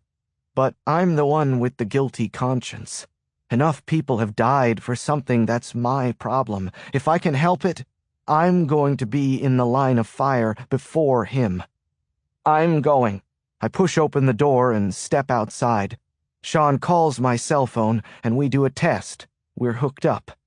Hey, he says to me before I shut the door, when I was a cop, we had a saying. Don't get dead. I look at him, waiting for more. That's it? Don't get dead? That's it. Good advice, Sean. And I'm on the move toward Anne's house. I cut around the block to come up through the alley. Alias is my favorite of Jennifer Garner's roles, though she was excellent in Juno. Didn't love Daredevil other than the motorcycle, but she was smokin' as Elektra. When I'm halfway there, Sean's voice comes through my ear. You said she answered real quick-like, and she sounded like she was expecting someone else? Right, I say as I jog toward the alley leading to Anne's back door and fence. I approach the back alley cautiously, my heart in my throat, moving as silently as I possibly can, walking on tiptoes and stopping after every single step to listen. I can see her place right now. Can anyone see me? I jump at the sight of movement in the back of Anne's apartment, the kitchen. Can't make out the features, just a figure quickly passing by the shade over the window. Was it Anne? But if she were being held by somebody in there, she wouldn't be walking around freely. I move a few more steps. I'm hiding behind someone's garage now. It's the last structure between me and the fence at the rear of Anne's building, about 10 yards away. Garner played Slutty pretty damn well in the Arthur remake. I love it when actresses decide to branch out and play slutty. See Jennifer Aniston in Horrible Bosses. Focus, you moron. Once I move past this garage, I'm exposed, out in the open. The lighting isn't great back here, but it's good enough. If anyone's looking, they'll see me. Here goes nothing. I step out from behind the garage and tiptoe toward the fence, feeling as visible as a neon sign. If they're looking, I'm a goner, so my money has to be on them not keeping a vigilant watch. They shouldn't be expecting me, after all. I told Anne over the phone that I was miles away in Maryland. I walk along the brick wall on the side of her building. Anne has a window in her bedroom. The shade is drawn, but there's no light behind it. That room is dark. I silently creep forward. There is light coming from the front of the house. The shade on the window isn't drawn. If I stand on the balls of my feet, I might be able to see in. But will they see me? Only one way to find out. I slowly rise from my crouch. So that sounds more like she's waiting to hear from someone. I jump at Sean's voice in my ear. I'm not used to this spy stuff. You almost gave me a heart attack, I whisper. I'm saying it sounds like she's waiting for someone, either for a call or for someone to drop by in person. Good point. Watch for cars, okay? Any car would have to travel north up 15th, past you. Got your camera ready? Oh, yeah. I take another breath. I stand up slowly, raise up on my tiptoes. She's by the window. I jump back down. Jesus, Sean! What? She's by the front window, looking out over 15th. I'm out of my car, and I got an angle with my zoom lens. The lady's looking out the window. She's waiting for someone, Ben. Believe me. She's looking down the street. She's waiting for a car. Then so will I. But not here in the alley, too conspicuous. I do a crab walk forward a few steps toward 15th Street, so I can see the front yard of the building next door to Anne's without revealing myself to Anne. As I remembered, there's shrubbery bordering the small parcel of grass in front of that apartment building. Most of the buildings around here have some kind of small, grassy lawn, and most of them put up some shrubbery or garden on it. There isn't a whole lot of cascading acreage here in the U Street corridor, so any plot of grass, no matter how tiny, usually gets dolled up. That shrubbery isn't much, but it's about 3 feet high, which should be enough. If someone's really looking for me, they might spot me. It's a risk, but hey, I left risky back in the dust long ago. I've been walking a tightrope for days. Tell me when she's not standing by the front window, I say. I'm going to stake out a spot, but she'll see me from the front window. A pause, but not a very long one. Go! Go fast! She's pacing around and she'll be back at the window soon. I dart from my position and almost dive behind the shrubbery next door. I must have looked ridiculous doing so, and I probably look ridiculous now. Nice swan dive, says Sean. But I made it. Now let's see who comes a-callin' on Anne Brennan. Chapter 97. Several cars pass by on 15th. Each time, Sean signals me. Each time, my pulse ratchets up. Each time, the car keeps going. False alarm. The winner of the surprisingly good at slutty thing is Glenn Close, not on anyone's list of supermodels, but dangerous liaisons and fatal attraction. Seriously, I think it's her cheekbones. Maybe she's just waiting for friends to hit the clubs, says Sean in my earbud. No, this is no social call. She was too nervous, I say into the grass. I'm still face down, afraid to move lest I attract Anne's attention. But I'm obscured behind the shrubbery, I think, and more important, I'm north of her and she's looking south, waiting for some car to arrive from the only direction it could travel on this one-way street. Anne Hathaway should try slutty. She's done sexy, but not slut. Coming your way, a black sedan. It's moving slowly. Okay, focus, Ben. A black sedan.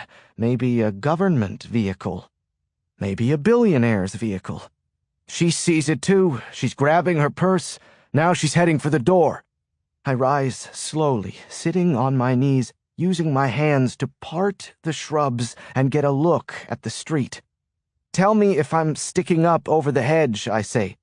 You're good. You're still hidden. Use that camera, Sean. Snap everything you can. I'm not sure I'll have a view. Will do.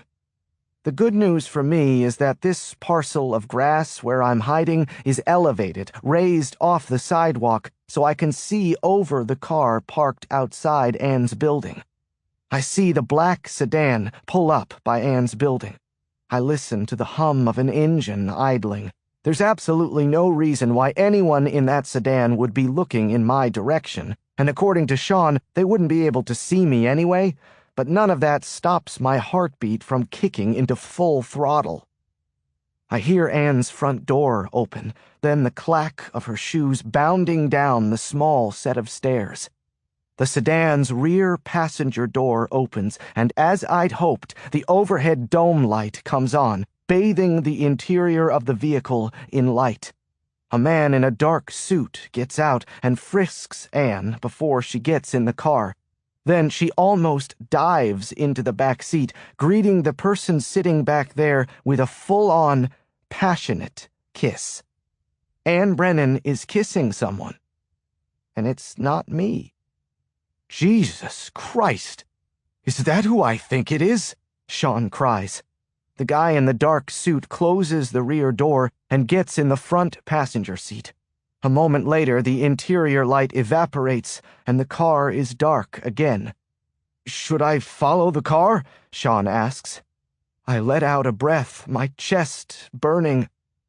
No, I say. The car drives off briskly. I release the shrubs, and my brain releases a flurry of thoughts. Operation Delano, worse than a sex tape of the president. Delano. Shit, of course. I've been so stupid. Ben, did you see inside that car? Is that who I think? Yes, I say, falling down to my haunches. That's who you think it is. Chapter 98. Sean Patrick Riley and I sit in his rental car outside my Fleabag hotel. It's been 3 hours since we left Anne Brennan's house. 3 hours for me to process what I saw in the back of that sedan. And 3 hours to figure out what to do next. You're sure about this plan? Sean asks me. I sigh. No, but I can't think of any other. I have to do something. No, you don't, Sean says. Who put you in charge of saving the world? If I were you, I'd get as much money as I could out of that Russian billionaire, cut whatever deal you need to cut with the feds, and move to some island. But that's just me. The guy makes a good point. And this whole plan of yours depends on the video, Sean says. Right, now that I know what's on it, I can make this plan work. He grunts with disapproval. You mean now that you think you know what's on the video, you think you can make this plan work? That's a bit more accurate, yes. I mean, you're just making an educated guess, Ben, and if you're wrong, you're basically fucked. Just worry about your phone call, I say, changing the subject. You're sure you have the phone number? He groans. I do. I've already read it back to you. He's not used to someone giving him directions. That's probably one of the reasons he stopped being a cop and became his own boss as a private eye. And you'll use an untraceable phone, I say? He waves me off. Yes, already. Don't worry, Ben. I'm capable of making one damn phone call. I nod. We are quiet for a moment. At least Sean seems to be enjoying the excitement. Me? I have acid burning a hole in my stomach. If your plan doesn't work, Sean informs me, you're done. They'll arrest you and bury you in a hole. You can make all kinds of wild accusations, but you won't be able to prove them. All that is true, of course. And that assumes you survive, the odds of which are 50-50 at best, in my opinion. Never tell me the odds, Han Solo said in Star Wars as he navigated around the oncoming asteroids. Then my plan better work, I say. Chapter 99. I stretch my arms to release some nervous tension. I'm in my boxers, staring at a stained wall in my dingy hotel room, holding in my hand a cell phone that Sean Patrick Riley gave me last night, about to make a phone call that could change everything. The calm before the storm. Rocky looking into the mirror before he entered the ring against Apollo Creed. Tom Cruise before he cross-examined Jack Nicholson at the court-martial. Mikey in Swingers before he summoned the courage to call that girl from the bar, Nikki, which ended in Mikey leaving her 7 or 8 voicemails in a row, each one more disastrous than the previous one, before she picked up and told him to drop dead. Okay, maybe that last one is less inspirational, but notice there are no presidents in there. Not since Detective Liz Larkin said that I learned all that presidential trivia as a way of bonding with Father. That isn't true. I just thought it was interesting information. I wasn't bonding with Father. Screw him. I don't need him. I've done just fine without him. I'm never going to recite another piece of presidential trivia as long as I live. No more poems they liked, or shoes they wore, or dogs they owned. Never again. Write it down. The only president I'm going to worry about is the one occupying the White House right now, who has breached his oath of office and is fucking with my world. I haven't slept, in case you hadn't noticed. I gave up trying last night about 4 a.m, and unable to leave this hotel, with police all over the Capitol hunting me, I have done nothing but pace the floor in this tiny, dirty room for hours on end. It's probably a good rehearsal for federal prison, which, if this call doesn't go well, is probably the best outcome I can expect. The worst is a coffin. Game on, Ben. Don't fuck this up. I pick up the prepaid phone. I dial the number and place the phone to my ear. 1 ring. 2. My empty stomach churns on adrenaline. My hand can hardly hold the phone. Don't screw this up. Don't be like Mikey. Hello. The word is delivered in an icy, flat tone, dripping, of course, with the thick accent. I take 1 deep breath. Mr. Kutuzov. It's Ben Casper. Ah, Mr. Casper. Mr. Casper. We have some business to discuss, I say. Do we now? I must tell you, Mr. Casper, that I am having my doubts about you. When you first contacted me, I assumed that you had come into possession of a very important item. Now, I am not so sure. Well, you should be sure, Alex. I have the video, and I have a digital file rigged to be emailed to every news outlet in North America if anything happens to me. I see, he says with amusement coloring his tone, like he doesn't believe me. I want $20 million wired to a specific account, Alex, and when I receive it, you have my assurance that the video will remain confidential. Kutuzov clucks his tongue. No, Mr. Casper. I think not. My friend, I know you are trying to find this video, but I now believe that you have been unable to obtain it.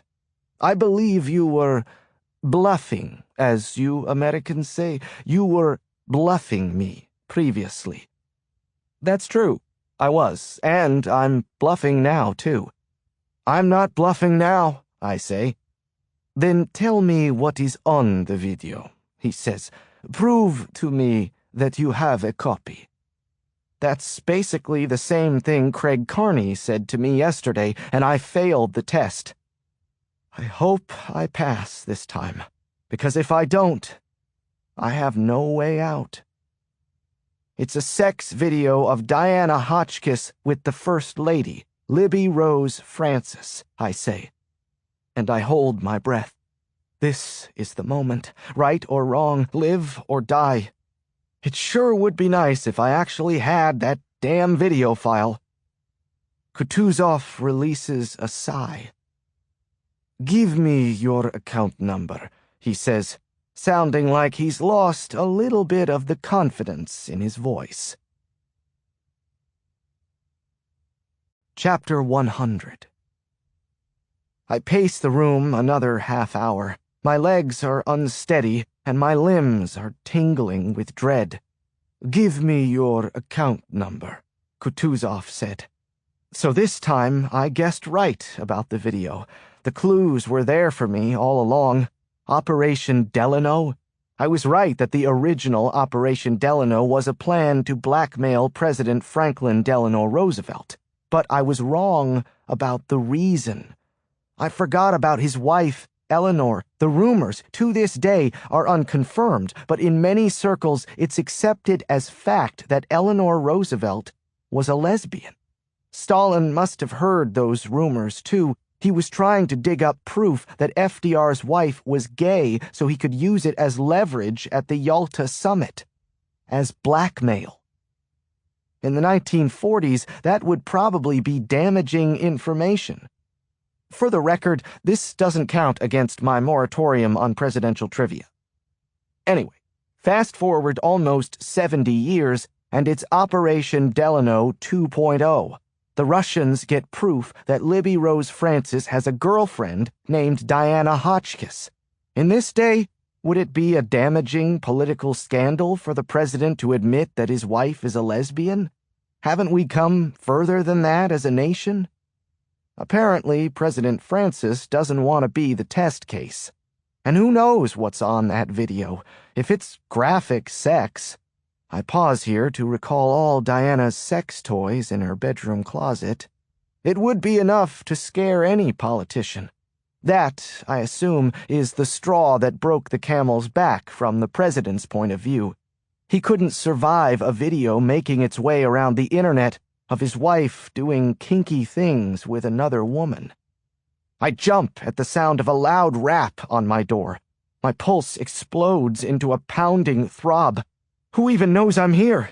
I search for a means of escape. Suddenly there came a tapping as of someone gently rapping at my chamber door.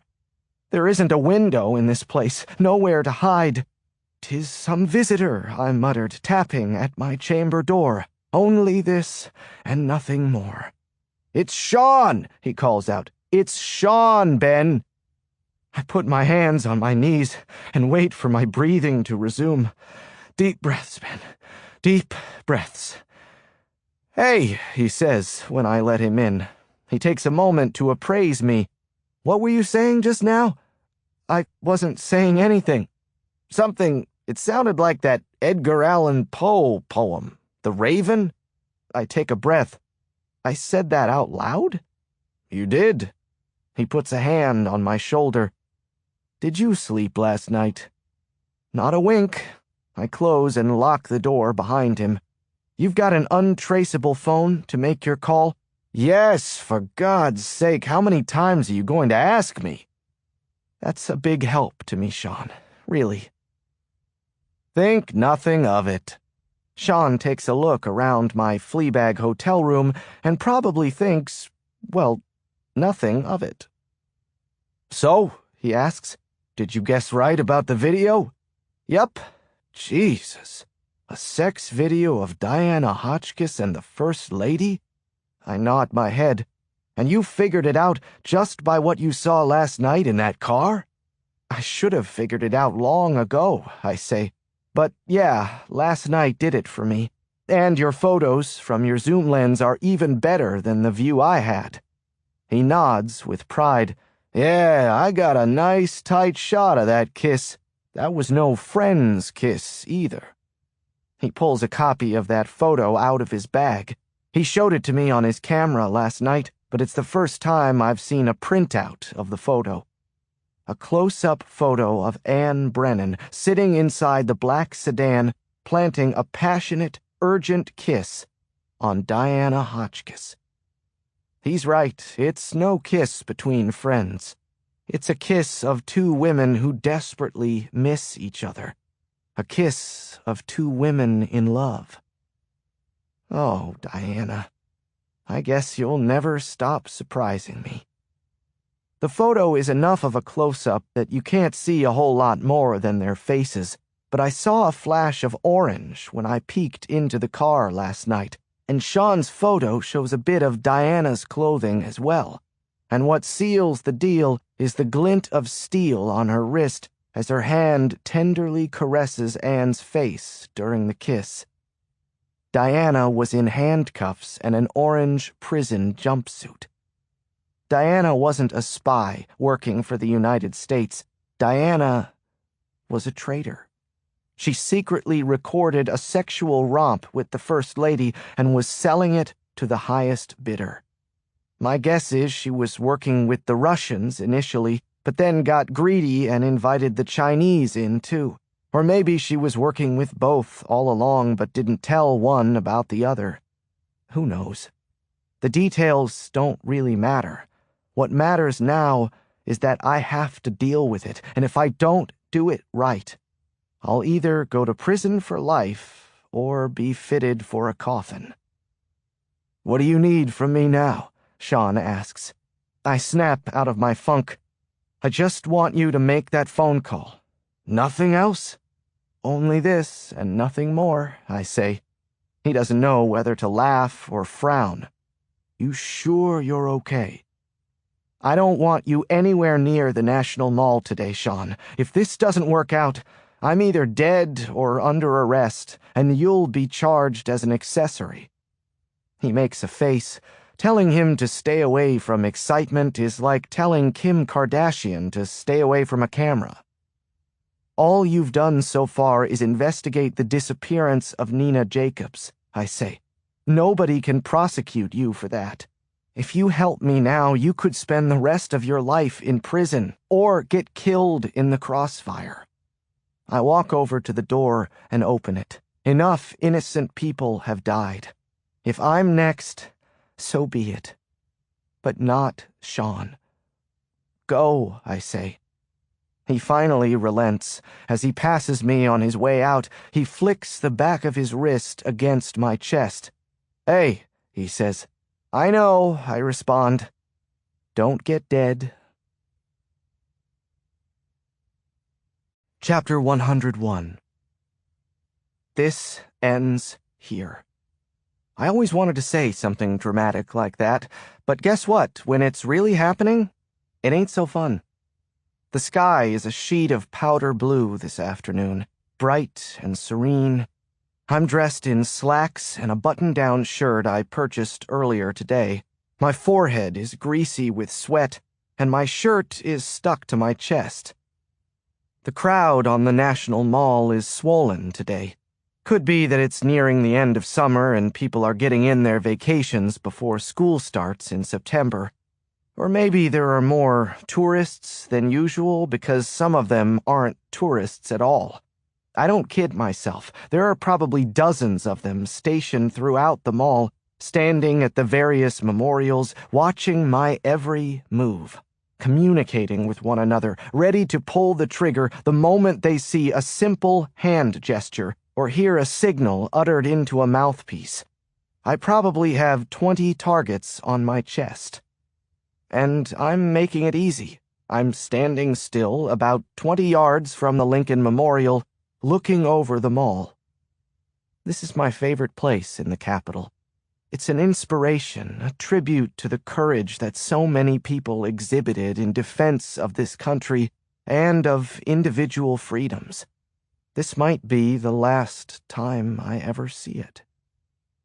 I walk up to the memorial, but I don't see Honest Abe today. A blue tarp has been pulled down over his statue, along with a sign apologizing for the repair work that needs to be done and promising to have the memorial ready soon. It will be a disappointment to sightseers, but there are plenty of other things to see around here.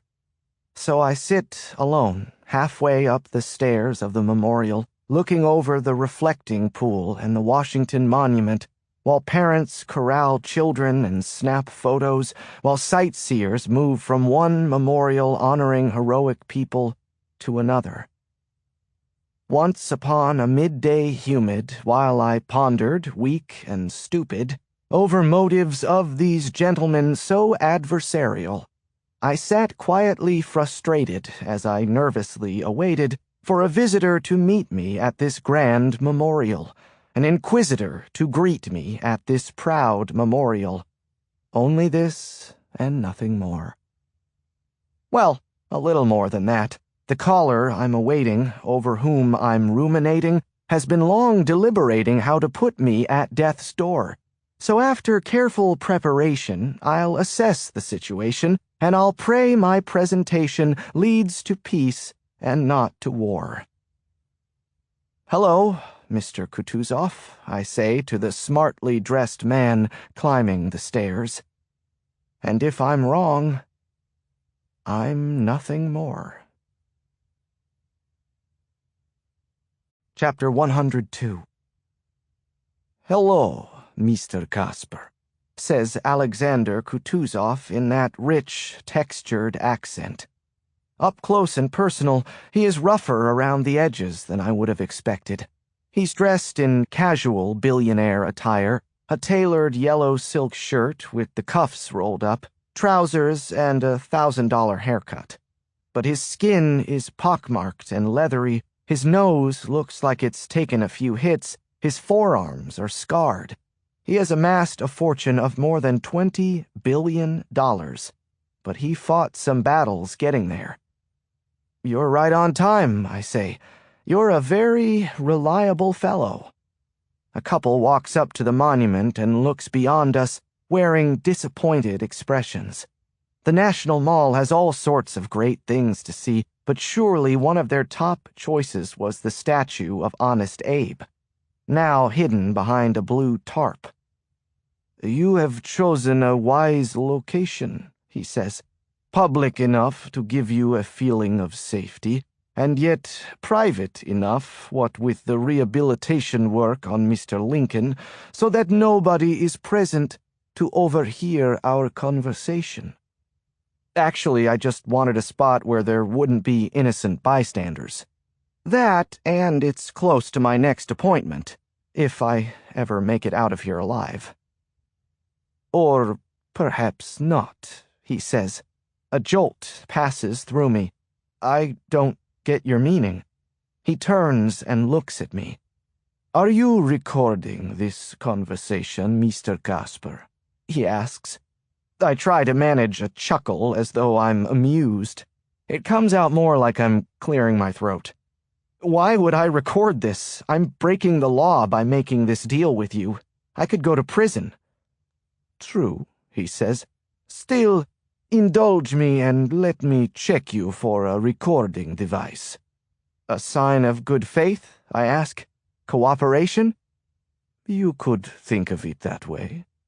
"Maybe I'm not feeling cooperative," I say. Kutuzov gives me an icy smile. "Victor," he says.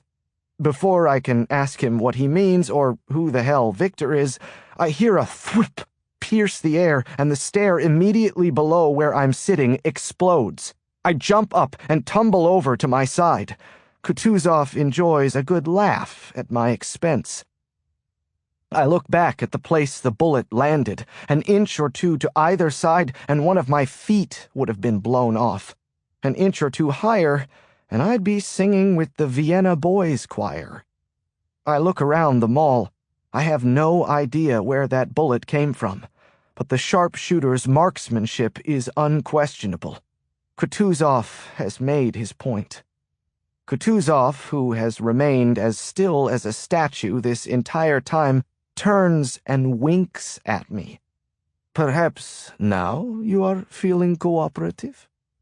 I nod my head and get to my feet, the adrenaline dump now catching up with me. My heart is pounding, and I'm standing here wondering if I've bitten off more than I can chew. To which the answer is, absolutely. "You win," I say, raising my trembling hands. "Check me for a wire." He nods in the direction of the reflecting pool, where a large gentleman suddenly moves toward us. "My associate will check you," Kutuzov says as he gets up and walks away. My pulse rockets in my throat. "Where are you going?" I ask. He doesn't answer. He just winks at me and bounds down the stairs. And his associate walks up the steps toward me. "I love you, Mother," I whisper, in case they are the last words I ever speak. But he's not going to kill me, right? Kutuzov wouldn't have come here personally if they were just going to kill me. Right? He would have just had his sharpshooter Victor kill me. Right? The man walks up to me and reaches inside his jacket. I hold my breath and savor it. I've come to enjoy breathing. I'd like to keep doing it. He removes a long wand from his jacket. "Please raise your arms," he says in a thick accent. He reminds me of Drago from Rocky IV, only he's not as handsome. But he has a similar sense of humor. I'm waiting for him to say, "I must break you." I stand up. He runs the wand over me, with no sound coming back, no hits, no signal coming off me. Then he pats me down for a microphone. I feel like I'm going through airport security in Leningrad. He leaves no corner of my body unchecked. He even checks my prepaid cell phone, which I have turned off. He can search and probe all he wants. He's not going to find anything. Because I'm not recording this. He walks past me up the stairs. I turn and watch him as he pulls back the blue tarp covering the monument and checks behind it. Once he's finished back there, he walks back down the stairs, passing me without comment, and gives a curt nod to Alex Kutuzov. Kutuzov then comes back up the stairs and rejoins me. "Thank you," he says. "You are quite right. You'd have no sound reason for recording this, but you can understand my concern. I must exercise discretion." I say, "Of course," like I'm cool, but I'm not. I shouldn't have come here. "Now," says Kutuzov, "we talk business." Chapter 103. "You are nervous," says Alexander Kutuzov. "You are shaking." I wish I had a good comeback. That's what Bruce Willis would do. He'd squint and arch his eyebrows and say something icy smooth. Icy smooth would be a good slogan for mint gum. I wish I had some gum right now because it calms me down. You always seem more at ease when you're chewing gum. "I understand the local police are pursuing you with great urgency," Kutuzov says. "Yeah, I'm pretty much out of friends," I say. "Well, you have one now." Kutuzov turns to me. "Miss Diana. She warned me that she had stowed away the video for her reporter friend as a measure of insurance. We looked ourselves and could not find it. We knew you were looking for it too, and so, Benjamin, you were my adversary, and I took measures to prevent you from obtaining it." "Measures," I say, mimicking him. "You mean like firing machine guns at me? Are those the measures you mean, Alex? The ones that killed my friend Ellis Burke and 6 other law enforcement officers?" He pats my leg. "You are upset. I understand. And if it helps, I apologize. But we must put such matters in the past. You have won, Benjamin. You have found the video despite my efforts to stop you. For this, I congratulate you." Somehow the praise doesn't seem so sincere coming from this guy. "So now, Benjamin, we move on to better times. I want you to be happy, my friend. Happy and wealthy. I trust you have confirmed the wire transfer to the account you specified, $20 million. "Yes," I say, "it will certainly help my quest for happiness." "Indeed it will. You are being rewarded handsomely to keep this video confidential." I rub my hands together and try to sound authoritative. When I get nervous, my voice tends to go up an octave, which is pretty much the opposite of cool. You understand what I said before, Alex. If anything happens to me, if a bullet accidentally finds its way into my skull, that video goes viral. It gets released to every media outlet in North America. I do understand that, he says. You were very clear on the phone this morning. You are very clear now. If I kill you, the video becomes public. Yeah, but I wanted to say it again. It's what will keep me alive. But you understand, says Kutuzov, that if you have second thoughts about our agreement and decide to release this video, you will die a painful death. I shrug. Maybe. Maybe not. If I were chewing gum, I'd blow a bubble right now.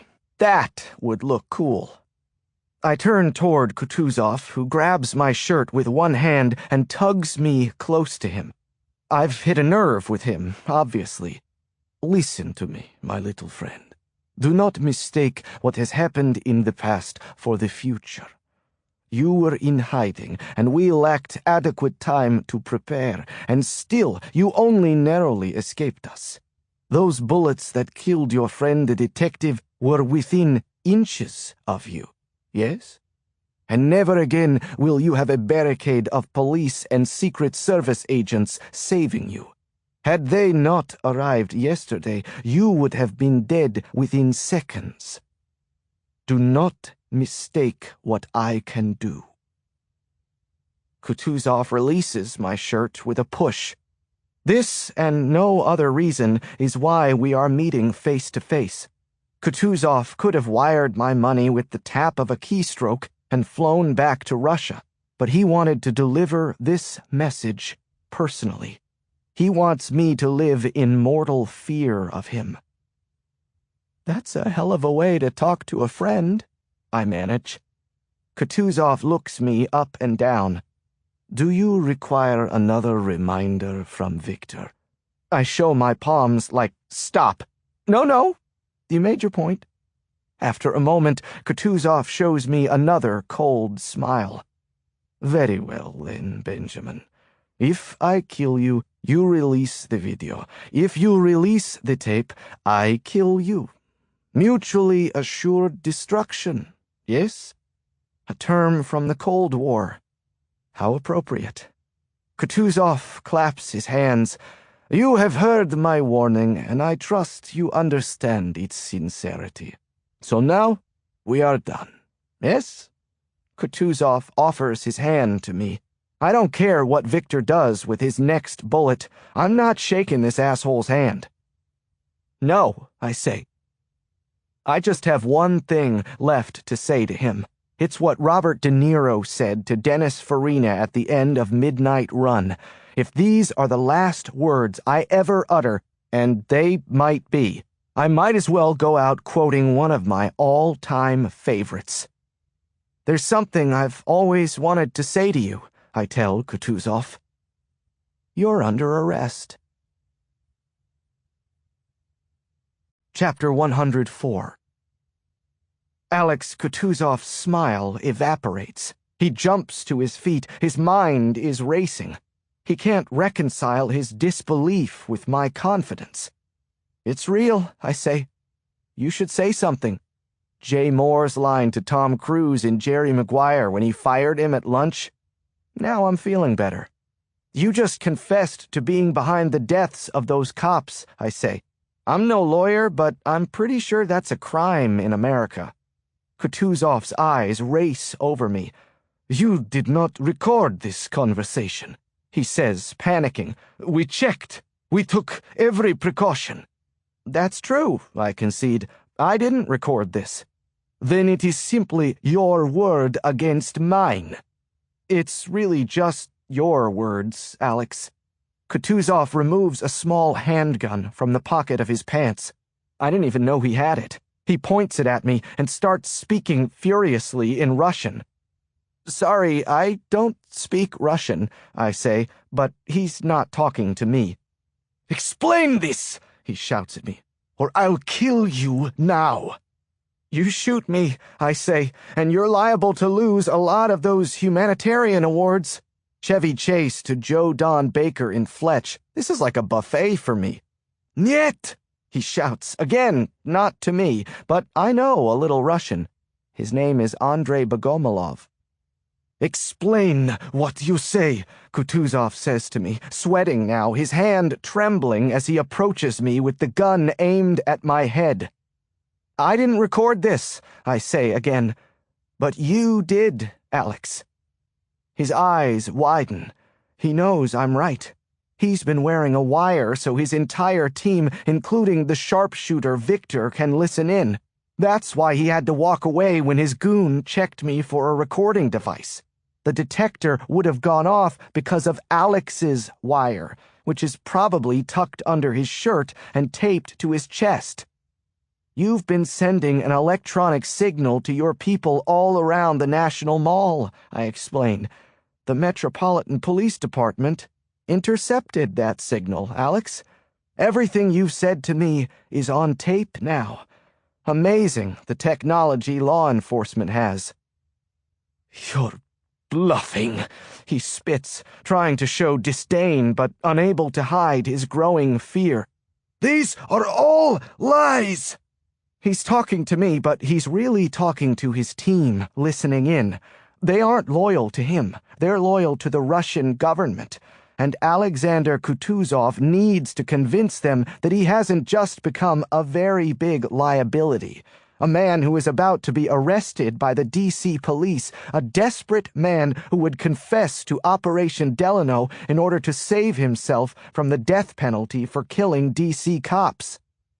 And then I hear the sweetest sound, the melodious song I've been eagerly awaiting.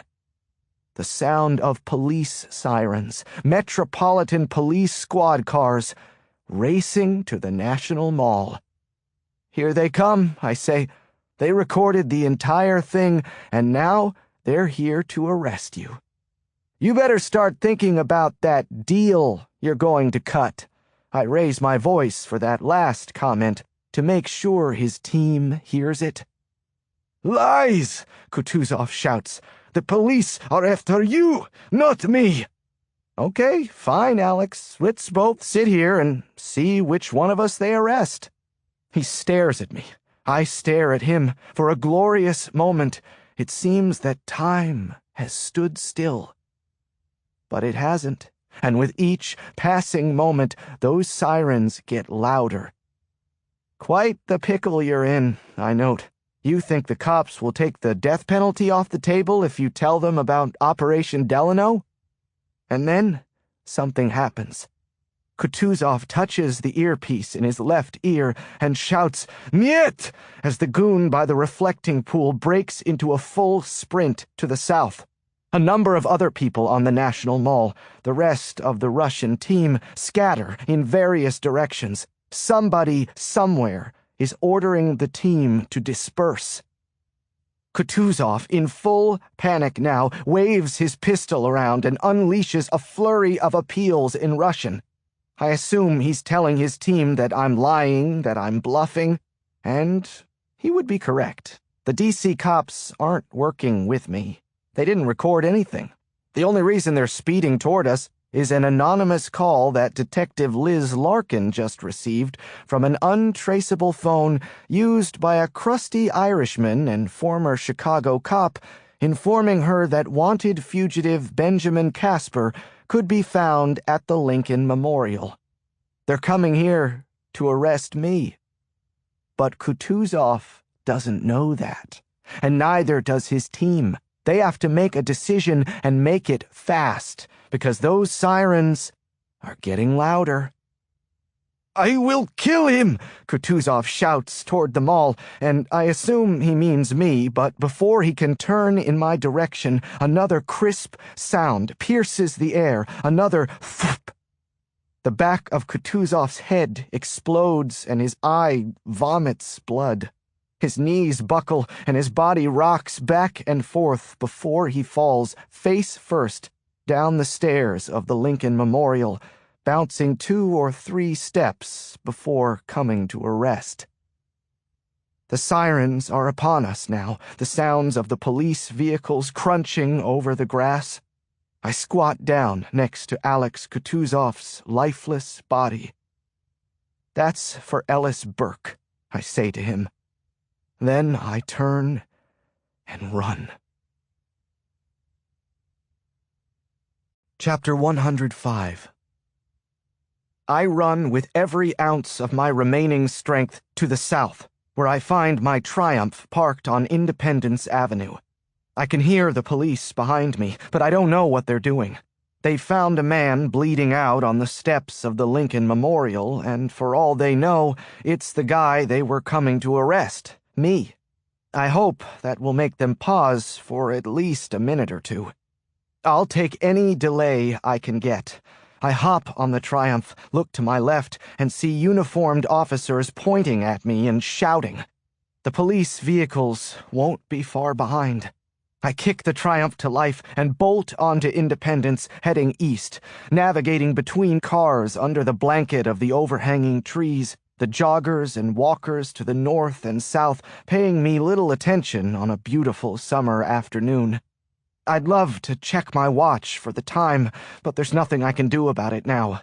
I tried to time things out as best I could, but if I didn't, it's too late to fix it now.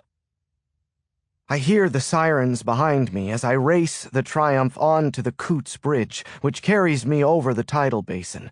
They're probably wondering where I'm going so they can roadblock me up ahead. Is roadblock a verb? It should be. Anyway, I have many options, but at the fork with Main Avenue, I stay left on Independence. They're not far behind now, but at the intersection ahead, I skid into a sudden left turn onto 15th Street. Sudden for them, though it was always my plan. I draw some horns, but complete the turn and hope I've left a mess behind me. Any delay doesn't last long. The cars in the opposite lane of 15th, southbound, pull over, and one of the squad cars catches up to me and pulls up alongside me, like when Chevy Chase was being chased in Fletch, and he said, "Hey, Fred, how's the herpes?" But I don't think these cops would appreciate the humor, and I have no intention of having a conversation, so I jump the curb, jump the tiny chain-linked gateway, and drive onto the pedestrian walkway, which is, thankfully, empty, and then cut onto the park grass to shortcut a right turn onto Madison Drive. Shortcut might not be a verb either. The cops can't follow my route by car, and Madison is one way going west, so they'll have to travel against the grain to chase me, just like when I was riding that bicycle, only this time I have a little more horsepower propelling me. It's a short jaunt on Madison, avoiding cars coming directly toward me and unhappy to see me, before I hit 14th Street.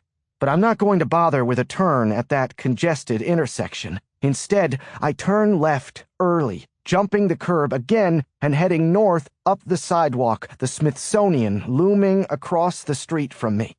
They've got a new exhibit featuring photographs of Union generals from the Civil War I've been meaning to check out. Maybe now's not the right time. I hear sirens behind me, the squealing of tires, and I look back and see a squad car bearing down on me on the sidewalk. I have just enough of a lead to beat it to the next intersection, which is all I need. I see a lull in traffic and jump the curb, cross the street, and hop onto the opposite sidewalk. I skid to a stop at the intersection, jump off my Triumph, and break into a headlong sprint. Running to my own funeral, I'm afraid.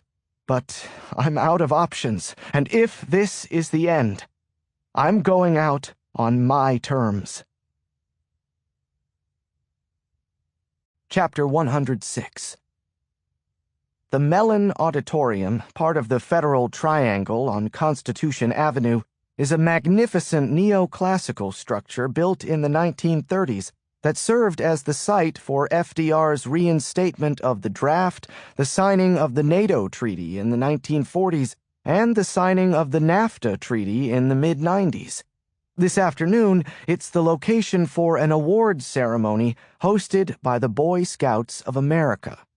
I cross Constitution on foot and rush up the stairs, brandishing, yes, brandishing, my press credentials to the dark-suited man at the gate. He waves me past, and I walk through a metal detector unscathed.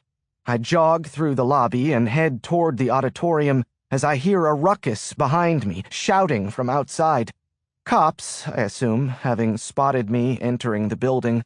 The man who just let me pass, a member of the Secret Service, is probably just beginning to realize that the cops might be talking about me.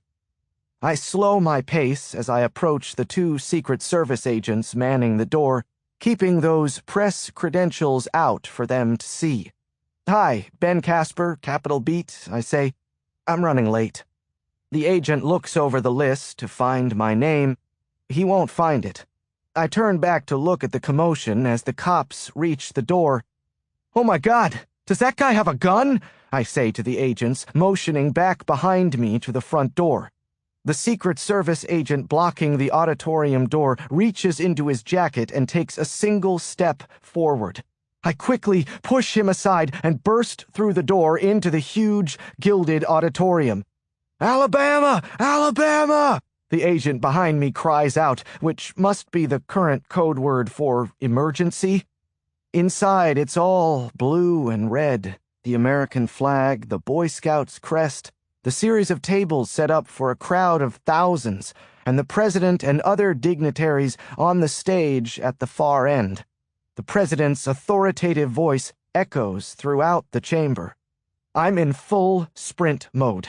Secret Service agents from every corner of the room descend upon me. The president stops his address as agents to each side of him grab him and pull him down. I run down the center aisle as far as I think I can get and start shouting. "Mr. President," I yell out, "the Russian government is blackmailing you into letting them invade Georgia. The Russians are blackmailing you, and the American people deserve to know." The first agent to reach me tries to bulldoze me, but I juke him and miss the brunt of his tackle. I fall to the floor, but keep my head up and shout, "I'm Ben Casper of Capitol Beat. I have proof the Russians are blackmailing the president. I have proof, and the government knows it." And then they pile on. One black-suited G-man after another, and I'm at the bottom of a rugby scrum. The entire room is in chaos, people jumping from their seats, somebody from the government taking the mic and appealing for calm. I can't even see the stage in front of the auditorium now, though I assume the president is no longer there. He's probably not in the room at all. "I have proof!" I shout. "I have proof, and the president knows it!" And then, before you can say, "My name is Ben Casper, and my life is over," the agents lift me off the ground and carry me horizontally out of the room. I keep shouting out the same phrases. "I'm Ben Casper, and I have proof!" Not so much for the scoutmasters in the room, but for the reporters, most of whom know me and presumably have some level of respect for me, at least enough to allow me to dominate the headlines on this event, at least enough to make them ask questions, at least enough to make it difficult for the U.S. government to sweep this all under the rug. And that, in the end, is the best I can do. I don't have the video, but I can accuse the administration publicly and hope it's enough to stop what's going on. It's too late to stop what's going to happen to me. My name is Ben Casper, and my life is over. Chapter 107. Once upon an evening late, having signed away my fate, I reluctantly await my ruthless punishment's arrival. I have sorely taxed the patience of the governmental agents. I have severed my relations with those holding my survival in their hands, for I depend on 2 conditions, truth and honor. Only that, and nothing more. The room is nothing but gray walls, a table, and 2 chairs. I was placed in here by 2 members of the Secret Service who didn't say a word to me and pushed me through the door before locking it closed. It's chilly in here, but otherwise I'm comfortable, relaxed in a way that's reminiscent of the way I felt at the end of final exams, though I don't recall any final exams where people shot at me. I can't change anything now. All the running and hiding and searching and strategizing is over. I did it. There's no taking back what I said. I've given up all leverage with Craig Carney. He is free to bring the full weight of the federal government down on me. But I got a few things in return.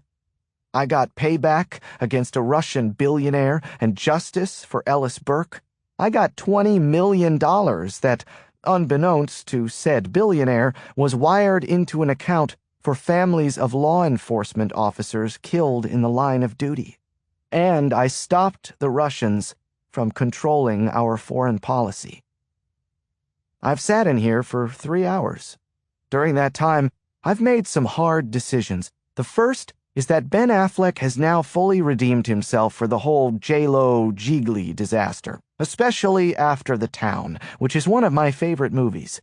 The second is that Andrew Dice Clay, however piggish he may be, is really not a bad actor. The third is that I'd really prefer not to go to prison, but there's not much I can do to prevent that now. A large African-American man enters the room, closing the door behind him. He is Ronald Hamilton, the top Secret Service agent protecting the president. He cocks his head and gives me a scolding look. "Have you totally lost your mind?" "Hi, Ham," I say. "Sorry about that. If it's any consolation, your agents acted professionally and decisively." "That's no consolation. You're in a lot of trouble, son." "You don't know the half of it, Ham. I wish I had a cool nickname like Ham. The only thing that came from Ben was Benji, like that annoying dog. I could handle T-Bone, which is what George Costanza wanted, but not Coco, which is what he got instead."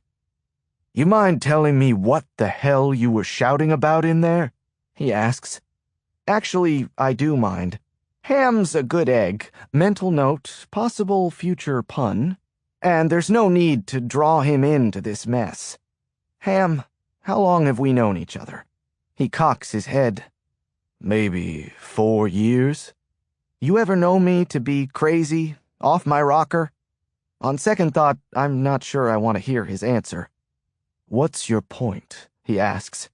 "My point is I had a good reason for doing what I did." "I want to talk to the president, Ham." "No," he snaps. "It doesn't work that way." "Well, then it will work this way. You give the president this message for me." I only said blackmail in there.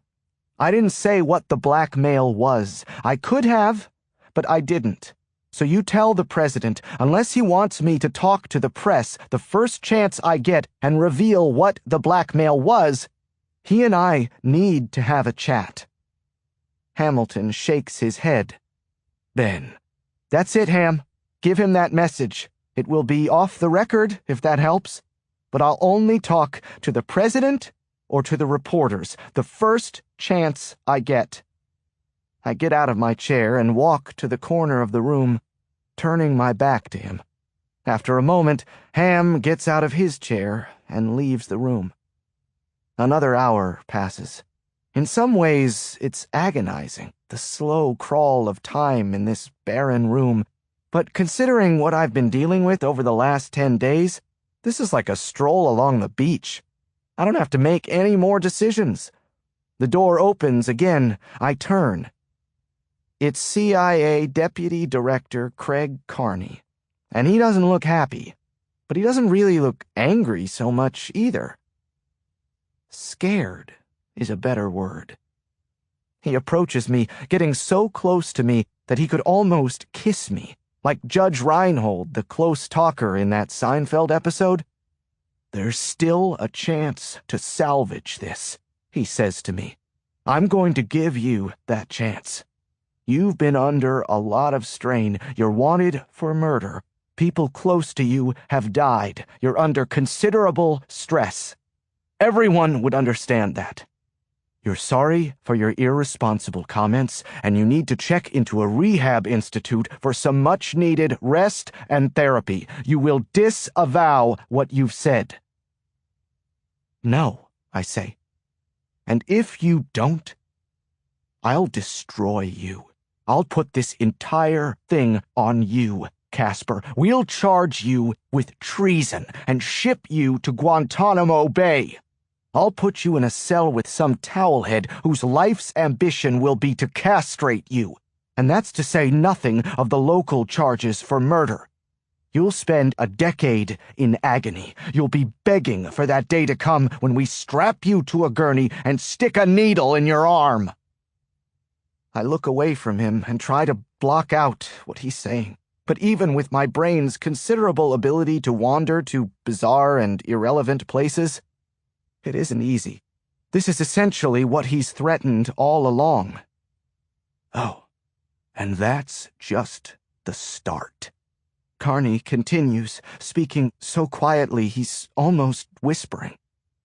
I'll destroy everything and everyone you care about. Ashley Brooke Clark, dead. Diana's friend Anne Brennan, dead. I'll do it. I have resources you couldn't dream about. It's your choice. Turn this car around right now. Right here.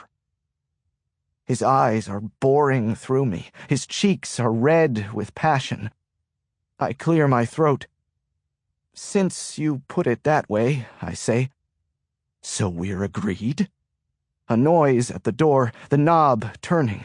Craig Carney's eyes search mine.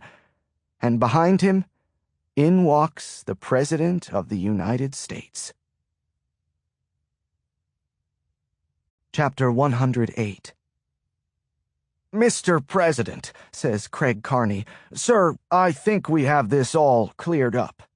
The President, dressed in a suit and tie, his eyes squinting, focuses on me. Hello, Ben, he says. Hello, Mr. President. The President looks around the room, unimpressed. Apparently you wanted my attention, and now you have it. Mr. President, says Carney, I think Ben here will tell you that he's been under a lot of strain, and he's made some statements that he regrets. He's willing to publicly disavow those statements. President Francis looks at me for confirmation. That depends, I say. Mr. President, I have this under control, says Carney. You don't have to listen to any of this, sir. I'll take care of this. And then it comes to me, like the parting of the seas. No, wait, that was Moses. That wasn't really a revelation so much as a miracle from God. Let's try this again. And then it comes to me, like a shot of sunshine piercing a dark cloud. That works.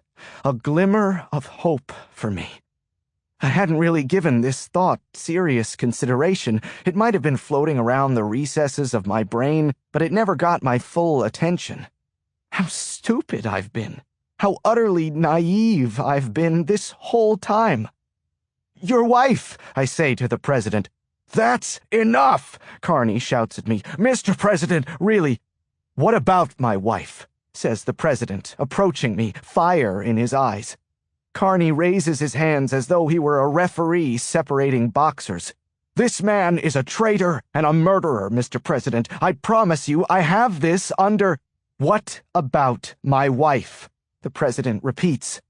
Mr. President, goddamn it, Craig. That's enough. I want to hear what this man has to say. Carney goes silent, but he turns to me. His face is a shiny crimson, and his eyes are trying to tell me something.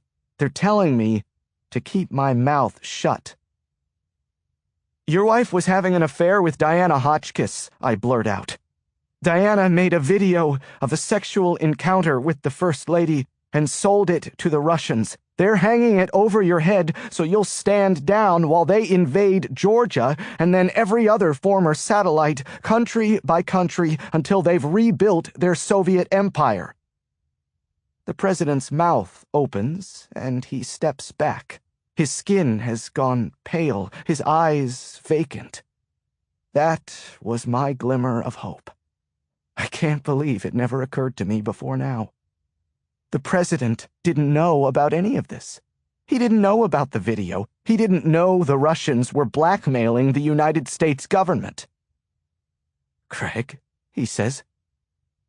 "What is he talking about?" "Nothing," says Carney. "This is preposterous." "If it's preposterous," I say, "then why did Carney lie to you about Diana Hotchkiss being dead? She's alive, Mr. President. You eulogized her at the White House press briefing. I was there. But she's not dead." "Diana?"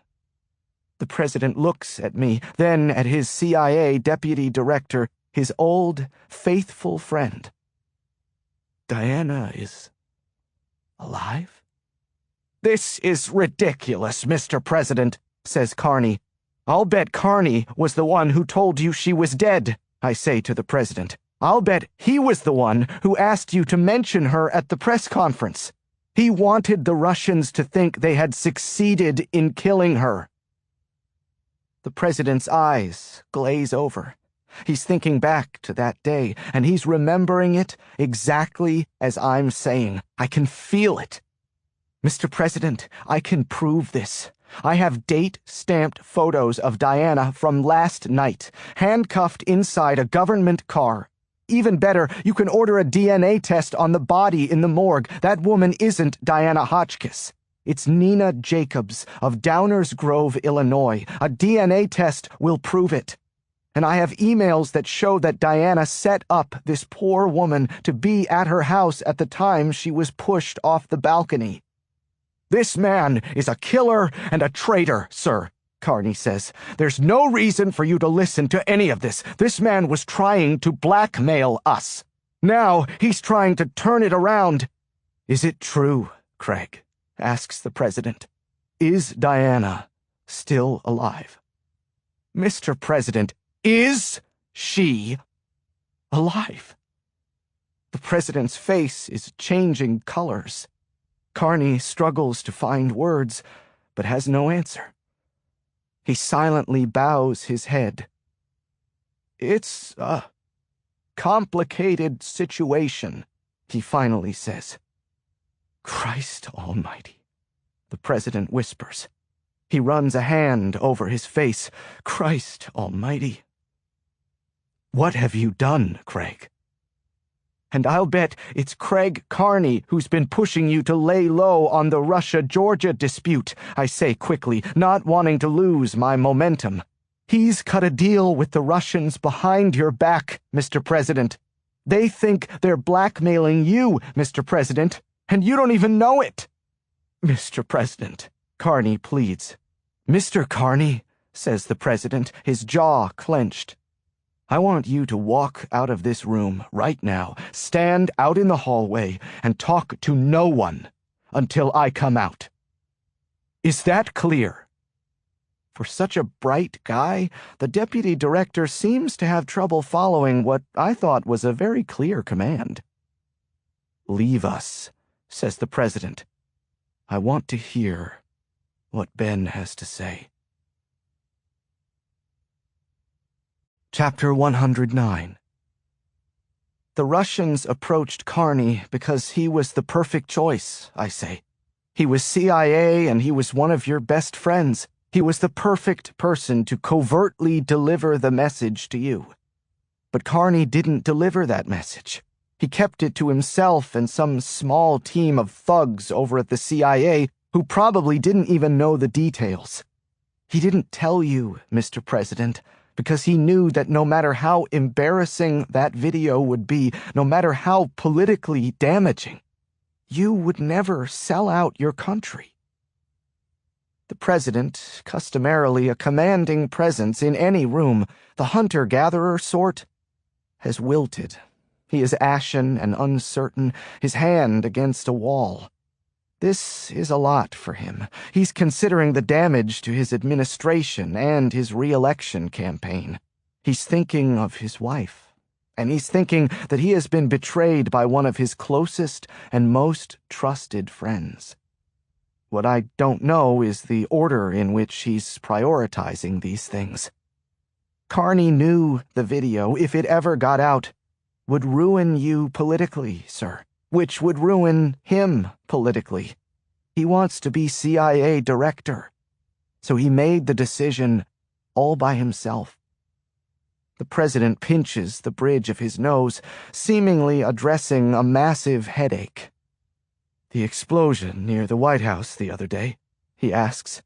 "That was the Russians chasing me," I say. "They were trying to kill me before I could find a copy of the video." I watch him for a moment. Let me guess, Carney took over that investigation, didn't he? He probably told you it was Al-Qaeda or something. The president doesn't answer. He doesn't have to.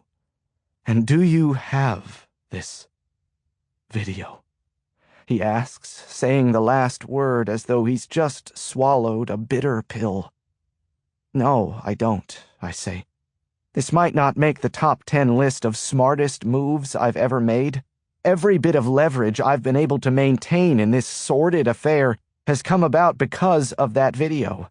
And now I'm willingly giving up that shit. But I'm not going to lie to the leader of the free world.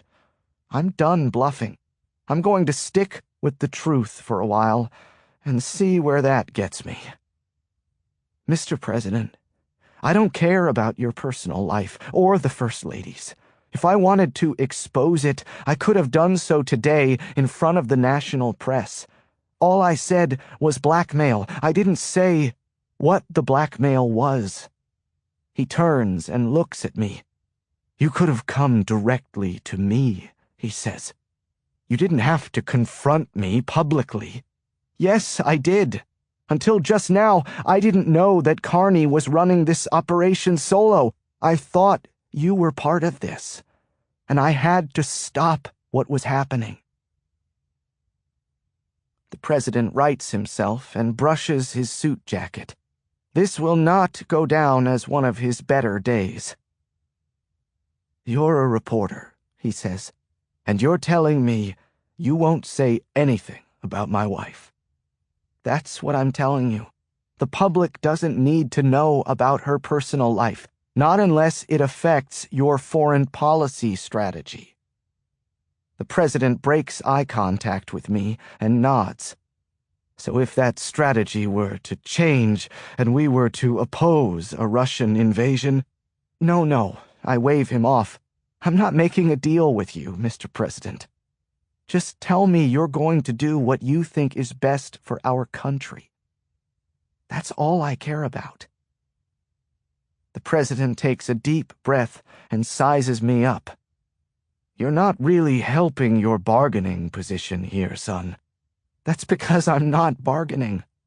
I did what I had to do. Now I'll deal with the fallout." The president starts with a comment but thinks better of it. I think somewhere in that look he gives me, he is thanking me. Then he shakes his head, exasperated, and leaves the room. Chapter 110. Midway through his address to the White House press corps, President Francis takes a moment and appears to review his notes. But I don't think he's really reviewing those notes. He is mourning the loss of a friend who betrayed him. "I should emphasize that the reason I am accepting the resignation of Deputy Director Carney today is that he failed to inform either the CIA director or me of the existence of this entire matter. It was a direct breach of protocol, and it was not in the best interests of this nation. But I must also emphasize that I do not believe that Mr. Carney broke the law. He should have told me what was happening, yes, but otherwise, Mr. Carney did his best to thwart the extortion and keep classified national security information from public disclosure. And he appears to have succeeded in that endeavor. The president, looking uncharacteristically shaky, clears his throat and continues. I have spoken with Prime Minister Mariev, who has once again assured me that Mr. Kutuzov was acting alone in his attempt to shape U.S. policy regarding the Russia-Georgia dispute in an effort to bolster his oil company's profits. He has assured me that Russia was not, at any time, aware of what Mr. Kutuzov was doing, and that Russia condemns his actions. Yeah, right. But that's the song both countries are singing. I would have liked to have been a part of the conversation between President Francis and the Russian Prime Minister. Once I made the public allegation of blackmail, it became very difficult for the Russians to use that video. It put a spotlight on everything that was happening over there and on our country's response to it.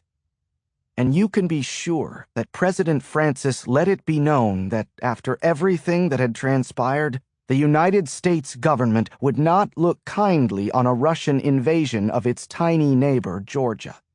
I imagine sanctions and possible military action made their way into the conversation. By the way, I have a theory that Alex Kutuzov was getting more than money out of this deal. I'll bet a bottle of Stolichnaya that he was promised something big, like maybe being named the next prime minister of the Soviet Empire he was helping to recreate. But I guess we'll never know that either. Ladies and gentlemen, this happened on my watch, and I take full responsibility for it, says the president. I'm embarrassed. But rest assured that I have corrected the problem and it will not happen again. And finally, I would like to personally thank a reporter in this room today, Ben Casper, for his diligent investigation of this matter. Without Ben, the outcome of this affair would have been very different. Aw, I'm blushing over here. I've come out okay in all this. Craig Carney has given a full statement for the record, implicating Alexander Kutuzov in the attacks on me that resulted in the deaths of the cops and Secret Service agents. He has also fingered Kutuzov in the murder of Jonathan Liu and in the murder of Nina Jacobs, even though the Russian thugs were sent there to kill Diana. I'm not really sure how that all played out, but I figured that Carney somehow got wind that the Russians were about to kill Diana and made Diana arrange for Nina to be an unwitting stand-in. The president, I'm told, insisted on this full disclosure from Carney. He did it, more than anything, for my benefit, to spare me any hassle from the local police. Maybe he did it for all the right reasons, but my guess is he's trying to keep me happy. No matter how many times I assure him I will keep the secret about his wife, he must not be totally convinced. Now, I'd be happy to answer any questions. Yes, Jane. Mr. President, what is the effect of Diana Hotchkiss's guilty plea? Will the classified information remain confidential? Yes, it will, the president says. Ms. Hotchkiss will be spared the death penalty and a trial on charges of treason in exchange for her guilty plea and her agreement not to divulge the information. Yes, Don. Mr. President, we understand that as a CIA liaison, Diana Hotchkiss spent a good deal of time in the White House, particularly with the First Lady. What has been the First Lady's reaction to these developments? The president pauses a beat. I swear that his eyes shoot in my direction for a nanosecond. My wife is devastated, he says. It is true that she had a personal friendship with Ms. Hotchkiss. She was very upset to learn of Miss Hotchkiss's conduct. Yes, Dean. Mr. President, there are reports that you will issue a presidential pardon to Craig Carney if the special prosecutor charges him with a crime. Is that a possibility, sir? And have you made such an agreement with Mr. Carney? I was wondering that myself. The Attorney General appointed a special prosecutor to look into Carney's behavior. Did Carney make a veiled threat to the president? Did he say that if he were forced to defend himself in a criminal trial, he might reveal what was on the video? Probably, but we may never know for sure. Or we might have to wait until 20 or 30 years from now, when people are at the ends of their careers and looking to write their best-selling memoirs. Nixon fired the special prosecutor in the Watergate investigation after— No. Stop. No more presidential trivia. The president wags a finger. I'm not going to comment on an ongoing investigation the special prosecutor is conducting. All I can say is that I haven't made any deal with Mr. Carney or anyone else. The president waves a hand. Thank you all. The president steps down. For the first time, I see the First Lady, Libby Rose Francis, lurking in the corner. She looks back over the press corps as the president moves away from the podium. We make eye contact. She looks less frosty than usual, probably humbled by recent events. She doesn't wave to me or mouth any words to me, but her expression eases and she nods her head in acknowledgement. I don't know what her life must be like. She is the First Lady, after all, so by most measures she's doing pretty damn well. But she's living a lie, and probably has done so her entire life. I can't imagine what that does to a person. Maybe these events will provoke something within her, will lead her to publicly out herself. Or maybe that video will surface some way, somehow, in the wild, wild west that is the internet. I don't know. And I don't really care. I just want to go home. Chapter 111. Anne Brennan walks down the steps of her condo and looks up at the sky. It is promising rain. She begins to head north, then she catches my eye across the street. She stops and looks at me, unsure of how to respond. A casual wave wouldn't fit the occasion. I cross the street and stop short of her. They made me do it, she says. I know, I sigh. You were in love with Diana. She nods, her eyes well up with tears. They said if I helped them keep tabs on you, they'd go easier on Diana, and they'd let me see her. That's about what I figured. When I first came to you, she says, I wasn't doing it for them. I didn't even know Diana was alive. I really wanted your help. But they saw me with you, and then they sunk their claws in me. They told me Diana was in custody and that how well she'd be treated depended on how much I helped them. None of this is surprising. I take it in without comment. There's really nothing for me to say to her, which makes me wonder why I've come here at all. I guess I just wanted to see her one more time. She searches my face for something other than bitterness. I'm not sure what she finds. That night we had, she says, that wasn't part of the plan. It just happened. I was kind of a mess at that point, and you're such a good guy. Anyway, I don't regret it. I hope you don't either. But everything else was a lie. That night she called and said she'd been attacked and threatened. Her fear of being prosecuted, all of it was a lie, orchestrated by the feds to get me to stand down. They're never going to let her out of prison, she says, speaking the words as though she hopes they aren't true. But they are true. Diana will spend the rest of her life behind bars. Anne's lucky she didn't get pinched too. After all, she was Diana's lover. Didn't she know Diana was blackmailing the U.S. government? Apparently not, or at least the feds don't think so. My guess is she didn't know. But who am I to judge? This lady fooled me 20 times over. You got caught in a tough situation, I say. No hard feelings. Move on with your life, Anne. I consider a hug or extending my hand, but nothing makes sense. It will probably be a long time, in fact, before any of this fully makes sense to me. So I just walk away as warm rain drops on my shoulders. Chapter 112.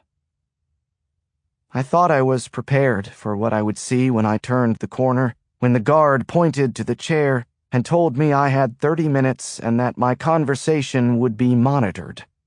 But I'm not.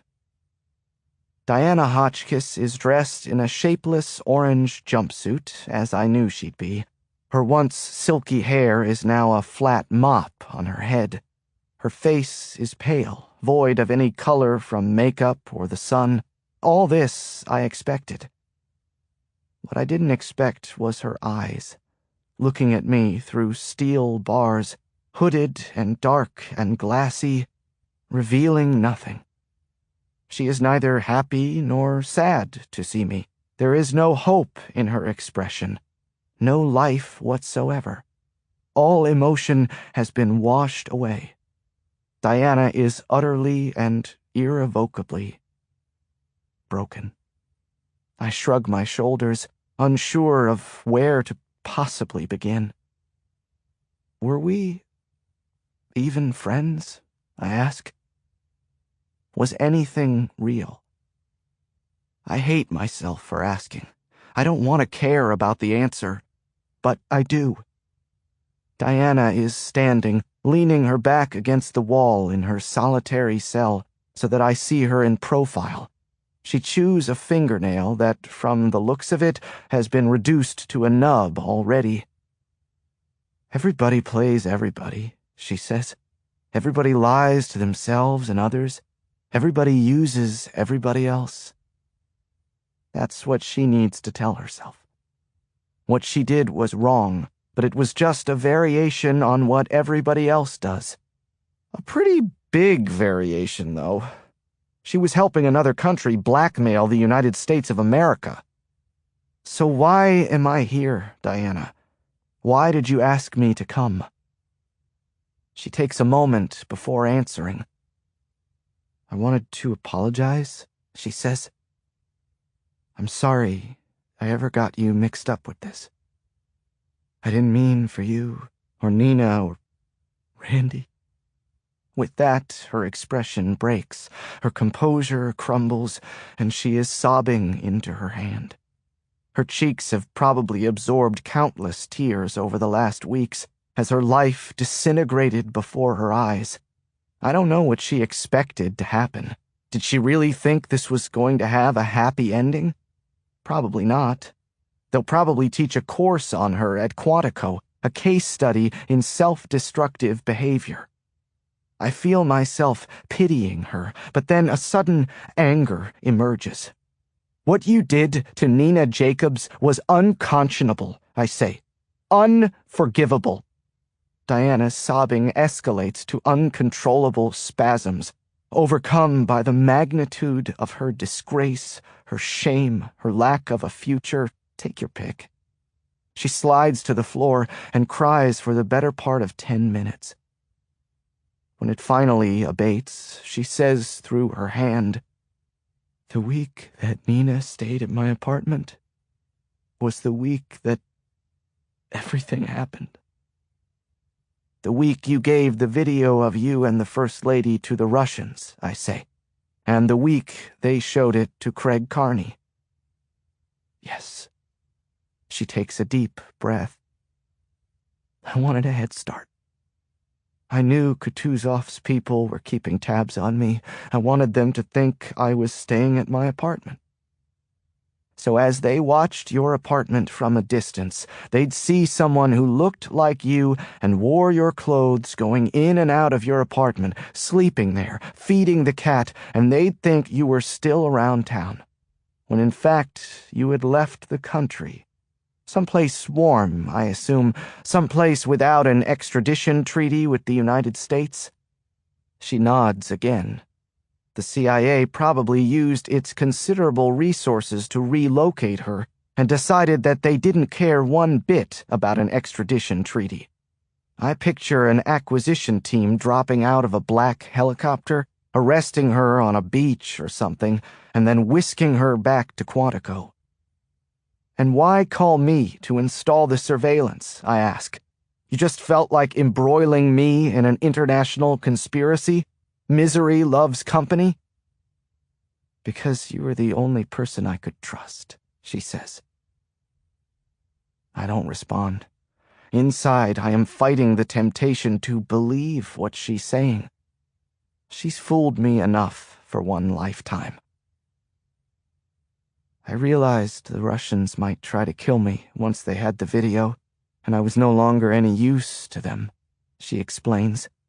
And if they tried to kill me, I wanted them on video inside my apartment. Diana looks up at me. Ben, I swear to you, I didn't know they'd move so quickly. Nina was going to leave the next day. I didn't think they'd come after me that night. I didn't want her to die. I didn't. I swear. I don't know if I believe her or not.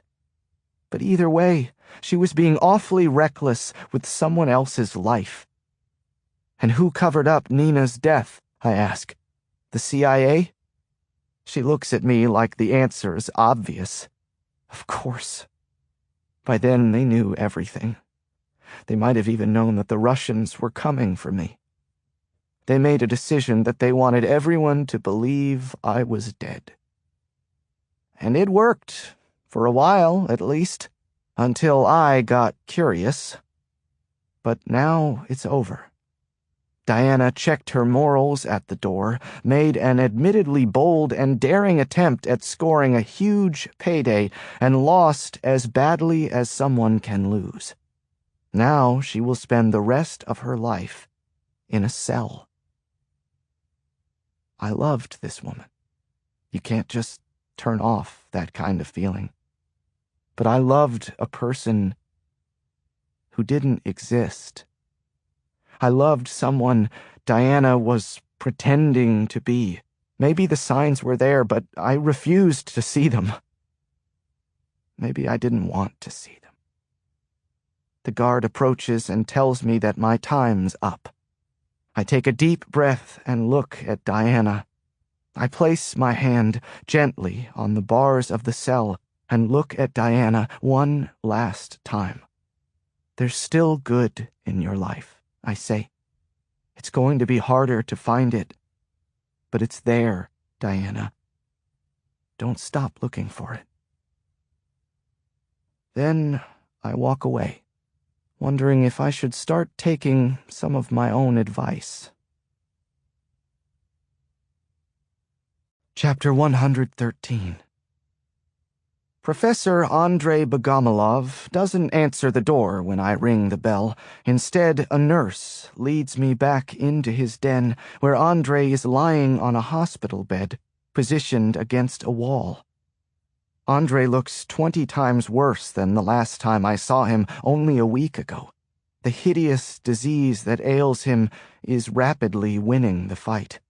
Wisps of hair atop his head stand in various directions. His eyes are black and vacant.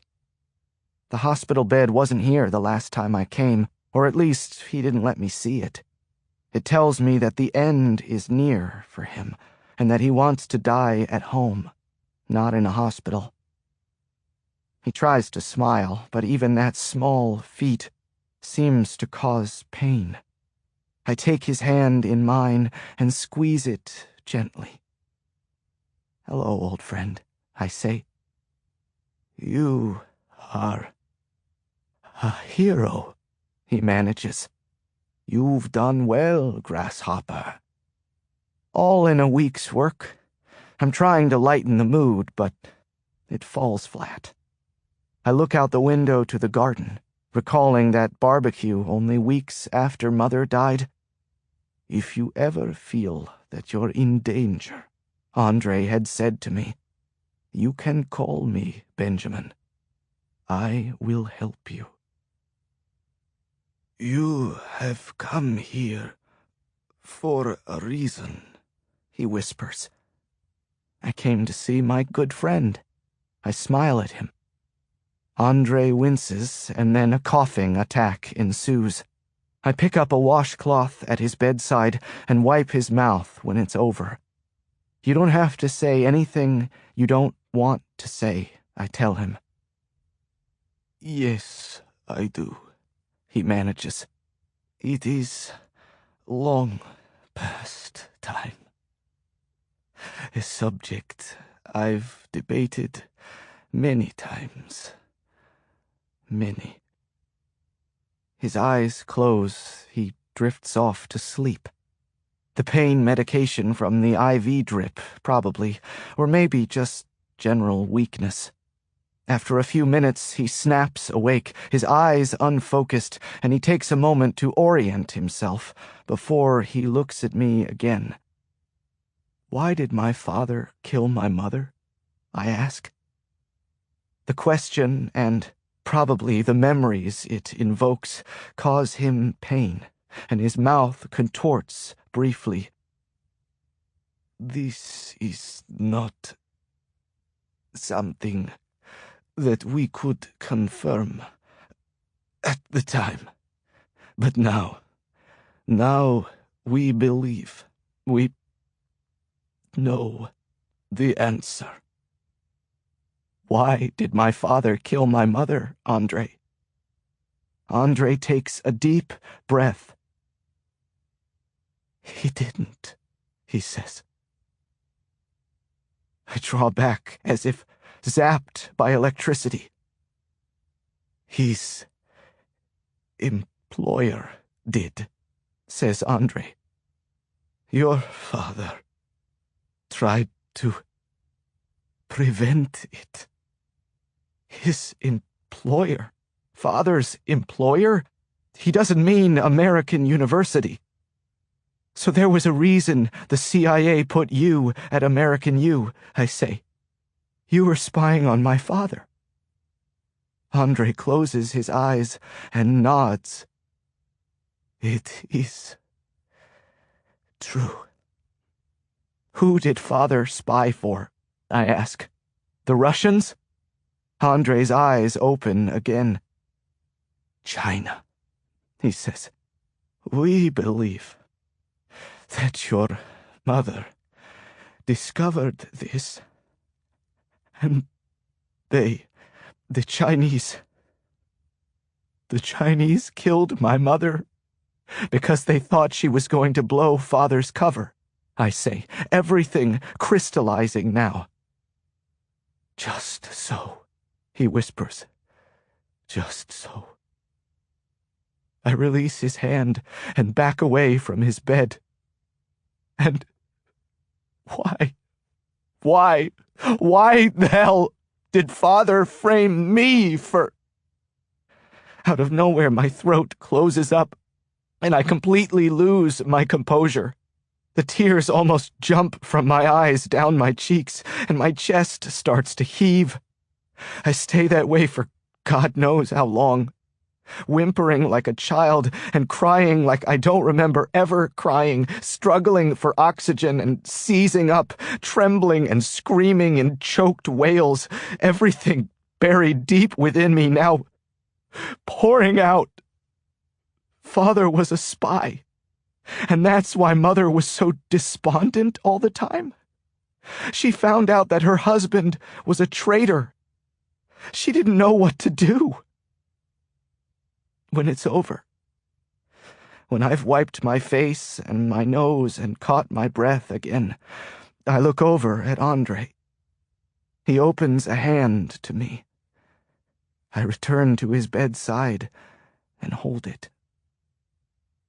My good Benjamin, he whispers, if the truth came out, they said they would kill. They would kill you next. Father was protecting me? I say the words as though they're poison on my tongue. Your father came home and found her dead.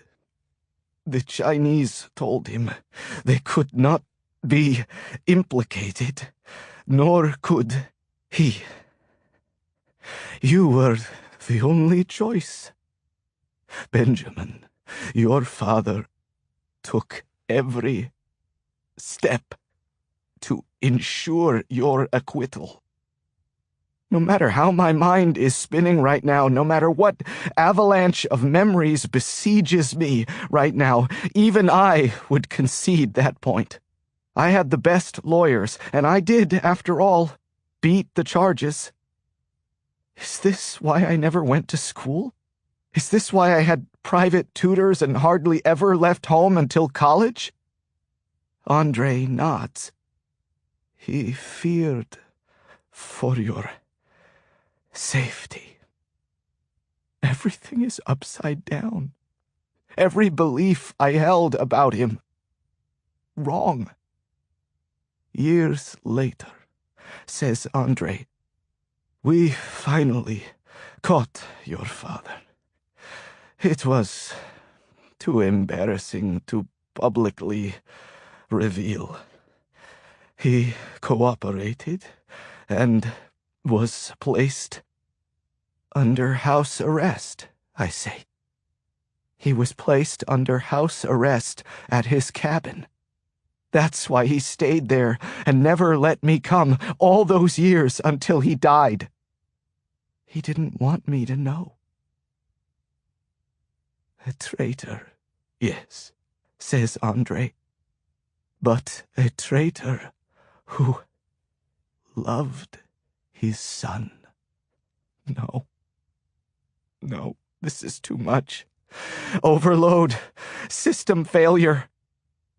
I hear myself speak, but I don't know what I said, and then I'm pacing around his den, and then the air outside is somehow cold, stinging my skin. Up is down, down is up. Someone else is inhabiting this body. It's not me. I'm not Ben, and car horns are honking, and tires are skidding, and someone is cursing me, and then I'm running. I'm running as fast as I can, and it feels good, it feels right, and I'm laughing, and I'm crying, and it feels liberating. It feels normal. Jimmy Carter is credited as the first president to routinely jog. He did it mostly for stress release, but since then, almost every president has jogged, except Reagan, who was probably too old to do it regularly, and George W. Bush, who had to give it up after knee pain. Reagan was a former lifeguard who preferred swimming, as did Kennedy, to relieve back pain, and John Quincy Adams regularly started his days by swimming nude in the Potomac. Funny story about that.